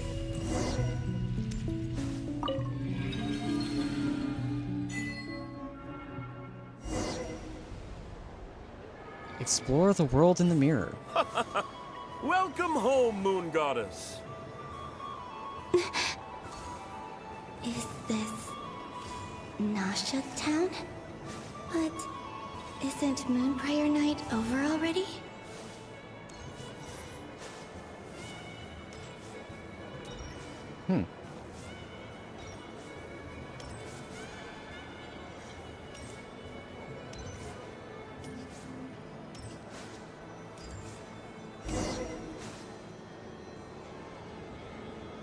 Goodbye for now, Columbina. I hope you have a wonderful night.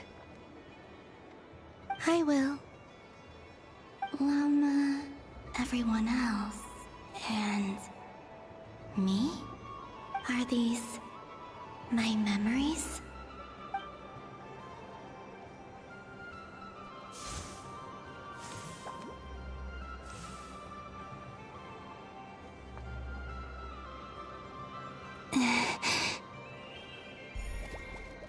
I can't touch them. It's as if we're separated by some impenetrable power.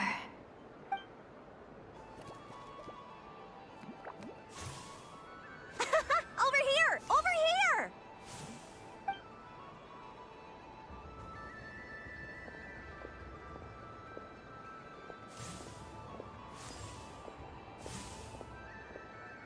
But the people in these memories pass right through me. Just like when I disappeared. If only I had known what would come to pass after that. Even so, I should still take a look around. Just being back here. It gives me the strength to keep going.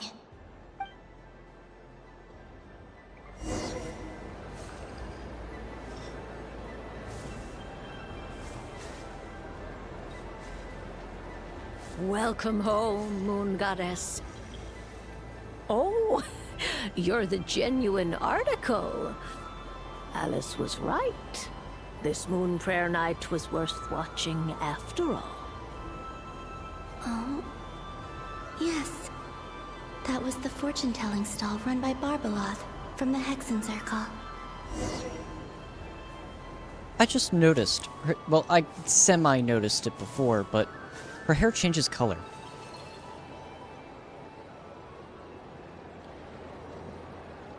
Please, draw the first lunar arcana. This represents destiny, and is the foundation for the divination as a whole.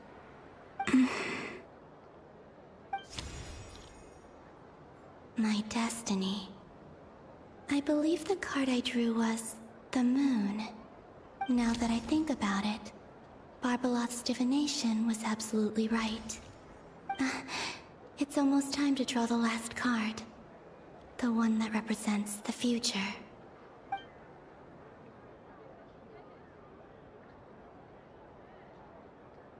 That was the card that popped out on its own. From here, I think.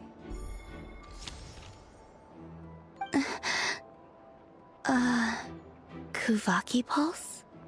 What? Fascinating. I've never encountered this before in my role as a diviner. What's going on? Did that card leave the deck? Because of my influence? All I did was try to touch it, and then... Maybe this memory space is not untouchable after all. Are there weak points in the barrier? Or... is it possible that there's more to this space than my memories alone? This card is death. I need to get to the bottom of this. I'll try touching something else.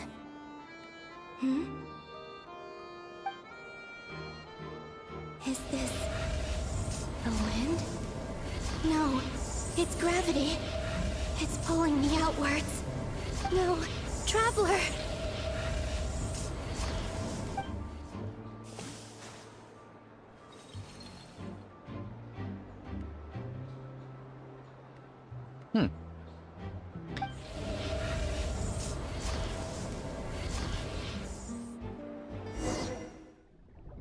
I think we're finally getting an answer as to who the mysterious helper from all of the previous quest lines was.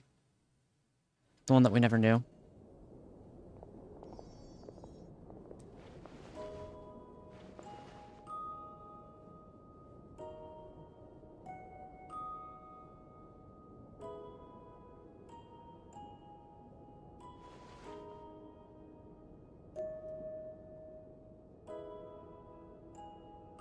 Paimon, listen to me. From the bottom of our hearts, we are so sorry. We completely understand how you must feel. The Traveler is trapped, and we all feel responsible for it. Don't say that! Paimon's not a little kid! You didn't leave him behind on purpose! There was nothing you could do!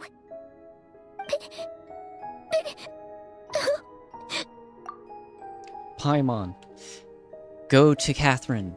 Send a message to all of the people we've helped before. War will reign in Nod Krai, trust me. You know how many nations we've saved? Traveler sends out an SOS, it'll be crazy.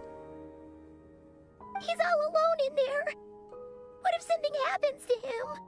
What are we gonna do then? We've barely spent any time apart since we met. Is he gonna die? We must find a way to rescue him. We were all involved in the operation where he was captured, and we do not abandon our comrades. That being said, it won't be easy. Through conversation with the others on our return, we've arrived at a basic idea of what we're up against. Dottore's lab has clearly been in operation for a lot longer than we realized. We found many monster samples stored there. In all likelihood, they were materials he used to research his latest technology. We also know that through his contact with the phantoms of Hyperborea, he gained knowledge about the moons and certain Hyperborean technologies. Using this knowledge, he then fashioned an artificial moon marrow to serve as a replacement for the frost moon beyond the sky. Unlike Columbina, Dottore is not being rejected by Teyvat. And even with 2 of the 3 moon marrows, his power far exceeds all of ours combined. Once his 3rd moon marrow is complete, Dottore will have completely seized the authority of the 3 moons. Teyvat's most primordial powers will then be in his grasp. Does that mean... I'm afraid so. No one could have predicted this level of insanity. Not even from Dottore. And unfortunately, his insanity is coupled with an intellect and ambition that not even his peers in the Fatui can match. I think there's one... I just realized the way that his... It looks like he has a Plague Doctor mask on right now. With the thing on his shoulder. And the way that his face is lined up with it. Interesting. Design choice.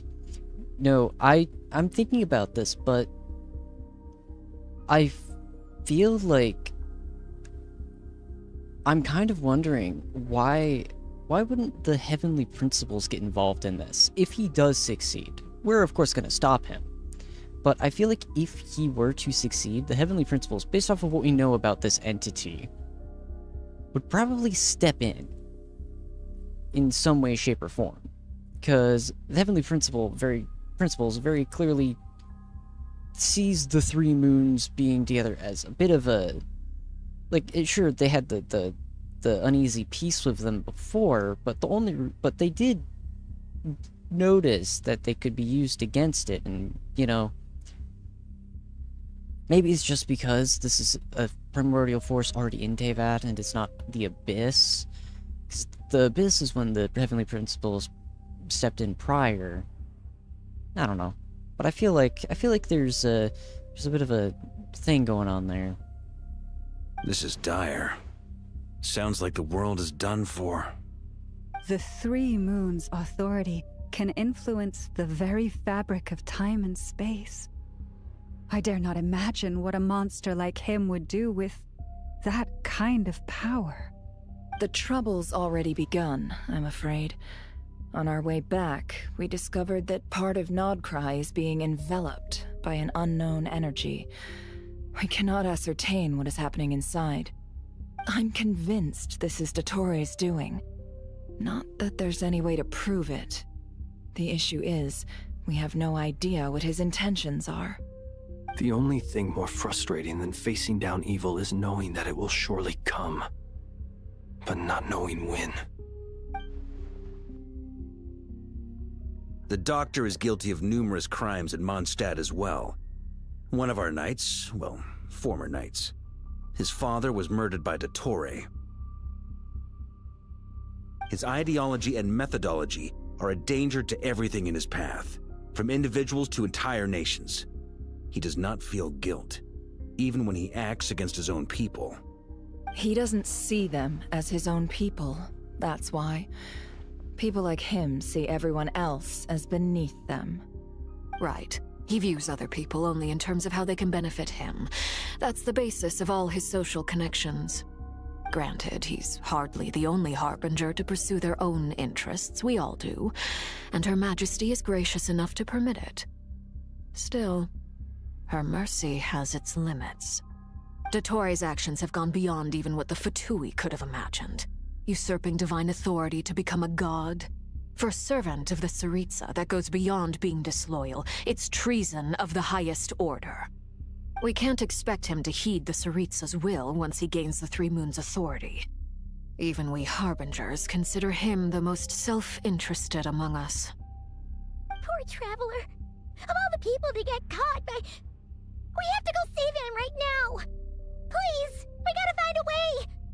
Paimon, I promise you, we are with you all the way. I get how you feel. I do. But it's gonna take more than strong emotions to take down an enemy like Dottore. What we need now is more information. Right. We can't even guarantee he's still at his research center.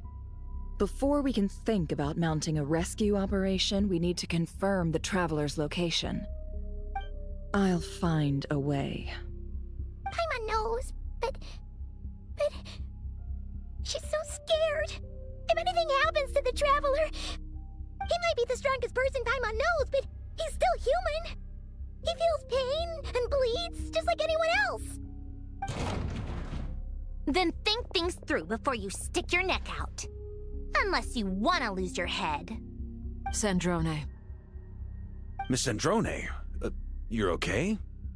Put the stuff over there, and be gentle with it. Am I okay? As you can see, I've had to move my whole livelihood out of the Experimental Design Bureau. It's been swallowed up by Dottore's energy field. If I'd left it any longer, I probably would have gotten stuck there. Ugh, Dottore always goes a little loco when he finds a shiny new toy. Not that he'd ever admit that. But this time, he's gone full psycho.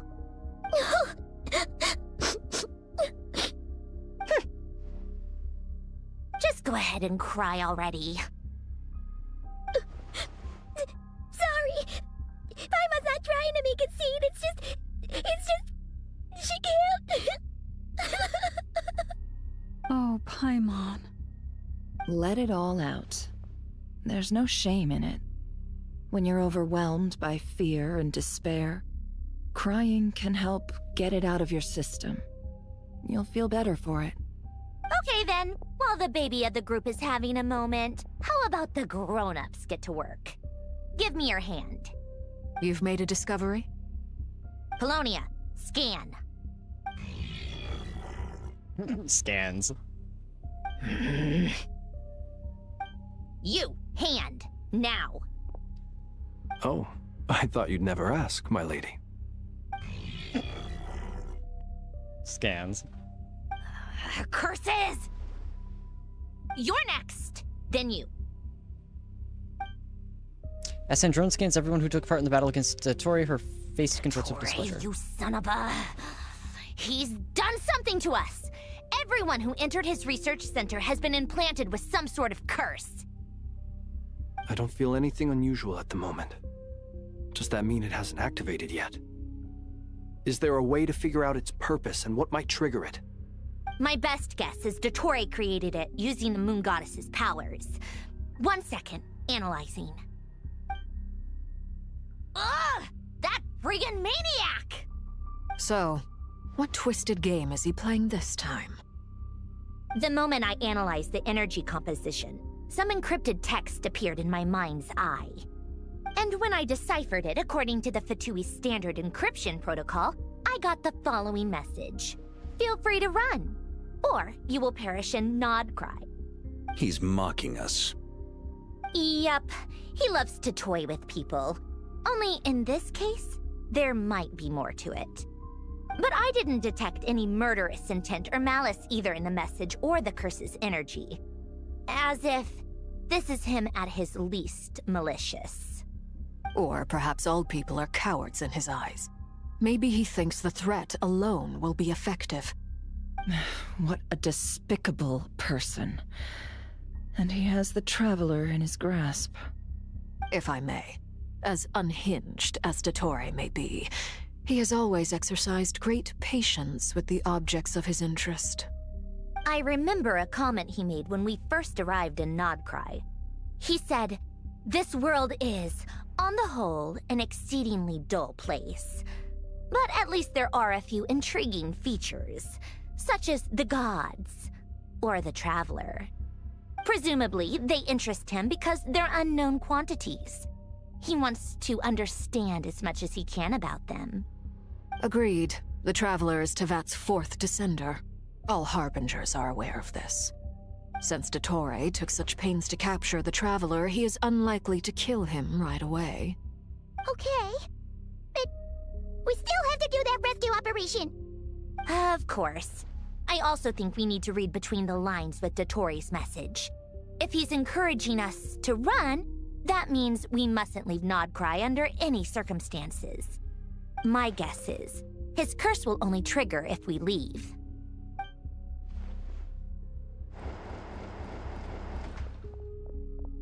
We've discovered multiple energy fields.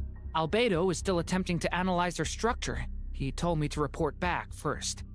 Each field is slowly growing, swallowing up more of the surrounding area in the process. And the pace of their expansion has increased since we first examined them. He's probably trying to swallow Nod Krai whole. His nefarious ambition knows no bounds. If this continues, the whole of Tevat will be in trouble, not just Nod Krai. The loss of Columbina could not have come at a worse time. Do we think she's truly gone for good? She entered the space beyond the Moon Gate, knowing what became of Rerir and Thalindus. I'm sorry, but I fear the odds aren't good. Don't be ridiculous. If I know her, she's busy finding a way back as we speak just so she can annoy me. She isn't dead. Whatever has become of her, the fact remains that we are two comrades short on the eve of a decisive battle. We need to find out the Traveler's location, but there is also other work to be done. Agreed. Whatever Dottore's planning, we have to get the local populace somewhere safe. So, as well as a rescue mission, we have to organize a mass evacuation at the same time. It would be best if someone could approach leaders of neighboring nations and negotiate emergency asylum for Nod Krai's inhabitants. Can anyone handle that? Snezhnaya is one option. I'll see what I can do. This would be so much easier if the Traveler was here. No! Stop thinking like that, Paimon. Paimon will join you. She's pretty well connected thanks to the Traveler. Maybe it'll come in handy. Either way, that's what the Traveler would do if he was here.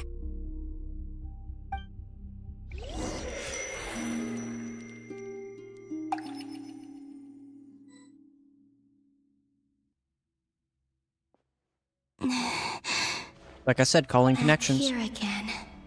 That gravitational force that pulled me back. Is this where it came from?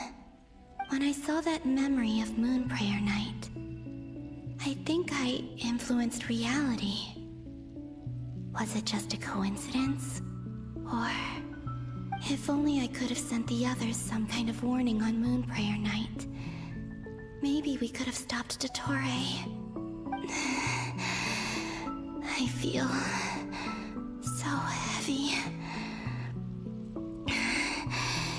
Does entering that space consume a lot of energy? Well, even so, I have to keep moving forward. Back to emptiness and silence again. I should try and find my way back inside that memory.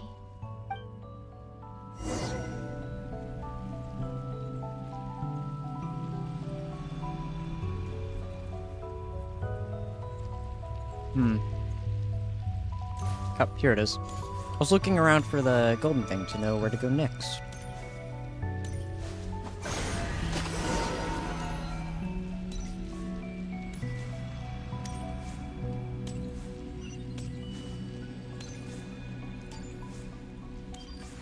The entrance from last time isn't showing up.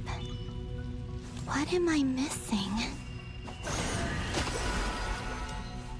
I have to touch it. Looks like I need to gather these scattered fragments.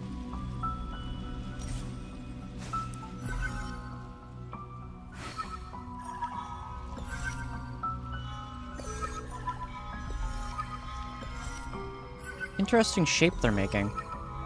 An infinity sign? Wonder what's up with that. It worked! Hopefully I can stay inside for a bit longer this time. Looks a bit different.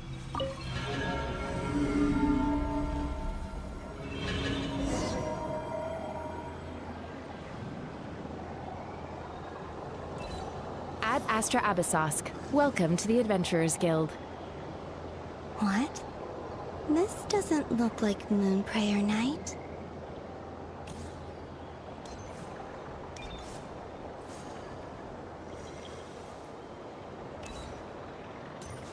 Extra, extra! Latest issue of the Nasha Express! I don't think I've ever been here. Maybe this space isn't comprised of my memories after all. There aren't any festive decorations around. Is this Nasha town after Moon Prayer Night ended? Did Dottore's plan not affect the town? Or is no one aware of what happened because he used the Three Moons' authority? Let me see if I can influence anyone else. So, what do we do next? Wait, that voice. Paimon? The most important thing right now is to find that mage. Lauma the Traveler and Mr. Varga are here too. I'd better go pay the Fatui a visit. Traveler!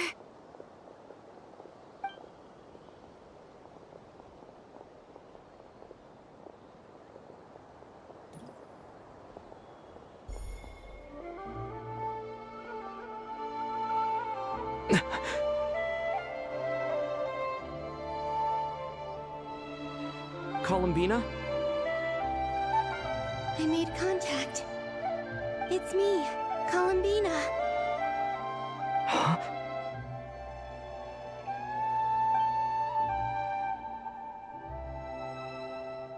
Traveler? spacing out?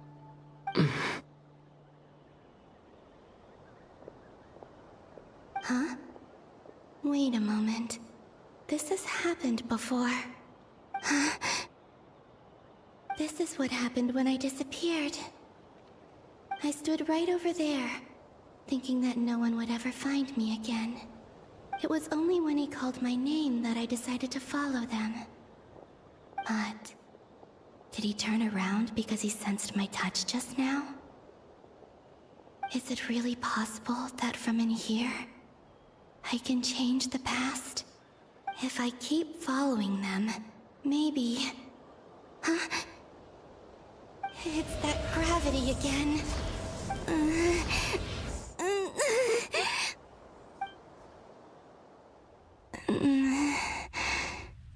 Every time I influence reality within that space, this force intervenes and pulls me back.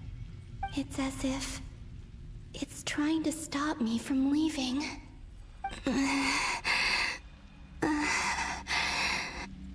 I'm getting weaker and weaker. I'll just have to try another approach next time. Come on, Columbina. Keep going. You have to tell everyone what happened.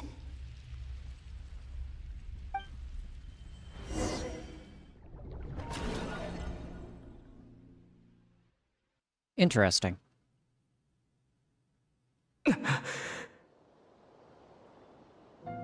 Suddenly, I've been plunged into darkness. Alone. It feels strange. As if something has grabbed hold of me. Is Toray now powerful enough to interfere with space itself? Look at you, standing so still in total silence. I almost didn't recognize you. Hello there, traveler. He seems to be in a good mood. Wait, what's that behind him? Ah, so you noticed. This is the completed Trilune. 2 primordial moon marrows and 1 artificial specimen. You are wary of it. Good. Maintain that reverence. You performed well in that recent battle. Brave and reckless as always. Courage is the sign of a true hero, and impulsiveness is the hallmark of those who strive to advance. I say this not to belittle you. Most creatures are far more timid by comparison. 3 moon marrows? Does that mean the artificial one is now complete too? Well spotted. What do you think? For a replica I built myself, I dare say it looks the part. Toray, are you planting illusions in my mind? I have no interest in fooling your eyes. On the contrary, I hope to show you the true essence of all that you see before you. Is this not a beautiful city? People live in peace and find joy in their work. The streets are safe. People can even leave their doors unlocked at night. You might say it is the Elysium everyone dreams of. All available data indicates your values and worldview conform with the mainstream. This kind of society should be quite to your taste. False beauty is deceitful. Lies are to no one's taste. I wonder, is it your moral standards that are too high? Or your expectations of reality? Answer me this. If someone existed in a sweet dream from the moment they were born, a dream in which they never once felt pain, which do you think they would consider superior?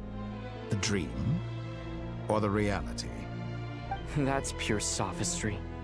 It has nothing to do with your actions. As I suspected. You have yet to understand all of this for what it really is. What do you want from me? You sound impatient. Do you think the only reason I'm keeping you is because I want something from you? If it's not, then why haven't you killed me yet? No one can stop you if you're as powerful as a god. I'm delighted you recognize that fact. I believe we last squared off in Sumeru. Ah, the memories. How time flies. You and I have both grown. I'm not surprised that Arlecchino and Sandrone worked with you. You've always a way of slowly but surely ingratiating yourself with all levels of society. People laud you as a hero, but I suspect there's more to it than that. Oh, but to be clear, I don't say that to flatter you. Do you always give your opponent an appraisal before you deal the final blow? Call it a long-time habit. I'm a researcher, and one of my duties is to give an objective assessment of my subjects. But you misunderstand. We are not opponents. Not at this moment. I just want to talk. Think back to Tartaglia, Arlecchino, Capitano, Columbina, and now even Sandrone.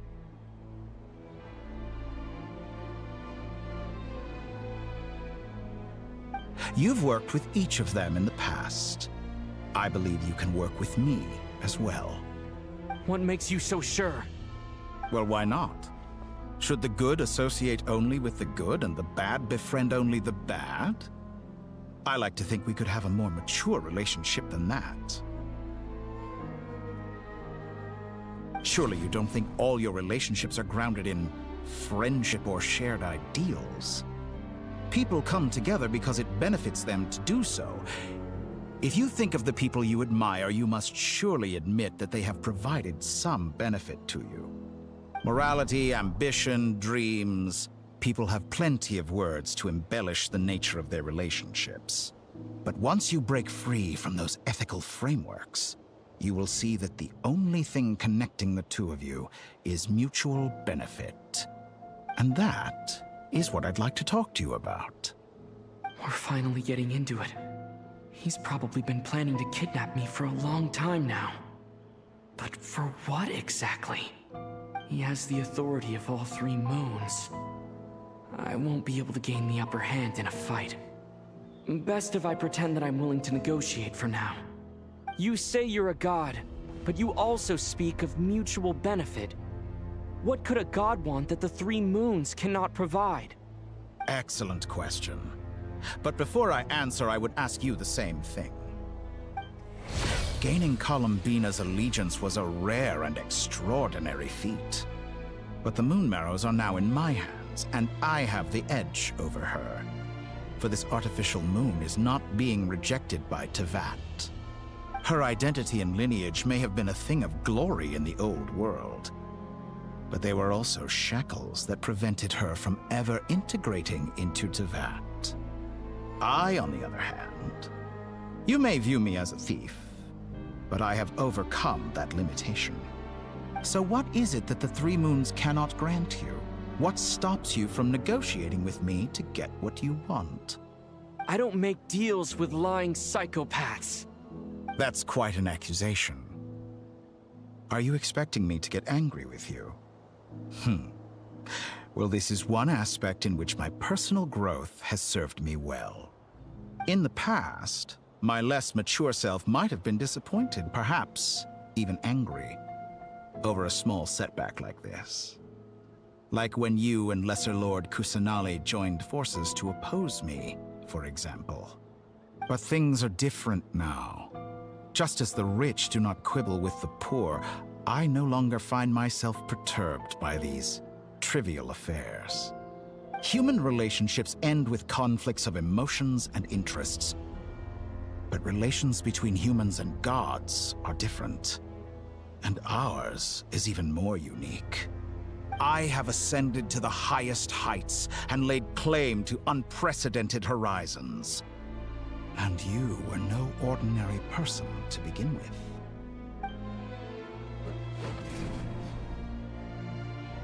Allow me to show you the world, Descender.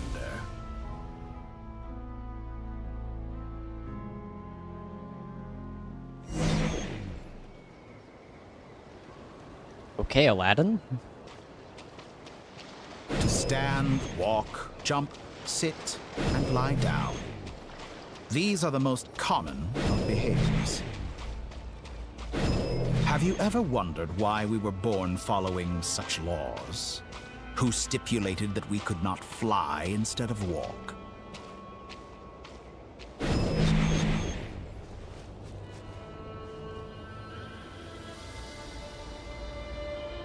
Okay.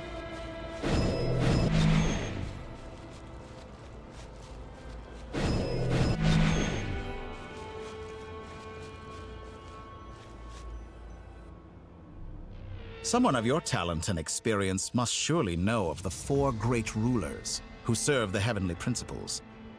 They govern life, death, time, and space.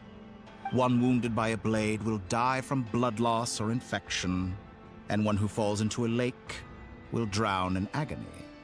The elderly wallow in solitude, and the solitary age faster.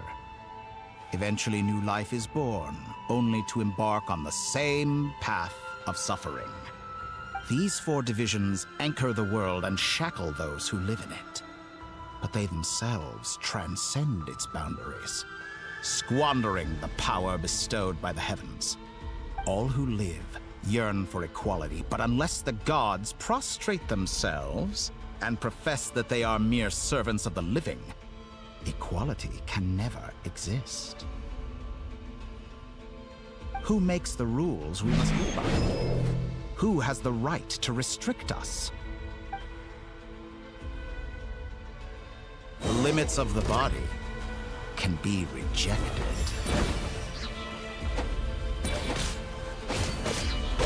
Okay.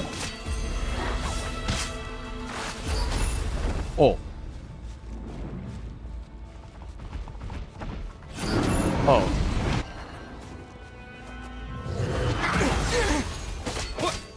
He really said, have an insta-death button.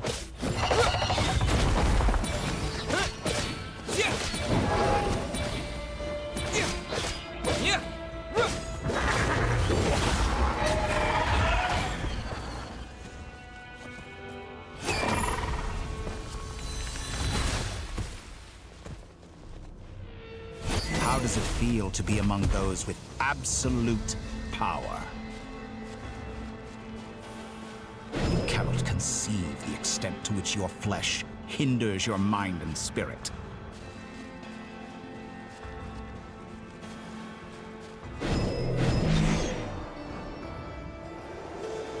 Only by discarding our useless, primitive eyes can we perceive a new world. How narrow-minded we all were in the past. Why should the final answer of the world not be the power that predates those of life, death, time, and space? The power of the Trilune. Through it, I have glimpsed new experimental possibilities. Nature suppressed, authority exiled, souls controlled.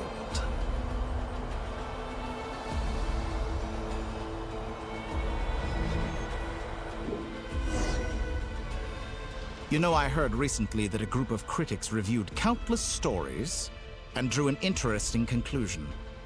They found that it is more often than not the villains who strive tirelessly to push the boundaries of progress. In fact, long before this, someone voiced a similar idea in an academia editorial. I felt a great affinity with this perspective. I have never been afraid to step up and play the role of the villain. Fanatics are trampled down for their transgressions, and those who transcend are rebuked for their audacity. And so, the majority of creatures are too timid to follow my lead. But all sacrifices made during my experiments have been worthwhile, as you can now see. I can offer you something new, something unique, precisely because I am a villain. Think about it. We are eternally bound through mutual interest.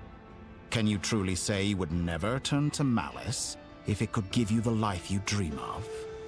After all, what value do perfection and purity really have?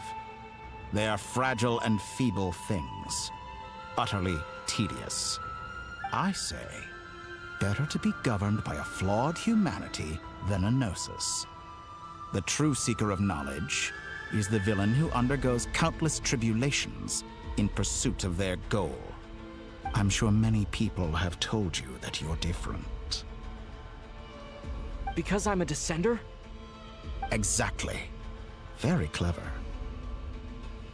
But what does that got to do with you? I do not conceal my wicked deeds, my selfish desires, or my greed. A true researcher must act as I do if they are to understand and speak of the truth. And yet, a knowledge seeker like myself will inevitably grow tired of studying Teyvat beyond a point. You have traveled to all corners of the world and met many people. Along the way, there have been moments when you were misunderstood or even became a wanted criminal. And all the while, you have spent your days doing some of the most mundane jobs in the world. You fight and toil, claim minuscule rewards from my friend Pantalone, then you fight some more, winning some battles and losing others as your search goes on. And this cycle continues, with no end in sight. Surely you must sometimes grow weary of being stuck in this same loop day after day. We're completely different. I embrace everything that life throws at me. I am engaged in every step of my journey. How does that make us different? I too embrace what life brings, researching everything that interests me. Think of all the novel things I've managed to create, like the artificial moon marrow. Don't you see? As unique a specimen as she was, even Columbina is not irreplaceable. Take that back! She's gone because of your actions! I didn't say that to anger you. Though admittedly, I don't see what there is to be angry about. Anything Columbina could do for you, I can do better. I know what your ultimate goal is. You wish to walk the path your sister walked, and seek answers from her at the end of that journey, don't you? Someone like you could never understand what it feels like to care about another person the way I care about her. Perhaps not, but that doesn't mean I can't help. I could find your sister right now, bring her before you, and make her give you the answers you seek. Don't be so presumptuous. You'll never begin to understand the situation between us. Oh, no. This is no presumption. I'm only offering what I know is possible with the power of the Trilune. But it seems like you would sooner continue with your journey through this world. Why? Do you truly desire this journey? Or is it simply a necessary process from which you cannot escape? Think of all the time and energy you have spent, everything you've had to endure just to make it this far. Is this really what you want? Or has your hand been forced by the promise of that final answer? Yes, you have made many friends. But do they ever spare a thought for the void in your heart and what it yearns for? What you want is not friends. It is family. But do they know this? I, on the other hand, am far more considerate. Join my experiment, and in return, I will bring your meaningless journey and all its struggles to an end. This is a malicious attempt to manipulate me. But at the same time, he's stating some very human truths. Of course he's right about my predicament. How can I deny it? I have faced ungrateful strangers, never-ending troubles, an endless quest for answers. I want to see her. After everything I've been through, words can't describe how much I miss her. How much I want to be reunited with her, wherever you are right now. Do you miss me too?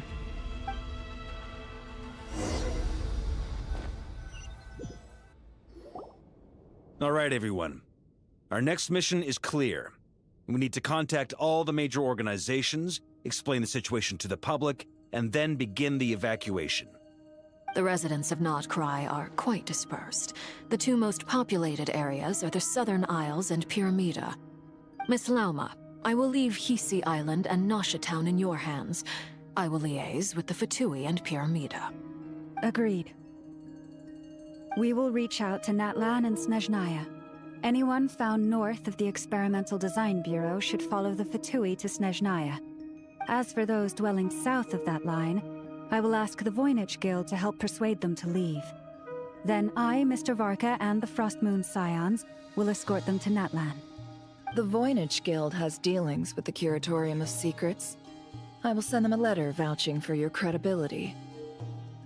Yehoda, you should help Lauma. This is too big of a task for one person. My wish has come true. You're willingly lending me your most capable employee for the day. Well, good for you if all this only takes a day. Of course, if it takes any longer, I'll be charging a fee. Boss, wait! Don't I get a say in this? Oh, I'm sorry. Something to add, Yehoda? Well, no one's more important to me than you, boss. And remember how Lauma healed your eyes after that big battle? I think that's worth at least 2 or 3 days' work for the Frostmoon Scions. Are you completely incapable of acting in your own self-interest? Or do you simply devalue your own labor? Are you sure you don't want to come with us? Who will see to our other work if we're all busy evacuating residents? Snezhnaya insists that Columbina is still alive, and we have a traveler to rescue.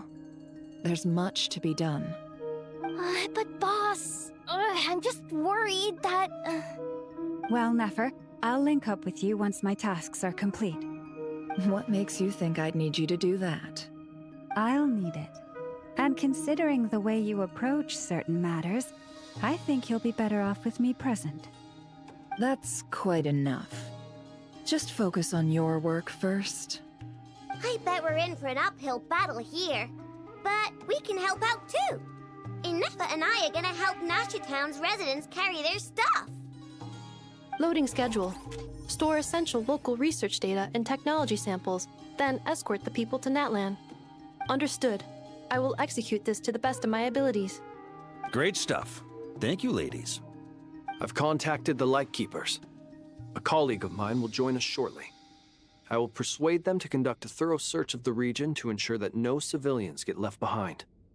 As for me, I guess I'll be making an early return to Sumeru. I think it's important that someone informs the Dendro Archon of what's going on in Nod Krai. Roger that. Someone should inform Mondstadt, too. Mr. Duran, can I trust you to handle that? I think you fly faster than any of us can run. As an added incentive, get there fast enough and I'll see about getting your gliding exam waived. Really? Ha! Mission accepted, sir! I intend to stay behind and help Miss Snezhnaya with her research. She has some alchemy-related questions that she'd like me to explore. She recognizes your expertise, then. I wish you a fruitful collaboration. Thank you. In truth, I was surprised to hear her express an interest in subject matter outside of machines. I believe she has been investigating some Fontanian technology recently. She made a point of bringing the relevant materials with her when she left the Experimental Design Bureau. She's sorting through everything in her room as we speak. I should mention that we have one other friend who isn't present. He hasn't made his position in all of this clear. But if we know anything about him, he's likely investigating on his own. Paimon's been very quiet today. But I know how close she and the Traveler are with the Natlanese. She should come with us to the border. Okay. Paimon will do her best. Make sure to heed Sandrone's warning. Many of us have been cursed by Dottore. As such, under no circumstances should anyone cross national borders. Remain within Nod Krai. That aside, personally I have faith in Columbina. Things look grim, sure, but who knows how it'll play out. Same goes for rescuing the Traveler. Both of them are important allies and friends. We'll be counting on you to gather intel on them, Miss Nefer. Ah, wonderful. You're all here. That voice again! Nicole? Whoa, that was loud! And it came out of nowhere. So mysterious. Sorry, this is the only way I can speak to you all right now. Please accept my apology. Anyway, time is short. I'll cut to the chase. We're still facing quite a catastrophe here at the world's borders. Alice has roped in every Hexencircle member she can get a hold of. Except for me. She told me I had to come and help you all out as a matter of urgency. I quote, "You love talking, don't you? Well, now it's finally your time to shine.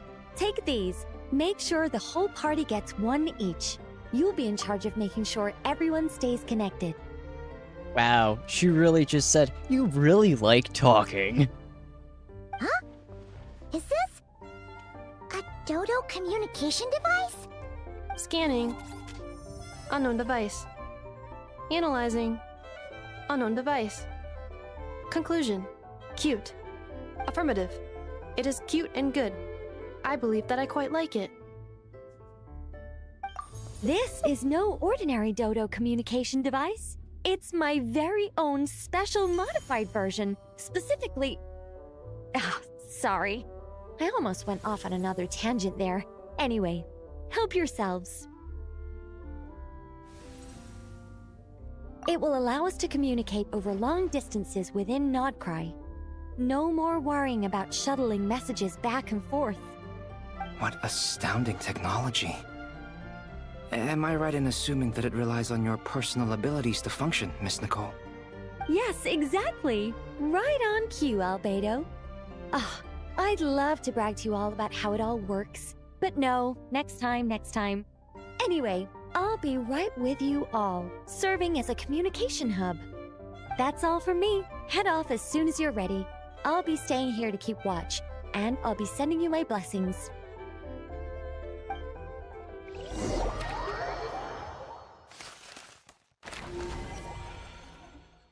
Okay, contact the Lightkeepers.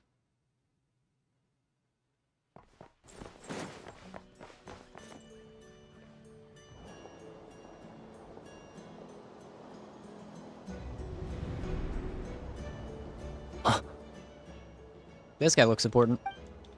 Ah, Sir Flint. Perfect timing. I just arrived myself. You are most considerate, Master Ilua. But in fact, I know you have been sitting here for quite some time. If you saw me, why didn't you say something? I was curious to see how long you could sit still for. Also, shouldn't you have managed to sense me approaching? That would be a first. You always seem to appear out of thin air without making a peep. Also, how many times do I have to tell you not to address me as master? I don't qualify. I beg to differ. Why should a young man so well versed in social graces as yourself not be worthy of that title? Please, Lord Flint's... Sir Flint's. I'm begging you, don't flatter me into complacency like you do with everyone else. You understand me better than most.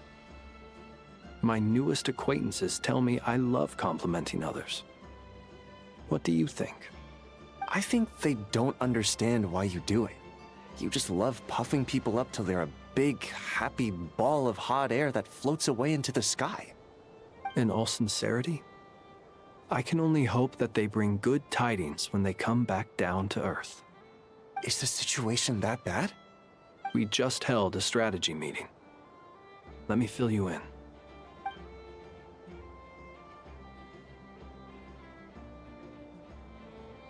In short, we need everyone gone from Pyramida. We also need a team of Lightkeepers to scour the more remote regions of Nod Krai for civilians to evacuate. I only hope we have enough personnel. We do. Old Man Nikita will definitely help, and we can recall anyone out on patrol to focus on this instead. Good. I'm sure you and the others will make short work of this. Now, don't forget, once you've completed this task, make sure you and the rest of the team evacuate to either Snezhnaya or Natlan as well. Flint? If you've got something to say, Master Ilua, why not guess what I'm thinking right now? You mentioned that you have something else to deal with later. How difficult is it going to be? I doubt it will be easy. I know you're a Lightkeeper, and it's your duty to protect others in times of crisis. But I have a feeling that you'll be walking into grave danger. However bad things have gotten in the past, Nod Krai has never faced a mass evacuation before. But from the sounds of it, you don't intend to come with us. I don't mean to pry, and it's probably none of my business. But whatever it is you're intending, you don't have to go through with it, you know. I've been afflicted with some sort of curse, and I'm told it may well trigger if I set foot outside of Nod Krai. As such, I cannot leave. I have to act, if for no other reason than to fight this curse. What? No. Why? Why would anyone want to curse you? There are plenty of people out there willing to trample over others in pursuit of their own goals. Frankly, Sir Flint, I am furious. You're making light of what is an incredibly serious situation. Indeed I am. And? And what? I told you, I'm furious about this. Nothing I can do about it, I'm afraid.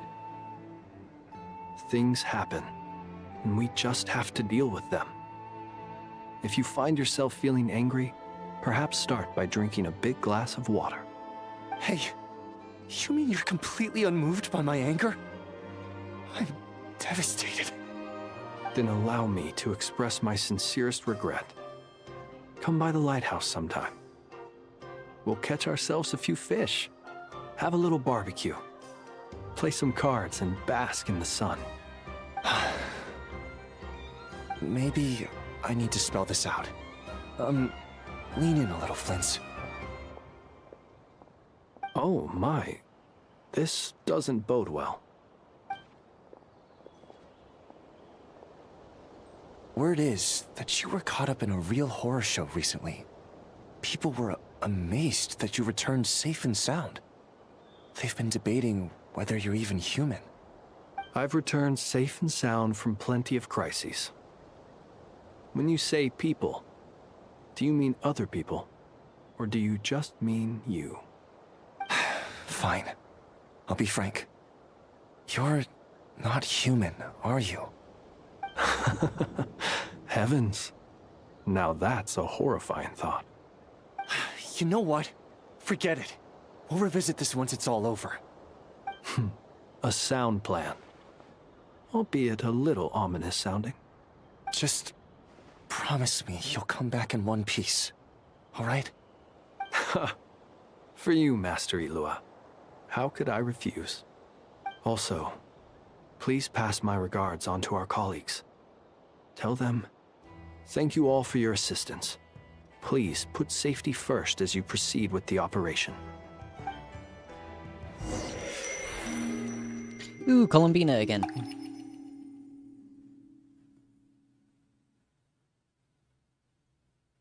I have to keep searching for a path toward reality.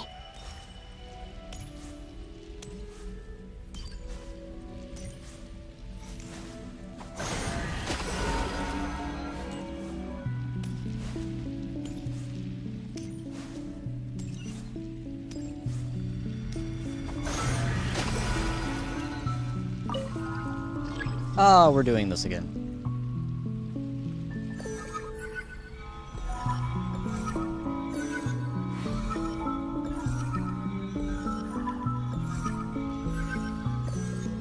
This should do it. The last 2 times I tried to influence reality in this space, it consumed a lot of Kuvaki. I'll try and be more careful this time. I need to leave key clues behind using less power. I hope everyone still remembers what I said on Moon Prayer Night.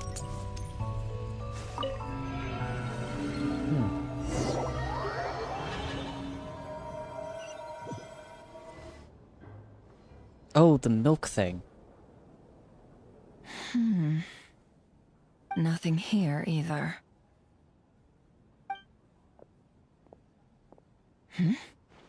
Flint's? Ah, Miss Nefer. What are you doing here? Unless... I just spoke with Ilua about arrangements for the search and came for a walk nearby. As for you, why would... It appears we think along similar lines. and neither of us likes to accept things at face value. As well as figuring out how to gather intel on the Traveler, I wanted to confirm some of my own suspicions. Also, we'll need to bring a lot of force to bear against Dottore, even if we're only looking to rescue the Traveler. We can't leave anything to chance. You don't think Columbina perished either, do you? I'm merely considering the possibility that she survived, just as you are. How much can we really know about a deity like her anyway? Do you remember what she said on Moon Prayer Night? About using moonlight to send messages to us? Of course. I think that's why we're both here. Where have you checked so far? I've been focusing on the outdoors. Anywhere the moonlight shines. I checked most of Nasha Town, but didn't find anything. I checked the Curatorium of Secrets, and a few rooms where I thought I might find some leads. But no luck here either. The only places I haven't looked yet are the rooms in the flagship. But process of elimination isn't the only thing that brought me here. Oh, really? What's your other reason? After all that build-up, our mystery ally never showed up even once!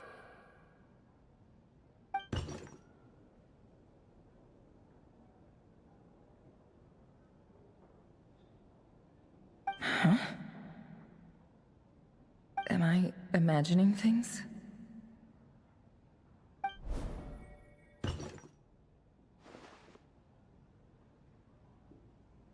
The noise is coming from indoors.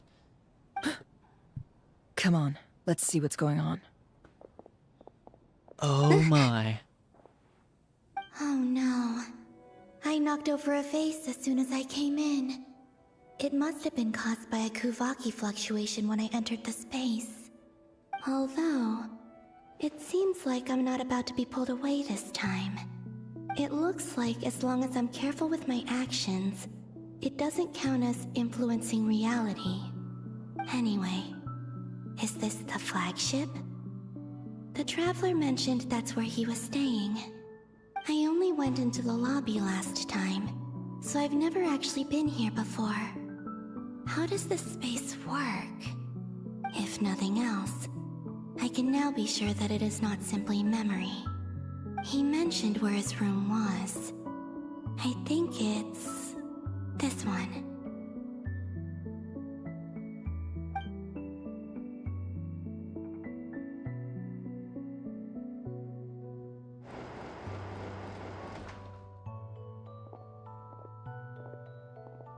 The door is closed. But if this is anything like when I disappeared, then maybe...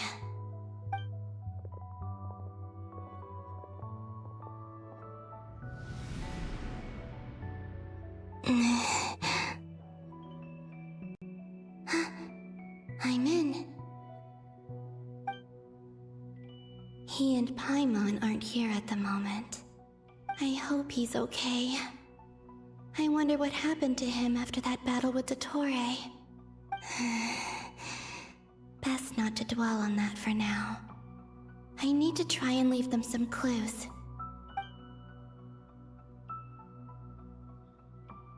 Please, Traveler. I really hope you find this.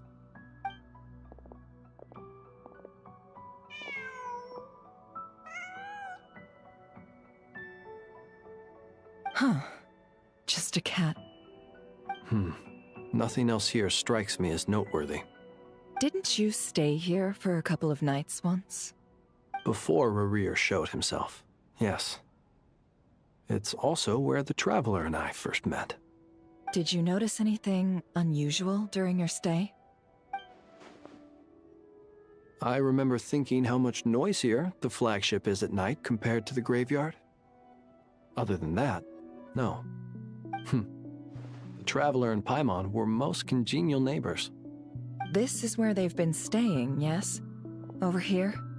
That's right. I wouldn't usually condone breaking and entering, but we can make it up to them later. Focus now.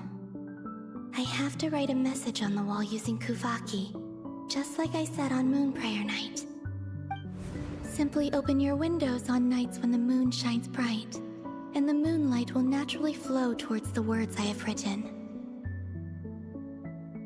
Here goes. I'll need to carefully control my strength.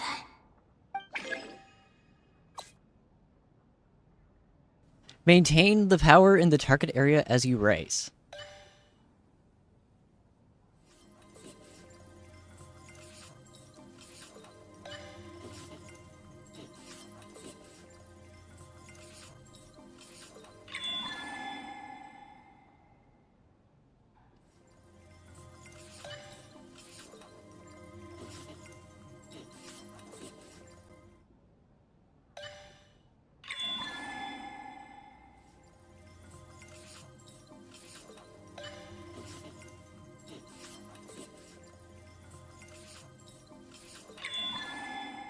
Okay.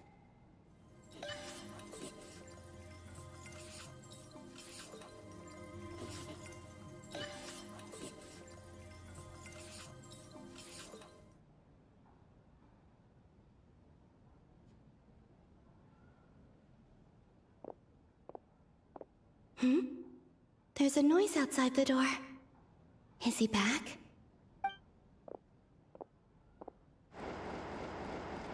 Please, you have to see these words.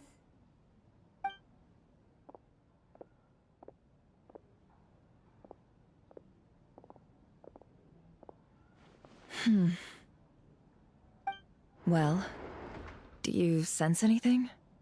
Unfortunately, no. And this place was our last chance. Not necessarily. We've only looked in Nasha Town so far. Miss Columbina said she would leave messages at her friends' dwellings. It's still worth checking where Miss Lauma lives and where I live. Let's try and make some time to look into those then. Wait. What are you waiting for? Paimon might have overeaten slightly. What's that look for? This is a victory feast. It's normal to eat a little more than usual. The Traveler in Paimon. It's really you. But why are they talking about a victory feast? Huh. You worried Paimon sick while you were out there fighting Rare. So this is your chance to make it up to her, alright? Wait. So this is the night after the battle against Rare. How did I end up here? That's quite a long time ago now. Wait. Time. That's it. Every time I've entered reality within this space, it's been at an earlier point in time. Every one of those points has been before I fell into the moon's reflection. And everything I've done to affect reality really did happen in the past. Does this mean that within the moon's reflection, time flows backwards? Starting from the moment I fell in? Not long till Moon Prayer Night now. It's gonna be even livelier than tonight. Although, it's gonna be sad saying goodbye to the damselette. She seems like a really nice person. Paimon. No, I can't. Even if I make contact, they probably won't understand what's going on. And in any case, I'll likely get pulled away again if I do. Instead, I have to find a way to get them to notice what I've written using the moonlight. Wait, even I hadn't thought of doing that before Moon Prayer Night. They'd never conceive of that possibility. Is there truly no other way? Don't lose heart. We'll find a way somehow. Huh? Oh, you say that, but the Frost Moon is beyond the fall sky. If we wanted to go visit her, how would we make it through to the other side? We might not have all the answers now, but I'm sure we'll find a way one day. Huh. Guess someone's gotta be the optimist. The present. The future. That's right. There are still things I can do. What's your plan? Flint's, when you were staying next door, did you ever open the window? No. The rooms here are dark and damp, and there's such a buildup of dust on the windows that the moonlight can't even get in. I didn't think it was worth the trouble. The moonlight?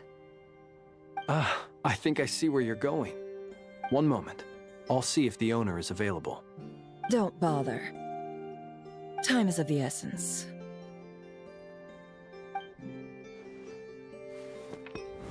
Time. Even if no one sees what I've written at this moment, maybe someone will remember what I said after Moon Prayer Night. I need to write down as much information as I can. And maybe one day...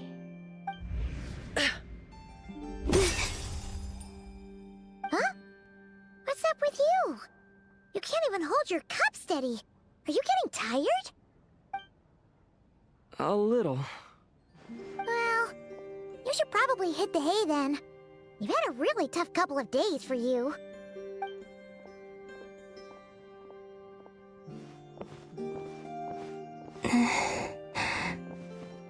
You truly have. You helped defeat Rerir, helped me reclaim my name, and you helped the others organize Moon Prayer Night. Wherever you are right now, I'm sure you're still fighting against the injustices of fate. This is all I can leave for them. How I wish I could stay here. But it's time for me to go. I hope to see you again in the next time. And if the opportunity presents itself. I will surely return to your side. Huh. Columbina. She's alive. Not only that, but she's left us an entire wall's worth of clues. She even wrote down what would happen on Moon Prayer Night. It's just a shame we found it too late. I am here. Time in this place flows backwards. I am constantly moving forward. It sounds like she's found a way to influence the past using Kuvaki. But her future is our past. So, these words have been here ever since we defeated the Ray Hero Solnari. We just never discovered them. Which came first, the chicken or the egg? Do you ever mull over questions like that? Only when I'm in a good mood, and at leisure. Well, I never do. Everything that has happened already belongs to the realm of fact. As a business person, and especially an intel broker, what I do is extrapolate from those facts to try and read the future. An admirable philosophy. It's a means of survival. Let's go. We have a wall's worth of clues to share with the others.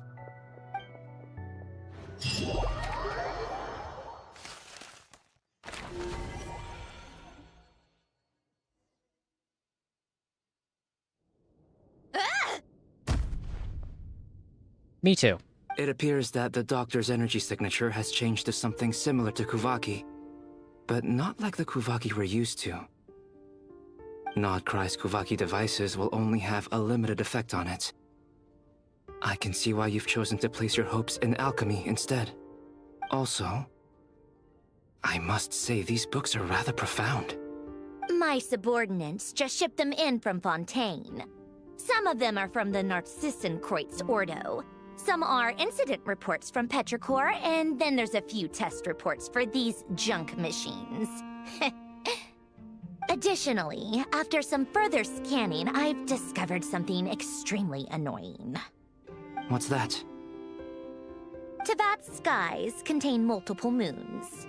A long time ago, when I did my first scan, I detected 3, just as the legends say. But when I checked again just now, I detected 4 moons. So there's one extra? Yeah. Originally, I thought that if I could still find 3 moons, that would at least mean Columbina's still alive. But then it occurred to me that apart from the frost moon, Teyvat's moons are just husks. And husks surely shouldn't show up in the scan, since they're not alive. It's weird, isn't it? If we can't even distinguish between a dead and a living moon, how are we supposed to know whether a moon goddess is still alive? Or does this mean that the moon marrows are equivalent to the moons themselves? It's certainly possible. In which case, the fourth moon you detected may be Dotori's artificial creation. So he wasn't bluffing. He really built his own moon marrow. Ugh! I'm so mad right now! It's easy to get overwhelmed when you have too much on your plate. Maybe you need to relax. Perhaps try going for a walk. Or simply take a few deep breaths. Nothing can calm me down at a time like this. I need more time, and I need progress. Me too.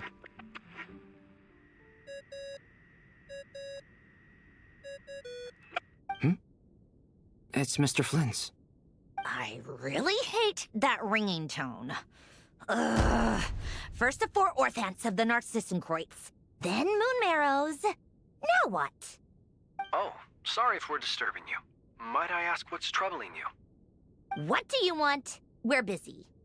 Are you still at the Curatorium of Secrets? Yeah.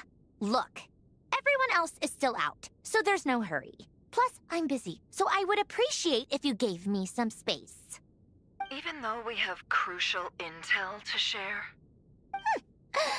Fine, I'm listening. Do you intend to share it via the Dodo communication device? Ordinarily I would, but this is a unique situation. I think it's best that we discuss it in person. See you at the Curatorium.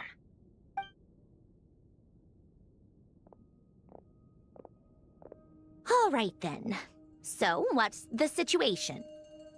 The rest of the team is still out working on their missions and evacuations, but we've decided to fill you in on the most crucial information first. Sandrone, you were right. Columbina is most likely still alive.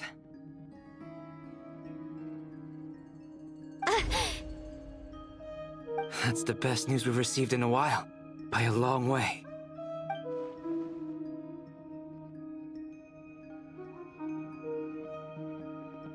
Random locations. Appearing in reverse order? Are you serious? So not dying isn't enough for the moon goddess, huh? She has to show off too. Anyway, does this mean we can deduce her condition from the moon marrows? Miss Sandrone, there's nothing wrong with simply admitting that you're happy to hear the good news. I'm not. And she's the least of our problems. We're facing a huge crisis. If she can't control the flow of time in there, she's just gonna keep moving backwards. Different points in time won't intersect, and she'll never find a way out. Let's say life begins with a drop of water. When did time begin? The moment this planet came into being? No, that's not right. Her final destination would be the moment at which the space she is in was created. But it doesn't seem like we can influence that space from the outside world. So how can we help her? Also, if she's alive, Rerir and Thalindis might be too. But as far as we know, neither of them have come back out. That space may not have an exit at all. I'm afraid I must concur with Miss Nefer in this. Can't exactly argue with that. Let's leave it there for now. I've taken notes on everything you said. Will it help with your research? I doubt it's gonna help with breaking Dotori's energy fields. But who knows when it might come in handy. Better to have it all written down than try to remember everything when I need it. All right, I need to get back to my research. Mr. Albedo has made a lot of suggestions that will require my undivided attention. Sure, I'll stay here. I have things to work on.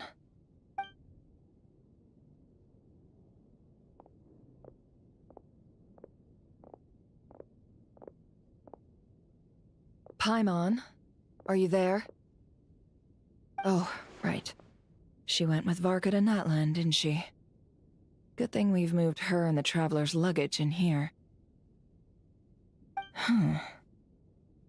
Speaking of the Traveler, where could they be? There's a note from Paimon. Paimon here. Not in at the moment, but if anyone needs to borrow her stuff or the Travelers, go ahead and help yourself. Paimon won't be mad.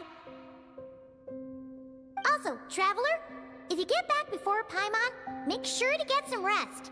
Paimon misses you a lot, but put your health first, alright? How sweet.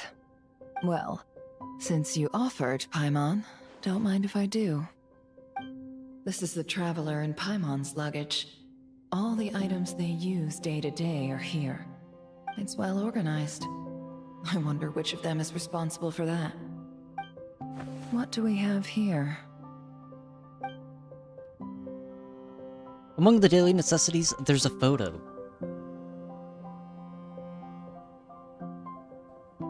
The camera captured a special moment that can only occur between people who are close to one another.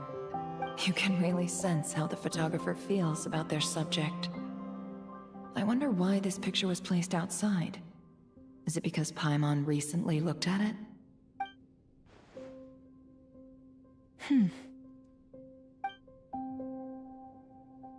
There's also a thick adventure handbook here. A record of the Traveler's achievements and memories in Teyvat. This must belong to the Traveler. Perfect. I'll use this. Hang in there. We'll find you.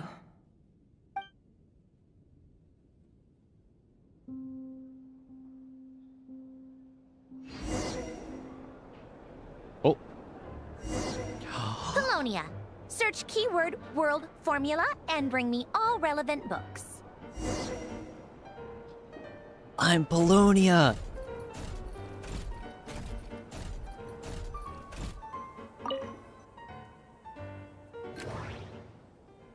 Scan. Ancient log.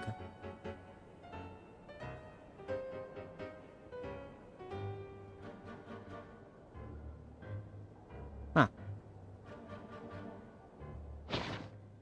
Keyword not located. Oh, keyword located. I'm not bothering reading it. I ain't got that time for that.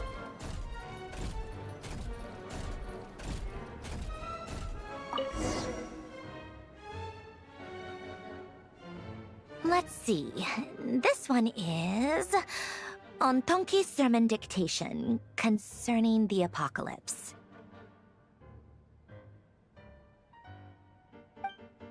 I believe that the correct term for this is Fortuna. This was an ancient Romorian technology, a wisdom unparalleled. I never imagined that Romorian ideas would be so similar to the diagram I have named, the world formula. This is strong evidence that human civilization should gradually shed possibilities as it continues to explore and evolve. The end of humankind may well be upon us right now. The sparks of civilization shall run out, unless we consider introducing variables from outside the system. Variables. Surely that can only mean one thing. Descenders? Dottore likely captured the Traveler because of his descender status. But the Three Moons' authority comes from the world itself. Why would Dottore need anything beyond that? Where does this variable factor in?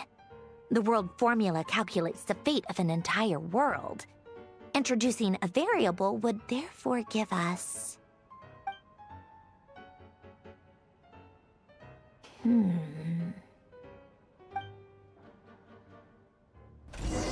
Looks like we gotta find more. Polonia. Search keyword pathway and bring me all relevant books. Alright.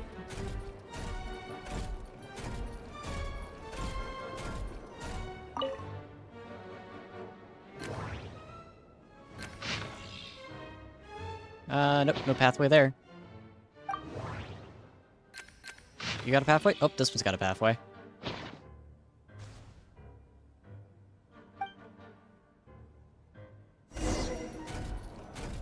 Here you go.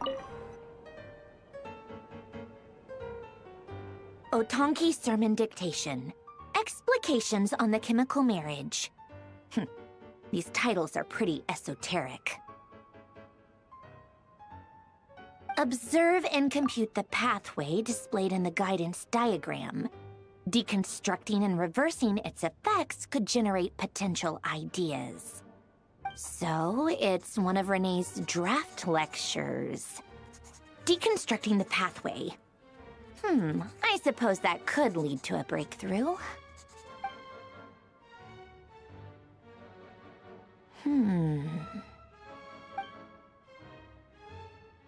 This is so long. This guy sure loves showing off his knowledge.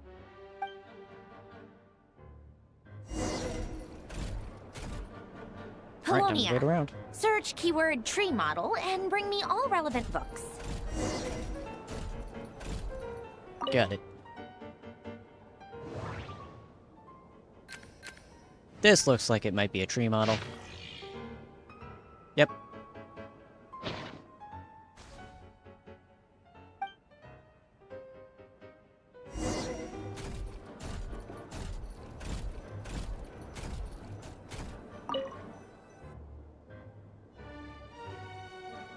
Most of the experimental devices proposed by the Lilia Crucis Ordo are built based on the simple and basic logical structure of a tree model. Lilia Crucis. Guess they were trying to cover up the name of the Narcissenkois Ordo? When Duke St. Germanus departed, he said, "It seems that there's no going back." Alas, he is only a genius when it comes to machines. In all other things, he is but ordinary. Excuse me? I'm sorry. That's just ridiculous. What kind of book is this? Great Detective Herlock, The Alchemist and the Clockwork Saint? Isn't this a novel? Come on. Still, the author swears that they knew Renee well. Whatever. I guess it's not beyond the realms of possibility that Renee would say nonsense like that on occasion. Memory, wishes, souls, and persona. Frankly, this sounds more like occultism, but if Albedo vouches for it, I suppose there must be some alchemical basis to these techniques. The way Alain Guillotin saw it, the world was comprised of machines. The universe needed machines, and thus his technologies were created. That's why I was born. René, his full name was René de Petrichor, if I recall correctly. Sounds like he and the town must be intricately connected. That place was also the source of most of our information regarding Remurian civilization. Seems like some of his projects were based on their technology. The cutting of souls and storing them in vessels. These seemingly unrelated techniques underpinned René's research. Assuming that the 4 orthants correspond to alchemical categories. The chemical marriage model? Alain would have scoffed at that. He never would have let those theories or parameters anywhere near his mathematical formulas.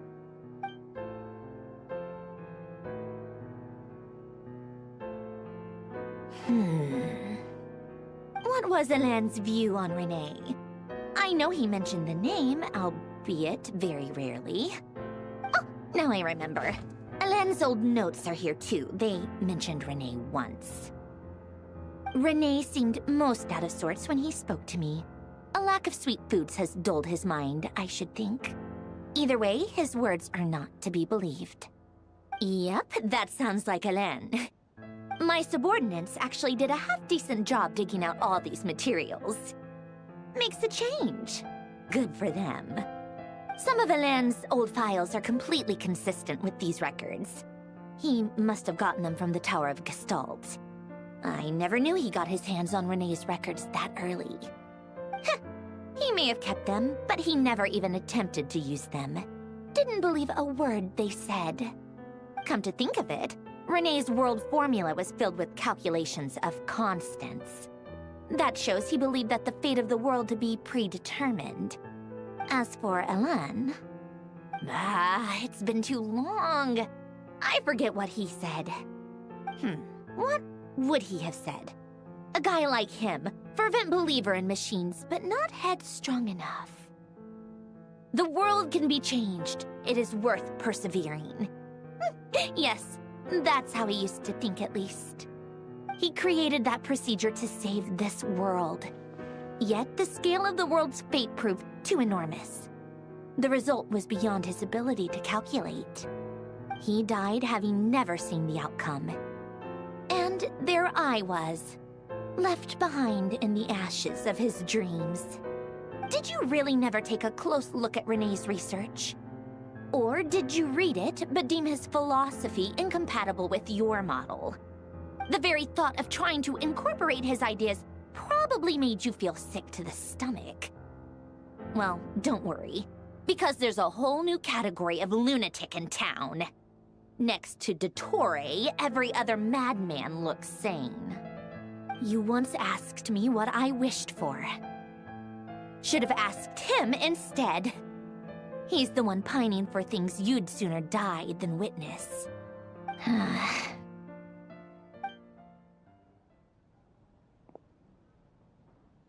Even the tiniest variable can make big waves in the present. Now then, allow me to put these incompatible fragments together in your stead. First, establish and verify the existence of the Great Circle. Absolute nihil on one end, absolute reality on the other. Now, search between these two extremes. Then, the construction criteria. Variables. The sparks of civilization shall run out unless we consider introducing variables from outside the system. Input variables. Traverse the world, space-time, and civilization. Then extract the essential nodes from the records to determine which variables they point to. The primordial power that differentiated itself from the void. The power of light. Yes, light. Records. Hyperborea.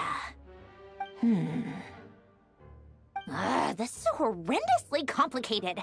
After all that, I'm still missing a few variables. I need to think this through again. How do you think it looks, Polonia? Like the frenzied scrawlings of a madwoman? No comment. Fine, keep it to yourself. It's not like you can talk anyway. I'll assume you gave it a passing grade. I jest. But true madness does often start with trying to save the world. What would Arlecchino and Columbina think if they saw this incomprehensible hen scratch? They'd probably have me institutionalized. So would Rosaline. She's been dead for a while now. When I close my eyes and think back, I can still see her face. And that enormous dress she used to wear. Such a bizarre choice. What possessed her? Oh, and the clack-clack of those heels used to drive me insane. No one's asking me, obviously, but I hope you all know that I never wanted to save the world. I'm not crazy. I don't have delusional ambitions, and that's a clinical fact. The world needs a solution, but I don't need the world's validation. It's the world begging me for answers, not the other way around.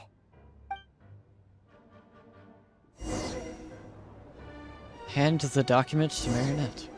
Tea time! Oh.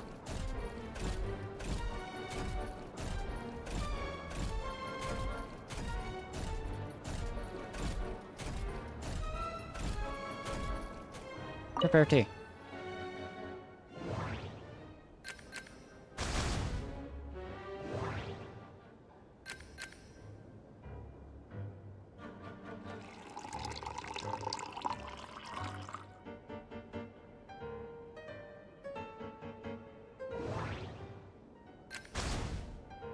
Huh.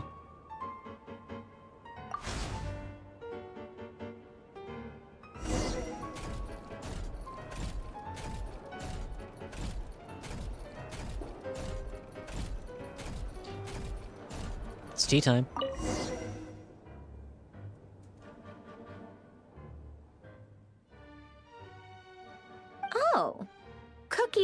with the tea. Let's see. They must be from that person who brought those documents. I see they're from Hotel de Boer. Something's written on the box. We are proud to present this homage to the Fortress of Meropede's fun-filled mill collection system. Fortune cookies. Have a lucky start to your day. Sounds like a dumb gimmick to me. Be early to bed and early to rise. Get plenty of sun and drink plenty of water. Then things will surely go well for you. What? Are you kidding me? Somehow I doubt that an early night and a glass of water is magically gonna save a world on the brink of existential peril.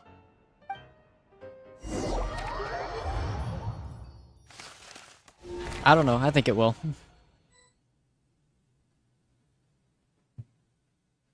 Lady Arlecchino, word has reached us that Lady Marionette's troops are all in position. They are ready to act as soon as the order is given. Excellent. The only thing is, they are fewer in number than we expected. It looks like many of them must have lost their lives at the hand of the monsters released by the Doctor. Can't be helped. Allow them to join our ranks and keep in contact. As you wish.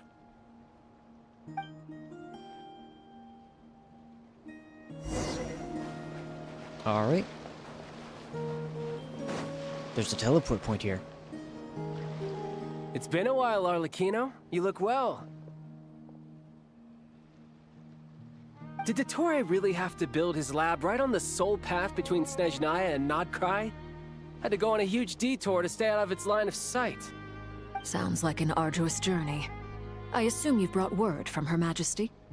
Of course, all part of the job. Firstly, the Tsaritsa has authorized Fatui Internal Affairs to review Dottore's case. They will reach a formal verdict on whether he has turned traitor and whether he poses a threat to Snezhnaya. While they're working on that, I've been ordered to come and receive the refugees from Nod Krai. They are nearby. My team will escort you to them shortly. Great. Aside from that, Her Majesty has a message for you and Sandrone personally. Huh? Where is Sandrone? She stayed behind to work since I was making the trip anyway. It seemed sensible to have one person on standby at base while the other came out to meet you. All right, guess that's just how she rolls. In that case, tell her that the Tsaritsa's decree this time is pretty awesome sounding. I think she'll like this one. Still, I wonder what... Wait, what's that? Did one of our troops turn into a monster? Take him out. Oh. Overruled. Go on. Ha! Ta! Yeah! Yeah!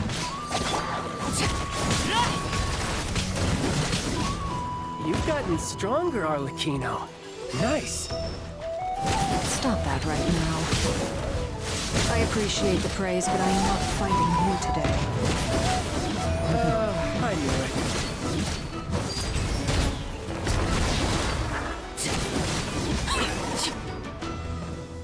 I can't believe it. He was a living, breathing human one moment, and the next... Another fine piece of work by our dear colleague, I'm afraid. What in the world has been going on in Nod Krai? A lot. But long story short, Dottore stole 2 moon marrows that should have belonged to Columbina, then built a 3rd moon marrow of his own to concentrate the Trilunar Authority in his hands. What? What do you mean he built a moon marrow? People build roads and houses, not moon marrows. What's his next DIY project? He's gonna build a god? No, that's the current one. You could stand to be less surprised.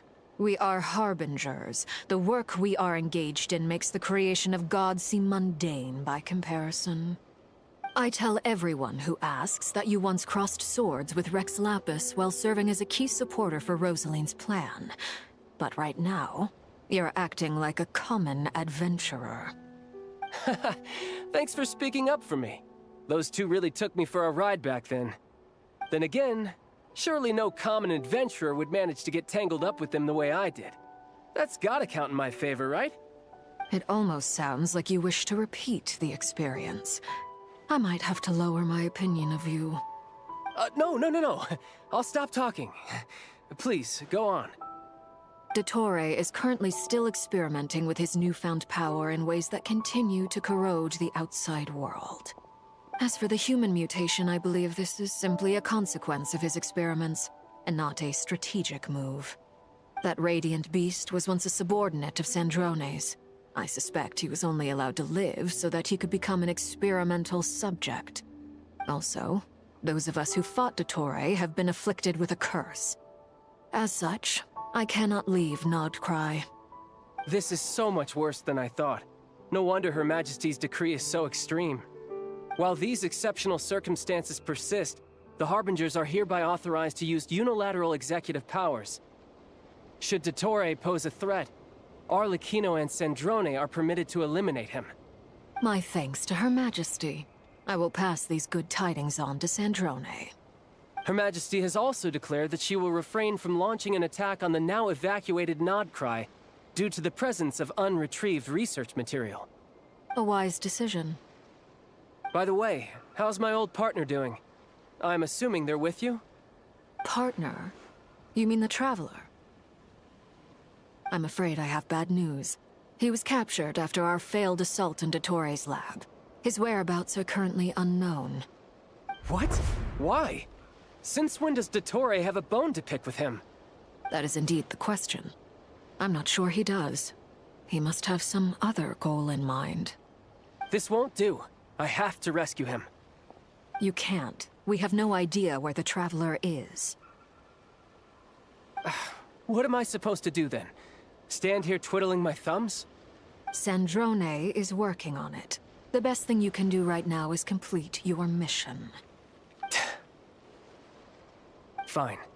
I guess I'll leave this to you then. One last thing. Tell the Rooster to get the message out to the gods and citizens of every nation in Teyvat. Beware. An uncontrollable pollution is spreading forth from Nod Krai. The source of that pollution is a madman drunk on the success of his experiments. The Fatui and our allies will endeavor to contain the threat. However, if Nod Krai falls, things are likely to escalate. Considering Dottore is one of our own, all Fatui stationed in Nod Krai consider it our duty to stay and fight him to the bitter end. Whatever the cost. Hey, don't be too pessimistic. If it comes to it, I'm sure Her Majesty won't stand by and do nothing. I hope you're right.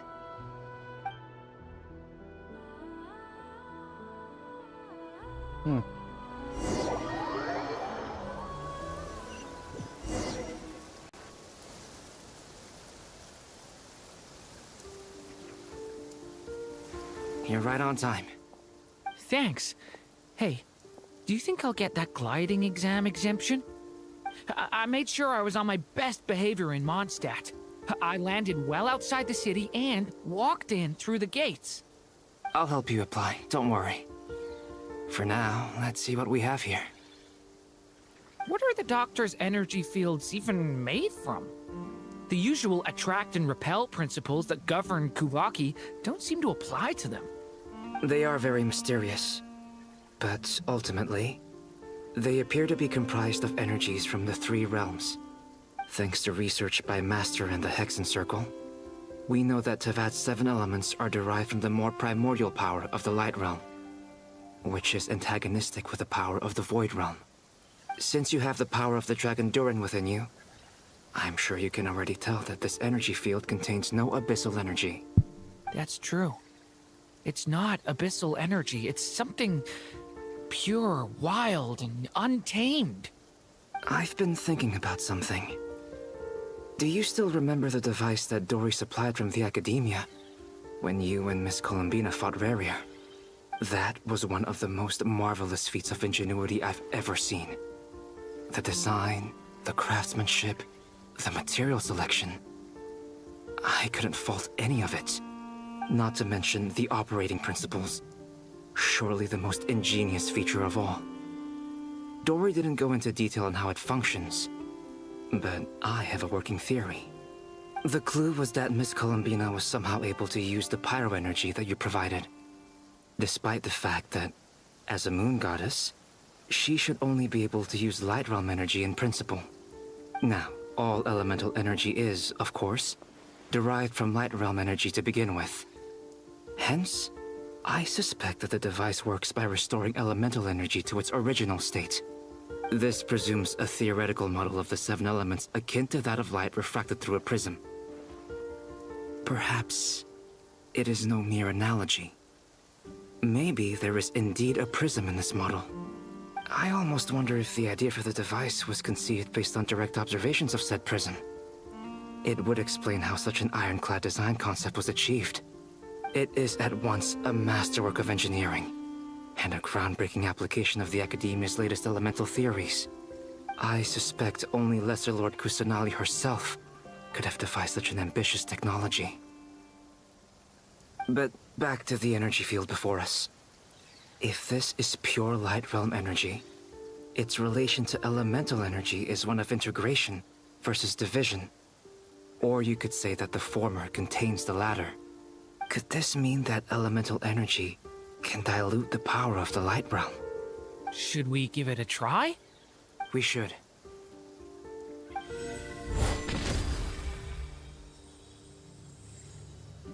Ha! It works! Clear signs of disruption were detected at the periphery of the energy field.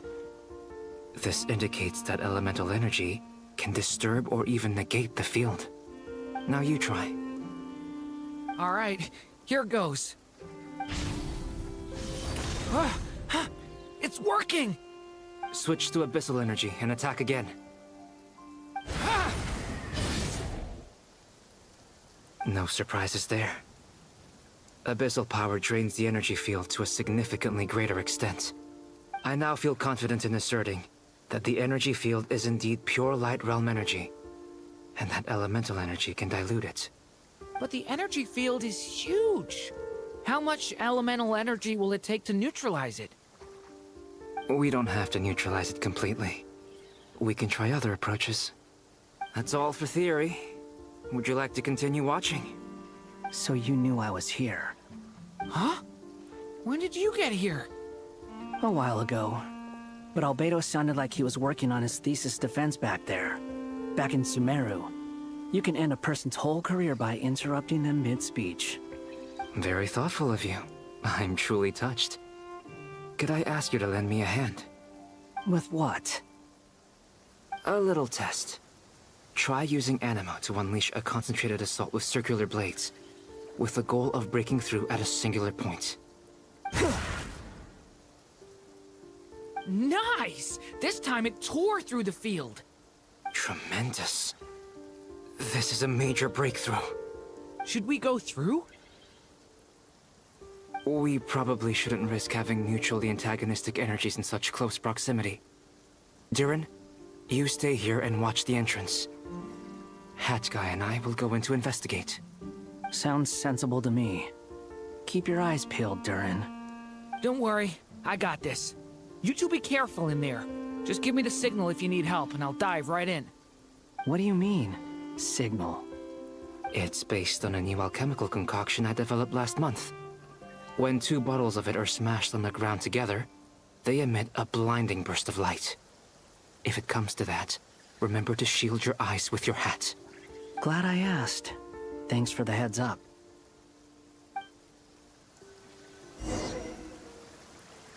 Alright. Enter the energy field. Like I thought. Beyond a certain distance, we can't see the opening where we came in. Maybe that's to prevent people from escaping.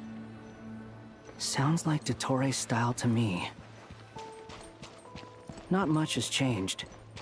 Things are basically the same here as they were before the energy field appeared.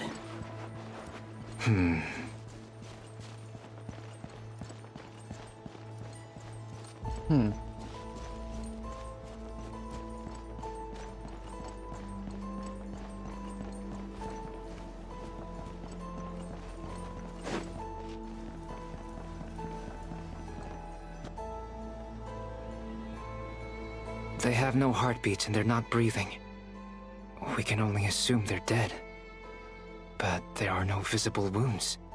Also, There's an animal squatting next to each body. It's watching us. That's not an animal's gaze. What are you trying to tell us? Doesn't seem eager to talk. I guess maybe it's just an animal after all. Let's keep looking around.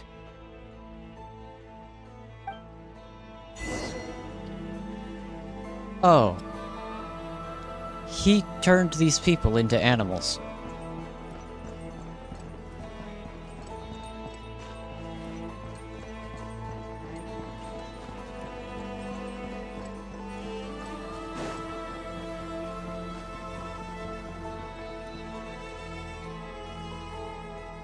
Same situation everywhere.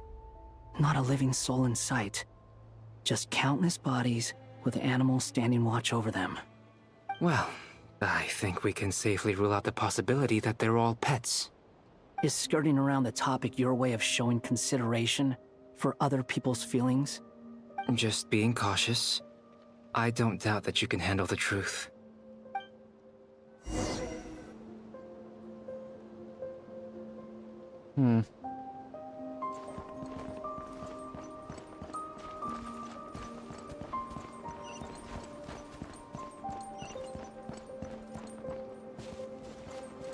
Careful. Please. Help us. Please. Over there, I hear a voice.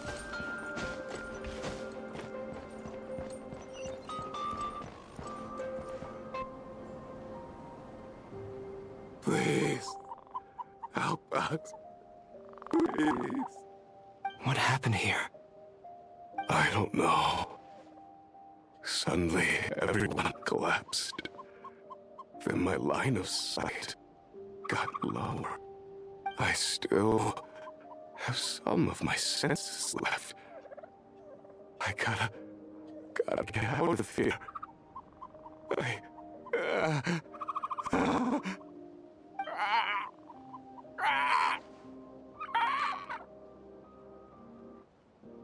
It looks like there's a huge experiment going on inside this energy field. Maybe each energy field is its own giant experiment. Vile. He's swapping human minds with those of animals. Even without the other circumstances, this would be an extremely radical experiment. Those people may have lost their sense of selves, but they are not fully animals either. If they were, they would have left. But instead, their instincts are driving them to remain by their dead bodies. We should go. No sense in sticking around here longer than we need to. Agreed.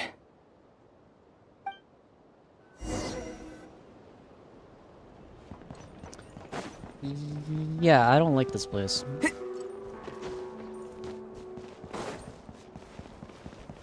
Let's run.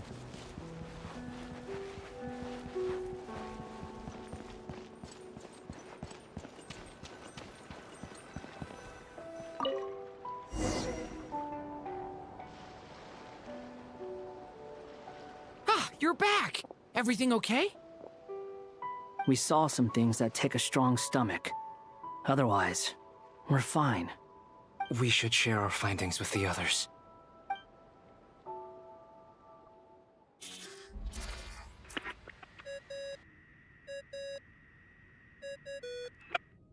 Yes? Who is it? Miss Nefer, it's me, Albedo. We found a way to break through the energy fields. With enough control, it's possible to tear them open using elemental energy. Also, we managed to take a look inside. Dottore is carrying out his cruel experiments on an immense scale. Any residents who have failed to evacuate in time will likely meet a grisly end. Sounds like he's living down to our expectations. Might I ask how things are proceeding on your end? I'm just about to get started. I'll be in touch once I have a result. Understood. Stay safe. I will.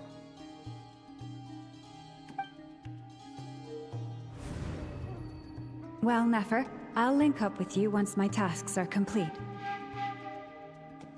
What makes you think I'd need you to do that? I'll need it. And considering the way you approach certain matters, I think you'll be better off with me present.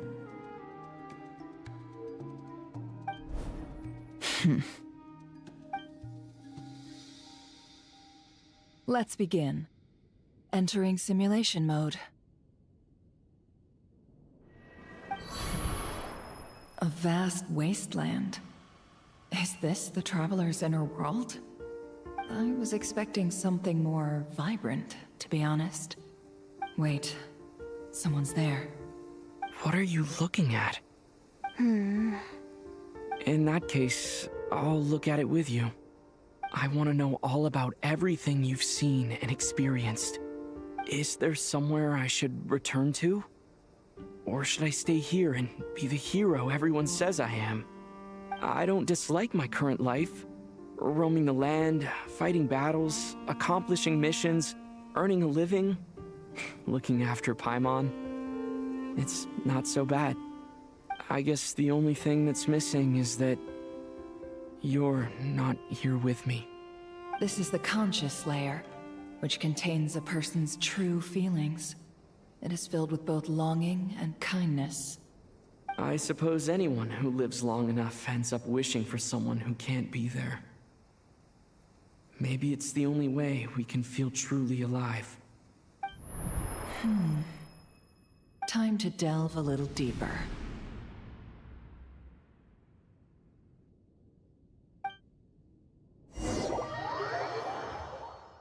Oh, wow. Nasha Town is hardly the optimal choice for a place to live, but it has character and a reasonable population density. What are you trying to say? Oh, don't be nervous. I was just thinking where might make a good starting point for your journey. Perhaps I should send you further afield. Conria, perhaps. Conria ceased to exist long ago. Once again, you fail to understand the possibilities that the Tri-Lune creates. Anything that has existed in the past, I can now recreate. You simply do not wish to see that happen. That might be because you miss your sibling and fear getting answers that you are not ready to learn. But this is not for me to judge. If we are to collaborate, we need to maintain an amicable relationship. In a moment, you will be able to... Oh no. What are you...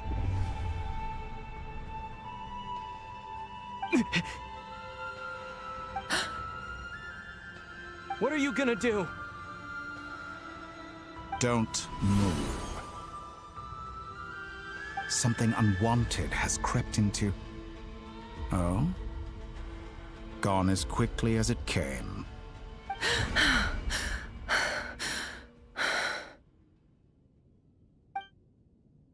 Did you save me? If I hadn't cut the connection, Dottore might have caught you from the other side and destroyed you. This was a good idea, but once is plenty. You were exceptionally brave. Excellent work. Thanks, but now's not the time for that.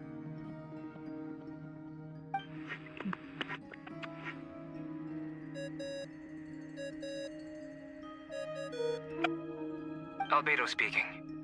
I think I know where he is. What is this endless darkness?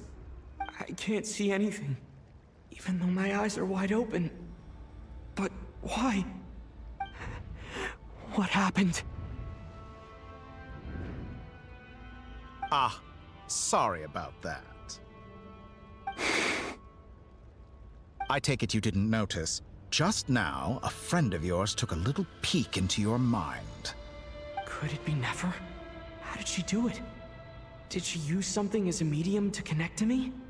Do you think she's aware of your current circumstances?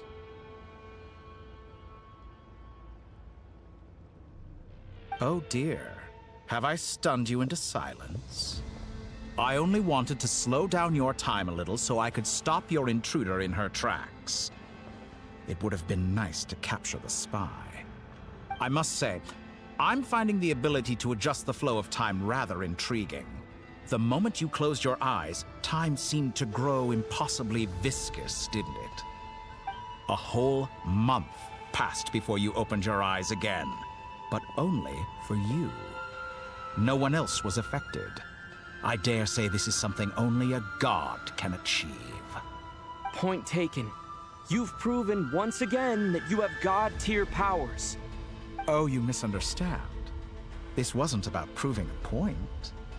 I was testing things out. I find I learn best by doing, and I have to admit, time is not the easiest dimension to control. I only wanted to make you sleep for a short while, but it ended up lasting a whole month. Clearly some finesse is required to wield the authority over time as I wish. I hope you're not angry with me. It was only a month's discrepancy, nothing too serious. Had I been off by a year, a decade, or even a century, that would have been quite a different story. You could have frozen me for millions of years. So much for collaboration. You aren't showing much sincerity. Millions of years? To what end? I wonder if you don't understand humans all that well. They are very pragmatic creatures who understand only that which they can perceive with their senses. If I had you sit here for a week, I imagine people might sympathize. But if I left you here for 100, 1,000, or 10,000 years, the sheer size of that number would cause it to lose all meaning to them. They would not have the capacity to comprehend your suffering, and thus they could not empathize. Unfortunately, while gods do exist in Tevat, it is ordinary humans that account for most of the population. Their lifespans are so limited, their bodies so fragile. Did you ever really hope that they could begin to understand someone like you? Your long life and unique origins make you fundamentally different from them. How long will it be before they start to treat you like the alien you are? Before you are ostracized, outcast? Alien? Even I feel bad for you sometimes. This world has made you into a slave. So many times you have served its will, and not once have the powers that be ever thought to grant you the one simple thing you wish for. You have been treated most unfairly. I can change that. I will grant you special privileges, and give you back the status you rightly deserve as a descender.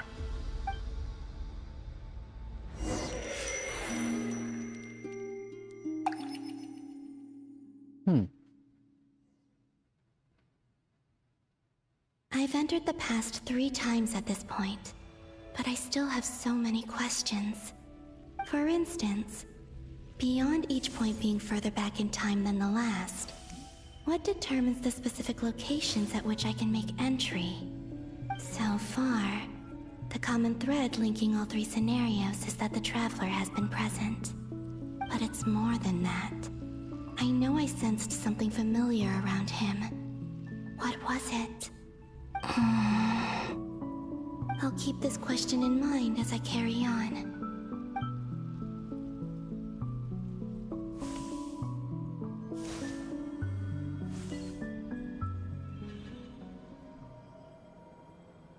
Humans, you never change. Always trying to use powers you neither comprehend nor control.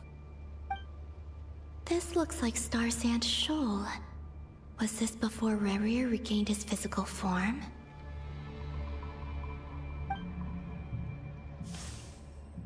You've messed with the cannon again, huh? Sorry, but this round's not gonna go your way. The cannon. That's right. I was at Silvermoon Hall and I sensed an abnormal Kuvagi fluctuation coming from Nasha Town. And right after that, came an ominous power emanating from Star Sand Shoal. My body was once torn into countless pieces and hurled into the swirling chaos of time itself. But even so, my life and will were not extinguished. I wonder if I could try to prevent his resurrection. But how would I do it? What can I do, here and now? Traveler! Behind you! Look at that light!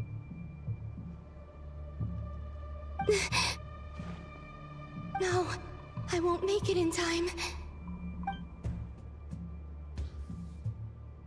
He's using the Kuvaki shield, like I taught him.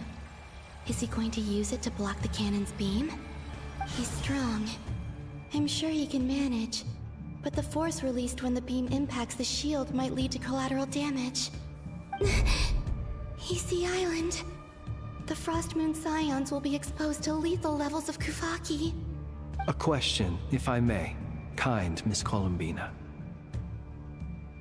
When the cannon's Kuvaki beam was deflected earlier, I saw several bolts of energy streak toward Hisi Island, only to be blocked. Did you also have a hand in that? Maybe that really was me after all. Well, future me. But I don't know if I have enough power left. Sigi sato pasa sax, niti ipotovtos. There's no time. Osestikos paratin tirantur risuiku, topirtu aithion feraton. I have to make it. Oh, Frost Moon. Oh, great land. Oh, slumbering moonlight of Nod Krai. If you can hear me, if you can sense my call, then please, heed me once more!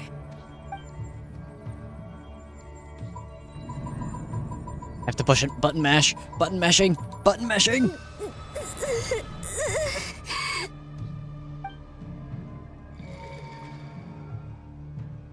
Did it work?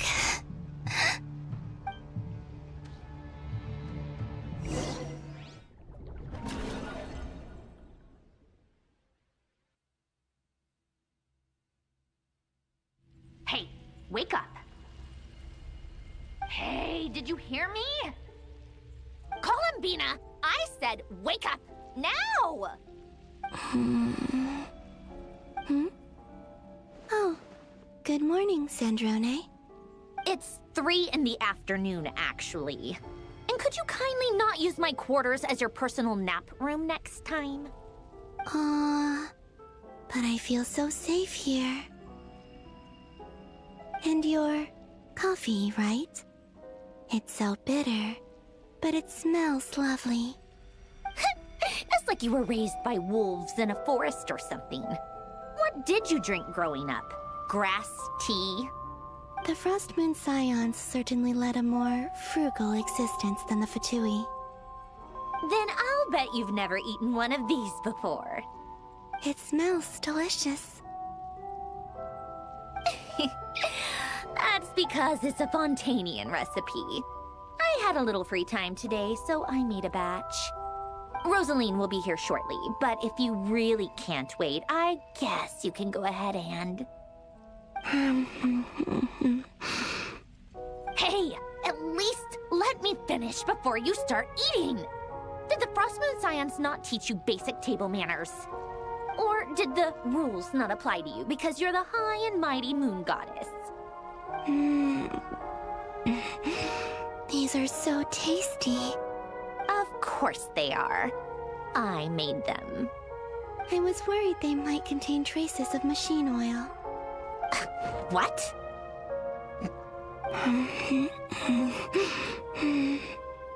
You know, there's something I've always wanted to ask you. Why did you leave your old home and join the Fatui? I mean, I'm sure their food was awful. But there's gotta be more to it than that. Well, life there didn't go quite how I imagined. What were you expecting? You're a god. Your followers are gonna make some demands of you, right?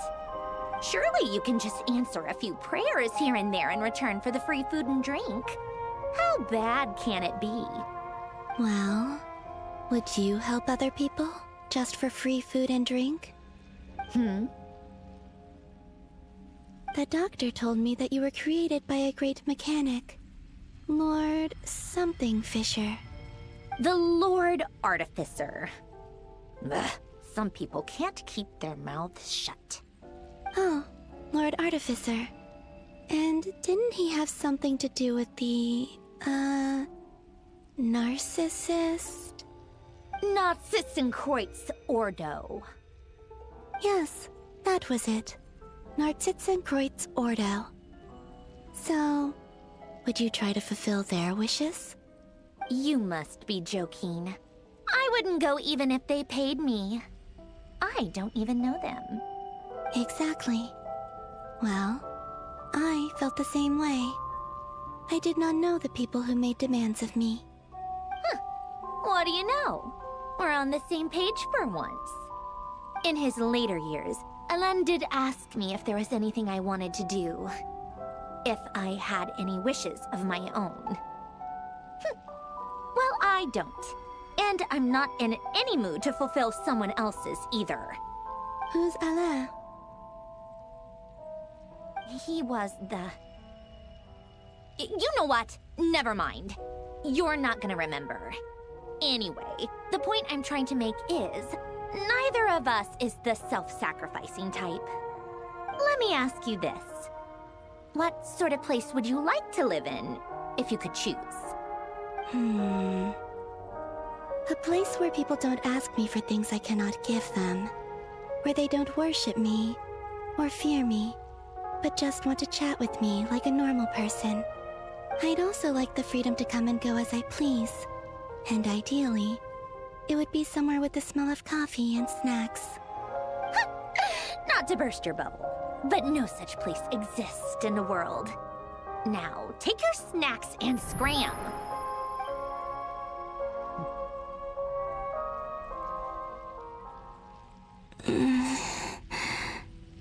Did I pass out? Of course. I'm back here again. I dreamed of events from my past.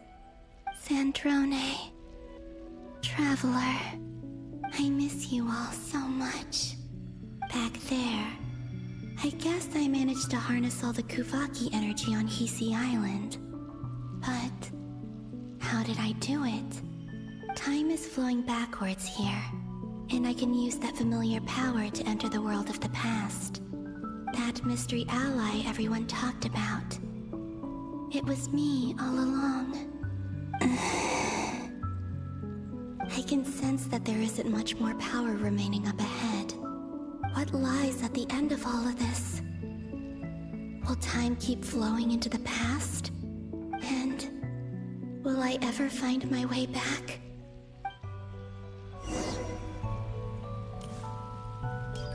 Find the entrance to the Find the entrance to the memories. I just realized, so our ship is missing. It has a hibernation chamber. It's getting harder and harder to use my power. And we also know that for some reason, looking at it in the past is a little funky.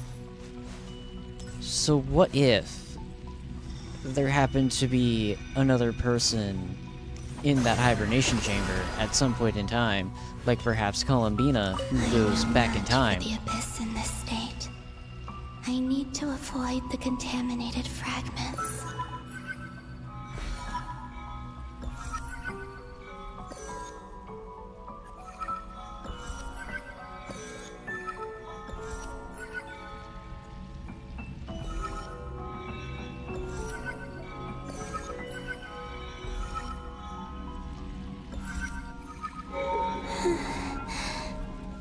Time to go. I wonder where I'll find myself this time.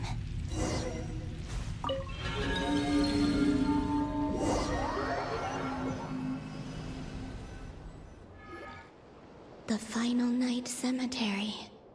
This is where Flint's is based. Or not! How are we supposed to read through this many files? Difficult, yes. but it is also our most efficient option. Seems like they're searching for information. Oh, I remember. Flint and Varga talked about some files on the Wild Hunt. Was this my doing too?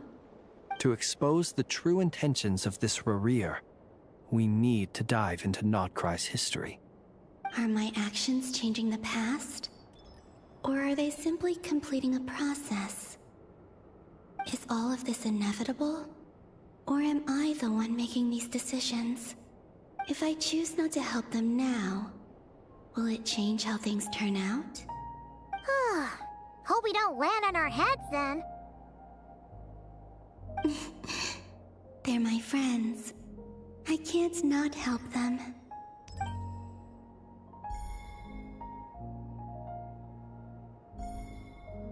Ghost! And the other one was... here. Hey! Another file's moving!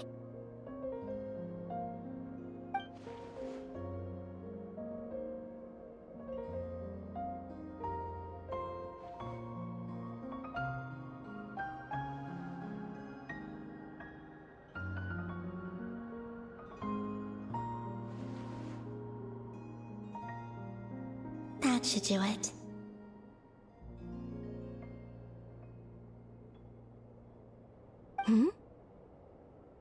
Luanatar? You can sense my presence? Wait!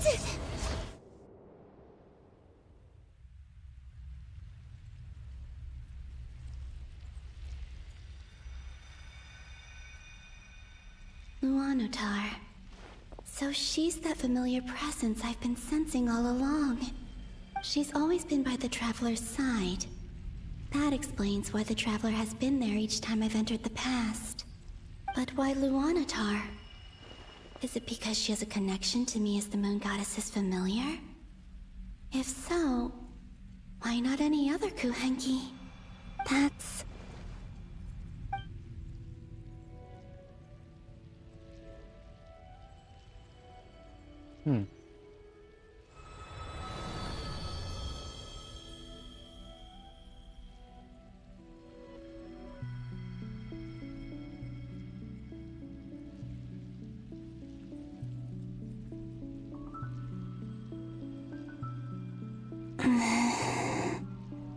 I cannot sense any power up ahead. Just a void, stretching out into infinity. This is likely my final chance to enter the past. It's now or never. I have to find a way back.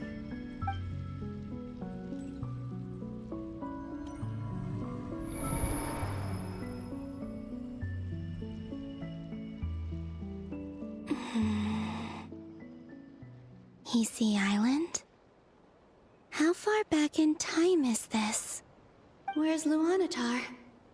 I can't sense her presence this time.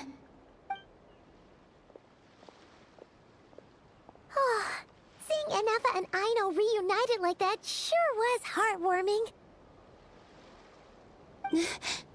Traveler, Paimon!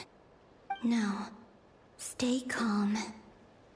I don't have much power left to change things. I don't even have that much time left here.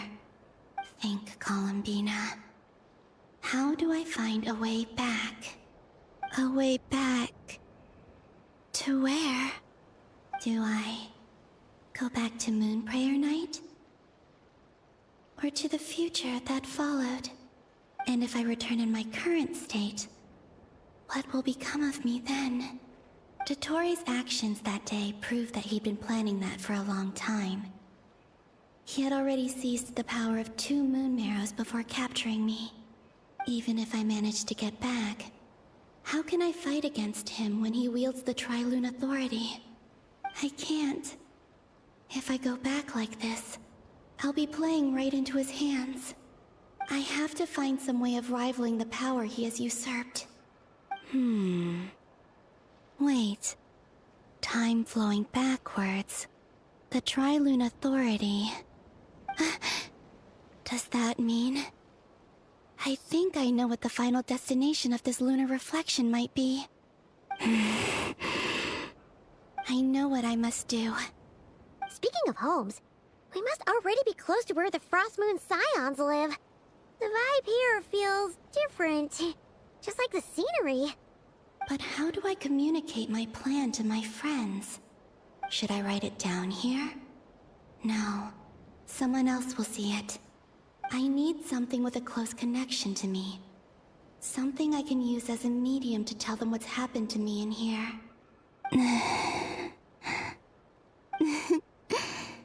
Now it makes sense.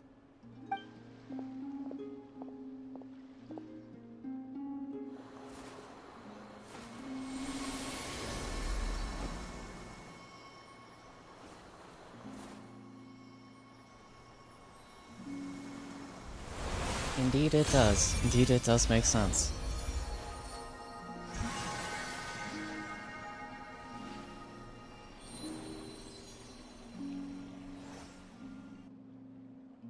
Hey, what was that? I feel like some sort of breeze blew by, and then the petals suddenly turned into... Huh?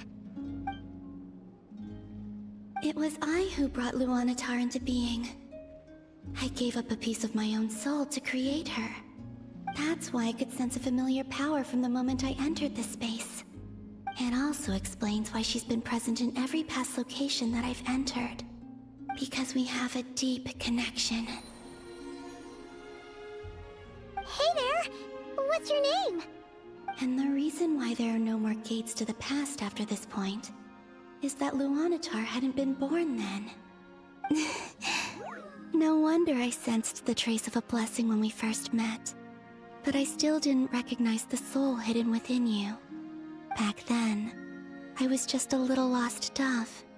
I had yet to become Columbina Hyposelenia. Go on now. We've got stuff to do. Best you find someone else to hang out with. Hey, you scared it off. I'll be counting on you. Remember to stay by the traveler's side, guide him, and help him in my stead. Oh, and bring him to the garden where the moon prayer blossoms grow. There's a little lost dove there who will need his help.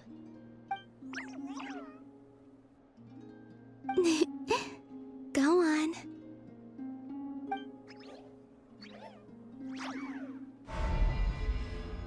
She really just said, go lead them to me. Go and live your story. As for mine must go in a different direction.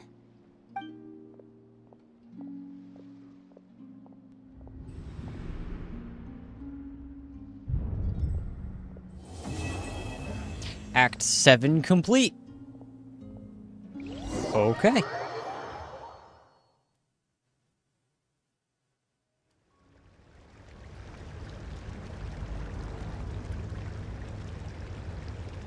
How would you like to experience the thrill of never being held accountable for your actions? You could crush people like ants without consequence, or tear off their heads or limbs as you please. Believe me, such a life is but one small step away. What point is he trying to make? Freedom? But the freedom to kill? To do evil and get away with it? Why would you offer me that? The creation of a world is the ultimate scientific experiment. I have taken my research to the highest level, where I shall be not just a god, but also a servant to many sacred spirits. I shall heed the truth and perform holy deeds. A god's laboratory is the perfect playground. But it needs the right occupant to explore its full potential. Mortals are found everywhere one looks. Not so with Descenders. I'd prefer my first guest to be a distinguished individual such as yourself.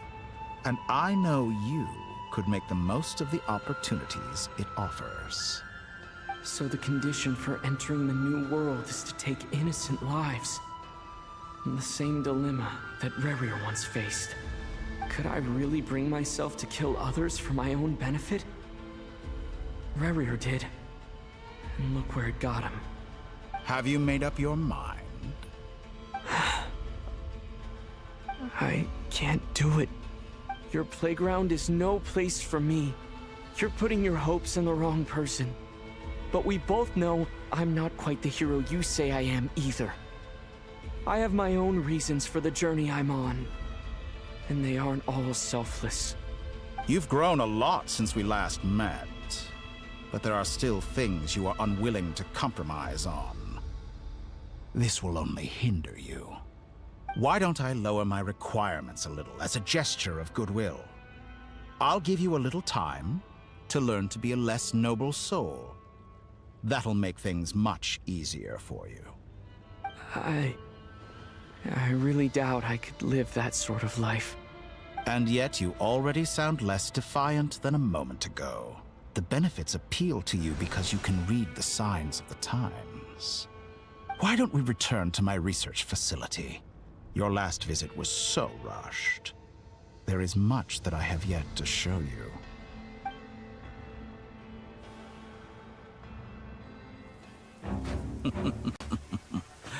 Now to that question, Heroes don't attack from behind. Guess I'm no hero. This is most disappointing.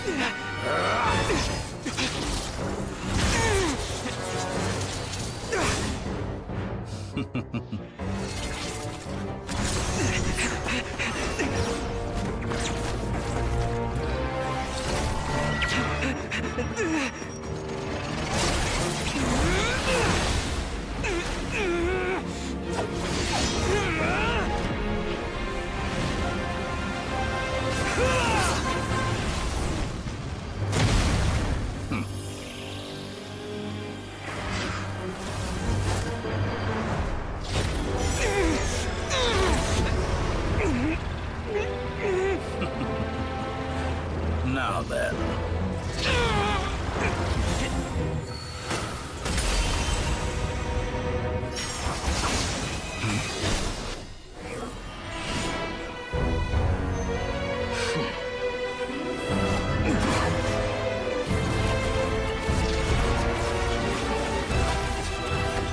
A new face.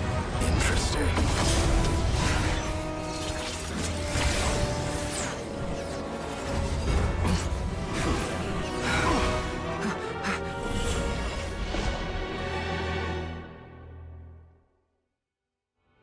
Yippee, we escaped.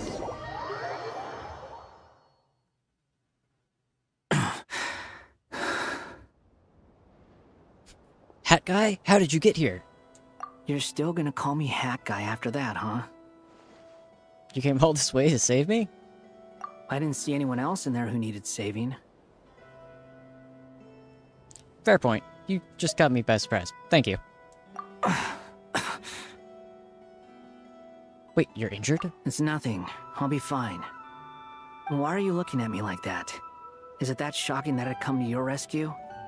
I'm more shocked you caught the doctor off guard. I owed you a favor back in Sumeru. Now we're even. Distracting Dotori was tough. I won't lie. He's not gonna fall for the same trick twice. That was my one shot. I'd hoped to use it to take him out. Ugh. I never wanted to obliterate someone more than I do right now. Dotori doesn't recognize me, but his segments were originally made based on an analysis of my operational principles. I expect it's only a matter of time before he figures out what I am. So Dotori doesn't recognize Wanderer because he deleted himself from Irminsul. Did he really miss his only chance for revenge by saving me? Why the long face? Hey, I'm not blaming you, okay? And I'm not complaining either. Rescuing you and killing Dotori are equally important goals. Everyone would be pretty stuck without you. It's best you live to fight another day. How are you holding up? Are you all right? Hat Guy said to put safety first, so we agreed to run as far away as we could after leaving the energy field, and only meet up once it was safe. You don't look injured. It seems that Dottore didn't do anything to you. Yeah, I'm fine, guys. Thanks. All right. Rescue operation complete. Let's head back. There's a lot more work to be done before this is over.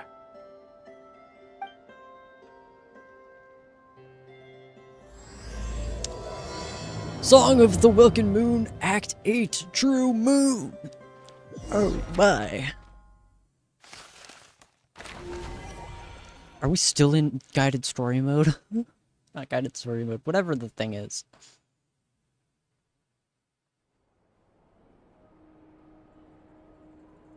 Understood. I will bear the Tsaritsa's decree in mind. I don't see what's so awesome about it, though. Does he really think everyone else is as immature as him? I'm not stooping to Tartaglia's level. I thought you might say that.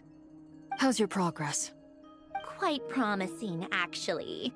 That alchemist Albedo gave me a few ideas. Remember how I asked you to look up some files for me? That stuff on the Natsitzenkreuz Institute. René de Petrichor and Jakob Ingold. Alain Guillotin despised René's theories and methods, but he never managed to come up with better alternatives either. So I adopted some of René's ideas. I thought Alain was like a father to you. He and René were mortal enemies, were they not? And what would you say if Lenny and his friends one day learned something useful from someone you utterly detested? I would applaud them for it. That would mean that they have surpassed me. For all we know, Alain Guillotin might have thought the same thing. Not that it matters, though. He's dead, and I'm alive. So it's my call to make. Once you die, it doesn't matter how great you were in life. Only the living get to decide what happens next. Hey, come on out. They're back. Huh?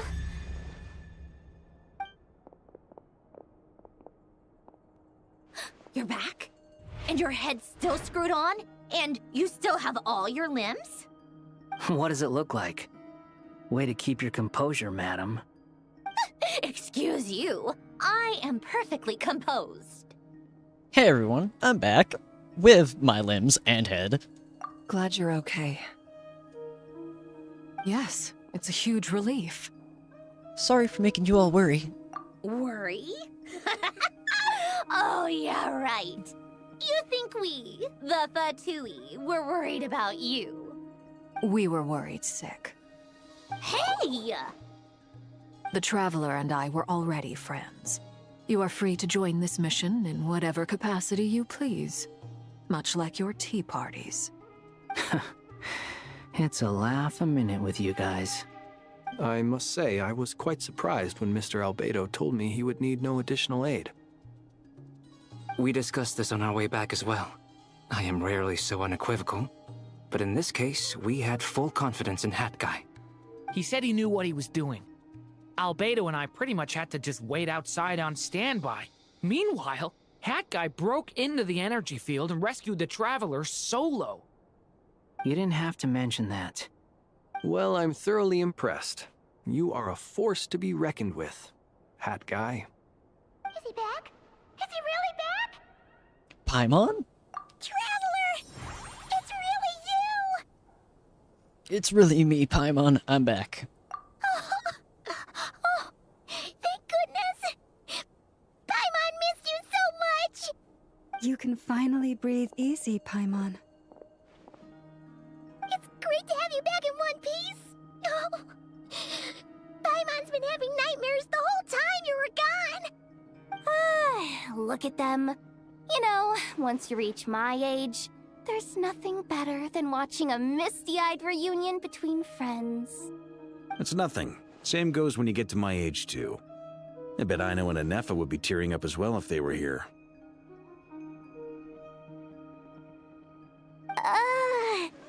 Varka, I'm not sure a Nepha can cry. Oh, yeah, good point. Hey, your eyes are looking a little red and puffy. Come here, let's hug it out. What? Ew, no! No, thank you. You're not my dad, okay? Knock it off! Everyone, I'm sorry for all the trouble I caused you.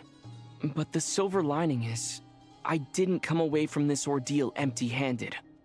While I was being held captive, I learned a lot about Dottoro's current capabilities, and what he plans to do with them. Allow me to explain.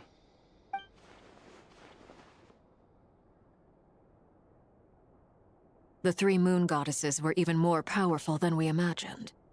No wonder Dottore believes himself to be equal to the gods, maybe even superior. Utter blasphemy.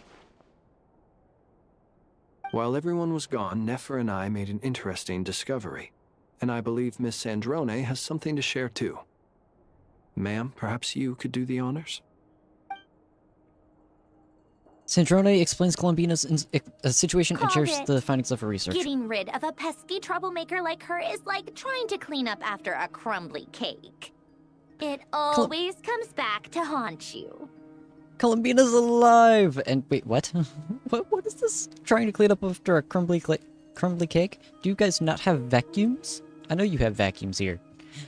Columbina's alive. I knew she wouldn't give up. Our next step is to find a way to bring her back. A place where time flows backwards, with no destination in sight. Surely it must have been created for a specific purpose. But I fear the answers are buried deep in Tevat's history, held by great powers beyond our reach. It sounds like she's on a specific path through time, just traveling in the opposite direction to us. The question is, where does that path lead? Or will it keep going to infinity? We considered that question as well. Strictly speaking, time is not infinite. Indeed not. Every road has an end. Nicole! You sure loved quietly sneaking in mid-conversation. I do, in fact. It's something I've always done at our mages' tea parties. Quiet, mysterious, and persuasive. You wonder what lies at the end of her road. Well, just as the world has a beginning and an end, so too does time. And so, the end of the road is the moment that Tevat was born. But where Miss Columbina will end up along this road, that depends on where this particular river of reverse time began. What about the original moons and the moon goddesses? Do they have a beginning too? All things do. In the beginning, no moons adorned the sky. It was the Dragon King Nibelung who raised the 3 moons into the heavens, and thus were the moon goddesses born. They were shadows of the planet, born to wield Nibelung's authority and oversee the world on his behalf. They were extensions of his will, manifestations of his majesty. But then one day, they disappeared just as suddenly as they had once been brought into being. Nobody knew where they had gone. Oh.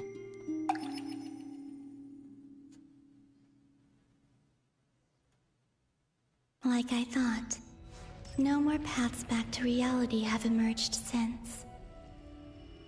But how can I be sure that I'm going the right way without scenes from reality to keep me on track?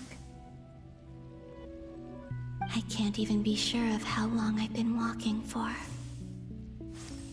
The further I travel, the less stable this space becomes. There are even moments where I can sense something that feels like abyssal energy. They can just materialize out of thin air. I have to keep my wits about me.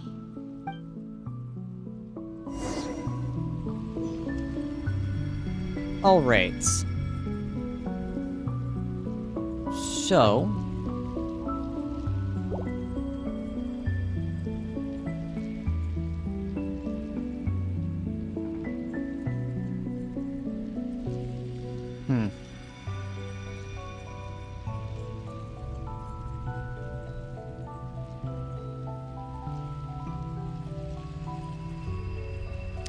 I have a feeling, very strong feeling,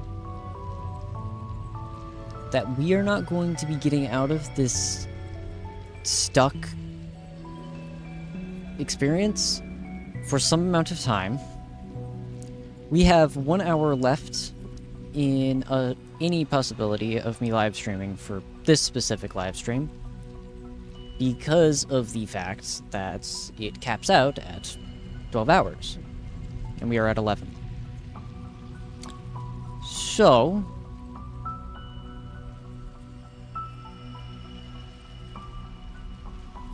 I am going to make the executive decision to end this live stream here. I am then going to go think about life for a few minutes, maybe, I don't know, and figure out if I want to play around with the possibility of leaving special story mode and finding out what happens whenever I re-enter, or if we're just going straight through and I don't sleep tonight, like whichever of those it is. We are currently, because we are about to enter chapter 8, Act 8, I believe, again, of 10, so we're nearing the end, and we have roughly 15 hours. In roughly 15 hours, the Genshin Impact servers should be going into maintenance. It's around then to get through all of those. So I might just have to soldier on through. I know that the rest of the acts should be shorter than the ones before that I have done. So I'm thinking I might do that. And then whenever I finish, I go to bed. I think that might be what I do. So what I am going to do is end this live stream, figure out what thumbnail I want to have for the next one, and we will return. Hope you all enjoyed watching the VOD, because there's no way anyone's watching at this point at night right now on a weekday. But I will see you all in the next live stream. Farewell.